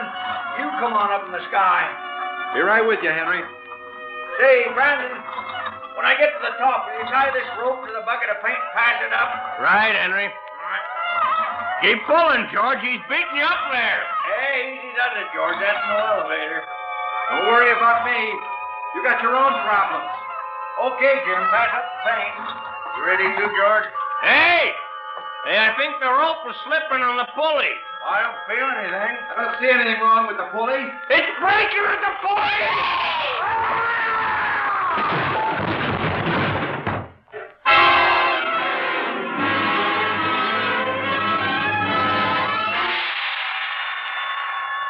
Like I told you, I'm on a trip, but it's no honeymoon. A couple of hours ago, 170 pounds of Henry Grover hit the cement driveway. Then I got the surprise of my life. It lasted just 2 seconds before I hit 2. I thought I was as safe as a glass of water, but I was just another fall guy because both platforms gave way. I'd never thought of that angle. 2 partners make more dough than 3, but one owner without a partner makes the most. No, I didn't think of that. But I had thought of a couple of others just in case. The fingernail, for instance. They gave me maybe half a day to live. So I told it to them, the cops, almost the way it happened. And when I got through, I didn't even have to hint at those other couple of angles. They found it out all by themselves. And then they brought in Marie. Oh, George. Doctor, is he... Will he... Skip it, baby. They know all about it. Know all about what? My name's Williams, Lieutenant, homicide. Homicide? These your gloves, Mrs. Grover? Yes, they're... We found them in sort of a funny place. In the tool shed where all those painting platforms were fixed up. Well, I don't see how that... Did you know those ropes were burned and frayed?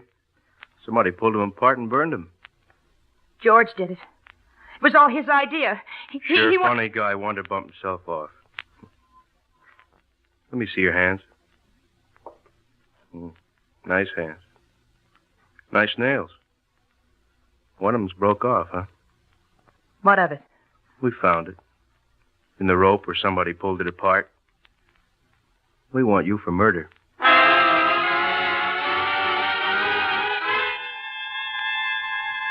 Yeah, like I said, I'm going on a little trip any minute now, the doc says. But she'll be right behind me.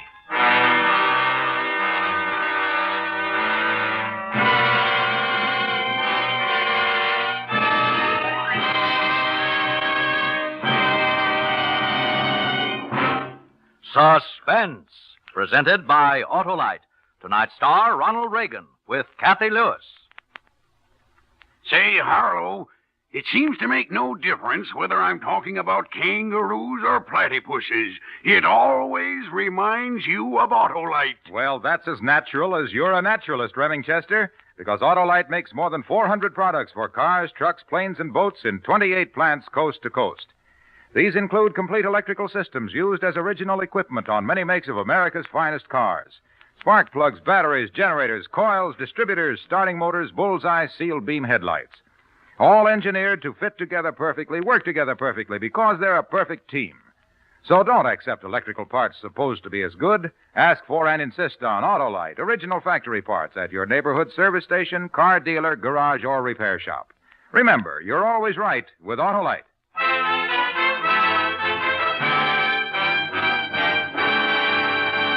Next Thursday for Suspense, our star will be Joseph Cotton. The play is called Blood Sacrifice, and it is, as we say, a tale well calculated to keep you in suspense.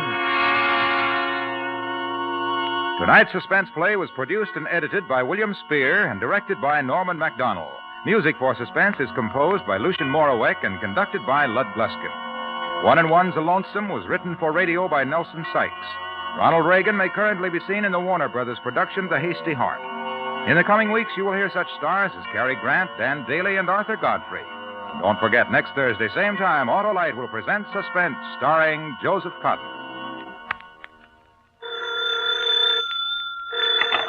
You can buy Autolite resistor or regular spark plugs, Autolite Safe-Full batteries, Autolite electrical parts at your neighborhood Autolite dealers.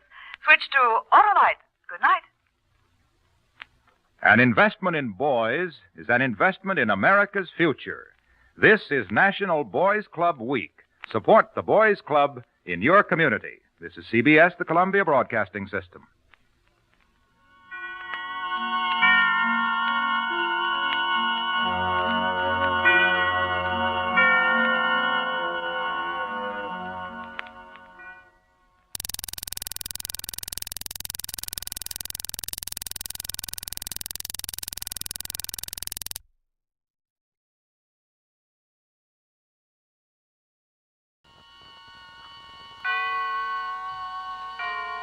And now, tonight's presentation of radio's outstanding theater of thrills, Suspense. Tonight, the simple tale of a woman who finds herself accused of murder and yet has no remembrance of either the act itself or the person she is said to have killed. So now, with Paula Winslow as Alice, here is tonight's suspense play, Lost.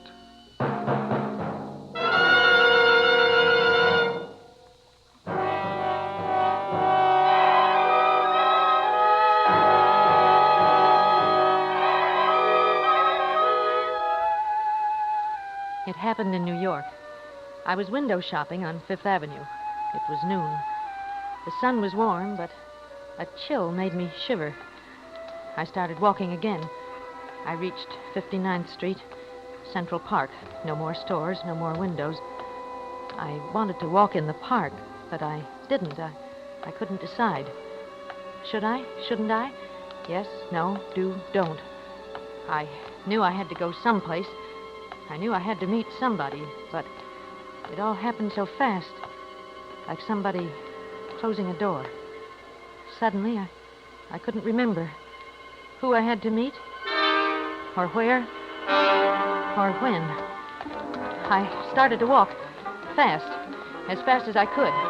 I was almost running, up one block, down the next, back to Central Park. I had to keep moving. I had to run into something or somebody that would remind me. I had to. Then I saw a policeman in the middle of the street. He was directing traffic. I ran toward him. Lady! You tired of living? Oh, help me. Please help me. What's the matter? I'm lost. Well, this is 59th Street and 7th Avenue. Downtown is that way. Where you want to go? Well, I don't know. Come on, no left turn. Here, keep going. What was that again, lady? Well, all these cars, these buildings, those people, this looks like New York. Yeah, this is New York. Well, how did I get here? Where you from? I don't know. Huh? Well, All right, now, lady, now don't cry. I don't even know my name.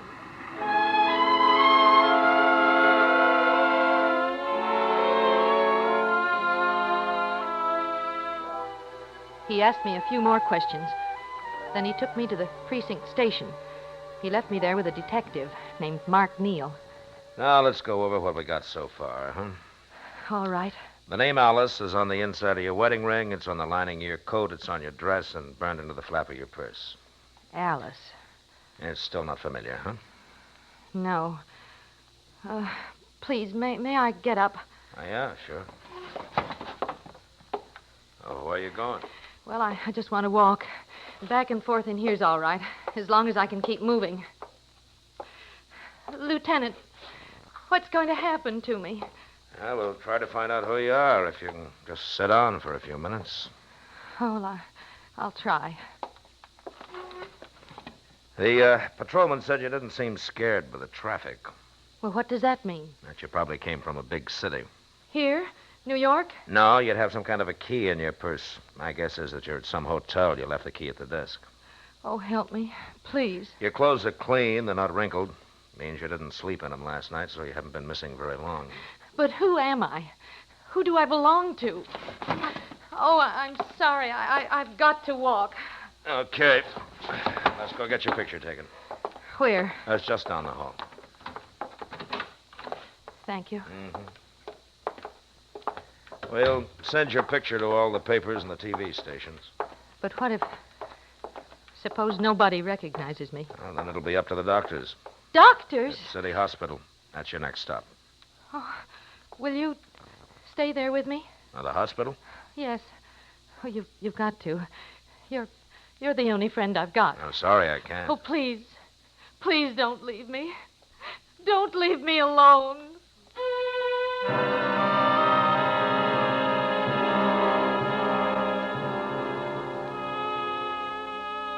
Alone.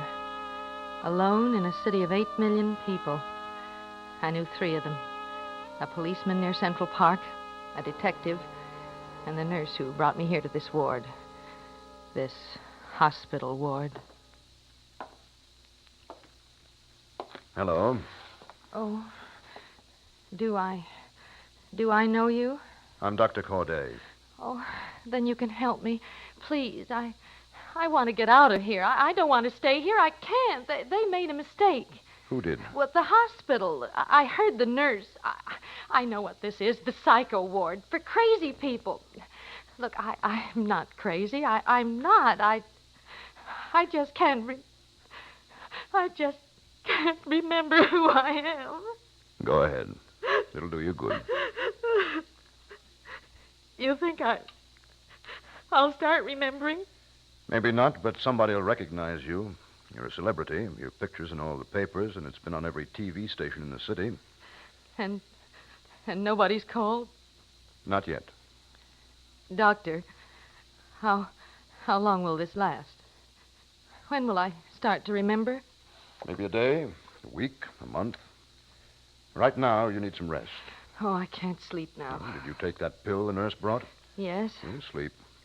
And we'll talk some more after you wake up.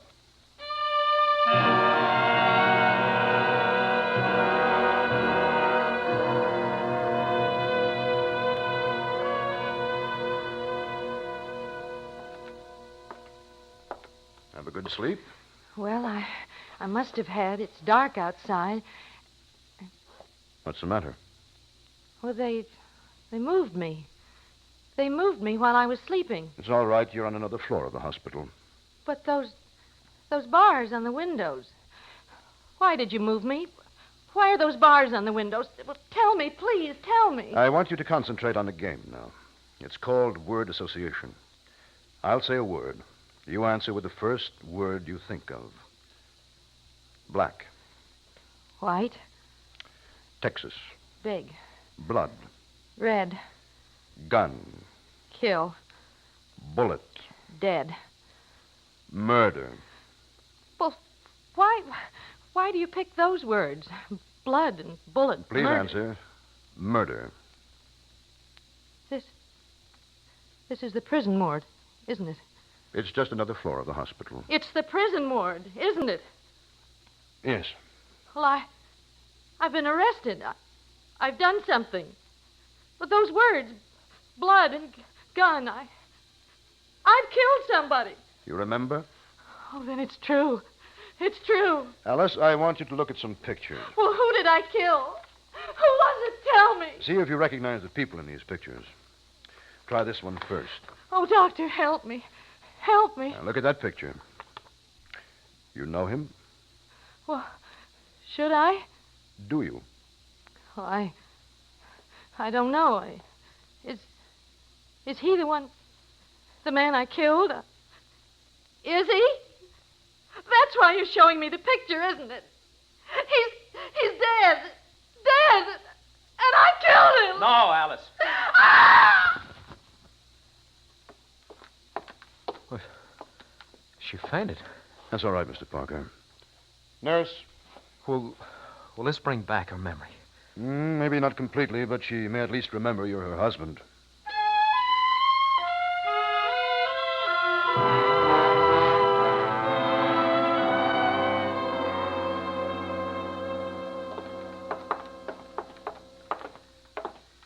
This next one is my office, Mr. Parker. All right. Leave the door open so we can hear the nurse. Pull up a chair. Yeah. I didn't get much chance to talk to you before, Mr. Parker. Do you mind if I ask you a few questions? Fire away, Doctor. I think you said you and your wife came here from San Francisco? Yeah, about a month and a half ago. What brought you here? I'm a songwriter. I can write better stuff left-handed than the junk you hear today. I see. I'm not saying there are no good writers left, but look.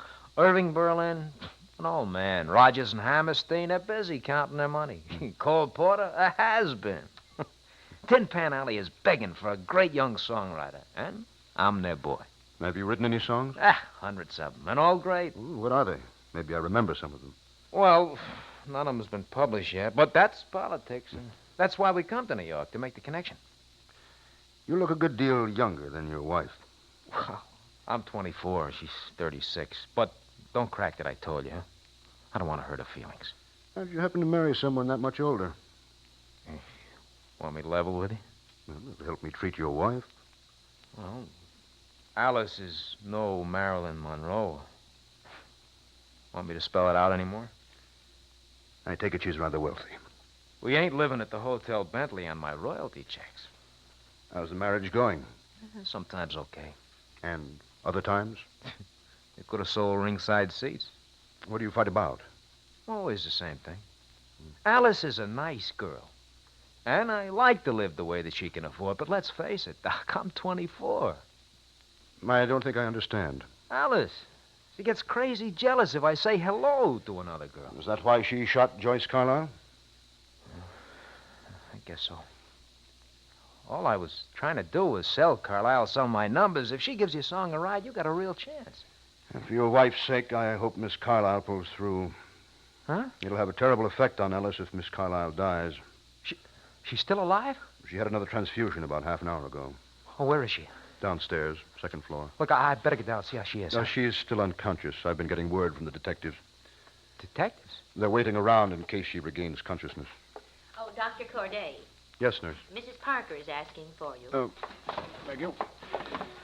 Come on along, Mr. Parker. Yeah, sure. You think you remember me?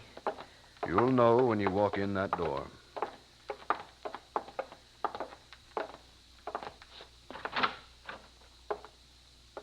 Alice.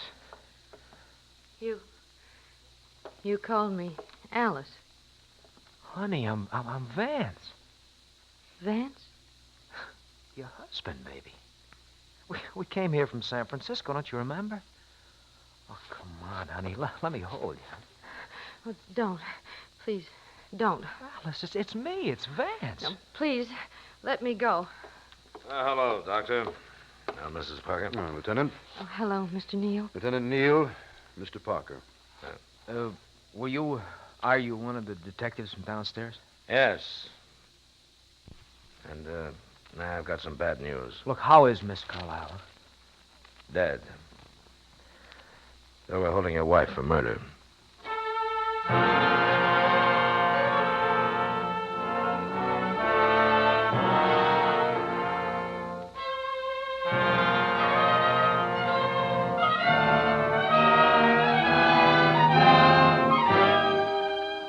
are listening to Lost, tonight's presentation in radio's outstanding theater of thrills, Suspense.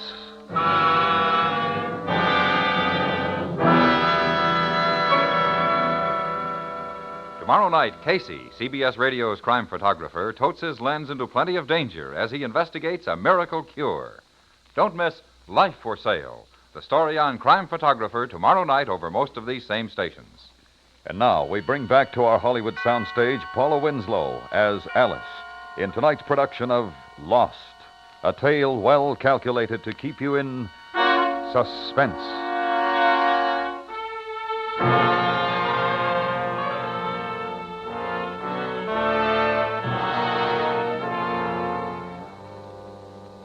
They asked me more questions. I couldn't answer any of them. Dead or alive, I didn't remember Joyce Carlyle. I didn't even remember myself. Alice Parker, San Francisco. Alice Parker, San... Honey, you quitting? Oh, it's no good, Vance. That's the first time you call me by my right name. Oh, why can't I remember? Why can't I remember? Honey, you heard the head shrinker. Relax, forget it. But how can I? What can they do to you? They found your handkerchief in Joyce Carlyle's apartment. That's all they got. They don't even have the gun you used or witnesses. Well, I don't care about that. Besides, honey, they can't hang you for a murder you can't even remember. Vance, can't you understand? What? What ain't I hep to? What? Whether they convict me isn't important. It's not. Look, even if they let me walk out now, I've got to live every day knowing I killed somebody. Oh, don't you see? Don't you understand at all? Yeah, sure, honey, sure. Look, I'll get a lawyer tomorrow, and you'll be out of here real quick. Huh?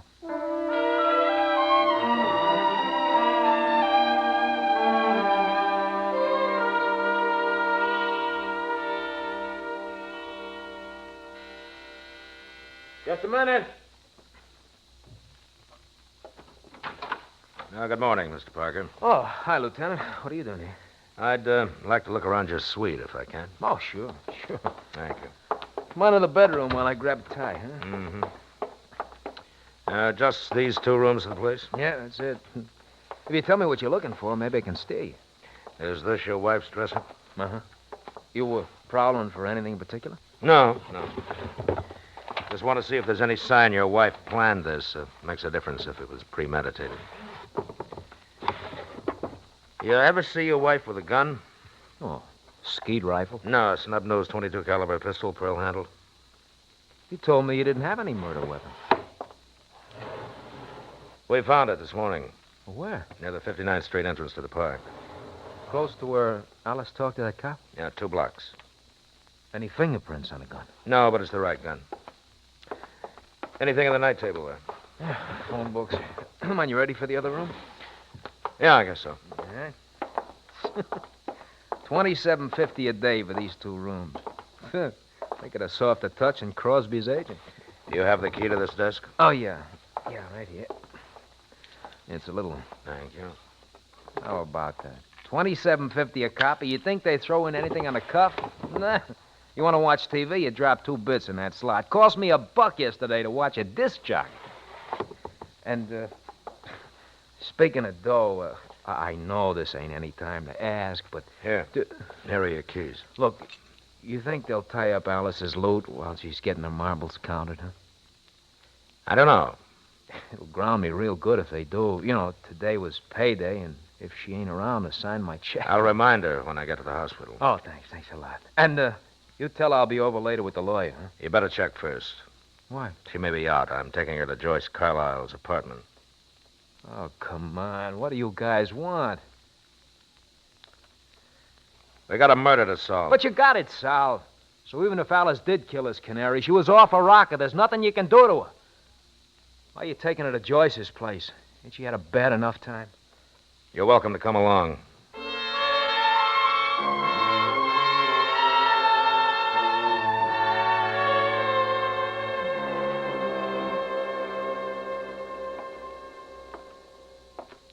Morning, Alice. Oh, hello, Doctor. Feel stronger today? Well, I think so. How much is 2 and 2? What? How much is 2 and 2? 4. How do you know?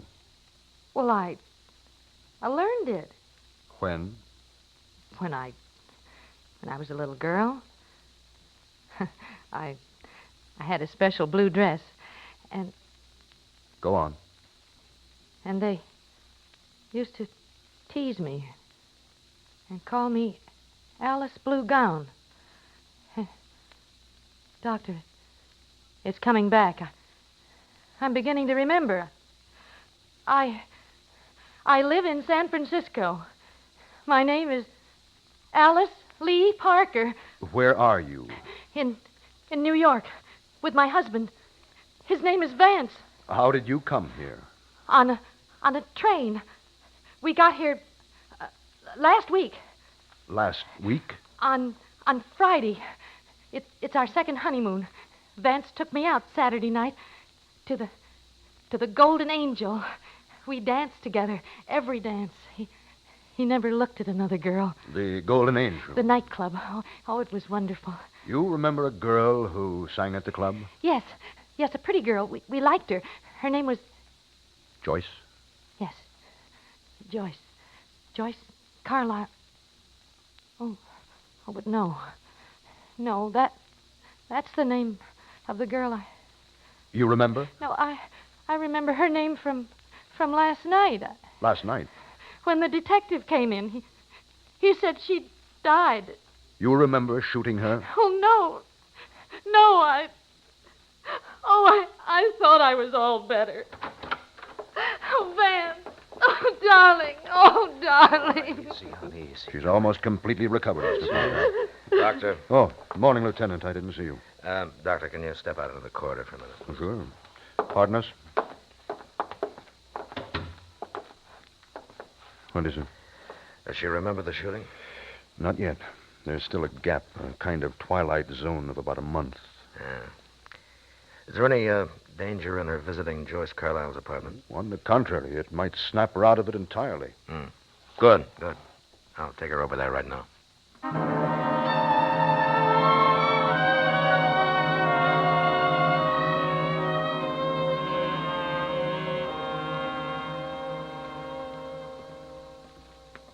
Well, it's a pretty classy layout she had here, huh? Mrs. Parker, does the place look familiar?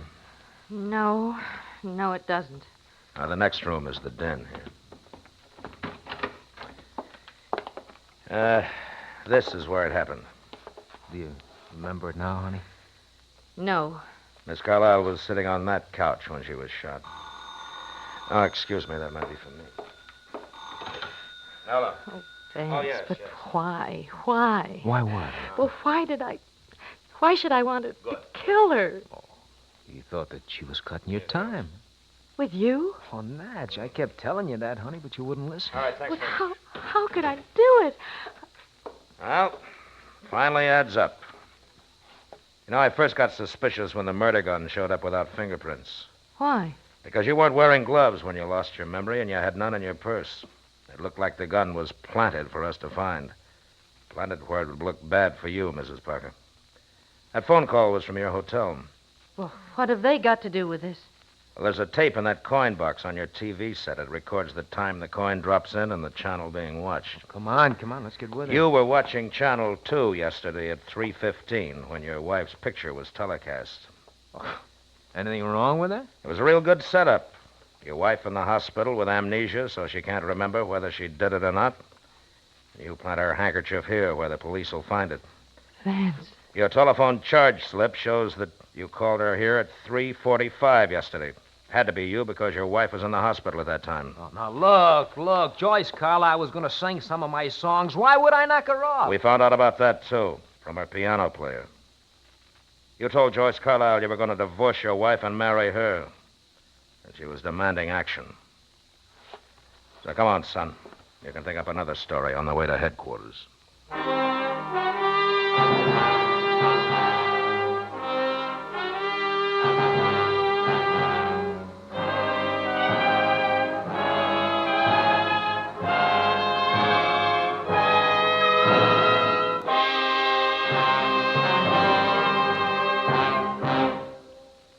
Suspense, in which Paula Winslow starred as Alice. Next week, the ironic story of an actor who played his first part perhaps too well, leaving himself unable to better his performance. We call it Rave Notice. That's next week on Suspense.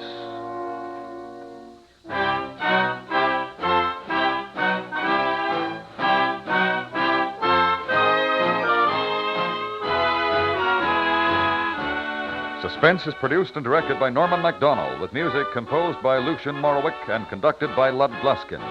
Lost was specially written for Suspense by Jerry D. Lewis. Featured in the cast were Bill Conrad, John Daner, Tony Barrett, and Herb Vigran. You enjoy City Hospital every Saturday in the daytime on the CBS Radio Network.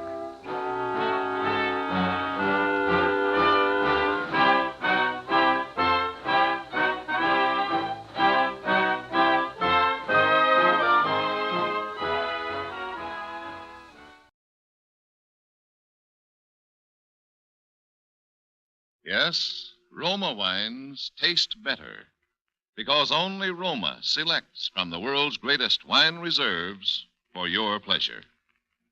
And now, Roma Wines, R-O-M-A, Roma Wines present Suspense.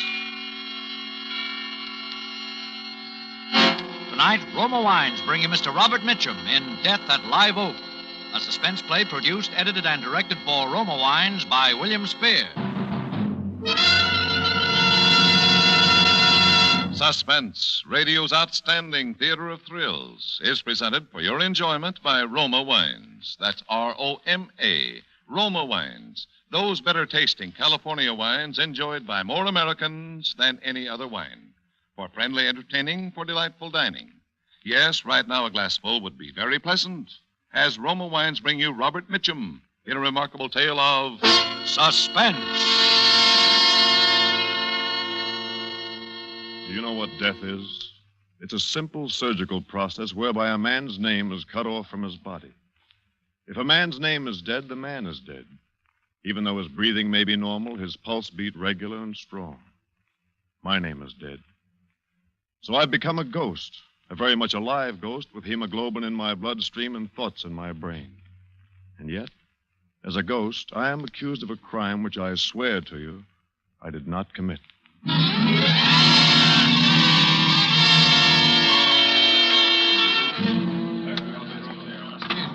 Going up. Name your floors, please. Seven, please, seven. I had just finished a rather harrowing day with my attorney, and I wanted a few moments' relaxation at the Sky Room before driving home to Palo Alto. As I stood in the elevator, I was conscious of someone staring at me. A girl, wearing an orchid which had been completely crushed against the shoulder of her mink coat. She was young, early 20s, I'd say, a sort of face which I find peculiarly attractive. Lean, tanned. She stood perhaps 3 feet away from me in the elevator. Her eyes stared steadily into mine. I glanced away, then looked back again. She was still staring at me. Then she stepped over close to me. Going up. What are you doing here? I beg your pardon. Why did you follow me? You know I didn't want to see you. I think you've mistaken me for someone else. 21st floor. You're Rex Melville. No, my name is Sutherland. Oh, I'm so sorry. You look exactly like... Oh, please, forgive me. This is your floor, ma'am. Oh, thank you. Good night, Mr. Sutherland. Good night. Sky room, sir? Yes, the Sky Room. Thank you, sir.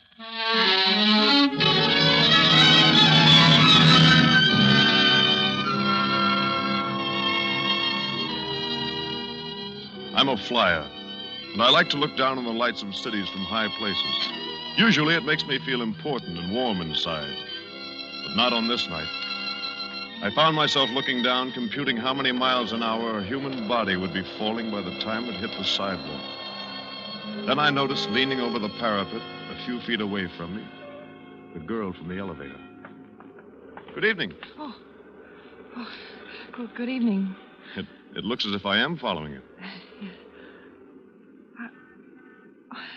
It doesn't seem possible. What, the resemblance?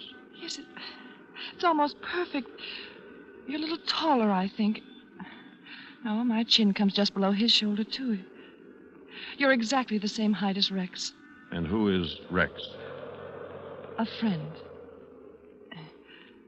You told me your name on the elevator. I've forgotten it. David Sutherland. I'm Diana Blake. Miss Blake?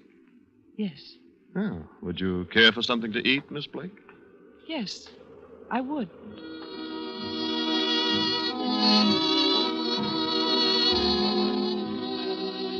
We had a rare bit, I think, and we talked about the customary subjects with the expected flippancy.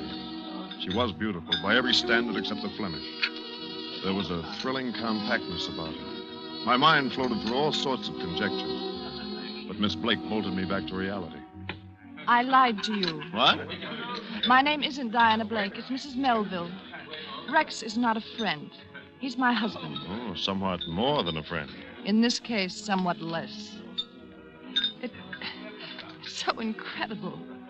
So utterly incredible to sit across the table from someone who looks exactly like my husband and have a good time. Oh, better leave. He might find us here. Of course. Philippe? Yes, Monsieur Sutherland? Check, please. May I see you home? Oh, it's not necessary. I have a suite here in the hotel. Here is the check, sir. I'll sign it. May I borrow your pencil, Philippe? I'm deeply sorry, Monsieur Sutherland. What? I've been asked to tell you that... Now, look, I've been signing checks at the Sky Room for 5 years. Yes, Monsieur, but the accounting Please, department... don't hate me if I pay it. Oh, no, I couldn't possibly You allow... will find, David, that I am a woman of extremes. I've either a great deal or nothing. Right now, the only thing I have a great deal of is money. Philippe. Thank you, madame. Don't be angry, please. It's a small price for saving my life. Saving you? When you spoke to me out there on the parapet, I was getting ready to commit suicide.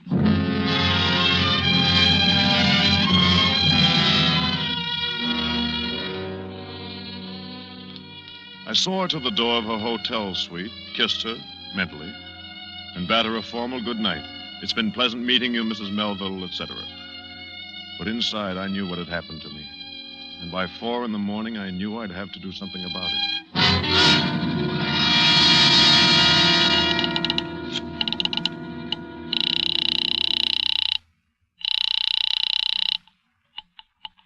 Market 0500.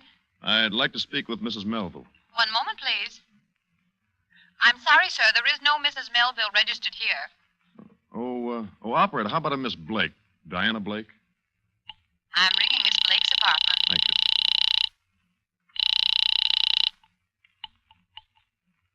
Hello? Forgive me for calling this late. David Sutherland. I wasn't asleep. I thought you'd call. I've got to see you. I know. As soon as possible.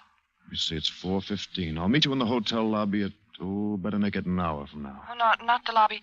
There's a little coffee shop, Radnick's, around the corner on Post Street. I'll be there. 5:15.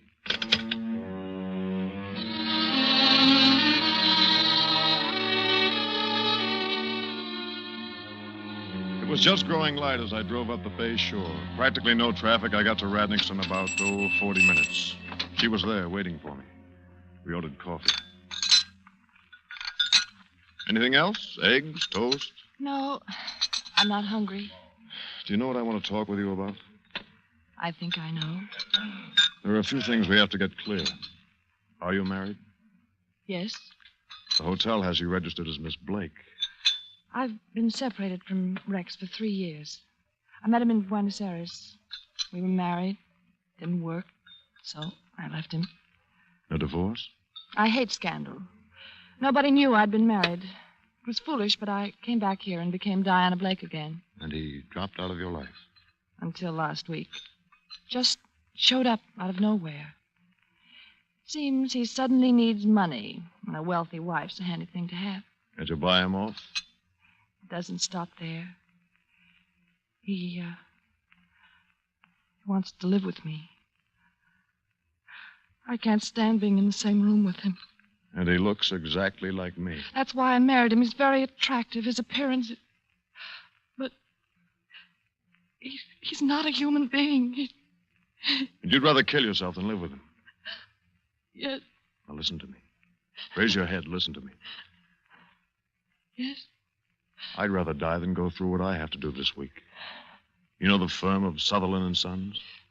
The importers? I used to have a third interest in the company. But there have been some cagey stock manipulations by my dear cousins. I wound up with a safe deposit box full of waste paper. I may have to go through bankruptcy. Oh, I'm sorry. Now, look, we've both considered suicide. That's no good. But what would happen if we both became... Husband and wife? Yes. What will happen to Rex? Rex is going to become the late David Sutherland. Oh, no. Now, look, I've thought it all out. I have some property up in the High Sierra, a summer house called Live Oak. The only way to get there is by air. The place has been advertised for sale. Now, suppose you told Rex you were interested in buying Live Oak. Could you ask him to fly up with me in my plane? Well, he likes to fly, but he might be suspicious. You can make it sound logical. Tell him you want to try to make a go of your marriage. Live Oak seems to be an ideal place for a second honeymoon. Yes, I'll try. Does he have any friends in San Francisco? None that I know of. He's lived in Argentina for years. Oh, one thing, his voice. It's a little higher pitched than yours, and he speaks more precisely. I can get by. What accounts does he have here? Bank accounts? Doesn't have any. Using traveler's checks and the money I've had to give him. Will he stay with you tonight? If I let him. Good. That'll give me a chance to go through his hotel room. Where's he staying? The Park Row. Room? I don't... Oh, yes, 518. 518.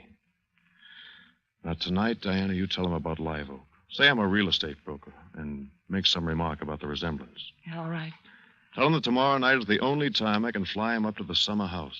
I'll meet him at the Palo Alto airport at 9 o'clock. In the evening? The air is smoother at night. Can you land at Live Oak after dark? No, Diana. But Mr. Melville will never land anywhere alive.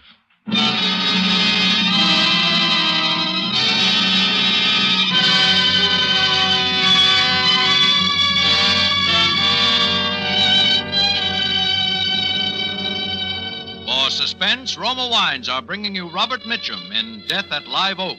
Roma Wines' presentation tonight in radio's outstanding theater of thrills, Suspense.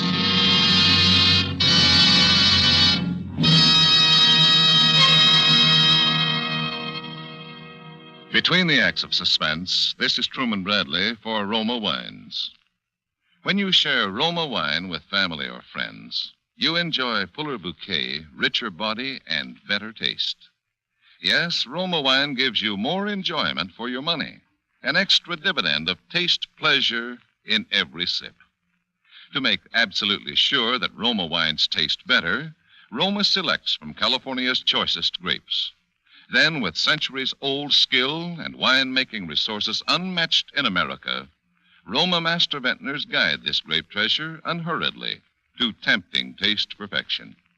These choice wines are placed with mellow Roma wines of years before. And from these reserves, the world's greatest reserves of fine wines, Roma later selects for your pleasure. Tomorrow night with dinner, enjoy the superiority, the better taste of Roma California Burgundy or Sauterne. Discover for yourself why more Americans enjoy Roma than any other wine. That's R-O-M-A, Roma. Your best buy in good taste.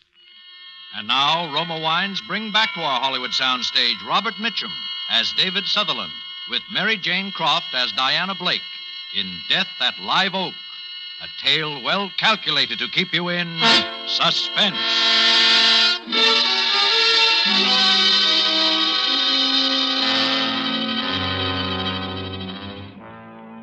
I left Diana and went directly out to the airport.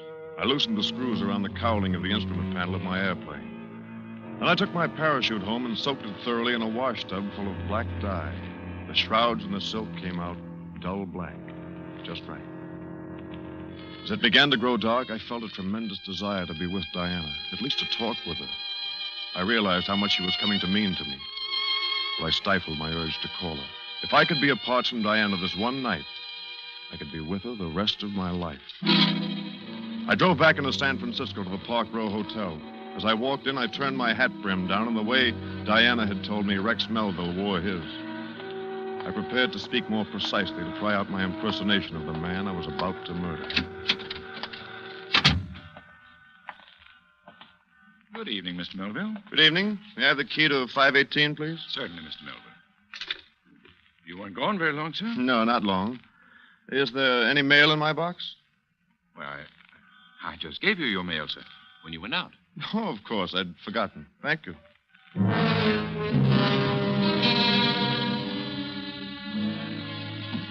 I went on up and unlocked the door to Rex Melville's room. Empty. And in a rather slovenly state of disorder. I made it a point to touch everything in the room, the light switches, the water faucets, the drawer handles. I wanted to leave plenty of my fingerprints in case I should need to prove later on that I, the future Rex Melville, had occupied this room. And I left. But I didn't go back to Palo Alto. I just walked the streets of San Francisco until dawn.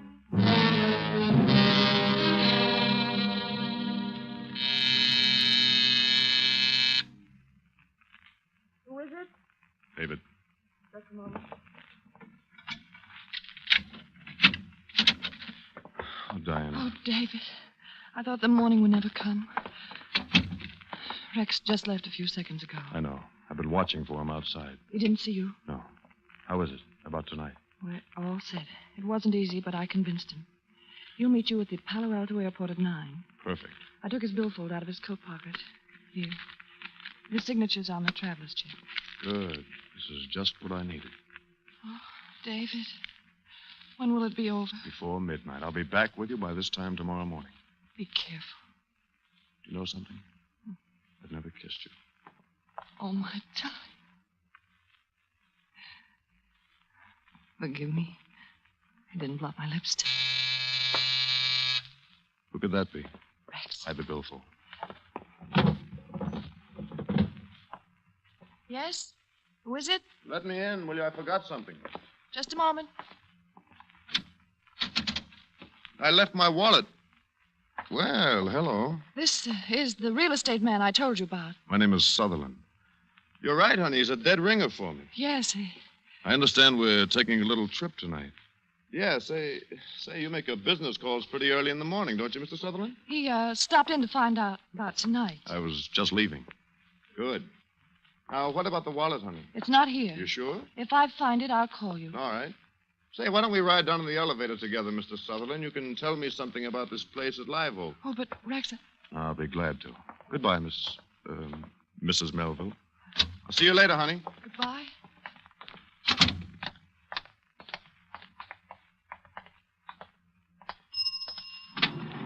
Down car. Go right ahead, Mr. Sutherland. No, after you. All the way down? Yes, the lobby, please. Hey, I hope you're a good pilot, Sutherland. I've been flying 10 years. What kind of plane do you have? Metal monoplane, a high wing. It seats 2 people side by side. Say, What's the matter? are you fellas twins? No. I thought for a minute I was seeing double. Have to go see an eye doctor or something. No, we're not twins. You sure do look alike, though. Glad I don't have to see an eye doctor. Oh, here's the main floor. Watch your step, please.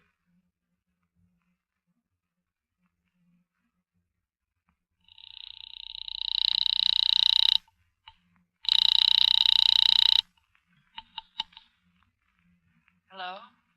Hello, Diana. Yes. Listen, we're in bad trouble. What's wrong? The elevator boy. He noticed how much we look alike. Which car was it? The end elevator, the one nearest your door. I can take care of it, David. Don't worry.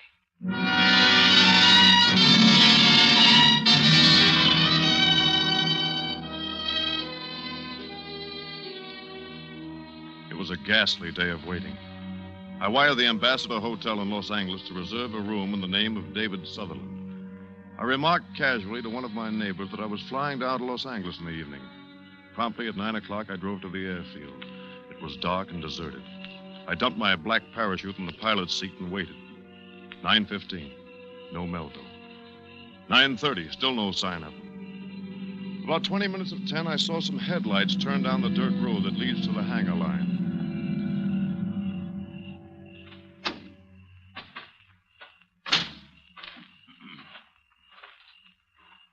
Is that you, Sutherland?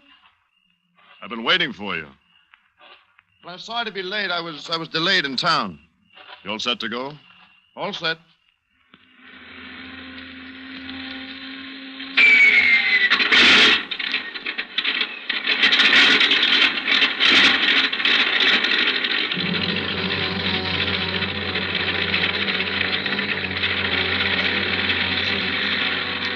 and saw him get into the plane. The airport isn't normally equipped for night operation. I didn't waste much time warming up the engine. This would be the last takeoff for my ship, so it didn't make much difference. I gave a full throttle, roared down the asphalt runway, and banked sharply out over the bay.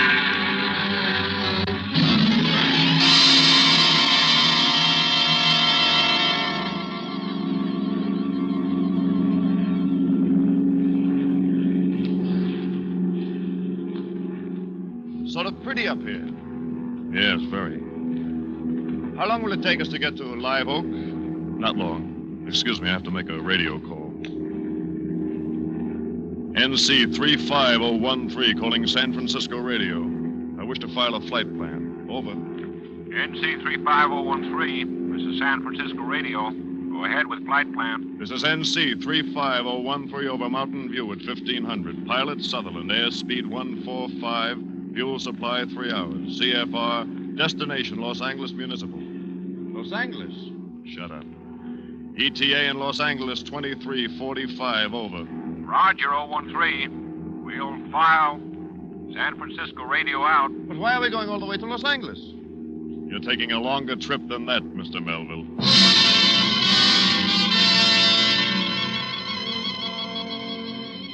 I grasped the loose cowling from my instrument panel and swung it squarely against his head. He fell forward against the seat belt. There was no blood. The bruise on his face was exactly where the cowling might strike him if an accident threw him forward against it. Quickly, I screwed the cowling back in place, and then I set about exchanging clothes with my unconscious passenger. It was difficult in the cramped cabin, and I had to watch my flight controls. I propped Melville into the pilot's seat and buckled his safety belt. Then I strapped on my own parachute and trimmed the ship nose down. As it started to pick up speed in a steep dive, I shoved open the cabin door and leaped.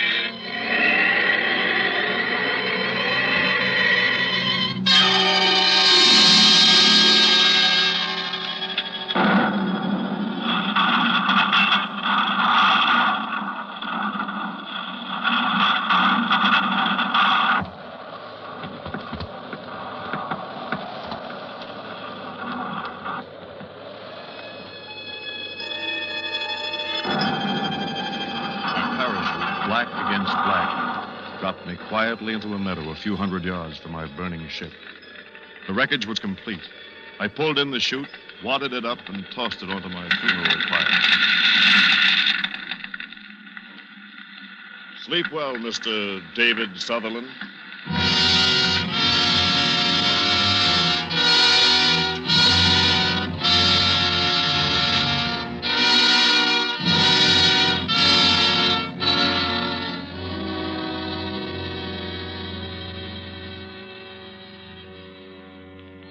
My plane had rammed the wild wilderness on the lower slope of Mount Hamilton. I struck out on foot for the road which I knew from my maps, ran down the mountain from Lick Observatory to San Jose. As I walked along in the moonless night, I felt free. For the first time in many months, no more debts, no more threats of bankruptcy, no more scavenging attorneys. From San Jose, I took the bus back to Palo Alto, keeping as inconspicuous as possible. At the airport, I got into Rex Melville's car. No, it was my car. I was Rex Melville now. It was just getting light as I drove up Bayshore Boulevard. I went into a pay phone booth to call her and tell her everything was all right.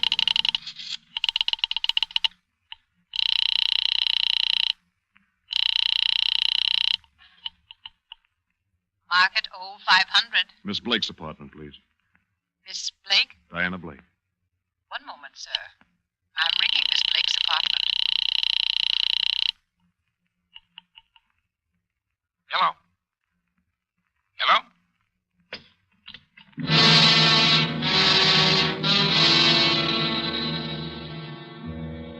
Why should a man's voice answer in Diana's room? I went straight to the Park Row. The same clerk was on duty who had called me Mr. Melville the night before.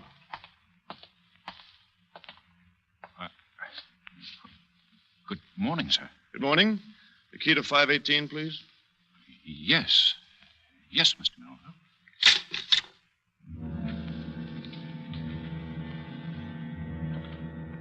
Why should he stare at me that way?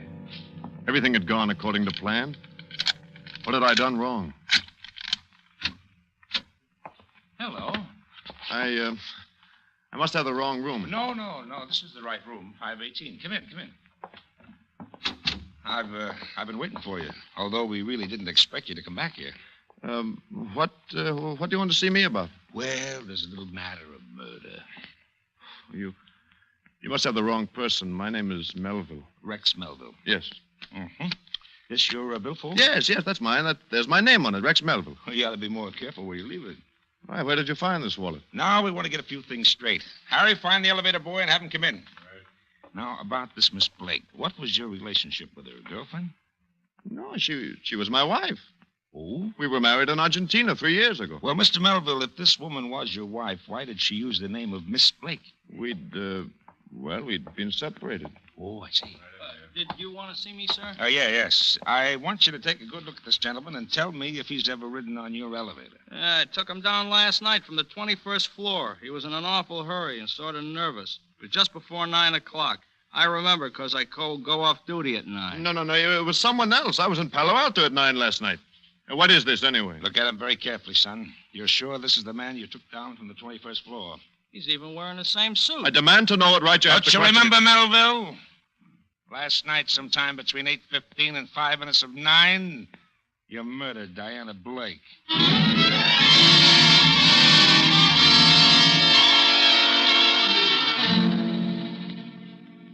I don't remember the next hour at all. But I heard myself saying, there's another man. He looks exactly like me. He must have killed her. Oh, a sort of Mr. Hyde character? No, another person. Elevator boy, you saw us together in your car yesterday morning. I don't remember. Now, think. You asked if we were twins, and you said something about going to an eye doctor, remember? No, I don't remember. He's lying. Diana bribed him not to tell. Why should she have bribed him? Because I'm not Rex Melville. My name is David Sutherland. I live at 18016 Willow Road, Palo Alto. I didn't kill her, I tell you. I loved her. David Sutherland was killed last night in an airplane crash on Mount Hamilton. No, it was Melville who died. Sutherland radioed a flight plan at 9:55 for Los Angeles. He had a reservation at a Los Angeles hotel for last night. He never got there. I'm Sutherland. I jumped in a black parachute. Melville, the murderer, he's the one who died. Why are your fingerprints on every doorknob and every water faucet of Rex Melville's room in the hotel here? I didn't kill Diana Blake. I loved her. You've been separated from her for 3 years. You're the murderer. I'm a murderer, yes. I killed Rex Melville. But not Diana. I didn't kill Diana.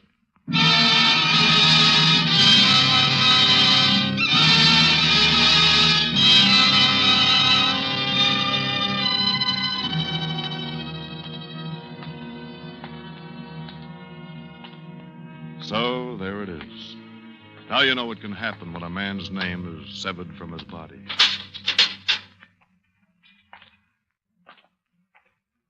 And in a few more moments, I shall know what happens when a man's body is severed from his soul.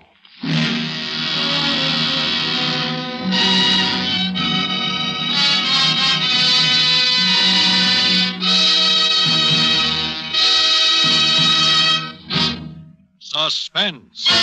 Presented by Roma Wines, R-O-M-A, Roma, America's favorite wines.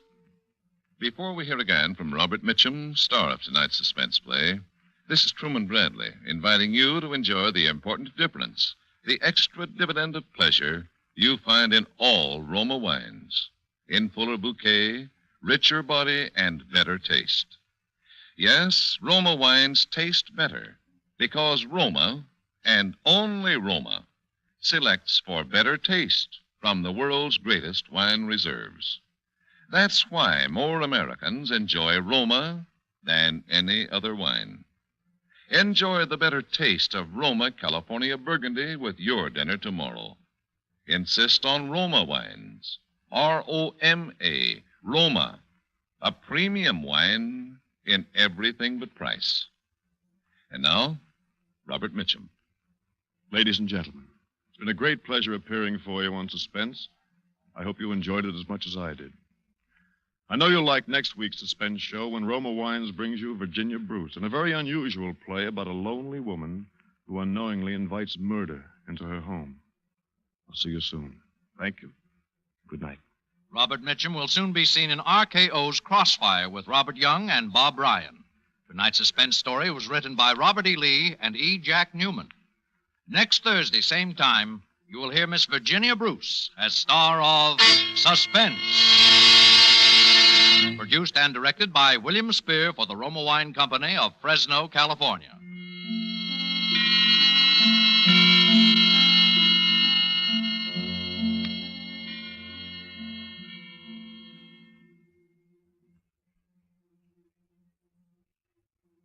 For the finest in sherries, remember this name: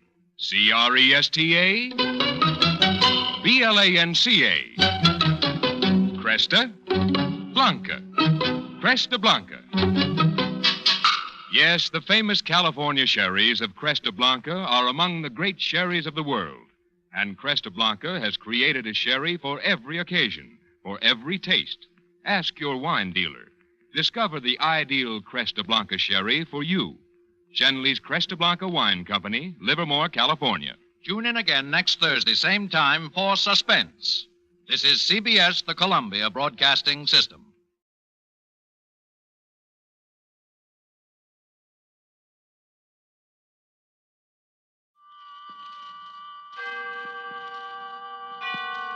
Autolite and its 98,000 dealers bring you Mr. Herbert Marshall in tonight's presentation of Suspense.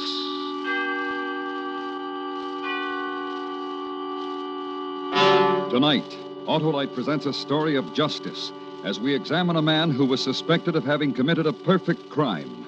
It's called Murder by Jury. Our star, Mr. Herbert Marshall.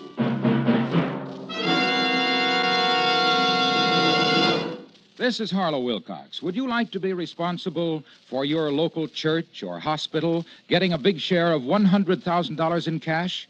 Well, a total of $100,000 will go to the recognized charities chosen by the 25 persons selected in the Autolite family charity drawing. To enter is as simple as signing your name and address, and that's all you do. Now, it's our privilege to have you hear what the head of one of America's finest health organizations says about this great event. Here is Mr. Mark H. Harrington, president of the National Tuberculosis Association. Autolite is performing a wonderful service. If you're one of the 25 selected, I hope you'll remember the National Tuberculosis Association, which needs your help to conquer our #1 infectious killer. Good luck in this Autolite family charity drawing. Fill out a registration form at any of the following Autolite family car dealers: DeSoto, Hudson, Plymouth, Studebaker, Dodge, Willis, Nash, Packard, Kaiser, or Chrysler. And sign up tomorrow. And now, Autolite presents Murder by Jury, starring Mr. Herbert Marshall, hoping once again to keep you in suspense.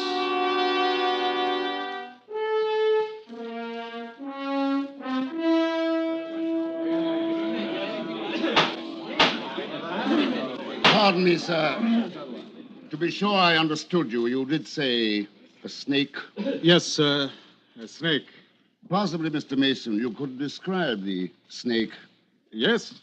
It was gray with a sort of red mottling, dark, plum-colored. I see. Go on, please. Underneath, it was raised up toward me, its head ready to strike. Well, underneath was grayish but lighter, almost white in the center. Now, was there anything else you remember about this snake, Mr. Mason? It was big. It was as thick as my 2 wrists put together. And then, according to your statement to the police, you seized the snake just below its head with both hands. Would you kindly show the jury the position of your hands? Yes, thank you. You say that you squeezed with your fingers and dug in with your thumbs. Is that correct? Yes, that's about it. And I felt the snake twisting and squirming under me, trying to get away, And then you woke up? Yes, sir, I woke up. I was kneeling beside my bed. It was my wife's neck which was in my hands. It was her throat I was squeezing. What did you do when you realized this? There was nothing I could do. She was already dead. I'd killed her.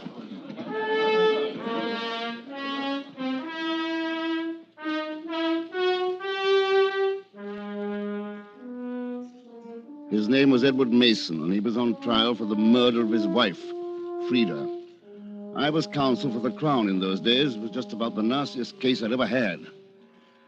One should, I suppose, begin at the beginning. That was on the first day of the trial. McCrae was defending the accused, and he began his defense by questioning the police inspector who was in charge of the case. The inspector was nominally a witness for the Crown. Would you give us a brief account of your investigations, Inspector? I will, sir. The accused was residing with his wife at the Clendonian Hotel at Chatham-on-Sea in Norfolk. On the night in question, the manager, 2 servants, and some guests were aroused by horrible screams emanating from the Mason room. On reaching said room, they found it to be opened by Mr. Edward Mason, who appeared in a state of great excitement. I'll continue, Inspector. Yes, sir. He was in a state of great excitement, and while looking, he kept looking at his hands and saying over and over again, "I killed her," or "I strangled her." One or the other, Inspector? No, sir. He said both, over and over. Then he never attempted to deny that he had killed his wife? No, sir, he did not. Thank you, Inspector. That's all. Cross-examination? You have before you the statement made by the accused, Inspector. Yes, sir. I call your attention to the following remarks made by the accused during your questioning. Yes, sir. I had had a dream about a snake. I tried to strangle it, and when I woke up, I found I had strangled my wife. This was a dream that I'd had before, but I'd never done anything like this. I'd never killed anyone. Those are the words of Mr. Edward Mason, are they not? Yes, sir, they are. What was your reaction when you heard them? I thought it was a lot of rubbish. Objection, my lord. Objection sustained. Kindly contain your remarks to a dignity fitting this court, Inspector. I'm sorry, my lord. I'm of the opinion, my lord, that before the Crown's case is concluded, the accused's carefully prepared statement will be termed just such. A tissue of lies and a complete fabrication. Thank you, Inspector. That'll be all.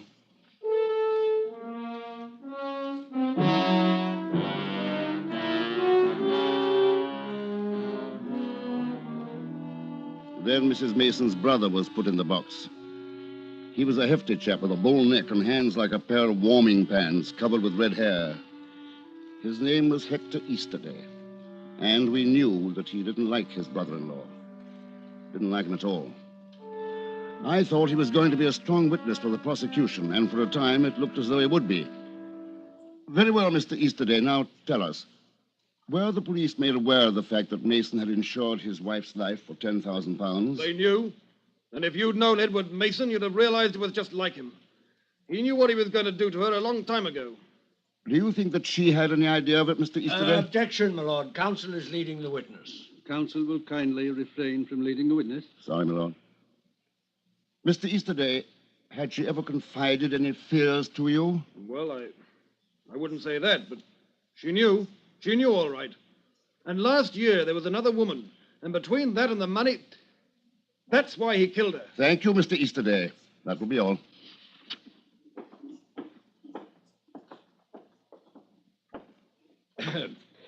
You spoke of a life assurance policy, Mr. Easterday. I did. Did you know that they had each insured the other's life? Not an uncommon practice for married couples these days.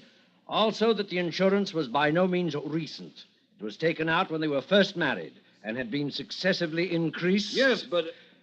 You spoke of another woman, Mr. Easterday. Did Mrs. Mason tell you about that? Not exactly, but I knew. Oh? And how did you know? I could tell. Oh, you could tell. You are then clairvoyant. You could tell. Possibly you hired detectives to follow Mr. Mason. Possibly you followed him yourself.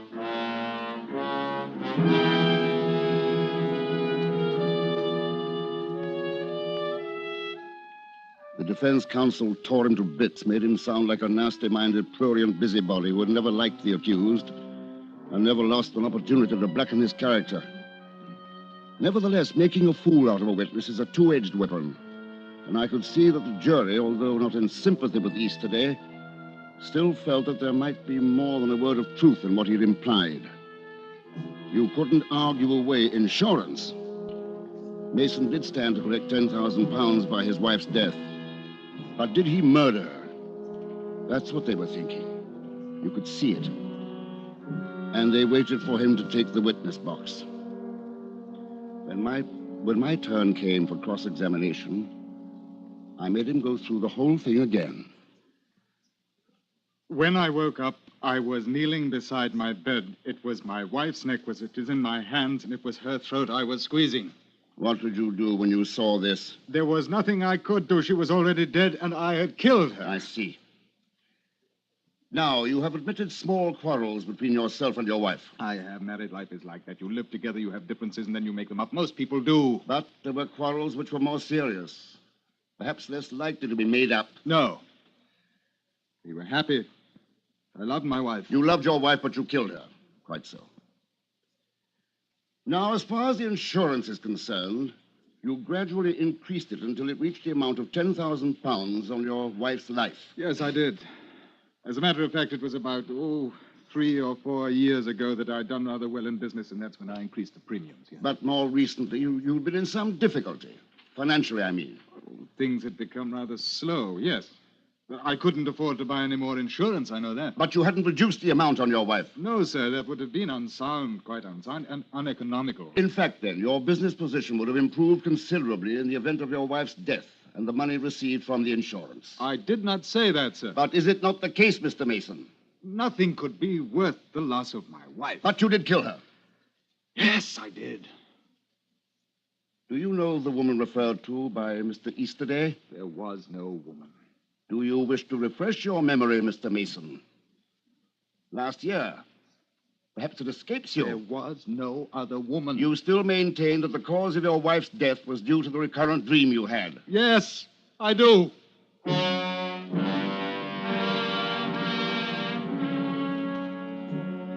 It went on like that, and I couldn't shake him. He never contradicted himself and never sounded too glib.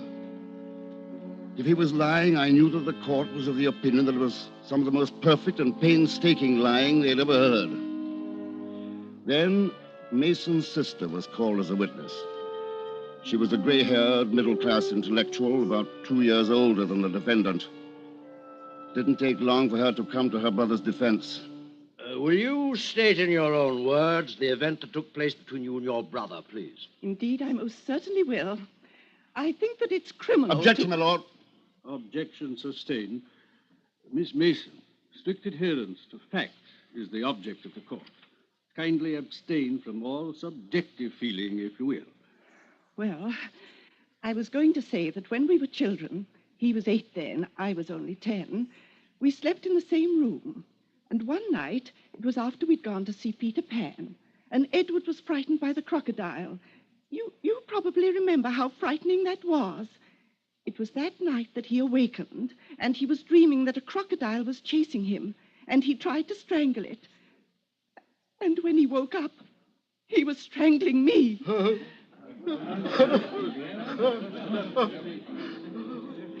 was perfect timing. The accused gave way, buried his face in his hands, and sobbed as though his heart would break. The jury, even Mr. Justice Forepaugh, were visibly shaken. I could see the case for the Crown disappearing down the drain. More than that, I could begin to see a man who had committed a perfect murder going scot-free.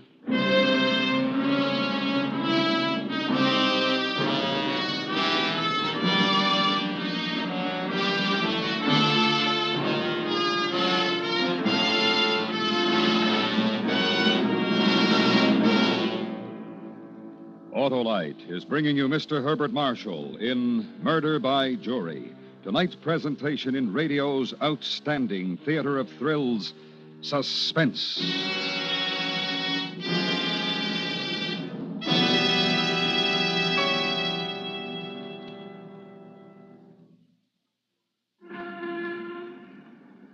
Say, here's a new 54 Willis. Stunning, isn't it, Mr. Wilcox? Oh, hi, Miss Drake. Is this yours? It sure is.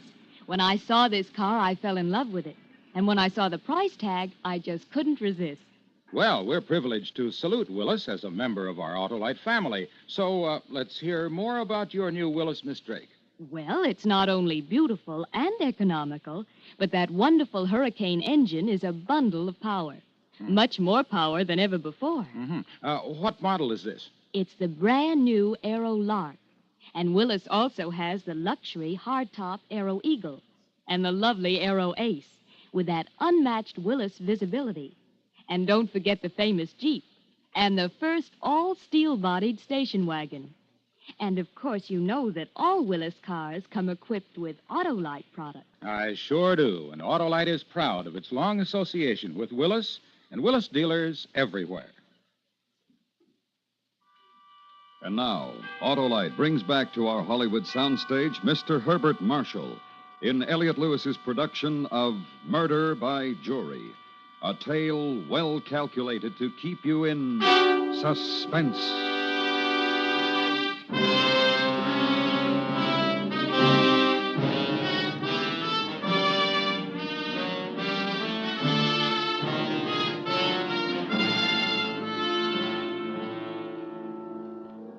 Mr. Edward Mason was given half an hour to recover following his outburst. Then the trial continued. His sister remembered every detail of the matter. And even when I made her go through her story again, she remembered. He was an awfully strong boy, you know, even at 8. Very strong. And I'm sure if Nurse hadn't come in when she did, well, I don't really care to think about what might have happened. Would you mind telling the court your age, Miss Mason? Oh. Is that necessary, my lord? Is it necessary, counsel? There is a point involved, my lord. Very well. Recognizing the delicacy of the question, the witness is still directed to answer. I'm not ashamed of it, of course. I just... And your age, Miss Mason? 54. Thank you. Now, you have every detail of your brother's attack firmly in your mind. That is so, isn't it? If I live to be 80, I shall never forget it. Yet this was 44 years ago, and you ask us to believe that the incident is still indelibly etched in your mind. Indelibly, sir. Absolutely. It was a long time ago, but such an experience is not likely to be forgotten. Of course, I forgave Edward. It wasn't his fault, and furthermore... How fortunate that you are still alive to forgive him, Miss Mason. His wife, more's the pity, is not. No further questions, my lord. The witness may step down.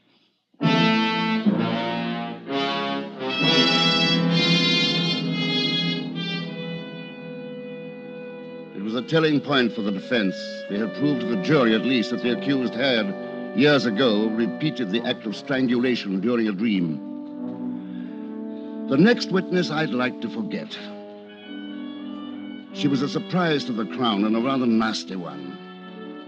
Her name was Amy Burke, an extremely self-possessed young lady in her early 30s. She had already made a tremendous impression on the court. Correct me if I'm wrong, Miss Burke. You've stated in this court of justice that 3 years ago, you met the accused, Mr. Edward Mason, at a seaside resort, Broadstairs. Yes, sir, I did. Was his wife aware of this meeting? I don't know. Well, I don't think so. She wasn't with him. Like I told the other gentleman, he was there alone for a few days. Quite so. Now, for my benefit, would you repeat the incidents which occurred during your first meeting? Oh, I'd be ever so glad to. We were walking on the sand. It was very nice. Perfectly all right, don't you know? Talking about his wife, as I remember. She was with friends in Devon. Yes. Go on, please. Well, it was a hot day, and we sat down for a bit. The next thing I knew, he was asleep. I believe you said with his head in your lap. Oh, no. I put his head in my lap while he was sleeping. He was getting sand in his hair. Well, it was all perfectly proper and all. He didn't even know it. I'm sure of that. Please continue. Well, I got a bit drowsy myself, and next thing I knew, I was asleep too. With Mr. Mason's head still in your lap? That's right, but all very proper. Mr. Mason is a gentleman. What took place then? Well, he started to choke me. It was something horrible. When I woke up, he was leaning over me with his hands about my throat, and I couldn't breathe. But you managed to fight him off? Oh, yes, I managed. What did he say to you after that? Well, it was like he was just waking up, you know? And, he was terribly upset. Told me about a dream, a snake in it. Of course, I was dreadfully angry and frightened. You can imagine. Oh, yes. But after he paid you £10 to soothe your feelings, the anger subsided, did it not? He was a gentleman about it, if that's what you mean. So much so that you didn't pursue the matter further. A stranger tries to murder you and pays you £10 not to report the matter to the police. No, it wasn't the £10. He was sorry. He wasn't well, and I could see that, and I felt sorry for him. This took place 3 years ago, Miss Burke. That's right.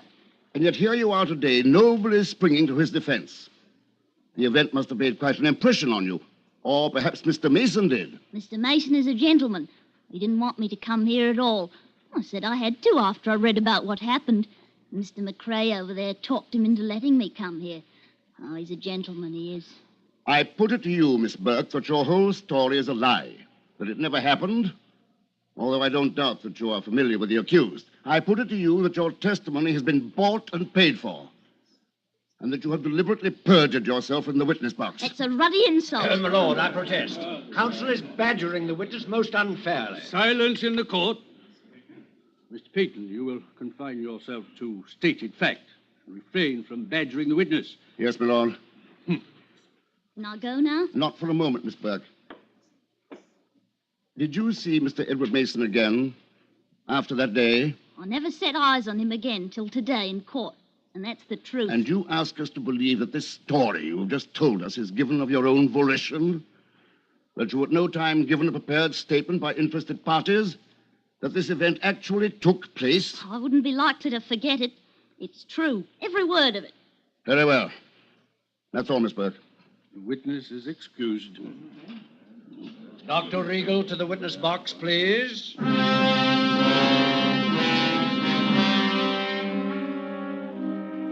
McCrae had us. I knew what was coming. It was perfect. And there wasn't a thing that I could do to prevent it.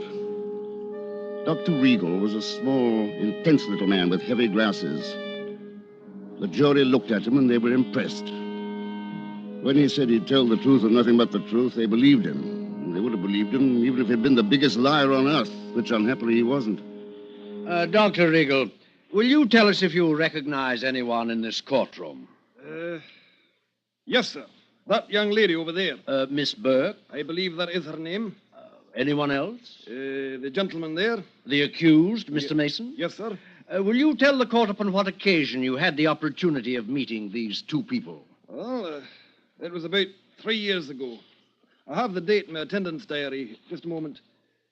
The 16th of July. That was it. Mr. Mason brought the young lady to my office during the afternoon. Miss Burke? Yes, sir. It was 3:30. He asked me to look at her throat. I see. And what did you find when you looked at her throat? Bruises. They were not dangerous, but I treated them. And after that? I never saw them again. The bill was paid? Yes, Mr. Mason paid. In cash before he left. Thank you, Doctor. That will be all. Cross-examine. No questions.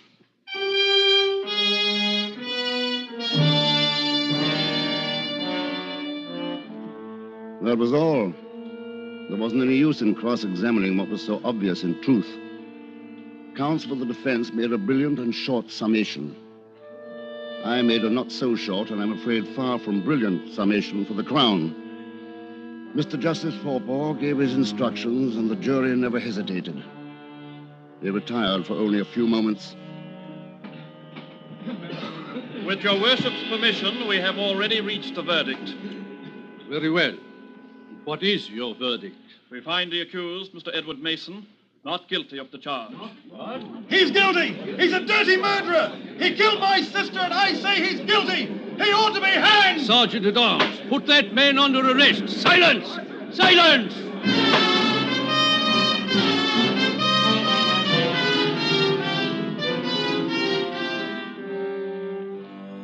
The dead woman's brother thought that Mason was guilty. And I knew he was one of the most cold-blooded, successful murderers we ever failed to hang. It was about 6 months later that we found the proof, and then it was too late. I talked it over with the Director of Public Prosecutions in his office. There's nothing we can do. I suppose had I been on the jury, I should have brought in the same verdict.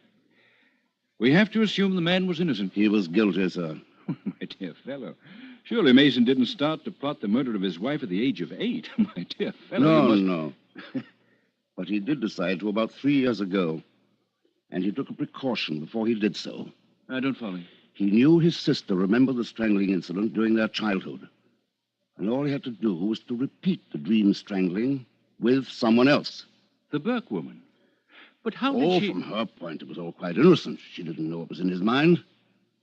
He didn't go too far with her, just enough to produce some convincing bruises. Then he took her to the doctor and paid the bill. That was all true. Well? You remember, he admitted at that time doubling his wife's insurance. Then he sat back to wait until he felt the moment had come to kill her. Uh-huh. Assuming you're right, there's the Burke woman. If he never saw her again, how did he know where to find her to appear for him? He didn't look for her, sir. She was telling the truth. But he knew where to find her all right. Those 3 witnesses did the job for him. His sister he could always find. The doctor, easily traceable, a medical directory. But Miss Burke, a girl like that might prove... Well, she might move about a great deal. She did. So the method he adopted to keep in touch with her was to send her £10 a month, anonymously. So long as she kept him notified as to her whereabouts, he would continue to send her the money. But if she had to notify him when she moved, surely she must have known who he was. Not at all, sir. A post office box under an assumed name. He kept it up for 3 years, and she didn't ask any questions. Why should she? Blas, you're certain of all this? I'm afraid I am, sir. Well, it seems a pity you didn't have the information during the trial. We didn't know anything about her until McCrae brought her in. And we can't try Mason again for the same offense. He's done it, Peyton. The perfect murder.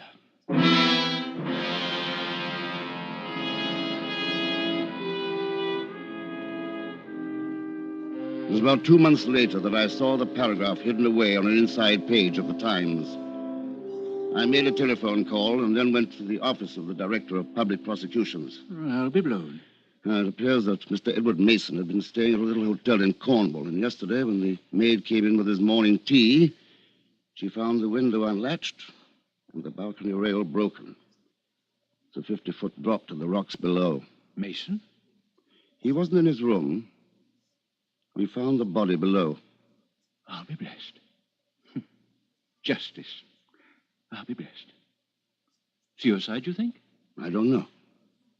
Probably an accident, since there was no sign of foul play. Possibly he stumbled and fell. But there is one curious coincidence. What's that? The dead woman's brother, Hector Easterday. Yes? Well, it's a rather curious coincidence. Hector Easterday occupied the room next door.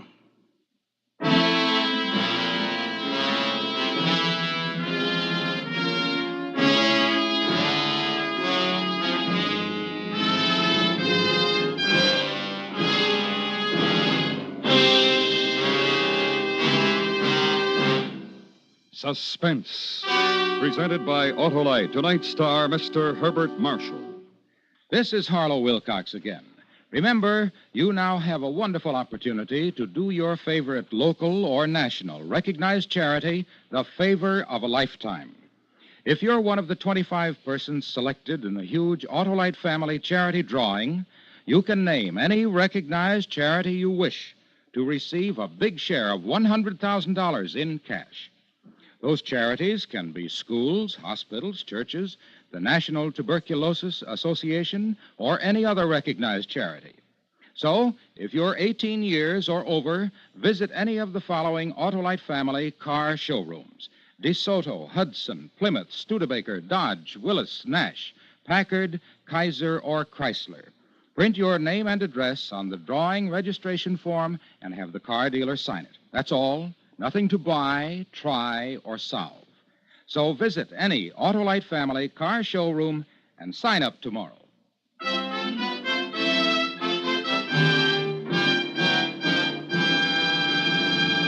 Next week, a story based on fact. The search for an animal capable of destroying a city, whose bite, if not immediately treated, is 100% fatal. It's called The Barking Death. Our star, Mr. William Powell. That's next week on Suspense. Murder by Jury was written by Michael Gilbert and adapted for Suspense by Anthony Ellis. Suspense is produced and directed by Elliot Lewis, with music composed by Lucian Morowick and conducted by Lud Gluskin. Featured in the cast were Joseph Kearns, Ben Wright, William Johnstone, Herb Butterfield, Richard Peel, Norma Varden, Betty Harford, and Keith McConnell. Herbert Marshall may soon be seen co-starring with Janet Leigh and Tony Curtis in the Universal International CinemaScope Technicolor picture Men of Iron. And remember, next week, Mr. William Powell in The Barking Death. This is the CBS Radio Network.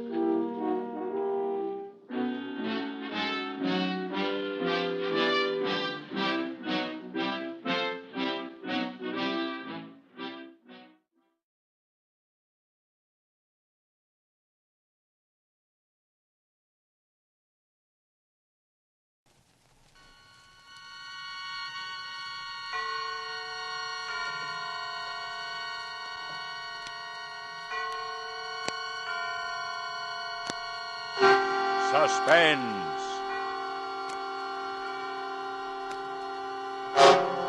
Radio's outstanding theater of thrills brings you an hour, a full 60 minutes of suspense.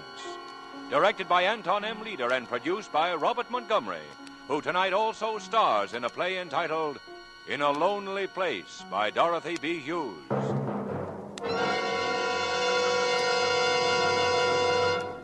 This is Robert Montgomery. The other day, a friend of mine repeated a familiar phrase. He indicated the travel folder on his desk and said with a kind of triumph, "I'm going to get away from it all." He's lucky, my friend is. He's going to change the scene, the whole scene. New horizons, new vistas, new people, or no people at all. New thoughts, or no thoughts at all. He has a rendezvous with a cloudless sky and a peaceful stream and the easy whisper of the wind. Only time stands between him and a fresh beginning. Indeed, he has a lonely place where there is no loneliness. Yes, my friend's lucky. He can get away from it all with a simple change of scene, and he has no fear of being alone with his thoughts. It isn't like that with Dixon Steele. It isn't like that at all. And so, with the performance of Robert Montgomery as Dixon Steele, and with our play In a Lonely Place by Dorothy B. Hughes, we again hope to keep you in suspense.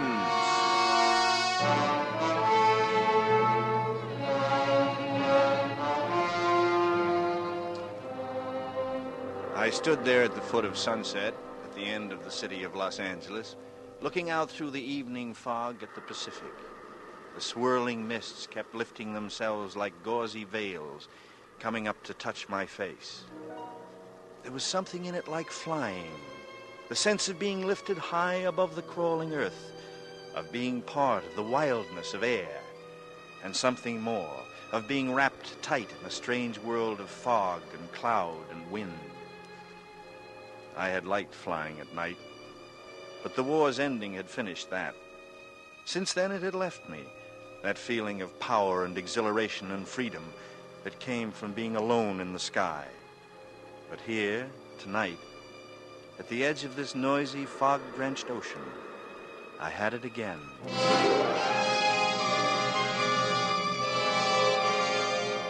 Then I turned away. I was already late for my appointment with Brubb and his new wife. I walked past my coupe, parked at the curb, and went up the path to the little white cottage. The lights from the living room windows made little concentric circles in the heavy fog. It would be good to see Brubb again. You old son of a secret. What do you mean by not calling us before now? Let me see you. It's the same boy, Brubb. I haven't changed a bit, and neither have you. Oh, sure I have, for the better. And this is why. Sylvia, this is Dixon Steele. Hello, Dix. Oh. We're old friends, really. You've been Brubb's favorite topic of conversation as long as I've known him. Oh, we flew together, Sylvia. Brubb took care of me like a big brother. You needed some looking after, Colonel Steele. Remember the night in Soho? Save it for later, mister. And it's not colonel anymore. The Army made me a gentleman, gave me the only mark of distinction I've ever had, and then took it away from me.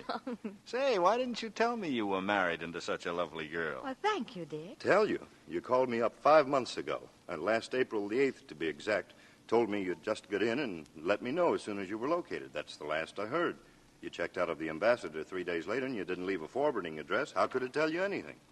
Keeping tabs on me, Brub? Oh, trying to find you, you crazy lug. And here I am. It's like being home again. Well, brief me, boy. What have you been doing, and how's it going? Slow, Brub, slow.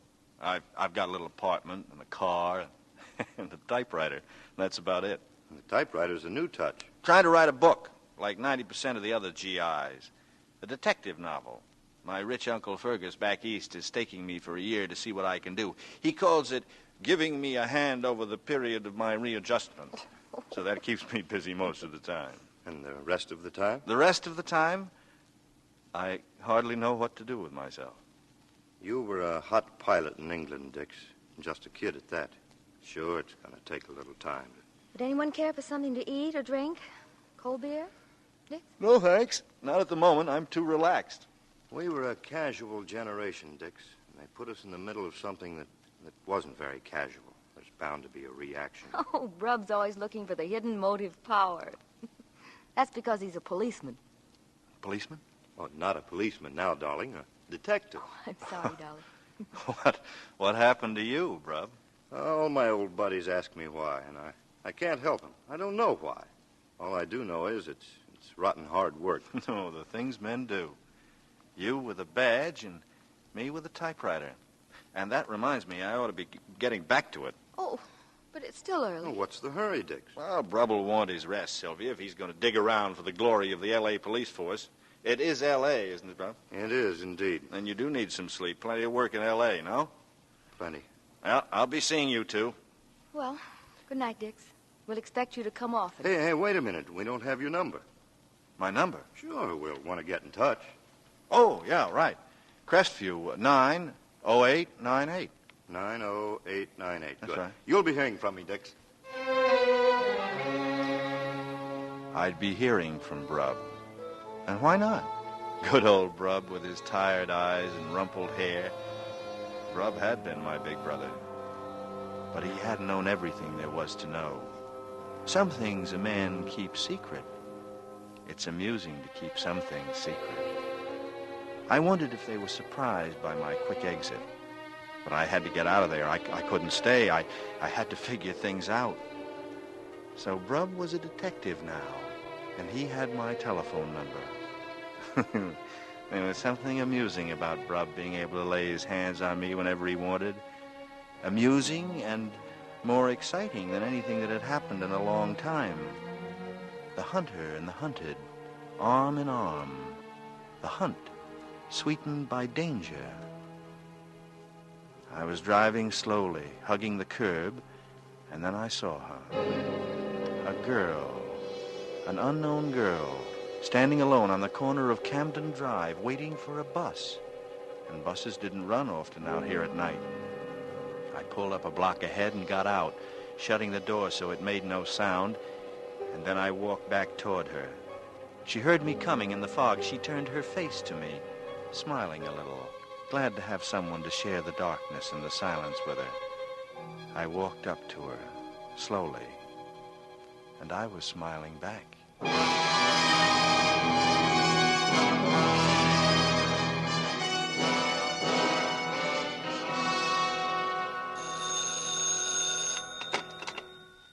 Yes, hello? Hello, Dix. Speaking. Oh, is this Sylvia?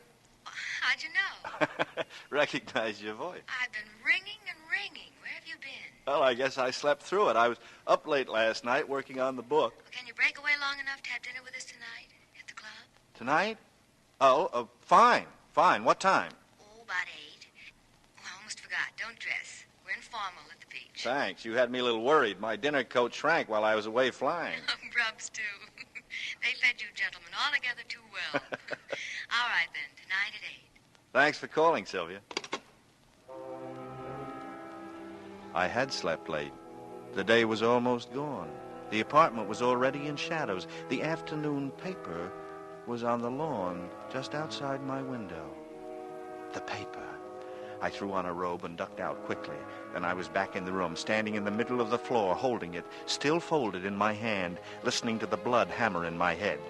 I switched on the floor lamp and sank down into an easy chair. I lit a cigarette, and I took a deep drag. Then I unfolded it. That was all I had to do. It lay spread open in my lap. They'd found their biggest type for the headline. Strangler strikes again.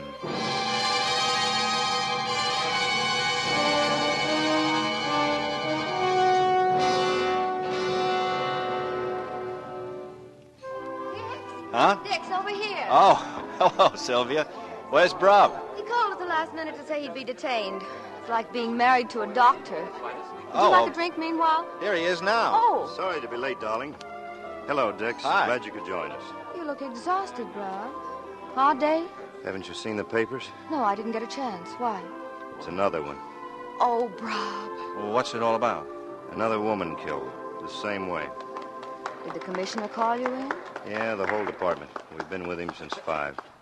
We've got to stop it. Yes, darling. Was it someone important? No, it never is. Oh, I forgot you're just a visitor, Dix. You see, the only pattern we can find is in the time schedule. They come one a month, regularly. You must be starved, Rob. Wouldn't you like to order? In a minute, baby. I want to unwind. Have a highball, anyway. Malcolm. Yes, Mrs. Nicolai. 3 scotch and sodas, Malcolm. We'll order later. Certainly, ma'am. The first one was about 4 months ago. May, to be exact. May 16th, the night before my birthday party. It was a girl down on Skid Row. She was a nice enough kid, dancer in a cheap joint. We found her in an alley, strangled, no clues. And that was number 1? Yeah. In June, number 2. We found her in Westlake Park. Wasn't any reason for it. A nice, normal girl, young and attractive. She'd been killed the same way, and no clues. And then the others? Last night was the 4th. No motive, no connection between any of them. Huh. And never the same neighborhood. And last night? Beverly Glen Canyon, up where it's country. She was lying in the brush at the side of the road. There were about 500 car tracks superimposed on that particular stretch, so it wouldn't do any good to lift them. But we've got one clue, a great one. We know the killer uses a car. How can you tell, bro? Well, her name was Mildred Atkinson, and she'd been playing bridge with 3 girlfriends in Beverly. At 11, she and another girl went out to the bus stop together. A friend caught a Wilshire bus and left Mildred behind, waiting for a Hollywoodland. So how did she get up to the canyon where we found her this morning? It's a long way. The answer is she went for a ride. Where's that drink? Just another minute, darling. Los Angeles is too big, too sprawling. You can't patrol every street every night. He's safe. He's insane, of course. Sure he is. A maniac walking the streets, mild-mannered and soft-spoken and looking as normal as anyone. A homicidal maniac. I sat there watching Brub's angry black eyes and Sylvia's white pallid face. He's insane, of course. Their imaginations were poor, blunted little things reaching only as far as the obvious. He's insane, of course. So that was to be the chorus. What could they know of the world of imagination and beauty in which a sane man, as sane as any, could kill and kill again? Don't you like your drink, Dick? What? Oh, sure. Lost in a fog, eh, boy? But I know why. Do you? Could it be that little Banning girl over at the next table? Could it be that she reminds you of someone?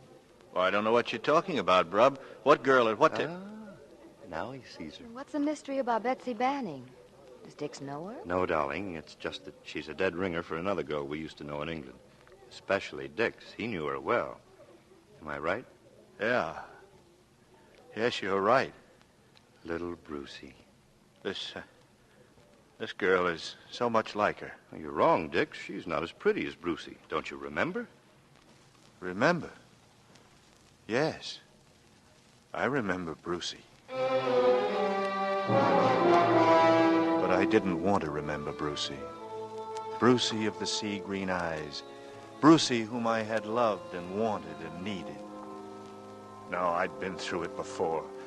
It was now that mattered. It was today in Southern California, 6,000 miles away from her, with something else hammering in my head to be looked at and examined.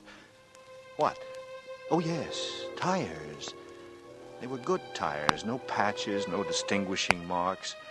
Rob had said it himself. They couldn't get tire marks from dry concrete. I hadn't thought so. Still, I should have made sure. Certain gambles are legitimate. Like taking Mildred to that drive-in last night. Gambling on the muddled memory of waitresses who served hundreds of average-looking men and women every day, every night.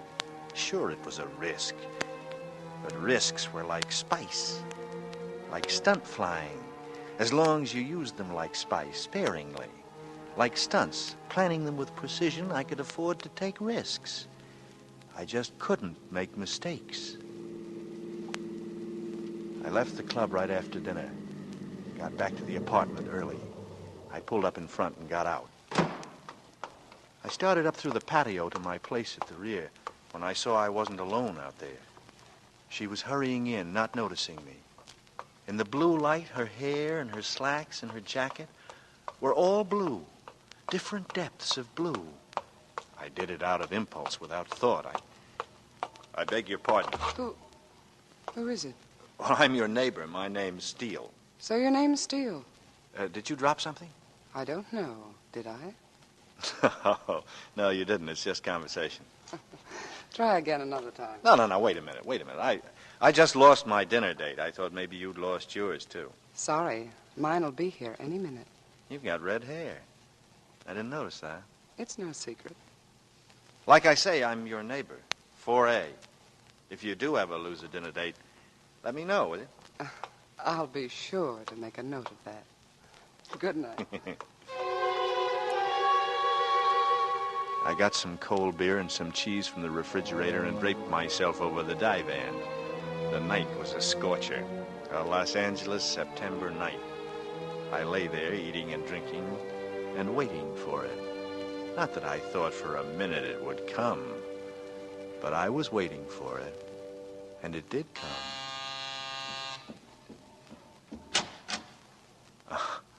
It's you.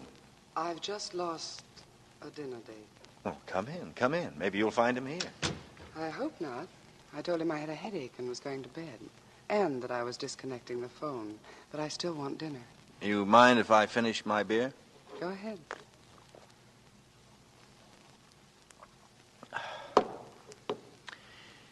I'm Dick Steele. Who are you? My name's Laurel, and that's all you get for the time being. All right, Laurel. I don't mind beginning at a crawl. I suppose you're in pictures. Not often. I don't like getting up mornings. No, I don't either. That's why I'm a writer. Why'd you come by, Laurel? Because I'm hungry. And because tonight I didn't want to sit opposite a man who's rich and 60 and eats oatmeal. You have a grudge against money? No, only against the men and women who go with it. People who think that everything in life is for sale. I hate them. Sometimes they pay the rent and the jeweler. They don't pay mine. How did we get onto this? Haven't you finished the beer yet? All finished. And all ready. Let's go, Laurel. We ate at Carl's, out on the road to Malibu. We didn't say much. We ate and smoked and had coffee. And I watched what the lights did, glinting on that red hair.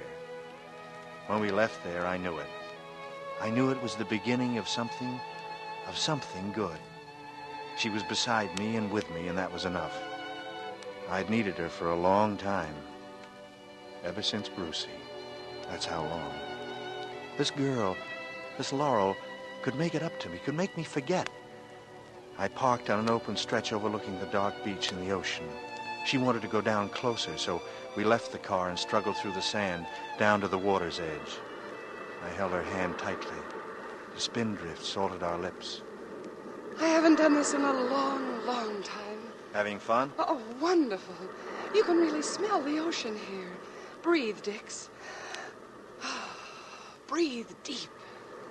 Laurel, would you laugh at me if I said I was happy? That I never thought I'd be happy again? That I didn't think I could be? No, Dix.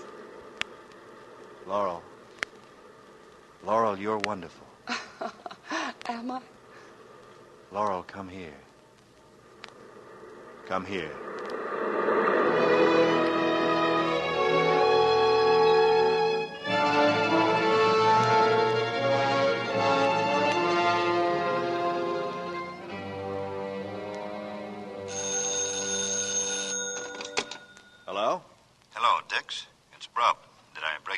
hiding? No, not at all. What's up? Who was that redhead I seen you with last night? What are you talking about? Where did you see me? Oh, you didn't see us. We were pulling out of Carl's restaurant when you went in. Sylvia spotted you, and I spotted the redhead. There are always people looking, Brub. There are always eyes to see. Why, sure, boy. You can't take a step in this world, you know that. But listen, how about lunch? Fine. What time and where? Noon, at the Beverly Hills Station. Beverly Hills Station? Police station, kid. Pick me up there. Okay, Brub. I'll see you there. Noon.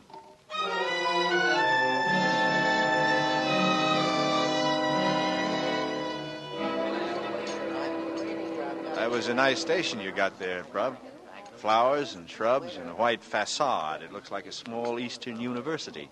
Beverly Hills is just a small town, Dix. Almost a village, but the force is first rate.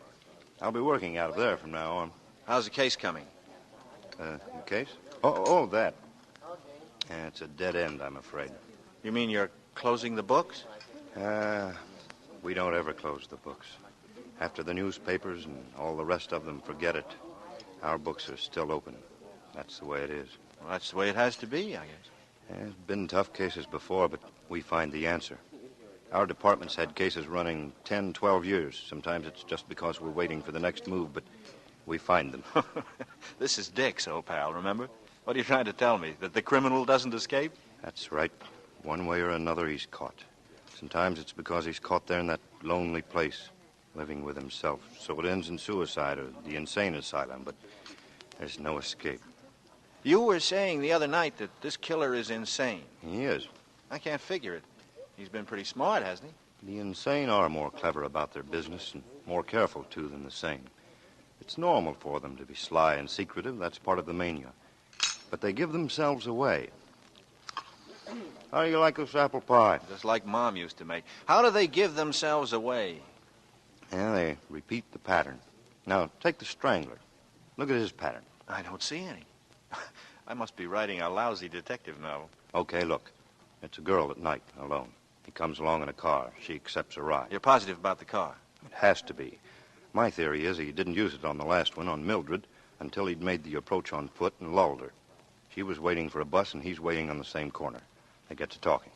He invites her to have a cup of coffee, and then he mentions his car isn't far away, and he'll give her a lift.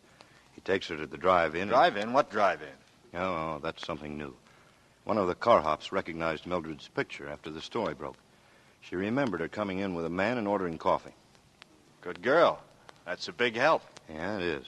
And the man, did she remember him? Yeah, it could be you or me or our grandfathers. No, she couldn't remember.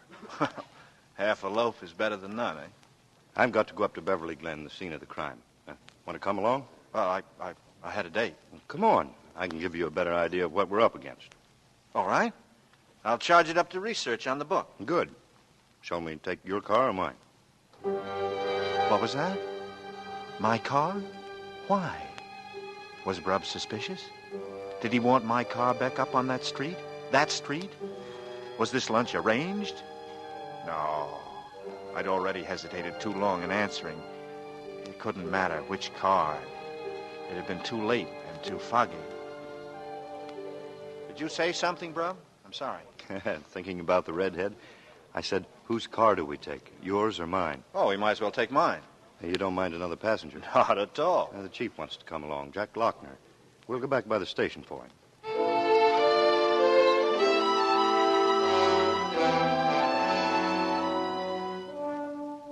We swung out towards sunset, all three of us up front.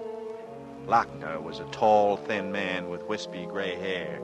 He didn't look like the chief of anything. I drove carefully. I suppose it's the thing to do with cops beside you. Nice day for a ride. Yeah. Okay, so I'll shut up. This is it, Dix. Turn right, Beverly Glen. My hands began to sweat. If Brub hadn't called out, I knew I would have turned onto that street myself automatically. And I was a visitor from the east who didn't know the country very well. There was tension in my hands and arms, fear that I might recognize the place at the side of the road and react to it. And then slowly, I relaxed again, realizing that I didn't know the road. that I could never find the spot, even if I wanted to, for it had been dark. We climbed into the valley. There was a chill in the air, and the sun was far away. Nobody spoke. These two men were on a case that had them tired and sore.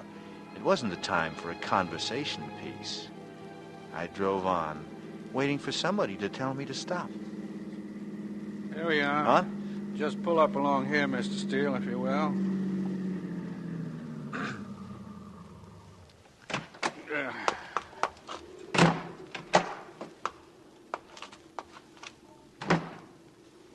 Is this where you found her?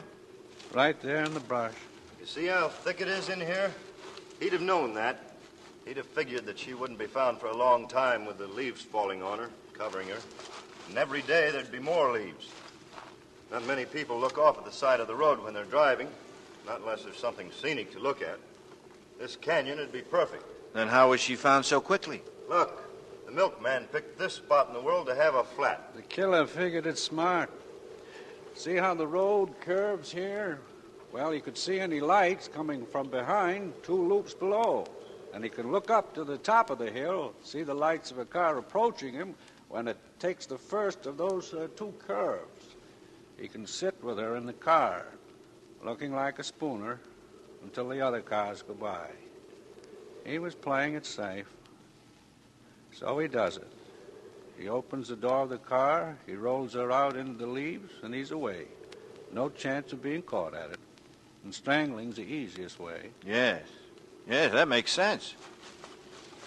How about it, Brub? Find anything? The experts have been over every inch with their microscopes. He won't find anything. But he wanted to have another look around, so I came along. Well, it seems hopeless to me, Mr. Lochner.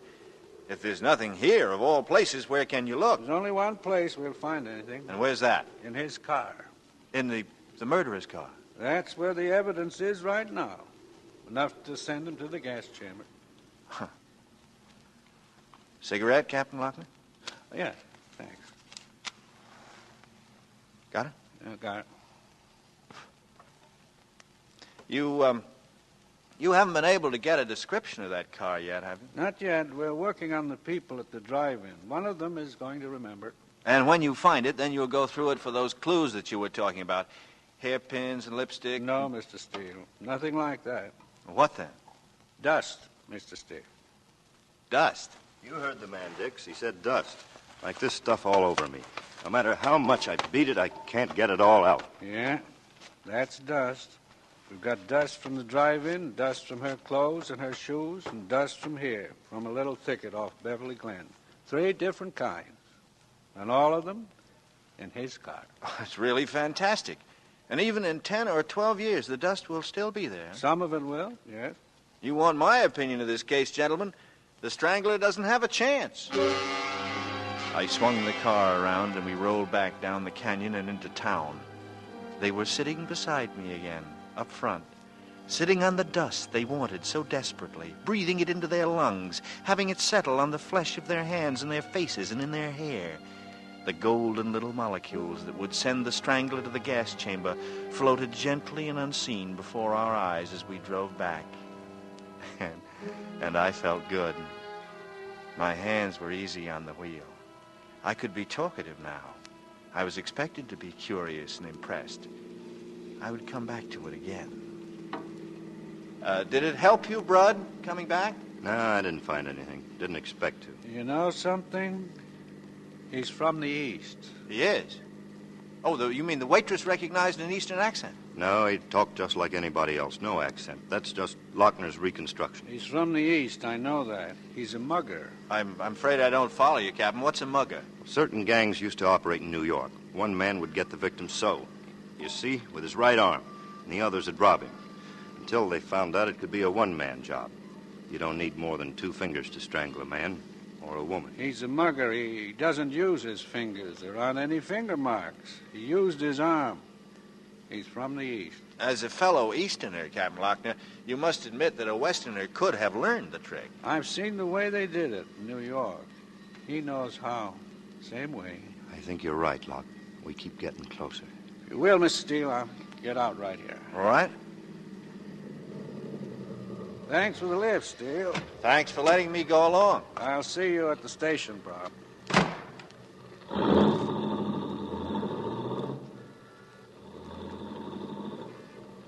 Ever since this thing started, I've been afraid for her.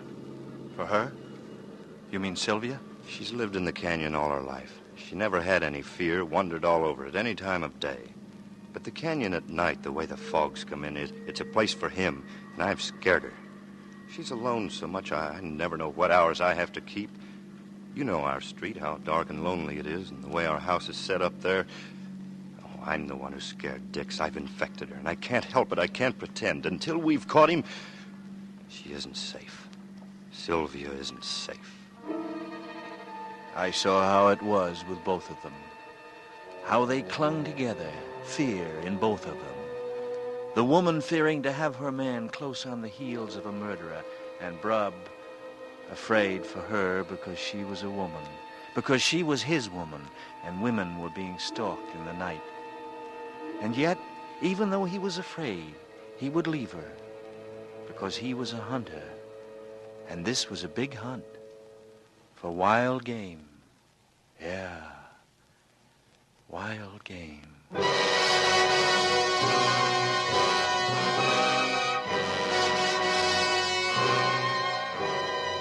In tonight's full hour of suspense, Mr. Robert Montgomery stars as Dixon Steele in the play In a Lonely Place. Tonight's study in suspense.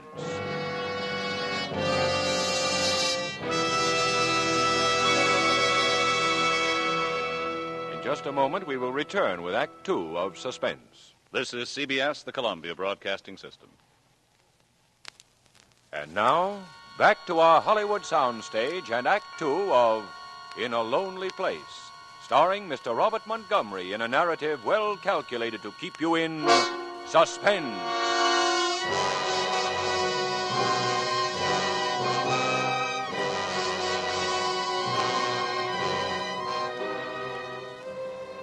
I was very tired. Tired of thinking about Sylvia and Brub and the fear that had bound them as desperately as their love for each other. I was weary of the big hunt, for I was hunting on my own. I was looking for happiness. I spent the next few days with Laurel. It got so that I didn't count the hours anymore. All I knew was beauty, and I knew intensity, and I called it happiness. And all the time, I knew it wouldn't last. I sensed the restlessness coming into her. I could feel it. Dix, what is it? Did I say something? Laurel. Oh, what is it? You tell me. You've been sitting there without moving for more than an hour. Oh, just daydreaming. Was it something nice? Tell me about it. Turn off the radio, Dix. It's making me nervous. All right. You like a drink? Yes, please.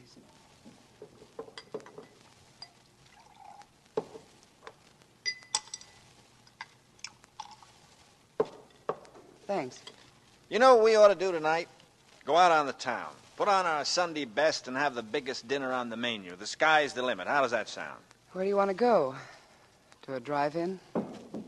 Dix. I'm sorry. I seem to be all thumbs. Well, here, let me make you a number. No, that's all right. I didn't want it anyway. No, baby. No drive-in for you tonight. You're not the drive-in type. What type am I? The Ciro type, baby. Expensive and plush and chromium plated. Ciro's, that'll do fine. I'll call and reserve a table for 10 o'clock. Save your money. You can take me to a drive-in tonight. I won't take you to a drive-in. Why not?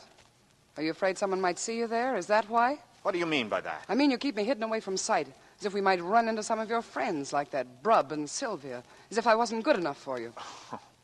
Look, baby, relax. You're not making sense. Didn't I say I wanted to spread out tonight, get dressed up for once, and go to Ciro's? Hide you away. You come with me tonight, and I'll show you off for everybody to see. No, I'm tired. I don't want to get dressed and go places. All I want is to go up to the drive-in. We're not going to the drive-in. We're not going. Dix, you're hurting me.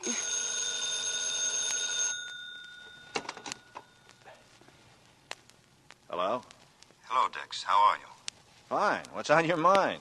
Can you come over to the house? I want to see you. Sorry, bro, but I got a date tonight. I've just had a letter from England, Dix. It's about Brucey. Brucey? That's right. Okay. I'll be right over. Okay. It seems that I can't have dinner with you after all. All right. You don't seem very unhappy about it. Laurel, Yes? I'm sorry if I hurt you. Forget it. It's all right. We haven't been soft lovers. We haven't played it that way. The world keeps coming in between us. That makes me afraid. Why should you be afraid? Because I might lose you. I have to keep telling myself to remember that I can't take any chances, that I can't lose you. I can't, Laurel. Don't be afraid, Dix. You see, I love you very much.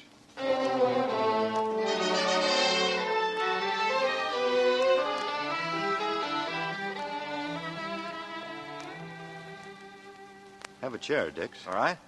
Would you care for anything to eat? No, thanks, Sylvia. I just finished him. Remember Adam Tyne, Dix? No? Sure you do. The flight commander from Bath. Nice, quiet fellow. We saw a lot of him that spring of 43. Well, we knew a lot of fellows over there, Brub. I don't remember. Well, it's not important, except that I've had a letter from him. First one in more than a year. It's a sad piece of news, Dix. Let's have it. Brucey is dead. Brucey is dead? Brucey? Oh, Dix. Dix, I didn't know. I'm sorry, Dix. I guess none of us realized how much you and Brucey... Brucey? We didn't know, Dix. No. How could you? How could anyone know? How did she die? Buzz bombs? No. Well, then how? How? She was murdered. Murdered? Yeah, murdered. Well, how... Why? Why? Who? The police have never found out. Better not talk about it, Dix. Well, I want to talk about it. I want to know who did it. Why should anyone kill Brucey? They don't know. Her family missed her for 2 weeks. When she was found, it was in a rocky cove.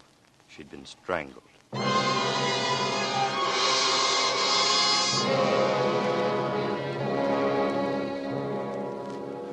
Brucey was dead.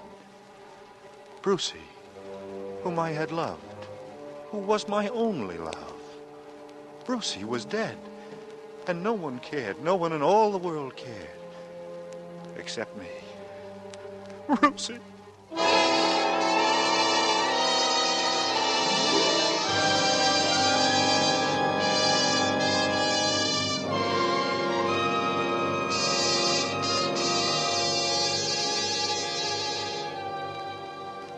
I called Laurel when I got home that night. She didn't answer. I stepped outside and looked up to her apartment across the patio from mine. It was dark. She didn't come home at all that night, or the next day, or the next night. No word from her, not a sign, nothing. The following morning was a dirty gray rag. I called Laurel's number once more. No answer. I had to get out of that cramped room, away from the unremembered shape of my dreams. I didn't take the car. I wanted to breathe, to put motion into my body. I walked as far as Wilshire and then went up to Beverly Drive to my favorite delicatessen. Dix. Hi. Where'd you spring from? Well, a guy gets hungry, Brub. How are you, Captain Lockner? Fine, fine. Good to see you again. Slide in. Okay, thanks. Would you like to order now, sir? If you please. Salami sandwich on rye and a beer, please. It'll be just a few minutes. Well, more trouble in Beverly? No, same old case. We're not going to let it happen again, that's all. And, you think it comes from this neighborhood? It's the last clue we have. We pick up a little more each time we check. Yeah, but where do you check? How? And we've been talking to the help again. At the drive-in where he stopped with her that night. Any luck? I don't know yet. In these neighborhood spots, a lot of people come by to eat regularly. I got to thinking about it. There must have been some of the regulars around that night when he took Mildred in for coffee. The nerve of it. Driving in there, coming in under all those bright lights and gambling that no one would remember what he looked like. Like you and me, Brub. An ordinary man. Yeah, an ordinary man with the nerve of a jet pilot. I see what you're after, Brub. Have the help ask questions of the regulars when they come in. Were they at the drive-in the night of the murder? And did they see the couple? That's it. And I suppose you're hoping this fella's a repeater, too. And that'd be a break, but there's no chance.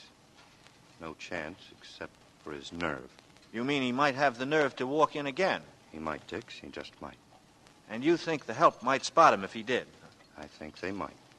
They're keyed up to remember, Mr. Steele. A little car hop, Jean, her name is, swears she'd know him again if he came in. She'll know him if she sees him again. Only she can't describe him. That's the trouble with people in these cases. You remember how it was when we were flying, Brub? How do you mean? You said yourself he's a gambler. He's reckless. I mean, he'll take chances like going to that drive-in before killing the girl. Well, it occurs to me that it's the same kind of recklessness we had when we were flying during the war. We took chances, but we were sure that we'd pull out of them. Mr. Steele makes sense. And something else, he's probably an ex-serviceman. How do you figure that? Well, the people who saw him at the drive-in all say he's a nice-looking fellow with nice clothes. At least that's what the newspaper accounts have to say. Am I right? So far. Then it's 10 to 1. He's the right age, good, healthy specimen, average. The average were in the service. I know that's not a very brilliant deduction, but it fills out the picture a little more. I'll buy that, Mr. Steele. Yeah, I will, too. Well, I'll be getting back to the office. I'll be in a little later today, Chief. Okay. By the way, Captain Lochner. Yeah? Every time I see you, I seem to be asking a lot of questions I hope you haven't minded. Not at all. Brub vouched for you a long time ago. You just keep asking them. I will, Captain, and thanks. I'm late now. I want to check over those Bruce reports again. See me as soon as you get back. Well, right. Here's your order, sir. I beg your pardon? Wasn't yours the salami sandwich? Oh, yes, thank you. Would that be all today? Yeah, that's all. Your check, sir. And thank you. Bruce. This is a pretty common name. There must be 100,000 in the United States. At least. And hundreds in Los Angeles. Yeah. He said he was going to check the Bruce reports. It's not the same one, Rob. It couldn't be. Not Brucey. I'm sorry, Dix. I know it's a raw wound, but I couldn't help talking to Lochner about her. I was knocked off my pins when I heard the news, and I wanted to report on the case. I figured you'd want one, too. You were right. Then what happened? Locke cabled the London police. He thought it'd help us, that maybe Brucey was one of a series like our series. It's far-fetched, but the killer might have been an American. England was full of GIs at the time. And was she one of the series? They don't know. There was a series, but it didn't start right after Brucey. A couple of months, then it began. The same pattern. Strangler. Well, what was the matter with him? Couldn't they catch him? No, he was never caught. After 6 months, it stopped, just as suddenly as it had begun. Maybe he was shipped back home. If I could ever find him, if I could ever get my hands on him, the man who killed Brucey, I guess we feel the same about that. And do you want to come back with me, Dix, and see the reports? No, I don't think I could take them, Brub. You understand? Of course I do, Dix. Of course I do.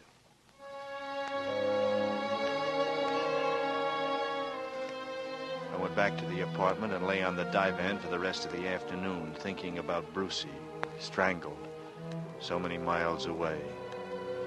And Laurel, who lived just across the patio from me and had disappeared as if the earth had swallowed her. I thought of them both, and soon their figures swam together in my mind and were commingled so that they became one. It was already dark, and I found myself very hungry. I got in the coupe and drove over to Wiltshire, not knowing where I'd eat.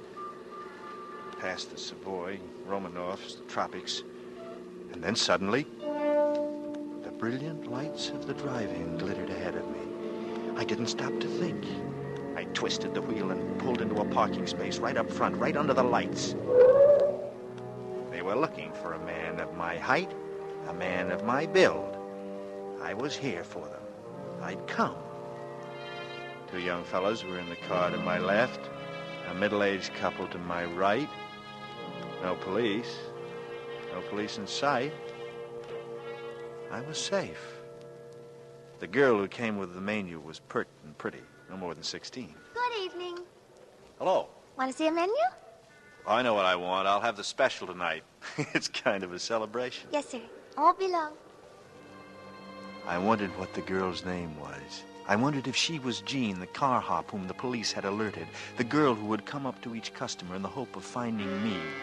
And here tonight, she had found me, and she didn't know it. I ate slowly, lingering over the food, and before I left, I handed her a large tip, just to be sure she remembered me. She thanked me, smiling, and said, "Come again." And I promised I would. I went out Wilshire to the ocean. The fog blew in at 14th Street, and I should have turned back then, but I didn't. I could hear the boom of the breakers, and I could smell the sea in the fog. And the fog itself was sweet and cool. It was silent. The world was shrouded in mists and silence, except for the thump of the water and the far-off cry of the foghorn. And then, at that moment, I knew what I was going to do. I got out of the car, and I listened to my footsteps across the pavement toward the beach. And then I listened to the silence as I began walking in the sand, sludging through heavy, damp sand.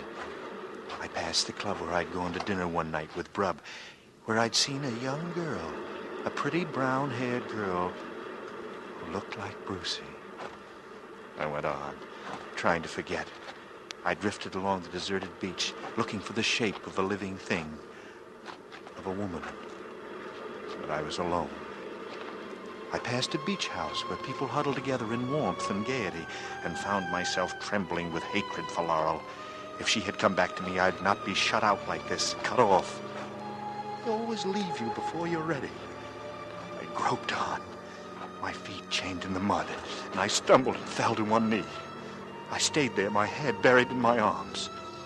I was there for a long time, lost in the world of swirling fog and the crashing wave, lost in a lonely place, and the red knots tightened in my brain. Suddenly, something came running through the darkness. A small, dark shape hurtled upon me, and I realized it was a dog, a friendly terrier. I stroked it gently and held it close. And then there were footsteps coming over the sand. I could feel my blood begin to pound with excitement. Where there was a dog, there was a master. Or a mistress. The sound of the steps came closer, and then she stepped forward out of the fog. I looked up from the dog and said, "Hello." And then I smiled. She couldn't know that behind that smile lay my hatred of Laurel, my hatred of Brub, my hatred of Sylvia, my hatred of Lochner, of everyone in the whole living world, of everyone. But Brucie. And Brucie was dead.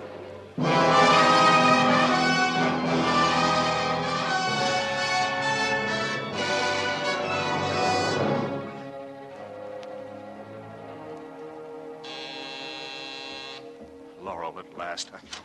Laurel? No, it isn't Laurel. What brings you, Brub? Am I invited in? Yeah, of course. Sit down. Yeah. Anything wrong? Plenty wrong. Is it Sylvia? No. What makes you think it is? Well, I don't know. You look so worried. You mean you don't know what's happened? I don't know from nothing. I awoke to a beautiful morning, to birds singing, to California sunshine, and I decided it was a day for the beach. I've been out there all day riding the breakers. Oh, wonderful sport. You were at the beach today? Sure. What's wrong with that? He was out again last night. The Strangler. He did it on the beach. Brub. Again? The little Banning girl. Betsy Banning. You remember? The girl who looked like Brucie. Yeah. I remember. When I get him, and I will get him, I'm gonna kill him. I'm gonna kill him with my hands. The way he likes to do it. Oh, now take it easy, Brub. Would you like a drink? She always took her dog out for a run at night, no matter what time it was. She wasn't afraid. She was like Sylvia. The ocean was always something safe, something good, and she had her dog. And the dog? Buried in the sand, dead, strangled. Poor fella. Right on time. Just about a month. On the nose every month. And no clues? On the sand, no clues, no buttons, no fingerprints, no cigarette stubs, no match folders, not even a calling card. Well, there's not much I'm good for at a time like this, but if there's anything I can do, Brub, anything... I was in the neighborhood. I had to stop by and talk. I'll be going now. Thanks, Dix. Anytime, Brub. You know that. Anytime.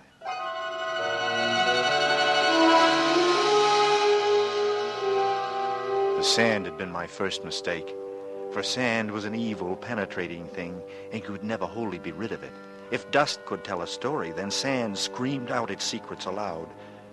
That was why the morning afterward early, I had gone down to the beach and spent the whole day there in the sand. That was why I had been ready for Brub. When he came, that was why I was ready for the whole L.A. police force if they wanted to come. After Brub left, I went out of the house and drove to the cleaners on Pico and left a bundle of dirty clothes. Then I ate in Beverly and afterward went into Warner's Theater for a double bill. On the way home, I thought I was being followed. A large gray sedan that stayed with me for 3 miles, but I was wrong. We were together at a red light, and when it changed, the sedan shot ahead of me and disappeared into the night. I slept without dreams and didn't wake until late afternoon of the next day. And still Laurel hadn't come back. "Do you love me?" I'd asked her. And she said, yes. She lied in my face and in my arms. I hated her, a cheat and a liar. No one cared. No one ever cared. Only Brucey. Brucey, who was dead, who had left me alone. Alone forever. For all of my life.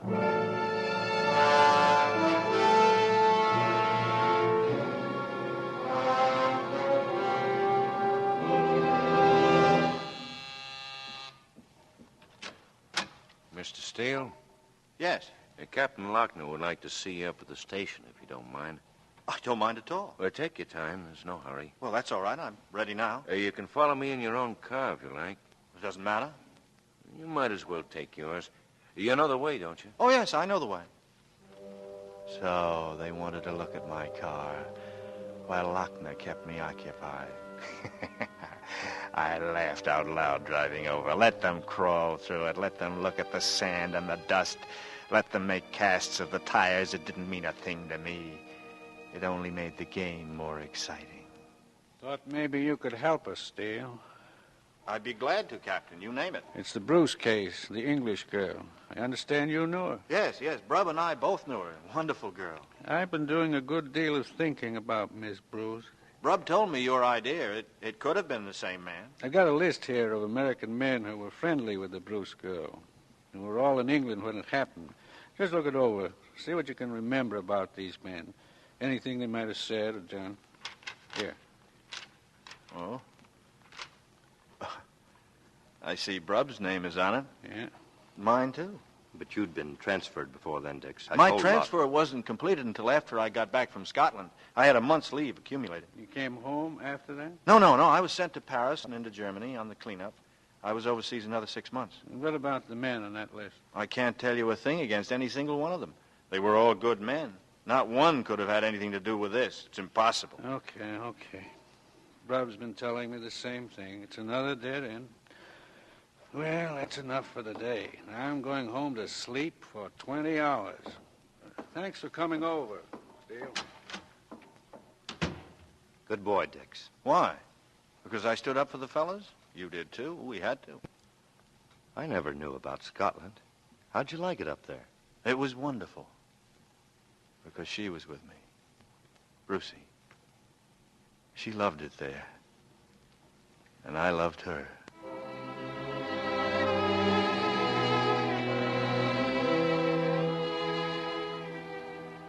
The car was where I'd left it. If the police had gone after dust, they hadn't taken much. The floor mat was no cleaner than it had been before. I went home and sat in the living room, watching it get dark, not bothering to turn on any of the lights. There were no slips, no mistakes. There had never been any. There never would be any. I'd go back east. I'd get my trunk off tomorrow by express, and then I'd go by plane. Goodbye, Brubs. Goodbye, Sylvia. Thanks for the buggy ride. But first I'd find a room. not too far away, and hole up for a few days. Once I was gone, Laurel would come back to her apartment, and I'd be waiting in the shadows. I'd take care of Laurel. I sat there in the heavy darkness, my fingers aching, my head banded by iron. There were footsteps outside. No, not Laurel. A man coming home late from the office. But she might come tonight.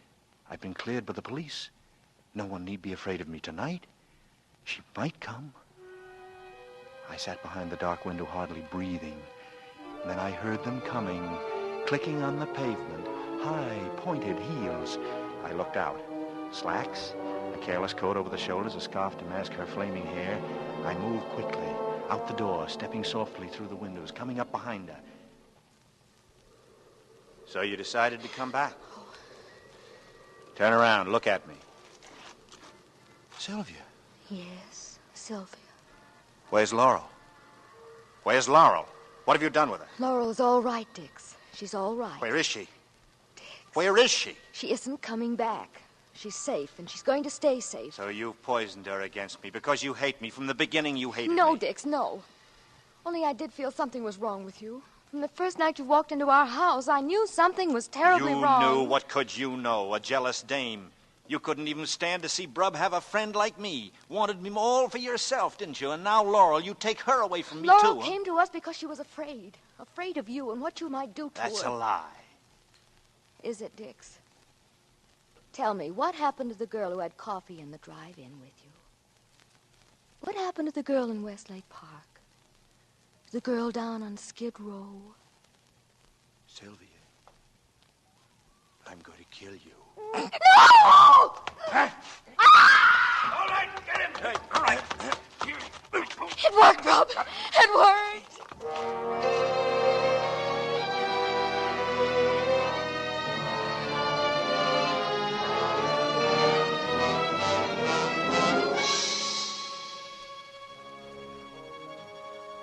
We were all in my apartment. Lochner and Brub and Sylvia. And some of the boys I'd seen from the Beverly station. They put on the lights and sat me down on the divan. And they stood around looking down at me. All of them but Sylvia. They stood between me and the chair in which she sat huddled. And Lochner was looking down to talk to me. I'm arresting you on suspicion of the murder of Mildred Atkinson. That's very funny. And suspicion of the murder of Betsy Banning. And the attempted murder of Sylvia Nicolai. Have you anything to say? Yes. I think you're crazy. Listen to me, Dix. It's no use. We have Mildred Atkinson's fingerprints in your car. There's only one way they could get there. Would you be lying? You, an old friend, just to trap me? And we have the dust. Do you know what a good lawyer could do with your precious dust? I'm not through, Dix. There's quite a bit of lint from the Atkinson girl's coat. Lint? And there are hairs from Betsy Banning's Scotty dog. We found them on the suit you took to the cleaners. But you can't think of everything, Brub. Especially when you're rushed. When your luck runs out. Dix, look at me. Why did you do it? Why? Was it because you loved Brucie and she wouldn't have you? Is that what set you off? Is that what made you do it? Brub, Why, Dix? Tell me why. Because I killed Brucie.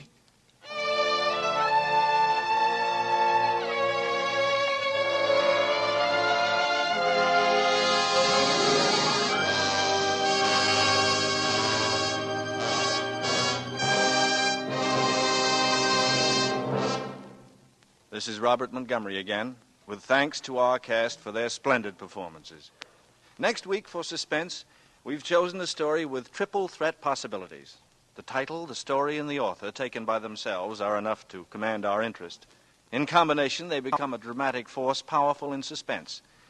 I speak of Nightmare by William Irish, a story which fuses reality with unreality in a frightening pattern of fear and suspicion. If you've ever had a nightmare, you know its impact. You know the difficulty with which you cast it aside. If you've never had a nightmare, we cordially invite you to have one on us next week, when with Nightmare by William Irish, we again hope to keep you in suspense. Good night.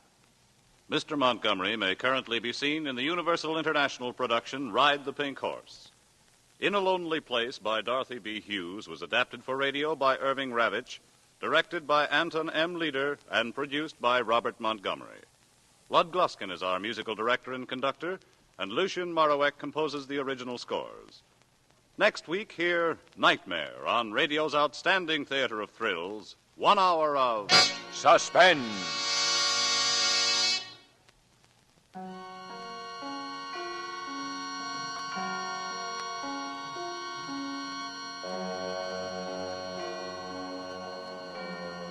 Remember to give gladly to the 1948 Red Cross Fund. This is CBS, where 99 million people gather every week, the Columbia Broadcasting System.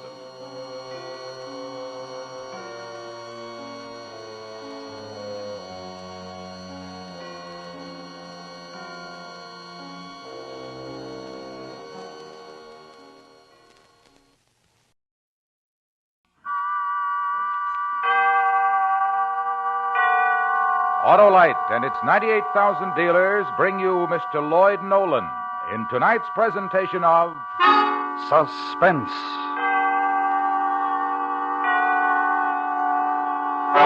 Tonight, Autolite presents a true story of crime and punishment. The fame of this actual case rests with the singular qualities of its characters. The detective is no better than ordinary, and the killer is a man without a future. The story is called The Man with Two Faces. Our star, Mr. Lloyd Nolan.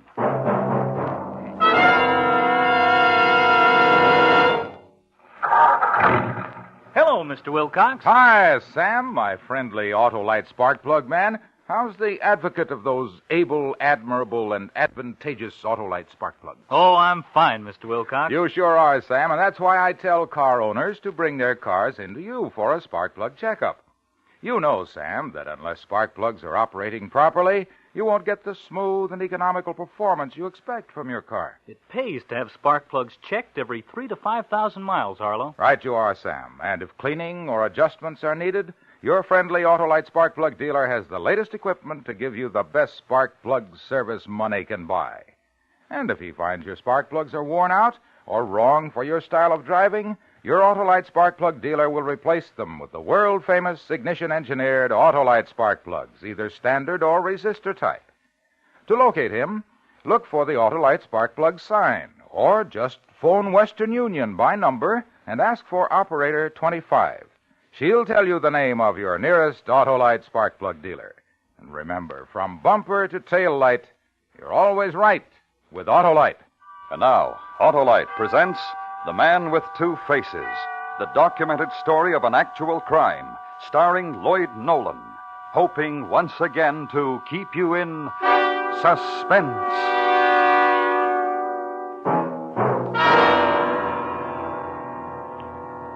They dug him up on my birthday. He was 6 feet tall and 4 feet under. It was just an accident. They were digging in a cellar, and they found the buried packing case. They hauled it out and opened it. Inside the case, they found a steamer trunk. They opened that. He was jammed inside, doubled up, his knees against his chest. All he had for company was a pile of quicklime.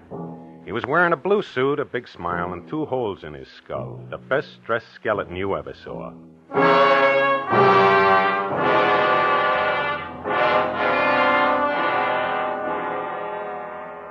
My name, Palachek, Gus R.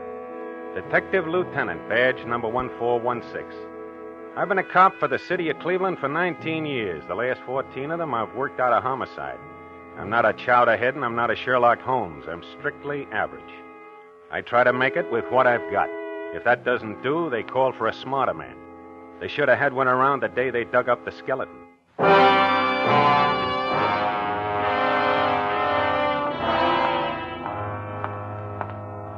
We completed our preliminary investigation at the spot where the packing case was uncovered. There wasn't much. I drove back downtown to check with the medical examiner. Hi, Sam. How's it going? Oh, hi, Gus. Happy birthday. Yeah, sure is. You about done with him? Just finished. Don't envy you. Find anything at all? No question it's a homicide. Where'd they dig him up, anyway? Basement of an empty building out on Euclid Avenue. Hey, by the way, how long would you say he's been dead? About 3 years. And they had to dig him up on my birthday. There's a few things here that might help you. What's that? Possible description of the victim. It's only partial. I figured it out from the skeleton, size of the bones, general structure. Uh-huh. What else? This piece of bridge work here. Put in a little leg work. You might find the dentist who made it. You go through the clothing? Here's the label that was sewed inside the coat. Custom tailors since 1885, 10th near Parkway. That's it. That at least 3 years. That's the way I figured, 3 years. Looks like a long hike for you, Gus. Let's hope it's not for nothing.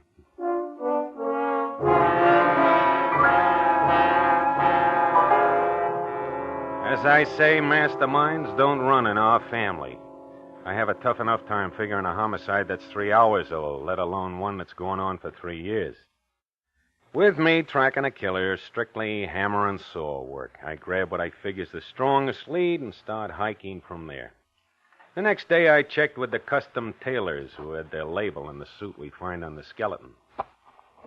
This suit here? That's right. It's got your label on it. You remember who you sold it to? What's the matter? This some kind of a joke? I don't pound the pavement for laughs. What are you talking about? Well, this isn't my suit. It's a fake. Huh? Look, in my whole life, I never made a suit like this. It's a fake. Somebody took my label and sewed it into a cheap store suit. You sure of that? Well, naturally, I'm sure. Here. Look. Yeah? Look at how it's made. This is not hand stitching. It's stitching made by a machine. Cheap store suit.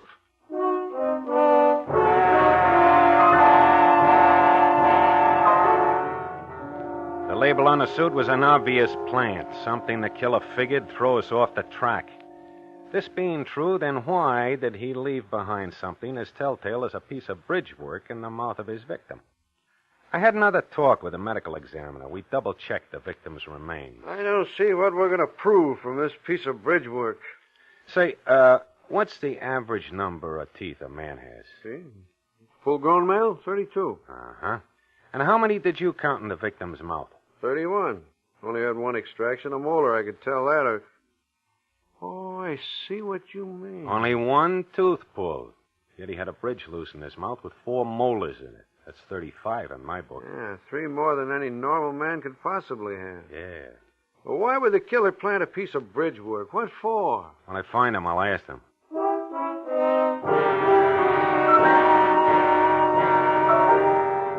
That made 2 phony plants the killer had made.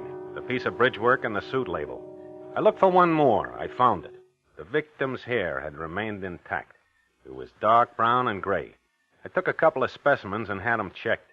Someone's playing games, Gus. How do you mean, Doc? A specimen of the dark brown hair. It's fine, silky texture. Uh-huh. Gray hair's thick, coarse. Big difference.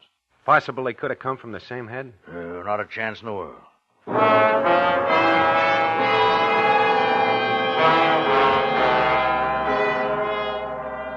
3 phony plants. The bridge work, the label, and the hair. I began to wonder about the packing case and the steamer trunk the skeleton had been found in. The trunk was a cheap, mass-produced item. 3 years' worth of mildew wrecked any chance of picking some kind of a lead from it. The packing case which contained the trunk was a little different. There was block lettering on one side of it. It spelled out the name of George Gallagher. Below that, it read Harrisburg Avenue. But where the street number would have been, the surface of the packing case had been scraped away. I started to work on the packing case angle. I had the manager of one of the factories in town that makes them look at the case. It wasn't standard size. It was a custom-made job, built to hold the murder trunk and nothing else. That's when the legwork began. Weeks of it, months. February, March, April, May. I covered every factory that made packing cases for 100 miles around. It got me nothing. I kept at it. June 5th. I checked a small box factory about 15 miles south of town. The manager's name was Higgins. Let's see now. I thought I recalled it. Oh, yeah, here it is. The same dimensions I gave you, Mr. Higgins? Exactly. An odd-sized case. That's why I remembered it. Yeah, this is it, all right. Did you take the order for it? No, Carl did. Carl Pearson. He was the other clerk. How do you mean he was? Well, Carl's dead. Poor fellow. Sick for a long time and passed away 3-4 months ago. What, do you have the name of the man who ordered the case, Mr. Higgins? Yeah, right here. It was George Gallagher. Yeah, Gallagher. And you people delivered the packing case? Uh-huh, that's right. Where? Harrisburg Avenue, number 6913.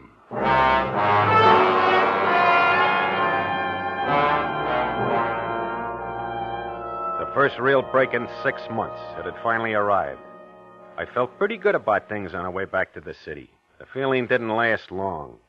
When I got to the right block on Harrisburg Avenue, I found out that the delivery address for the packing case did not exist. 6913 Harrisburg Avenue was a vacant lot. I started canvassing every house in the neighborhood. No one had seen a packing case of any size delivered anywhere near the vacant lot. It took a week of climbing stairs, pushing doorbells, before I found a neighborhood gossip who claimed that she had seen the packing case delivered. Her name was Emma Mackenzie. Why, yes, of course I remember it. I remember seeing it standing there that day. Standing where, Mrs. Mackenzie? Well, right at the front of that empty lot down the street. Large packing case. Half of it blocking the sidewalk. Oh, certainly made me mad. Well, how do you mean, man? What made you mad? Well, there were a couple of nails sticking out of the case. And on my way to the store that afternoon, I happened to pass by it, and my coat got caught on one of the nails. My good black coat. Oh, it made a terrible rip. I see. Yes. I turned to this young fellow standing next to the case, and I really told him. I remember very well. It was just last year. Excuse me, ma'am. You said last year? Yes, that's right. Happened about a year ago. Well, maybe a little longer. You're sure that it wasn't 2 or maybe 3 years ago? Oh, no, I remember distinctly. At the most, I'd say it couldn't have been more than, 14 or 15 months ago. Well, now, this young fellow that was standing next to the packing case, you happen to remember what he looked like, ma'am? Well, not in any detail, no. He was tall, though, on the thin side. And he had buck teeth, I remember that. Used foul language. About how old would you say he was? Oh, not more than 28 or 30. Uh-huh. Now, how about his hair? You remember what color it was? Why, yes, it was blonde.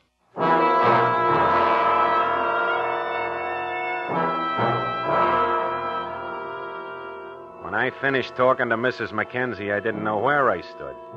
Either I was wrong about the killer's hair being dark brown or gray, or else there was more than one man mixed up in the homicide. And more important, the case was only 1 year old. So somewhere along the line, the medical examiner made a mistake, a big one. Maybe it was the quicklime that threw him off, I don't know. The important thing was he was wrong. So the basement of the building wasn't vacant at the time the body was buried. I checked back with the owners of the building and found out that at the time it was occupied by a laundry that had since gone out of business, the White Star Laundry. The owner and manager turned out to be a Myron Wagner. I finally located him at his home in the south end of the city the night of the 4th of July. It was a big gray house set well back off the street. Wagner was an Austrian immigrant, pleasant, cooperative. I interviewed him in the dimly lighted living room. It was a hot night. Outside, you could hear the kids with their fireworks. What can I do for you, Lieutenant? Well, it's just a couple of questions for you, Mr. Wagner. Try not to hold you up. Oh, that's all right. I'm not going anyplace. What is it you wanted to know? You owned and operated a laundry in the basement of a building downtown on Euclid Avenue. Is that right? Yes, that's right. We're out of business now, though. Have been for some time. You closed down about 12, 14 months ago? Yes, that's right. We didn't have much luck. Now, I'd like a straight answer, Mr. Wagner. Did you ever know a young fellow by the name of George Gallagher? Mr. Wagner? Yes, I know the boy. I guess I should say I knew him. You tell me anything about him? Well, he came to me one day asking for a job, George did. I thought he was a nice-looking fellow. He was tall and blond and clean-looking. I hired him as a night watchman in the laundry.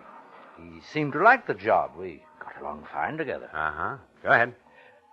But then, one night, I went back to the laundry to get my briefcase. There were some tax papers in it I wanted. After I got them, I went down to the basement to say good night to George. He met me on the stairs, a crazy look on his face. I didn't know what's wrong with him. I didn't know if he was drunk or what it was. What'd he do? Oh, yeah, he screamed at me. Go back. Don't come any further. Come down here and I'll brain you. Well, I got out as fast as I could. I thought he'd been drinking. You happen to see what he was doing down in the basement? No. He had a shovel in his hands. That's all I remember. All right, what happened? You fire him? Oh, I didn't have the chance. He left that night. He never came back. Did you read in the paper about the body that was dug up from the basement? Yes. You think Gallagher's responsible? Well, I don't know what else to think. Oh, I can never forget it. He came up the stairs toward me, screaming at me, holding that shovel, screaming. And his hands. Yeah? Both his hands. Covered with blood.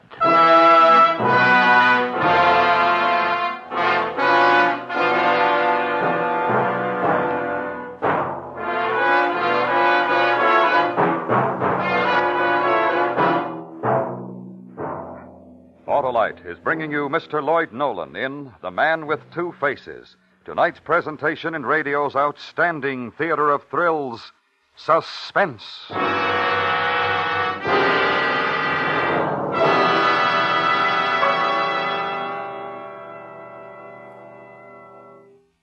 Say, Harlow, you want smoother performance, quick starts, and double spark plug life? I sure do, Sam, and I know you're talking about the outstanding advantages of the Autolite resistor spark plug, the greatest advancement in spark plugs for automotive use in the past 20 years. I sure am, Harlow, because... Because the Autolite resistor spark plug is original equipment on many leading makes of our finest cars, and, like the complete line of ignition-engineered Autolite spark plugs, is famous throughout the world for quality and performance. And you get something extra with the Autolite resistor spark plug. And that's the exclusive Autolite 10,000 ohm resistor built right into every Autolite resistor spark plug to make possible such extra advantages as smoother performance, quick starts, and double spark plug life.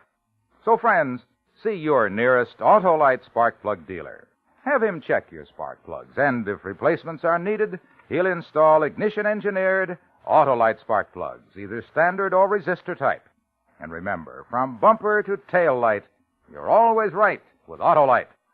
And now, Autolite brings back to our Hollywood soundstage Mr. Lloyd Nolan in Elliot Lewis's production of The Man with Two Faces, a true report well calculated to keep you in suspense.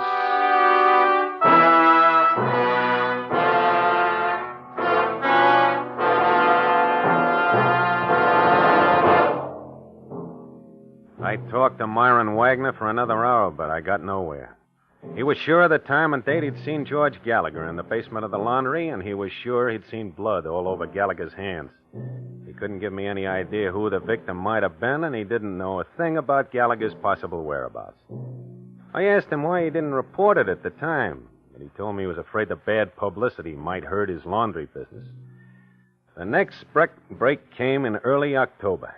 We found a pawn shop in the downtown area that had loaned $20 on a watch to a George Gallagher almost 22 months before. The watch had never been redeemed. It had a name engraved on its back, Albert L. Henderson. The city directory had an A.L. Henderson listed at a Hanford Street address. I checked it out. A dark-haired woman who identified herself as Mrs. Henderson answered the door. After the preliminaries, I showed her the watch. Yes, my husband's watch. Where did you get that? Where's your husband now, Mrs. Henderson? Is he home? No.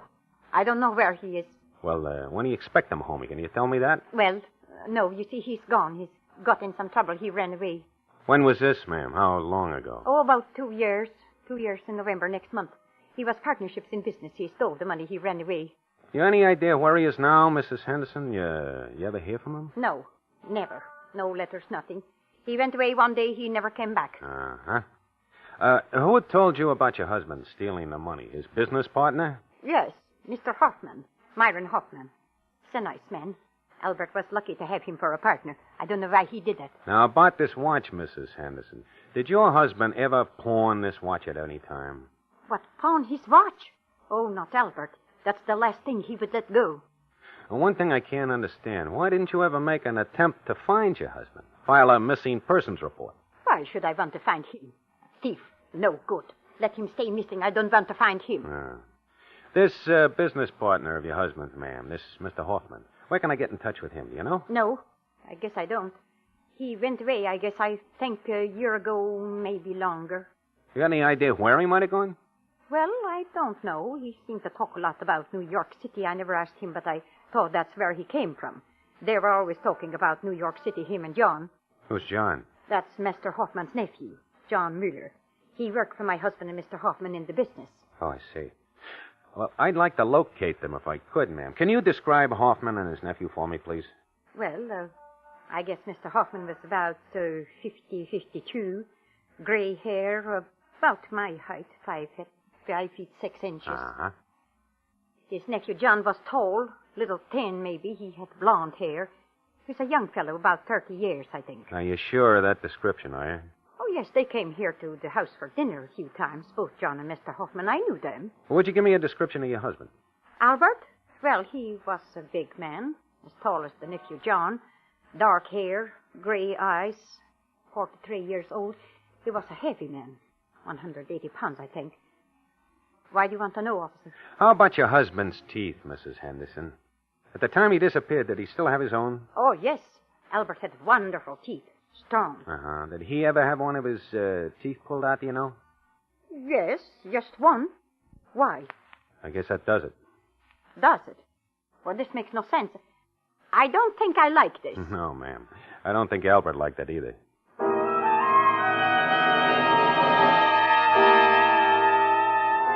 The next day, we got out an all-points bulletin on Myron Hoffman and his nephew, John Mueller, alias George Gallagher. We finally tied in the last piece of evidence. The day after, I took a train for New York City. I spent the better part of a month there. Legwork, phone calls, more legwork. It didn't go for nothing. December 13th, I took the train back to Cleveland. Next morning, I checked in with Captain Rogers in charge of homicide. Palachek? How'd it go? Good trip? Tired. I think we made the grade, Captain. Oh, what's the story? I got enough here to start a novel. Here's page 1. Yeah? Mr. Henderson's business partner, Myron Hoffman. He's from New York, all right. He's got a record there long as your arm. Bunco, forgery, narcotics, grand theft, robbery, everything but murder. Here's a collection of his mugshots. Oh. None of them too recent. No, I know. That's the only drawback. Last one taken 12 years ago. It's pretty interesting, though. Here, take a look at those profile shots. Yeah. All the difference in the world. See? Left side of his face. How about that, huh? Looks pious enough to pass for a saint. Huh. Queer one. Put it next to his right profile shot of him. You'd swear it wasn't the same man. Looks like the worst thief in the world. It's not a bad advantage, huh? Saint on one side, thief on the other, 2 on 1. Well, what does it mean? All right, let me lay out the rest of it. Now, this Hoffman's nephew, John Mueller, he used that George Gallagher alias. Yeah. I found his sister. She told me she hasn't seen her brother for 3 years. Mm-hmm. So I took a flyer. I got the name of Mueller's dentist from his sister, looked him up, showed him the bridge work we took off the skeleton. He identified it. He made it for John Mueller, Gallagher, 5 years ago. All right. Oh, where does that leave us? I'm still guessing. Now, nobody gives up their bridge work, not without a struggle, anyway. I think we got another body to look for. Yeah, fair guess. Hoffman and his nephew killed Henderson. Then Hoffman killed the nephew, took his bridge work, planted it on Henderson's body, and buried it. Anything to throw us off the track. That's my guess. The owner of the laundry, Myron Wagner, that story of his about the blonde kid, the shovel, blood on his hand, kind of makes a liar out of him, doesn't it? No big change. What do you mean? He was a liar long before we met him.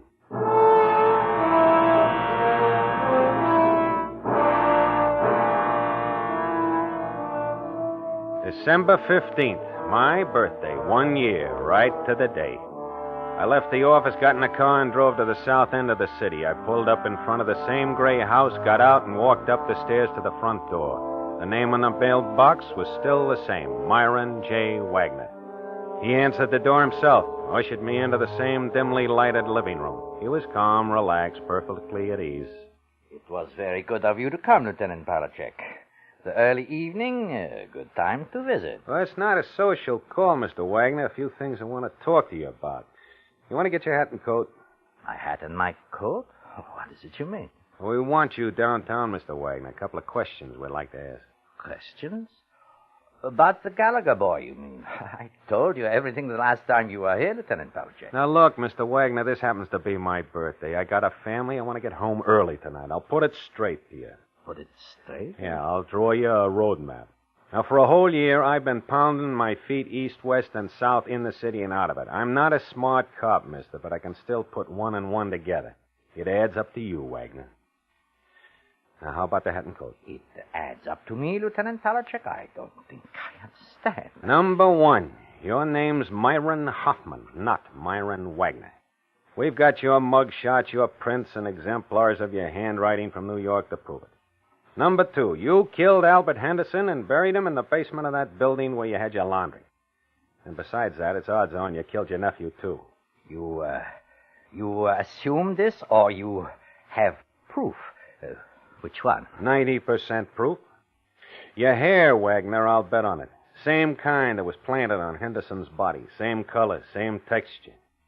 There's a bum bet, mister, right from the start. Why'd you try?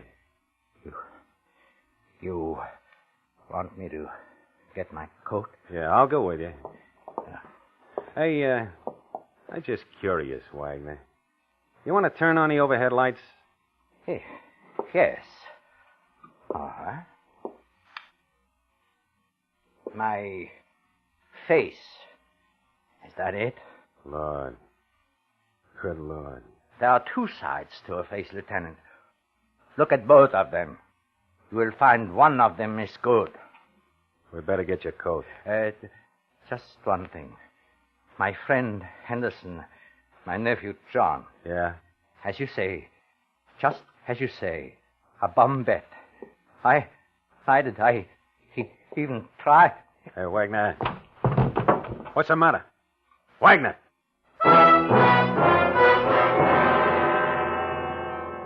The deputy coroner got there a half an hour later. He ran a fast check on Wagner, and he put his money on a heart attack. The autopsy confirmed it. Later on, I tried to explain what it was like. I mean, standing there and watching Wagner's life suddenly drop out of him. He turned to start for the door when his hands went up to his chest. I reached for him, but not in time. He straightened out on the floor. That's when I noticed his face.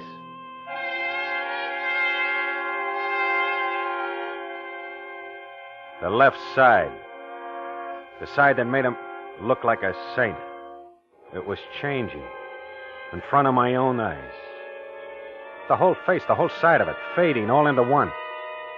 Like a thick brown stain over the skin. The same look as the right side of the face. Dirty, dark, twisted. It was all there. It was frozen into his eyes and his mouth.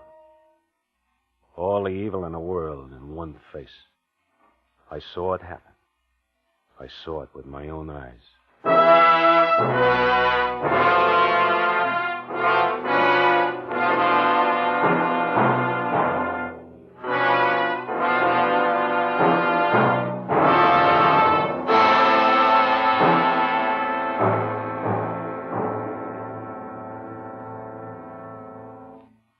Suspense. A true story presented by Autolite. Tonight's star, Mr. Lloyd Nolan. This is Harlow Wilcox speaking for Autolite, world's largest independent manufacturer of automotive electrical equipment. Autolite is proud to serve the greatest names in the industry. They are members of the Autolite family, as well as are the 98,000 Autolite distributors and dealers in the United States and thousands more in Canada and throughout the world.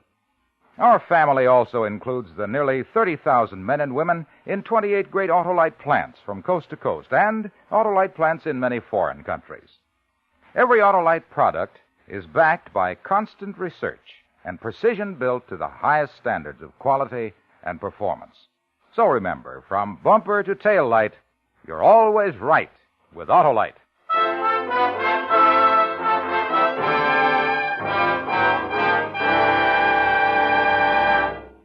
Next week, the story about a group of brave men who risked their lives in a desperate effort to save their fellow men. The true story entitled Arctic Rescue. Our star, Mr. Joseph Cotton. That's next week on Suspense.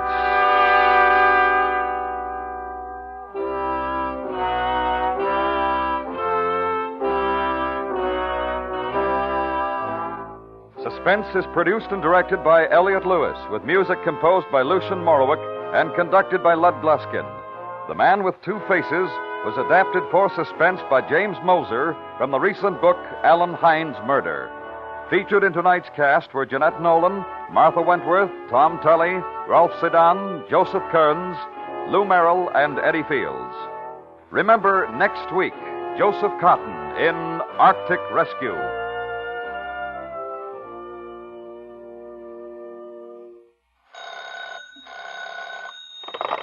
You can buy Autolite resistor or standard type spark plugs, Autolite stay full batteries, and Autolite electrical parts at your neighborhood Autolite dealers. Switch to Autolite. Good night.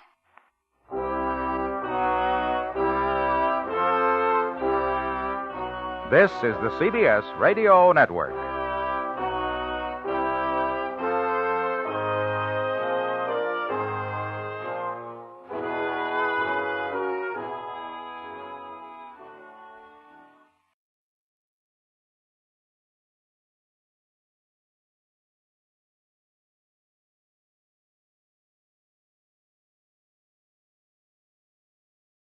Now, the Roma Wine Company of Fresno, California presents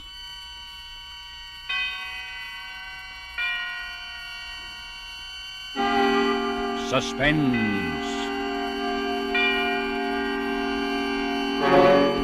Tonight, Roma Wines bring you from Hollywood Miss Bonita Granville as star in Bank Holiday, a suspense play produced, edited, and directed by William Spear. Suspense is presented for your enjoyment by Roma Wines. That's R-O-M-A, Roma Wines. Those excellent California wines that can add so much pleasantness to the way you live, to your happiness in entertaining guests, to your enjoyment of everyday meals. Yes, right now a glassful would be very pleasant as Roma Wines bring you a remarkable tale of suspense. And with Bank Holiday and with the performance of Bonita Granville, Roma Wines hope indeed to keep you in suspense.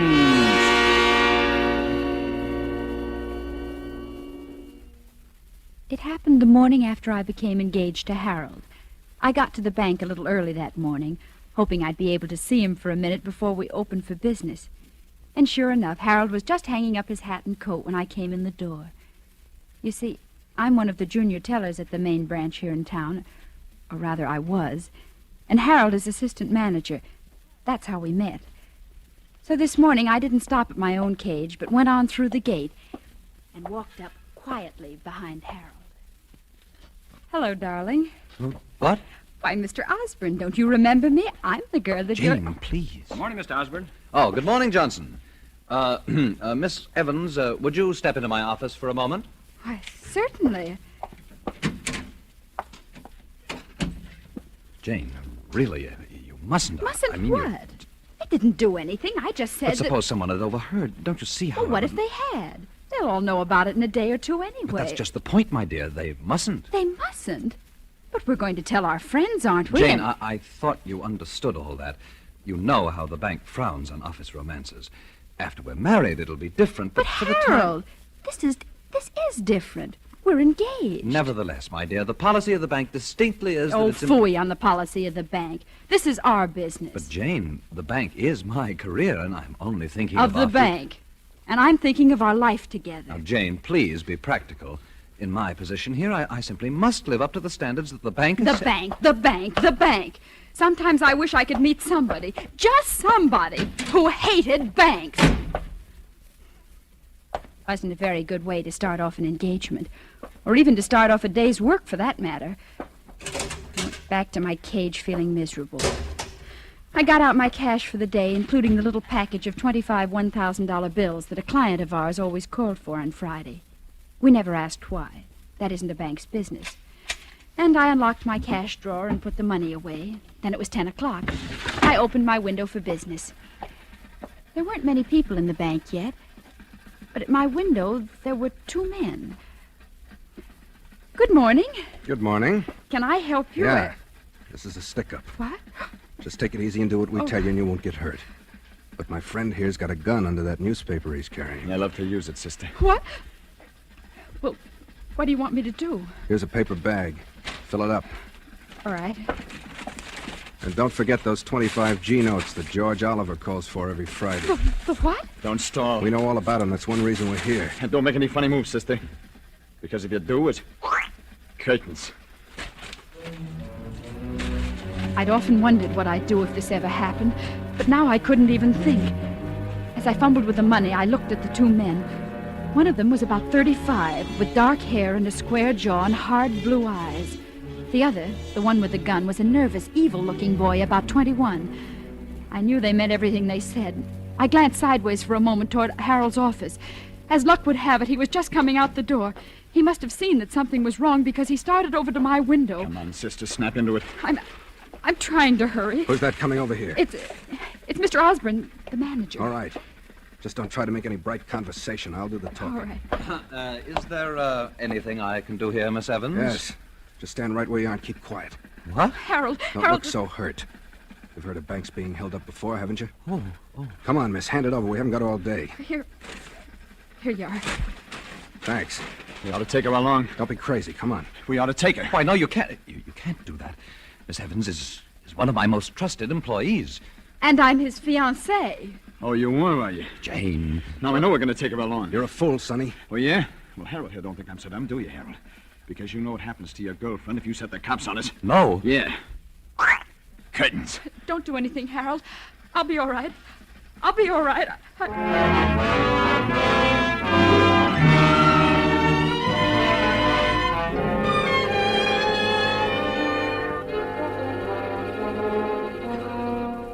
For suspense, Roma Wines are bringing you a star, Bonita Granville, whom you have heard in the first act of Bank Holiday by Robert Richards, which is Roma Wines' presentation tonight of Suspense.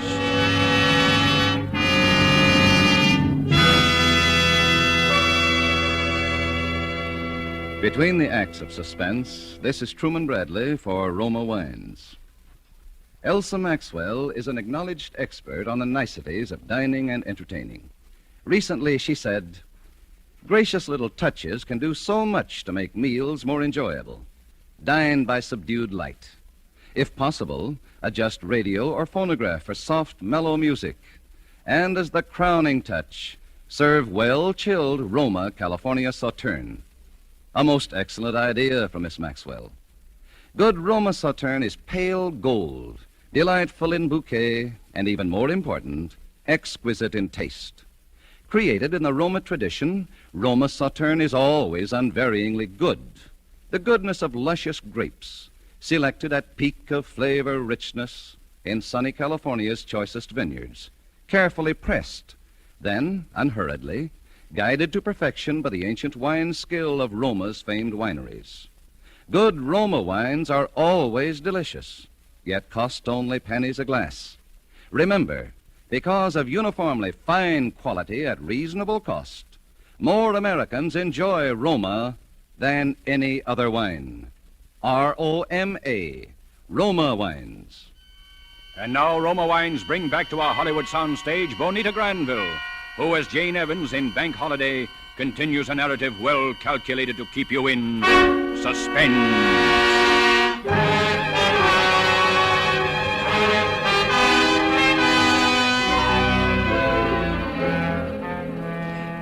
Why would I tell a couple of bandits who came in to hold up the bank that I was engaged to Harold, particularly when Harold was the manager of the bank?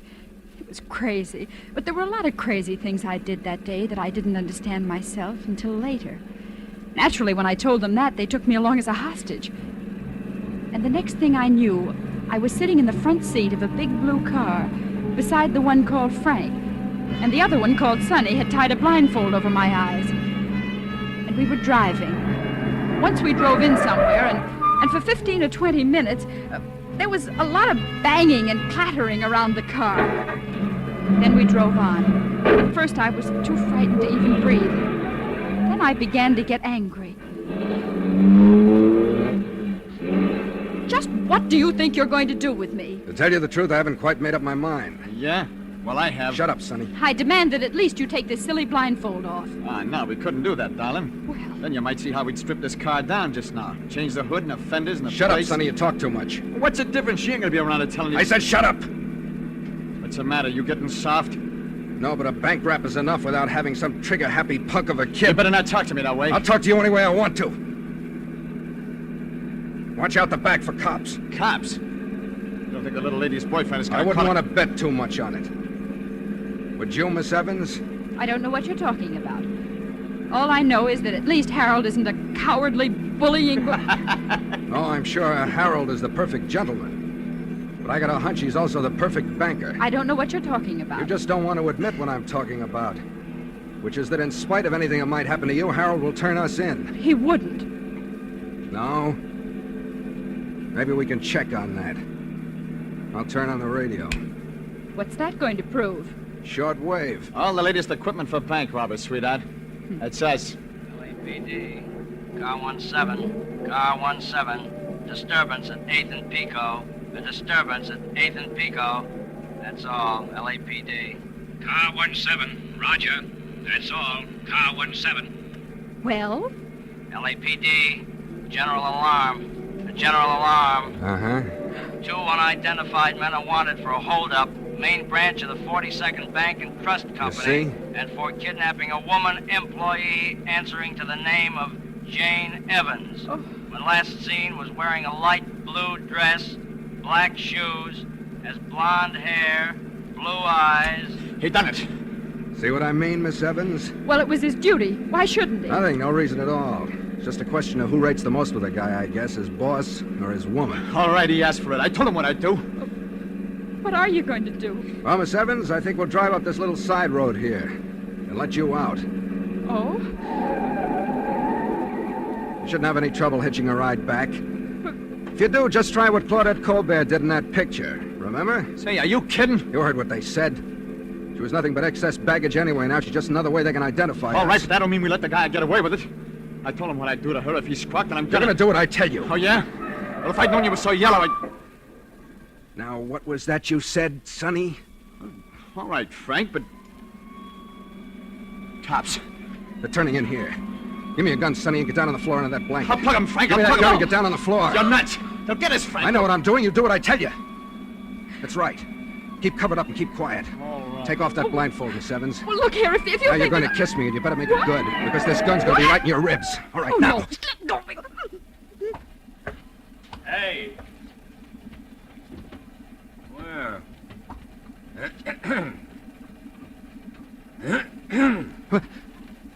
Oh, you kind of startled me, officer. What are you doing here?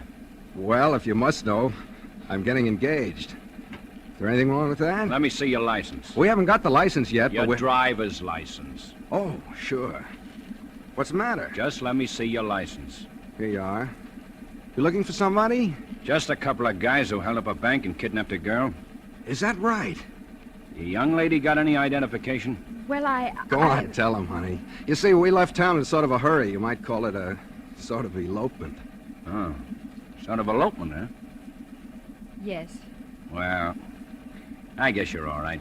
But you know, you shouldn't be parking in here in the broad daylight like this. Yeah, but you know how it is. Sure. I know how it is. You can come up for air now, Sonny. They'll leave it. Are you sure? Yeah. Well, Miss Evans, I'm afraid that under the circumstances, you'll have to put up with our company a little longer. It wasn't as bad as all that, was it? Well, was it? She slaps him right in the voice. Does that answer your question? Yeah. I guess it does. That was crazy, too. Here I was, my life completely in this big ape's hands, and I had to slap his face. I knew I'd made him angry, and what was even more dangerous, I'd hurt his pride. But there was nothing to do about it now. For a long time, we just drove along, and nobody said anything. We were crossing a stretch of desert, heading toward a mountain range, and had just passed through a little town. I saw the car pull out of a side road as we flashed by, but neither of the two men did. And all of a sudden, my mind began to race. thinking that maybe now was coming my chance to escape, wondering what I could do, and then my blood ran cold again. The way they were talking. Still heading for the same place, Frank? Yeah. Mom place? That's right. What about Miss Spitfire here? I'll take care of that when the time comes. She knows too much. That's right. Hey, if I thought you was getting soft, Frank. What would you do? Well, you know what we gotta do, don't you? Yeah? Where? Not right out here in the open desert. That's a cinch. The mountains? Yeah, maybe the mountains. Maybe? There better not be no maybe. Cops again. Look right behind us. Yeah. Those others must have got to thinking things over. Cops in the middle of the desert. No one in sight for miles. What are you talking about? I'm talking about this. Sonny! I've been wanting to do this all day. You crazy fool! Who's crazy? We get them before they get us, that's all. Hey, they're shooting back. They know they got a fight in their hands now. So have we. Shoot at their tires, you hear? Okay. Oh, hey, they hit us. And that's not supposed to happen the way you saw it in the movies, huh? You. Me? Yes, you. Get down on the floor. Well, what are you going to do? There's only one thing to do now. Drive light.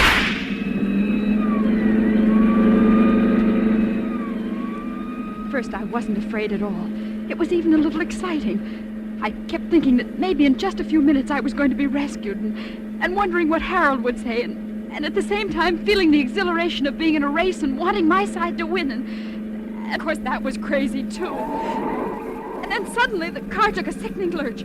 I scrambled up onto the seat again. We were out of the desert now, climbing a long, winding hill that twisted up toward the mountain. The police car was falling behind, but it was still following us.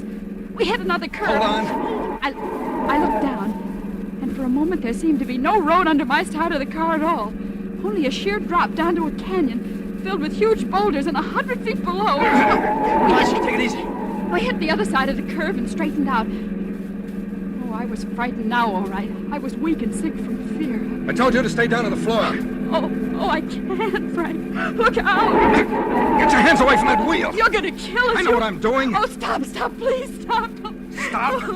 That might be all right for you, lady, but it wouldn't be so good for me. Oh, I'm afraid. I'm so afraid. Take it easy, kid. Take it easy. Close your eyes. Like you do on the roller coaster. You'll be all right. Oh, I'll be killed. What do you think I'm running for instead of fighting? Just so nobody will be killed, not even cops. Frank, look out. Keep away from that wheel, I told you. Look out. Keep away. I hate to do this, but...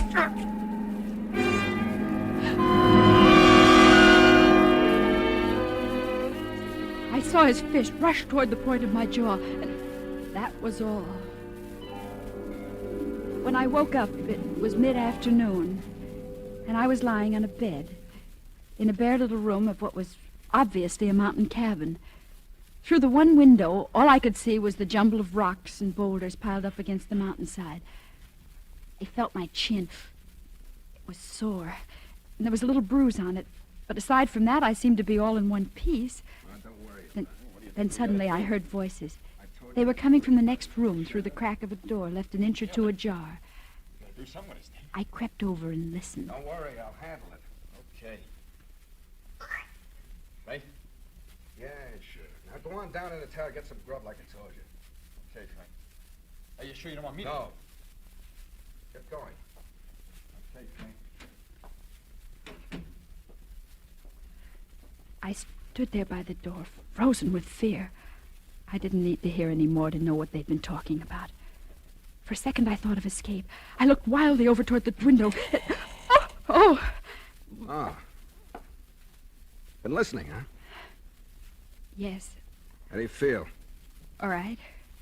Oh, I'm glad to see you're up and around. Why? Because it's against your principles to kill women who are unconscious? There's a path down the backside of the mountain that leads into the main highway. It's 4 or 5 miles long and pretty rugged, but you ought to be able to make it before dark if you hurry. Oh. Does that answer your question? Yes.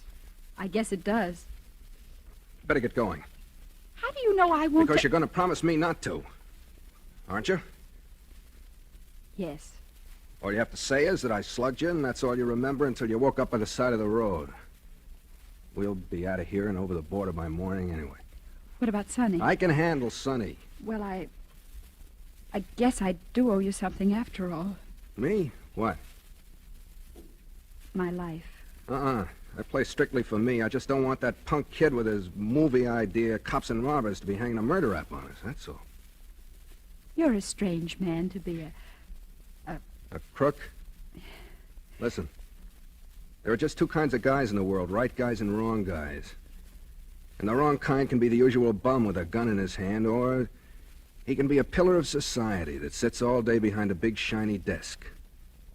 He can be kind to his mother and nice to little kids and have a lot of fancy excuses and reasons he gives himself. Or just no reasons at all, like me. But a wrong guy is still a wrong guy. He's no good. Well, thanks anyway. You better get going now. By the way, I'm sorry I hit you. That's all right. I guess I had it coming. I'm sorry I let you get into this mess in the first place, but But what? that kiss. I meant that. Did you? Yeah. Frank, so did I. Jane. Frank! They must have trailed us here after all. Frank, the cops! Yeah. I saw him down ahead of me on the turn of the road. I just had time to turn around and get back. You still got the dame, huh? Yeah. I was hoping you hadn't done nothing yet. She's about the only ace we got left. Take the south window, I'll take the west one. Yeah. Don't try to go knocking them off, it'll only make it worse. Just keep them covered so they can't rush us. Oh, yeah? But if I got a clean shot at one of them... You do what I tell you! Can you see them? Sure, they're down behind the big rocks. That's as far as they can get. That's as far as they could get even if they had an army, until it gets dark. All right, we can turn the car headlights on them. They'd only shoot them out. We can hold them, Frank. We got enough ammunition to But hold you can't eat ammunition. Oh. Maybe they can't get up, but we can't get down either. We can't stay here forever. Well, they ain't gonna take me alive. They'll never take me alive as Stop long it, as will you? Try using your head for a change. What? The phone. Yeah. Frank, what could that be? I don't know. The boys seem to have stopped the artillery barrage, too. Oh. Don't answer it. What's the difference? You don't think we're going to kid anybody that we're not home, do you? Yeah? Oh, yeah. Uh-huh. Yeah, she's here. Hmm? Sure, she's all right. Frank, who is it? It's your boyfriend, Harold. Harold? He came with the cops. He's on the Forest Ranger's emergency call box just down the road. Let me talk to him. Worried about him? No, it isn't that. But let me talk to him. Sure, go ahead. Harold? Oh, yes, so am I. Oh, no, nothing like that. They've been quite all right. Yes, of course they are. No, there's nothing to prevent them from killing me any time they want to. Listen, Harold, all you care about is getting the money back. And me, isn't it? Yes, I know. All right, wait a minute. Frank, you said you were near the border. How long would it take you to get there? Couple of hours, one would put us in the clear. Would you give them back the money and me? Will the cops go for a deal like that? They got to. Harold, what's getting dark got to do with it? Well, of course you can't storm the place and expect to find me alive. Now listen, they'll give back the money. Yes, I'll bring it down myself. But you've got to give them an hour's start. Oh, well, you can just say that they rescued me and the money, but the men got away. Oh, no, Harold, nothing like that. No, you've got to promise me, Harold, on your word of honor, your solemn word of honor.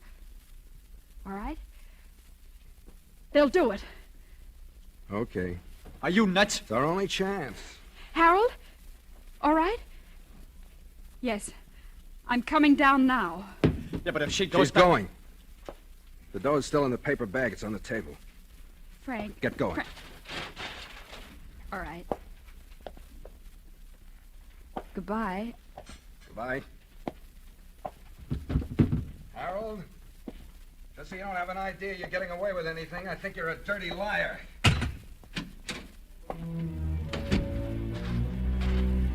I hardly heard and didn't even think about it. I was so relieved and still so bewildered by everything, running down the hill with a paper bag of money clutched in my hand. And then I saw Harold crouching behind a rock, and then some policemen, and then I was around the bend, and they were all running up to me, and I threw myself into Harold's arms. Jane, dearest, you are all right. I'm all right, Harold. Here's the money. Oh, well, yes. Yes, it's all here. All right, officer. Okay, Chuck. Let him go. Come, my dear. Harold, what is Tear gas. Tear gas? Oh, it's quite harmless, really. And But Harold, tell them what we promised. Oh, I'm afraid of it. It's out of our hands now, my dear. Harold, you promised. You gave me your word of honor. Well, of course I did, but you didn't think You that knew! You knew all the time! Well, you planned to... Stop it! Stop it! Please, my dear, you're over. Let go of me! Let go of me! Stop it! Stop it! Stop it!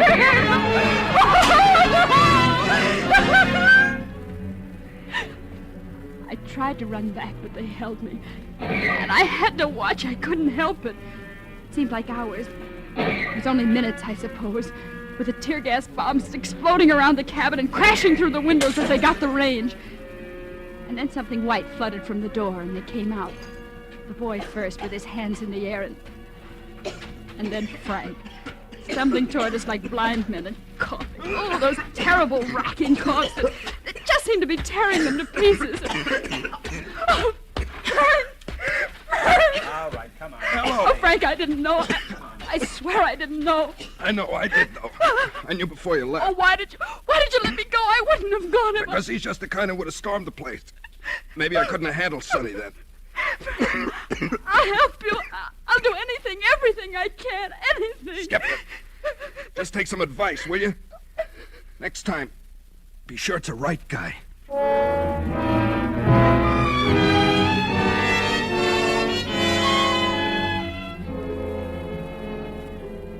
Yes, it's funny. It's like he said. People can be honest and dishonest in so many different ways. I got to the bank early the next morning, too. Harold was already there waiting for me. Hello, darling. Hello? I'm so glad you're here early. There are some things I wanted to talk over with you. You know, you're quite the heroine now. Am I? Oh, yes. And you know, I've been thinking, perhaps I was a little too conscientious yesterday, about our marriage, I mean. I think perhaps you were right after all. We ought to tell... Harold, about our marriage. Yes? There isn't going to be any marriage. Isn't going to be any? I found out something about a girl getting married, Harold. Marriage is something you do second. Do second? Yes. First, you find a right guy.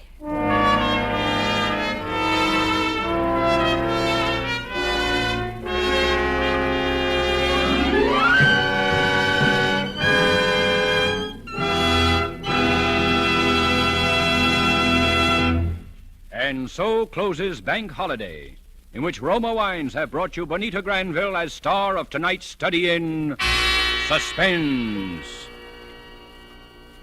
This is Truman Bradley with a word for Roma Wines, the sponsor of Suspense. During the warm weather, nothing tastes quite so good as a tall, frosty Roma wine and soda. And as Elsa Maxwell recently remarked, serving Roma wine and soda is smart 1945-style hospitality. You'll find this delightful iced drink as refreshing as it is delicious. Yes, and Roma wine and soda is so easy to prepare. Half-filled tall glasses with Roma California Burgundy or Sauterne. Add iced cubes and a bit of sugar. And for a decorative touch, garnish with cherries or fruit. Here's another suggestion. For a delightful aperitif, sip delicious Roma sweet vermouth, well chilled. Zestful, full-flavored Roma vermouth, both sweet and dry, is blended and developed with all the traditional winemaking skill of Roma wineries, is made and bottled in the heart of California's famous vineyards, yet surprisingly low-priced. Try Roma vermouth soon, won't you? Next Thursday, you will hear Norman Lloyd and Mark Humboldt as stars of Suspense. Presented by Roma Wines. R-O-M-A. Made in California for enjoyment throughout the world.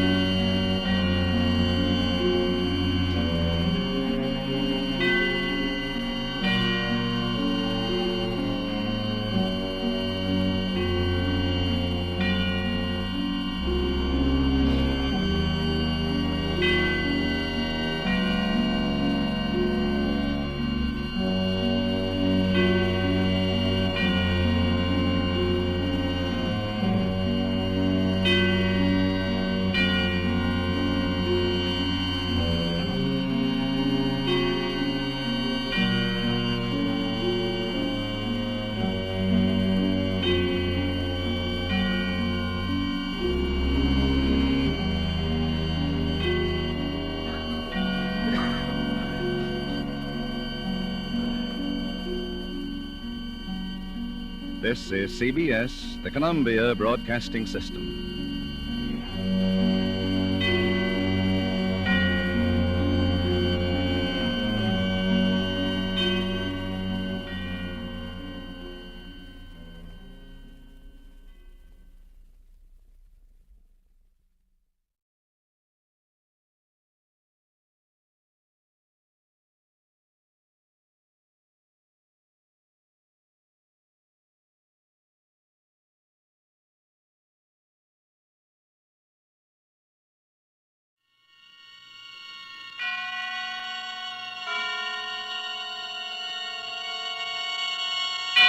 Now, Autolite and its 60,000 dealers and service stations present Suspense.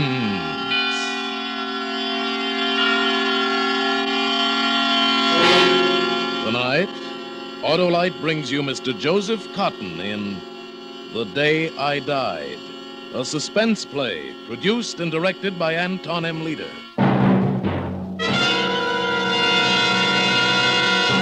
Friends, the 4th of July weekend is coming up with a lot of reckless weekend driving. So remember, take care, don't take chances. Reckless driving can put you in a spot you can't pull out of.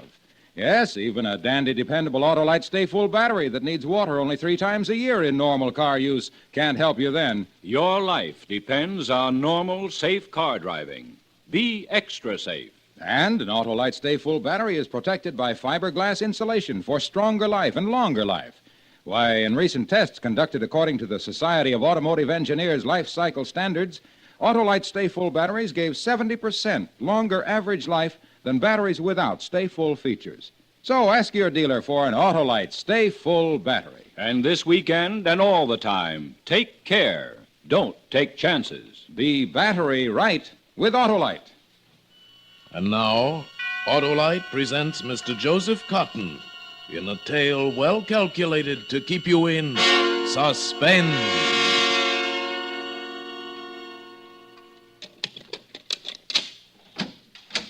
Good morning, Leslie. Good morning. Why is that window open? It's getting stuffy in here, and I told you to keep it closed. You might be seen from the street. I haven't gone anywhere near it. No one Don't could... argue with me, Wells. Keep that window closed. And the shade down. Now, just a minute. I'll give the orders around here. You're still my wife, Leslie, and this is still my house. You're forgetting something, aren't you, Wells? I'm not your wife. I'm your widow. And it's been my house ever since the day you died.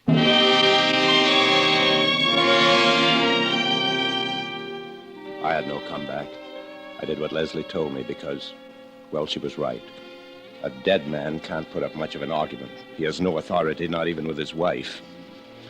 Things had been different once. I had money, power, and there was nobody in the world who would have presumed to tell Wells Galloway what to do. But that was before a certain evening in July up at Lake Latimer. That was before Red Tuttle, my law partner, paid me a visit at my cabin up there. In other words, that was before the day I died. I was alone. I'd gone to the cabin to be alone, to try to figure things out. The money was gone by that time. I'd thrown it away, hundreds of thousands of dollars in good living and gambling. And in a sense, Leslie was gone, too. Oh, she was still my wife, but the man she loved was Norman Vail. And I knew it, and she knew I knew it, and she didn't much care. So this time I'd come up to the cabin without my rifle because I wasn't planning to do any hunting. But I brought along a revolver for reasons I didn't admit to myself. And I left it lying on the table in the living room. I was staring at it that evening when I heard the cab from the village stop down on the highway. It was still a little light, and I saw a shock of flaming red hair on the path between the trees, and I knew my partner was going to honor me with his presence. I thought I knew why, too, and I wasn't wrong. I couldn't believe my eyes, Wells. I still can't believe it. I came all the way up here just to hear you say it isn't true. You wasted your time, Red. It is true. But good Lord, man, we were appointed trustees of that estate. Taking those bonds was a criminal act. Why did you do such a thing? I needed the money. Well, I hope you're ready to pay it back before the heirs get wind of it. I'm not. I haven't got a cent. Then what are you going to do? I don't know yet. You certainly don't expect me to... Is that what you're thinking, Wells? It is, isn't it? Well, I'll be hanged if I'll do it. I'm not going to take a beating to cover up for you. You cash those bonds and you'll make them good. Oh, go away, will you, Rad? What? I said go away. I don't care what you do about those bonds. I've got more important things to worry about. Like your wife, Wells? Well, don't expect any pity from me there, either. I'm not asking you for anything. You're responsible for losing Leslie. No man could treat a woman the way you've treated Leslie and get away with it. Why, you made a slave of her. You practically locked her up in your house. Now, I think you'd better go away, Red. I'll go when I get the money to buy back those bonds, not before. Oh, for the love... Here's my ring. Here's my watch. Take them. They ought to be worth something. Take them, and get out. I'll take them, Wells, but it's not enough. It's all I've got, I tell you. Now, leave me alone. All right. But when I leave here, I'm going to the police. Police? Yes. If you think I'm going to suffer for your mistakes, you're wrong. I'm going to bring charges against you before the Prescott heirs start prosecuting the firm. Why, you dirty... That was another mistake, Wells. I won't take that either. He was stronger than I. His blow caught me on the chin, and I went staggering across the room. I crashed against the mantel above the fireplace. The kerosene lamp had been burning there. It toppled off and fell on the floor, but I hardly noticed it. My eyes were on something else. On that revolver that lay on the table by the window. I don't remember picking it up. I only remember how it felt in my hand. Wells! No, Wells! Put it down! Wells!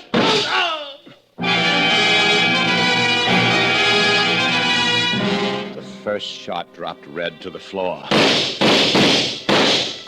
But I kept on firing because I couldn't stop. This was power again, the power to kill, and I loved it. But not for long. With the last bullet, the spell was broken, and then was when the fear came.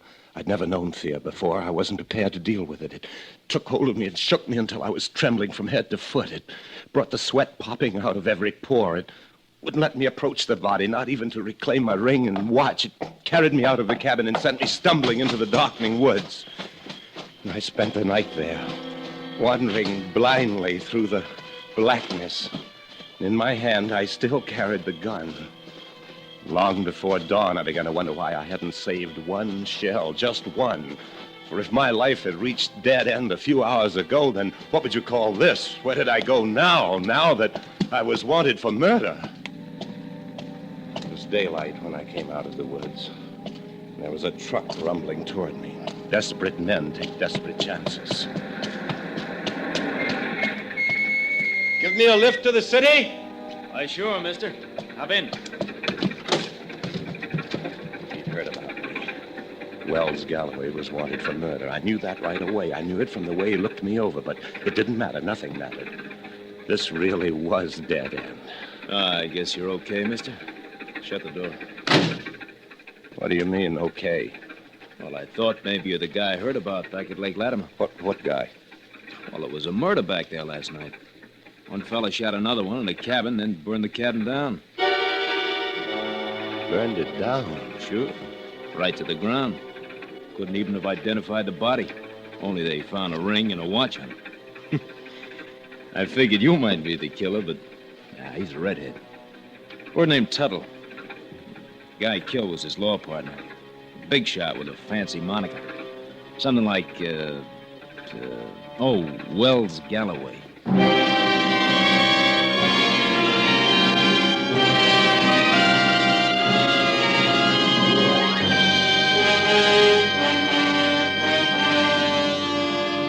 For suspense, Autolite is bringing you Mr. Joseph Cotton in radio's outstanding theater of thrills, Suspense.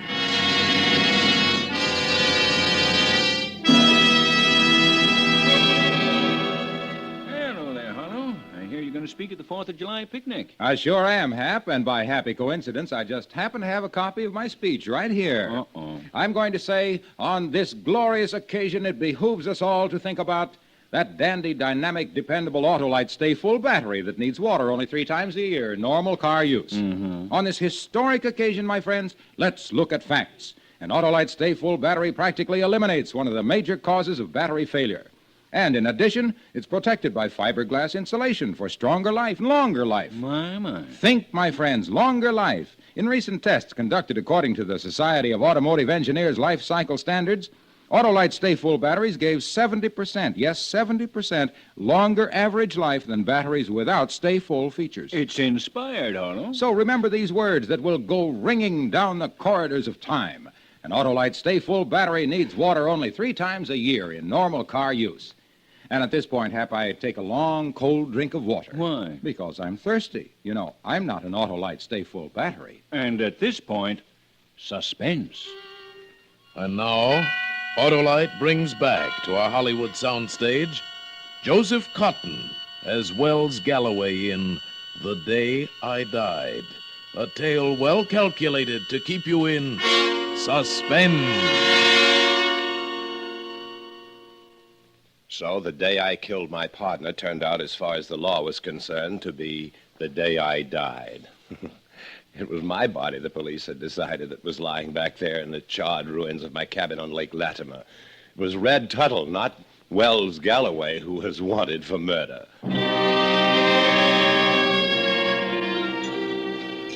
The truck driver dropped me on the outskirts of the next city. I went into a barbecue joint, sat down at the counter, and pieced the story together. The kerosene lamp I'd knocked off the mantel, that was what had started the fire, and it was the ring and the watch I'd given Red that enabled the police to identify the body that had been burned beyond recognition, to identify it as me, Wells Galloway. That much was clear. But what wasn't clear was what to do about it. What's the next step after you've been pronounced dead? Here's the eggs, fella. Nice day, eh? Yeah. Yes, sirree. Beautiful day. Kind of day it's great to be alive. He made me see the point, the man behind the counter, the point I'd been missing. It was great to be alive, especially if everybody thought you were dead, especially if the life you'd been living had reached an impasse and you were broke and your wife was in love with another man and you were wanted by the police and your only hope lay in a chance to start over, to start from scratch. That's what they were giving me, handing it to me on a silver platter, a fresh start, a clean slate. I was dead. Now I could begin living again. Well, now, let's see. Orange juice, 2 eggs, bacon, coffee, eh? That'll be 80 cents, please. 82 with tax. But that was another point the counterman made me see. Subtract 82 cents from $50 and you get $49.18. Not much to start a new life on, not when you're used to big money. And big money was the only thing that would make a new life worth living.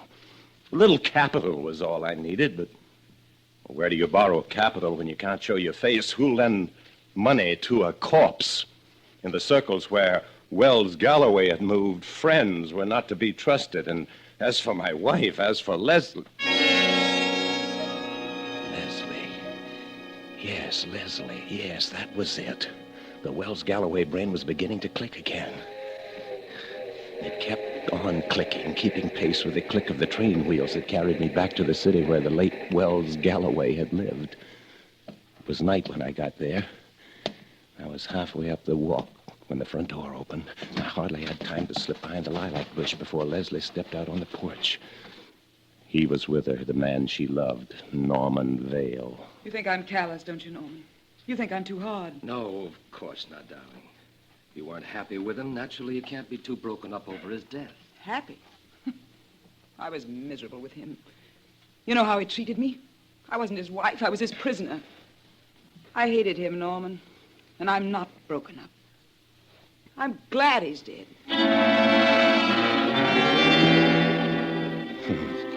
A shudder ran down my spine when I heard her, but that must have been because the night was getting cool. For after all, this was just what I was counting on. My plan wouldn't work if she weren't glad I was dead. I waited till Norman Vale's car pulled away. And then I waited 5 minutes longer. And finally, I climbed the front steps, put my key in the lock, and let myself in. Who is that? Who's out there? Who? Hello, Leslie. There had been a time when she would have fainted. She didn't faint now, but she turned very white, and I noticed when she poured herself a half tumbler of bourbon that her hand was trembling. Still, she managed, after one long swallow, to say rather evenly, almost casually. Let's have it, Wells. I'm sure it's a fascinating story. So I told her. As I talked, I had a queer feeling that she was a stranger. Something had happened to her since I saw her last. Whether it was Norman Vale or whether it was the fact that She thought I was dead. Whatever it was, she was a different person, a stronger one, and braver, and harder. What do you want, Wells? Accept my condolences, Leslie. It's a tough break. Not at all. I'm tickled pink. I'm sure. Did you think I would be? No, Did you have any illusions I'd be heartbroken when they called and told me that you were dead? none. You know what I did? Hmm. A jig. It's the first time I ever danced in this house. Well, you should have done that oftener. Things might have been better between us. I couldn't find anything to dance about. Well, why'd you come back? What are you after? 3 guesses. Knowing you, I only need one. How much? $25,000. What makes you think you'll get it? I think you could use $25,000 yourself. Maybe you'd better explain. Simple enough. I'm worth $50,000 dead. The insurance is payable in one lump sum to you. It should be coming through in another week or so. And you're suggesting an even split? Exactly. I take my half and disappear. As far as you and the rest of the world are concerned, I'm dead and I stay dead. You have $25,000 and you're free to marry Norman Vale. I see. Well, Must have occurred to you I'd prefer to keep the whole 50. if you could. And why couldn't I? Suppose I turn you in. Yeah? And you're electrocuted for killing Red Tuttle. I still collect, but there's no split. And if I'm not electrocuted, if I get life imprisonment, There would be that risk. too big a risk, Leslie. I didn't plan Red's death. There was nothing premeditated about it. I killed him in anger. The state doesn't give the death penalty for that. If you can prove it. I think I could. I'd live a long time in prison, Leslie. I wouldn't like that. So? I'm thinking.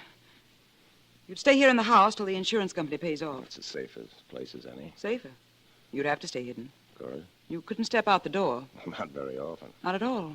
You'd be practically a prisoner in your own home. Well, for a week or two, it'd be worth it. Would it? Oh. Yes. I guess it would. All right, Wells. I mean, all right. It's a deal. She was smiling when she said it, but after all, why shouldn't she smile? Things had turned out well enough for her, considering the fact that I wasn't actually dead. This was the next best thing. Naturally, she smiled. Her reasons for smiling were perfectly obvious, weren't they? She went upstairs afterward, and when she came down, she was still smiling. I thought you must be tired after all you've been through, Wells. I made your bed. Thanks, Leslie. Guest room? No, not the guest Well, room. if I'm going to stay hidden, that's the most isolated room in the house. Not quite the most. You're forgetting the attic. The attic. There's an old army cot up there. You'll use that. It's hotter than blazes in the attic. It's only for a week or so. You said yourself it was worth Oh, it. and I didn't mean No, but I did. Don't you want to go up now, Wells?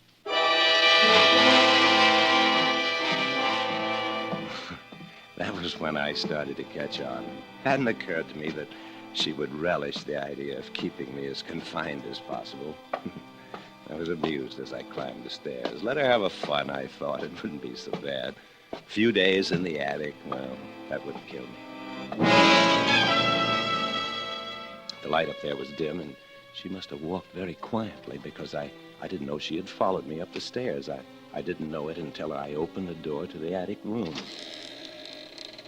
And then just behind me, she said, Go on in, Wells. I have the key. I'll lock the door. Lock it? Well, there's no need to lock it. I don't agree with you. The cleaning woman comes tomorrow. Well, she won't come up here. But you might be tempted to go down. Why should I? You'll get lonely, Wells. You'll get bored and restless and terribly unhappy. You'll begin to think you'll go crazy if you don't get out. You'll be desperate for the sound of a human voice. Believe me, I know. Now, look here, Leslie. Please go in, Wells. All right, but there's no reason to take advantage of the spot I'm in. What do you mean, dear? I'm protecting you. I'm carrying out our bargain, the one you suggested. Now go in and let me lock the door. I wasn't amused anymore. This wasn't funny. This was a new experience, taking orders from my own wife, and I couldn't say I liked it, but what could I do? One quick telephone call, one shout, even to the neighbors in the next house, and my game was up. I knew that, and she knew I knew it. So the trump card was in her hand, and she was playing it. She was playing it slowly and with pleasure. She was playing it for all it was worth.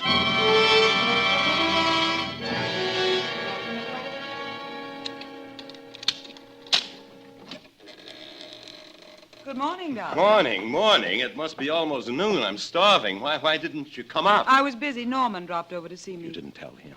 Of course not. This is Our little secret, dear. Did you sleep well? I didn't sleep at all. Worried about something? Certainly not. It was hot up here, that's all. What have I got to worry about? Nothing that I know of. Well, go and get me something to eat. I'm dying of hunger. Oh, I hope not, Wells. I wouldn't want you to die of hunger. And then I saw it. I saw it all, the whole thing, that thing I should have seen before. How could I have missed it? She was going to kill me, and why not? What was there to stop her? Wasn't I dead already? Who would ever miss me? Who would know what she had done? She could bury me in the back orchard. She could burn me in the furnace. She'd have the whole 50,000, and who would be the wiser? You can't accuse a woman of killing a corpse. Then on I paced. The room was only 8 feet square, but I walked for miles, and the sweat rolled down my face and down my body, and the walls closed in, and I waited for her to return. What do you want, Leslie? Well, I thought you'd like to know. I just came from your funeral. Oh, they buried Red. Mm-hmm. It was a beautiful service. I'm sorry you weren't there. That was the evening of the second day. She left my dinner on the table and didn't come back that night.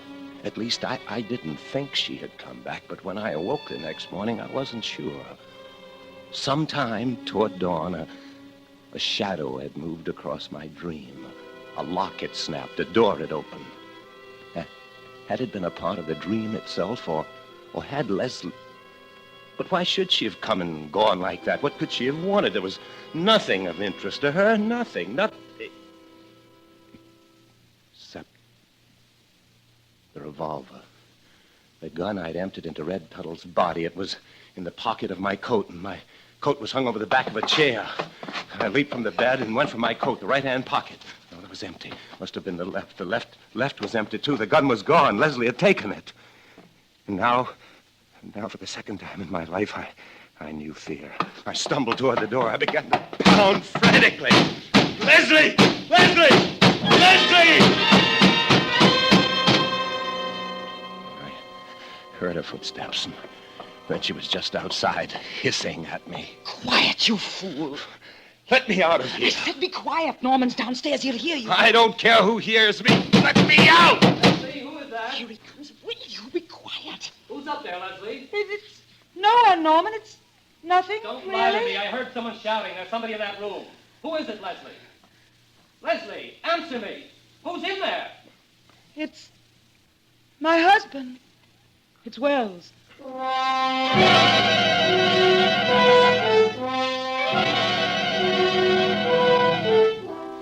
So now he knew, too. There was silence after she told him, and the sound of footsteps descending the stairs. She was leading him away. She was going to talk it over with him, tell him her plan, ask his help. They were discussing it now, just how they would do it, just how they would dispose of me afterward. I staggered to the window. She'd put a lock on it after the first time she'd found it open, and even if she hadn't, what good would it do me? Suppose I could climb down somehow. Where was I to go? The face of a dead man attracts attention on a public street.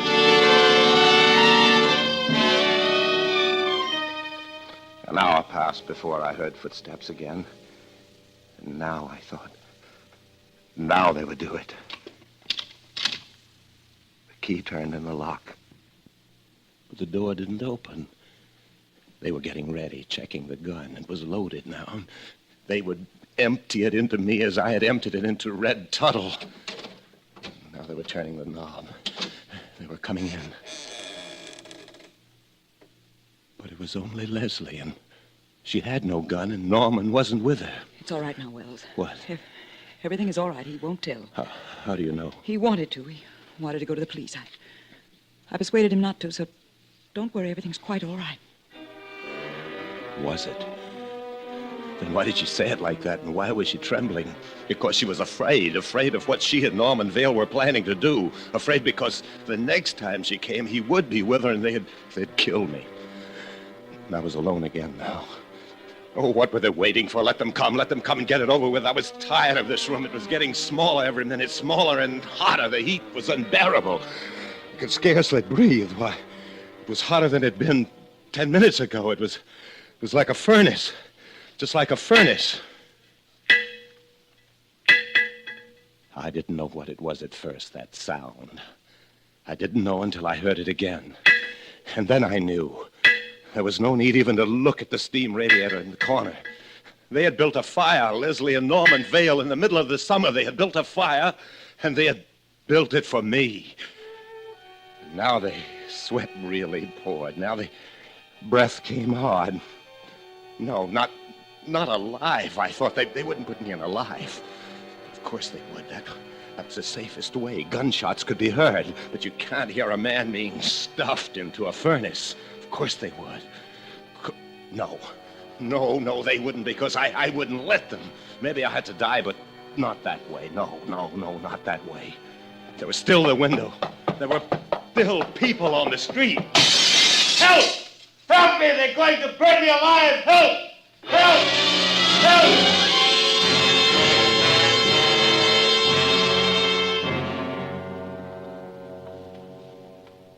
Something happened. I blacked out. And when I came to, I was lying on the army cot. The policeman towered above. He waited until my eyes could focus, and when he said it very quietly. You're under arrest, Mr. Galloway, for the murder of your partner, Mr. Tuttle. You fool! You stupid fool! She was standing in the doorway, and there was another policeman with her. His arm was linked to hers. I could almost smile at that, but Norman Vale, where was Norman Vale? He'd wanted to kill me, too. He was as guilty as she. The policeman must have seen the question in my eyes. Your wife is under arrest, too, Mr. Galloway, for the murder of Norman Vale. The murder of... Leslie, you killed him? Of course I killed him. Didn't I tell you he wanted to turn you in? Did you think I'd let him rob me of all that money? Oh, you fool, you. If you'd only waited 10 minutes, there wouldn't have been a trace of him left.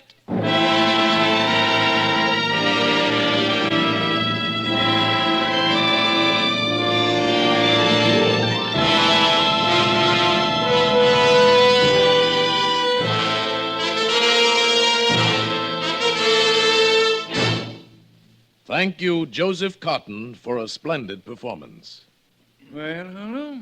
I guess that winds up suspense for this season. It sure does, Hap, but we'll be back in the fall on September 1st, in fact. Same time, same stations. And gosh, does that make me happy. Oh, it does? Yes, because then I'll have more opportunities to tell people about those dandy, dependable Autolite Stay Full batteries that need water only 3 times a year in normal car use. Well, folks, I think he likes you. Yeah, just the way folks like Autolite Stay Full batteries.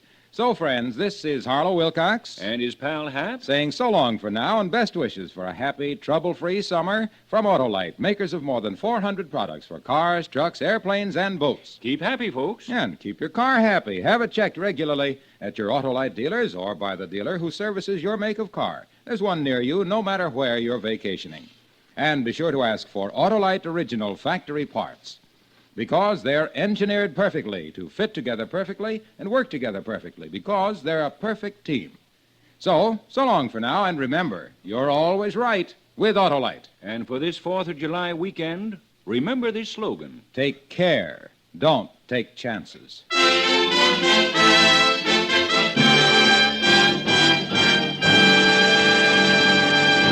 And now here again is Mr. Joseph Cotton. I've always enjoyed appearing on Suspense, and particularly so in tonight's unusual play. As you know, this is the last Suspense broadcast for this season, but I'm looking forward, and I'm sure you are, to its return to the air on September 1st, when radio's outstanding theater of thrills will again bring you Hollywood's most famous stars in these gripping studies in Suspense. Joseph Cotton appeared by arrangement with David O. Selznick, producer of Portrait of Jenny.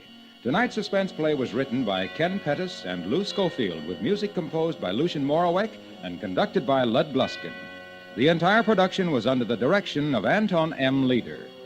In the coming weeks at this same time, be sure to hear Escape, a series of great stories of high adventure by the world's outstanding authors.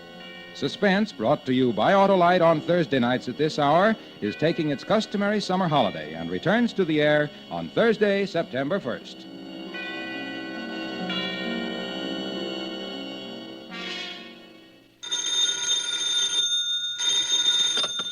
You can buy Autolite Stay Full batteries, Autolite resistor spark plugs, Autolite electrical parts at your neighborhood Autolite dealers. Switch to Autolite. Good night.